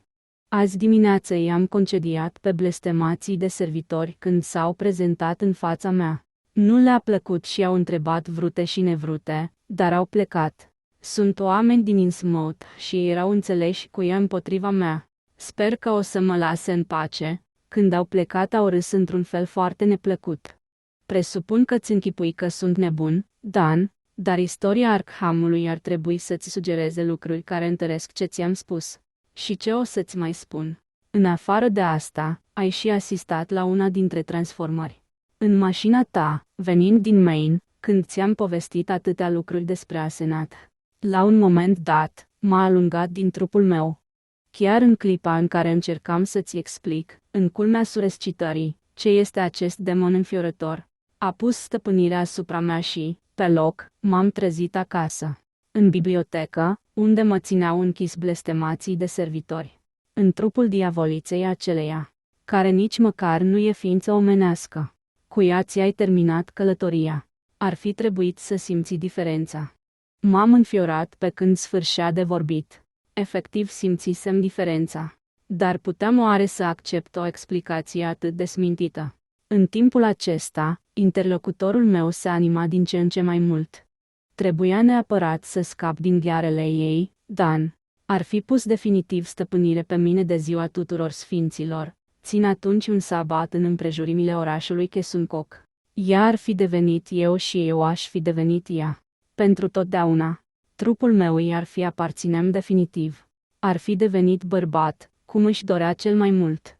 Presupun că s-ar fi descotorosit de mine, lua-o ar dracul. Că ar fi ucis vechiul ei trup, cum a mai făcut-o odată. Cum ea, sau el, a mai făcut odată. Chipul lui Edward se schimonosise groaznic și se apropie de mine în timp ce vocea îi se preschimba în șoaptă. Ți-am dat de înțeles încă în mașina ta, nu e Asenat, ci chiar bătrânul Ephraim. Deja bănuiam asta acum 1 an și jumătate, astăzi sunt sigur. Când nu se controlează, scrisul ei reproduce exact scrisul din manuscrisele tatălui ei, iar uneori, ea spune lucruri pe care le-ar putea spune numai un bătrân ca Ephraim. Și a schimbat forma cu ea când a simțit că îi se apropie moartea. N-a putut găsi pe nimeni altul cu un creier destul de dezvoltat și cu o voință foarte slabă. I-a luat trupul exact cum era ea să mi-l ia pe al meu, după care, a otrăvit învelișul trupesc în care o vârâse. N-ai văzut niciodată sufletul bătrânului Ephraim în ochii arzători ai acestei diavolițe. Și într-ai mei, când îmi stăpânește trupul. Edward, gâfâind, se opri să-și recapete suflarea. Am rămas tăcut. Era clar că prietenul meu e nebun de legat, dar nu eram eu acela care l-ar fi trimis la azil. Poate că va ajunge să se însănătoșească, cu timpul, acum că scăpase de Asenat. Când început din nou să vorbească, vocea lui îmi păru aproape normală. Acum am nevoie de odihnă, dar mai târziu am să-ți spun mai multe. O să-ți povestesc despre ororile interzise pe care ea m-a învățat să le cunosc și care supraviețuiesc în colțuri ascunse, datorită unor preoți monstruoși. Unele persoane posedă cunoștințe pe care n-ar trebui să le aibă nimeni, fac lucruri pe care nimeni n-ar trebui să le poată face. Renunț pentru totdeauna la studiul științelor oculte. Dacă aș fi bibliotecar la universitate, aș arde fără întârziere Necronomicon și celelalte lucrări asemănătoare. Dar acum ea nu mai poate face nimic împotriva mea. Trebuie să plec din casa ei blestemată și să mă duc să mă instalez în casa tatălui meu. O să mă ajuți, știu, dacă o să am nevoie de ajutor. Mi-e frică de servitorii aceia drăcești. Și apoi, aș fi foarte stânjenit dacă lumea mi-ar pune prea multe întrebări despre Asenat. Vezi tu, nu pot să le dau adresa ei. În sfârșit, există anumite grupuri de cercetători. Anumite culte, care s-ar putea înșela asupra felului în care ne-am despărțit. Unii dintre ei au idei și metode foarte stranii. Știu că tu n-ai să mă părăsești dacă mi se întâmplă ceva. Edward își petrecu noaptea la mine, a doua zi dimineața, mi s-a părut mult mai liniștit. Am vorbit de instalarea lui viitoare în casa tatălui său și despre călătoriile pe care le vom face amândoi, în tovărășia fiului meu. În cursul săptămânii următoare, prietenul meu venia adesea să mă vadă. Am avut conversații îndelungate, în timpul cărora am evitat orice subiect neplăcut sau supranatural. În oraș, bârfelile umblau pe întrecute, dar nu era pentru prima oară că ciudatul menaj din casa Crowningshill intra în gura lumii. Totuși am aflat un lucru care mi-a displăcut considerabil. Într-o seară, la Miskatonic Club, bancherul familiei Derby îmi dădu de înțeles că Edward trimite regulat cecuri lui Moses și Abigail Sargent și lui Eunice Babson, locuind la Innsmouth. Deci acești servitori cu fețe respingătoare îl storceau de bani și el nu-mi spusese niciodată de asta. Așteptam cu nerăbdare sosirea verii ca să-l pot duce pe Edward în Europa. Starea lui nu se îmbunătățea pe cât de repede sperasem. Rarele lui accese de veselie aveau ceva bolnăvicios, în timp ce crizele de depresiune și de teroare deveneau din ce în ce mai dese. Deși casa lui natală era pregătită să-l primească încă din decembrie, el amâna necontenit data mutării. S-ar fi zis că acea casă Crowningshield îl ține prizonier. Când i-am atras atenția că părea să inventeze tot soiul de pretexte ca să nu o părăsească, dădu semne de teamă inexplicabilă. Bătrânul valei al tatălui lui, care se afla acum în slujba lui Edward, cu un nou personal de serviciu, mi-a povestit că stăpânul lui rătăcea adesea prin diferitele încăperi ale casei și vizita mai adesea pivnița. Spre Crăciun, într-o seară, aflându-se la mine, Edward a avut o criză teribilă. Pe când îi expuneam proiectele de călătorie pentru vară, scoase un țipăt ascuțit și se ridică dintr-un salt de pe fotoliu, cu o expresie de spaimă cosmică pe figură. Creierul meu, oh, Doamne, Dan, mă trage spre ea, din lumea de dincolo, mă lovește, zgârie, drăcoaica asta, da, chiar acum, Ephraim, Camog, groapa cu shogoți, ea, shubnigurat, țapul cu 1000 de iezi, flacăra, dincolo de trup, dincolo de viață, în pământ, oh, Dumnezeul meu. L-am așezat la loc pe fotoliu și i-am dat să bea puțin vin. Nu s-a împotrivit, căci frenezia lui făcuse loc unei apatii morocănoase. Curând i-am văzut buzele mișcându-i se și, înțelegând că încearcă să vorbească, m-am plecat spre el să-i prind cuvintele. Încearcă din nou. Ar fi trebuit să-mi dau seama. Nimic nu poate opri această forță, nici depărtarea, nici magia, nici moartea. Ea vine tot timpul la mine, mai ales noaptea. Nu pot să plec din casă. E oribil. Oh, Doamne, Dan, dacă ai ști cât e de oribil. Când, în sfârșit, se cufundă în somn, l-am instalat comod cu perne și cu o pătură. N-am chemat vreun doctor care l-ar fi considerat nebun, fără îndoială. S-a trezit pe la miezul nopții și l-am dus să se culce într-un pat, la etajul 1. A doua zi dimineața dispăruse. Valetul lui, căruia i-am telefonat imediat, mi-a spus că se întorsese acasă și că se plimba cu febrilitate prin bibliotecă. Începând din ziua aceea, starea lui Edward se înrăutăți din ce în ce mai tare. Îl vizitam zilnic și îl găseam întotdeauna stând în bibliotecă, uitându-se în gol și părând că ascultă cu atenție. Câteodată vorbea cu judecată, dacă era vorba de subiecte banale. Orice aluzie la sănătatea lui, la proiecte de viitor sau la asenat declanșa un acces de agitație intensă. Valetul lui spunea că are, noaptea, crize teribile în timpul cărora s-ar putea răni grav. Am discutat îndelung cu medicul lui, cu bancherul lui, cu avocatul lui și, în cele din urmă, am adus 2 specialiști să-l examineze. Primele întrebări îi provocară spaime înfiorătoare. În aceeași seară, o mașină închisă îl ducea pe nefericitul meu prieten într-un azil de nebuni din Arkham.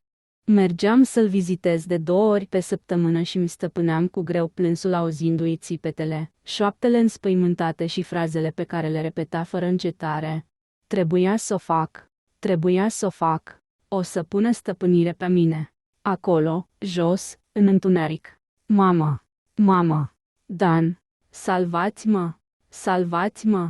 Nimeni n-ar fi putut spune dacă avea vreo șansă să-și recapete judecata, dar făceam tot ce mi stătea în putere ca să-mi păstrez optimismul. În calitatea mea de tutore al lui Edward, i-am mutat servitorii în casa lui natală, unde cu siguranță s-ar fi dus să locuiască dacă și-ar fi recăpătat mințile.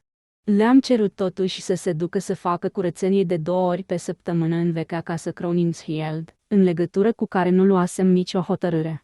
Coșmarul final a avut loc cu puțin înaintea sărbătorii de întâmpinarea Domnului, precedat crudă ironie de o falsă rază de speranță.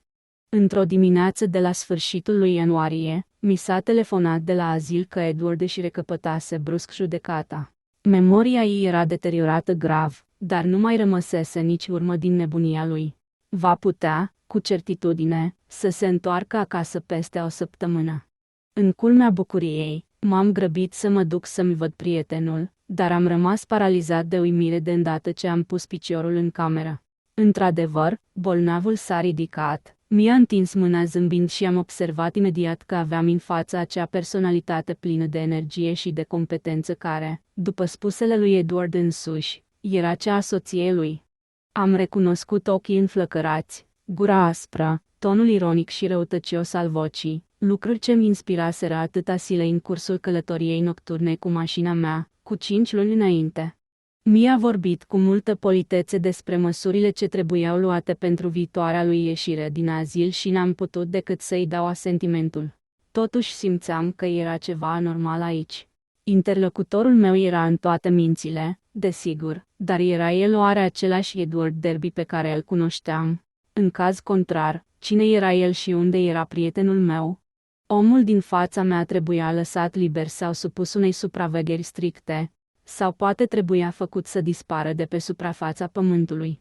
Probabil că am avut o atitudine extrem de stângace și am fost încântat să mă retrag.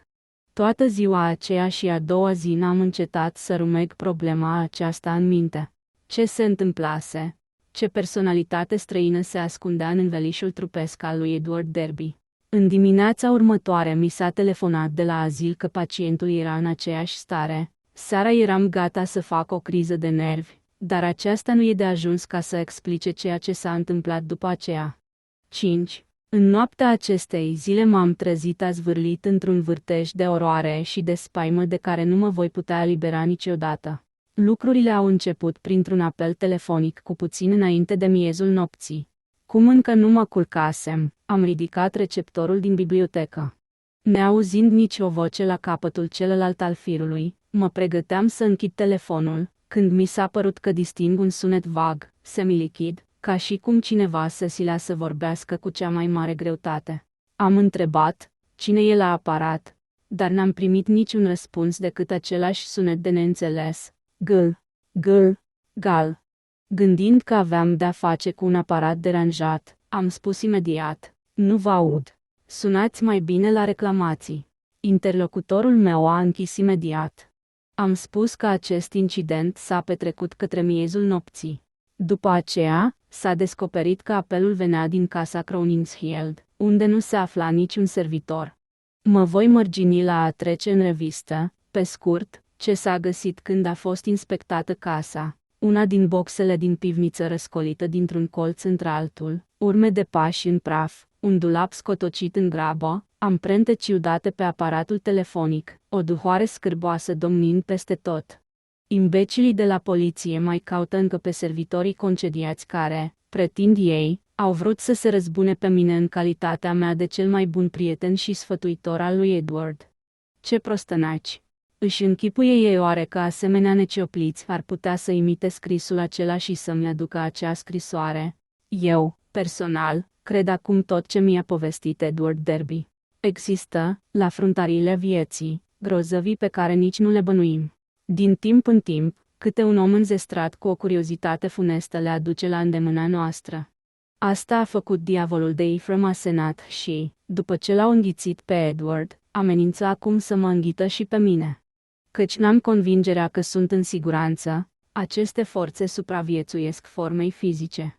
În ziua ce a urmat nopții fatale, după ce mi-am recăpătat uzul vorbirii și al mișcării, m-am dus la azil și l-am ucis cu revolverul. Dar nu pot fi sigur de nimic, atâta timp cât cadavrul nu va fi incinerat. Este păstrat pentru ca niște medici să facă autopsii prostești, dar eu insist asupra faptului că trebuie incinerat. Trebuie incinerat cel care nu era Edward Derby atunci când l-am ucis. Trebuie sau, dacă nu, o să nebunesc, căci eu voi fi, poate, următoarea victimă. Dar eu am o voință puternică, nu o voi lăsa să fie minată de grozăvile care clocotesc în jurul ei. O singură viață. Ephraim, asenat, Edward. Și acum, cine? Nu vreau să fiu alungat din trupul meu. Nu vreau să-mi schimb sufletul cu cadavrul acela găurit de gloanțe. Dar o să încerc să povestesc mai încă grozăvia supremă. Nu voi insista asupra a ceea ce poliția persistă să nu ia în seamă. Povestea a 3 trecători care au văzut pe High Street, cu puțin înainte de ora 2 dimineața, un soi de pitic grotesc și rău mirositor. Voi spune numai că, fix la ora 2, Am fost trezit de ciocănelul de bătut în ușă și de sonerie, acționate una după alta de o mână neîndemânatecă ce încerca să formeze semnalul cunoscut al celor 5 bătăi. Edward Derby se afla deci în fața ușii mele și își amintea codul nostru. Își regăsise personalitatea normală. Dar, atunci, ce căuta aici la asemenea oră? I se dăduse drumul înainte de data prevăzută sau evadase. Orice ar fi fost, mi-am zis, îmbrăcând în grabă un halat, mi-am regăsit, în sfârșit, prietenul și o să-i dau tot ajutorul de care ar putea avea nevoie. Când am deschis ușa, o rafală de vânt fetid se năpustie asupra mea. Luat de o grață violentă, am distins cu greu, în capul scărilor, silueta unui pitic cocoșat. Unde dispăruse Edward? Cine era acest vizitator ciudat, grotesc? Purta unul din mantourile prietenului meu, dar poalele aproape atingeau pământul și mânecile, deși suflecate, îi acopereau complet mâinile. Avea pe cap o pălărie de fetru cu borurile lăsate în jos. Un fular de mătase neagră îi ascundea fața. În timp ce mă apropiam de el cu pași nesiguri, scoase un sunet semilichid. Gâl, gâl, gâl. Întinzându-mi o foaie mare de hârtie, înfiptă în vârful unui creion lung. Am apucat-o și am încercat să citesc această scrisoare la lumina lămpii din vestibul. Fără îndoială, era chiar scrisul lui Edward. Dar de ce să-mi scrie, când se aflase destul de aproape de casă ca să suhe și să bată la ușă? Neputând să descifrez nimic în semiobscuritatea din prag, am dat înapoi cu spatele în vestibul, urmat de ciudatul mesager, care s-a oprit înăuntru, lângă prag. Exhala o duhoare absolut înfiorătoare și am sperat din toată inima că soția mea nu o să se trezească. Apoi, în timp ce citam scrisoarea, mi s-au tăiat picioarele și am leșinat. Când mi-am revenit în simțiri, eram întins pe podea, strângând încă foaia de hârtie în mâna crispată. Iată conținutul acestui mesaj. Dan, du-te la azil și ucide creatura care se găsește în camera mea. Ucide-o, nu mai este Edward Derby. A pus stăpânire pe mine. Este asenat. Și sunt 3 luni și jumătate de când a murit. Te-am mințit când ți-am spus că a plecat. Am ucis-o. Nu puteam face altfel. Eram singur și mă aflam în propriul meu trup. L-am zdrobit capul cu lovituri de sfeșnic. Ar fi pus stăpânire pe mine de-a binelea în ziua tuturor sfinților.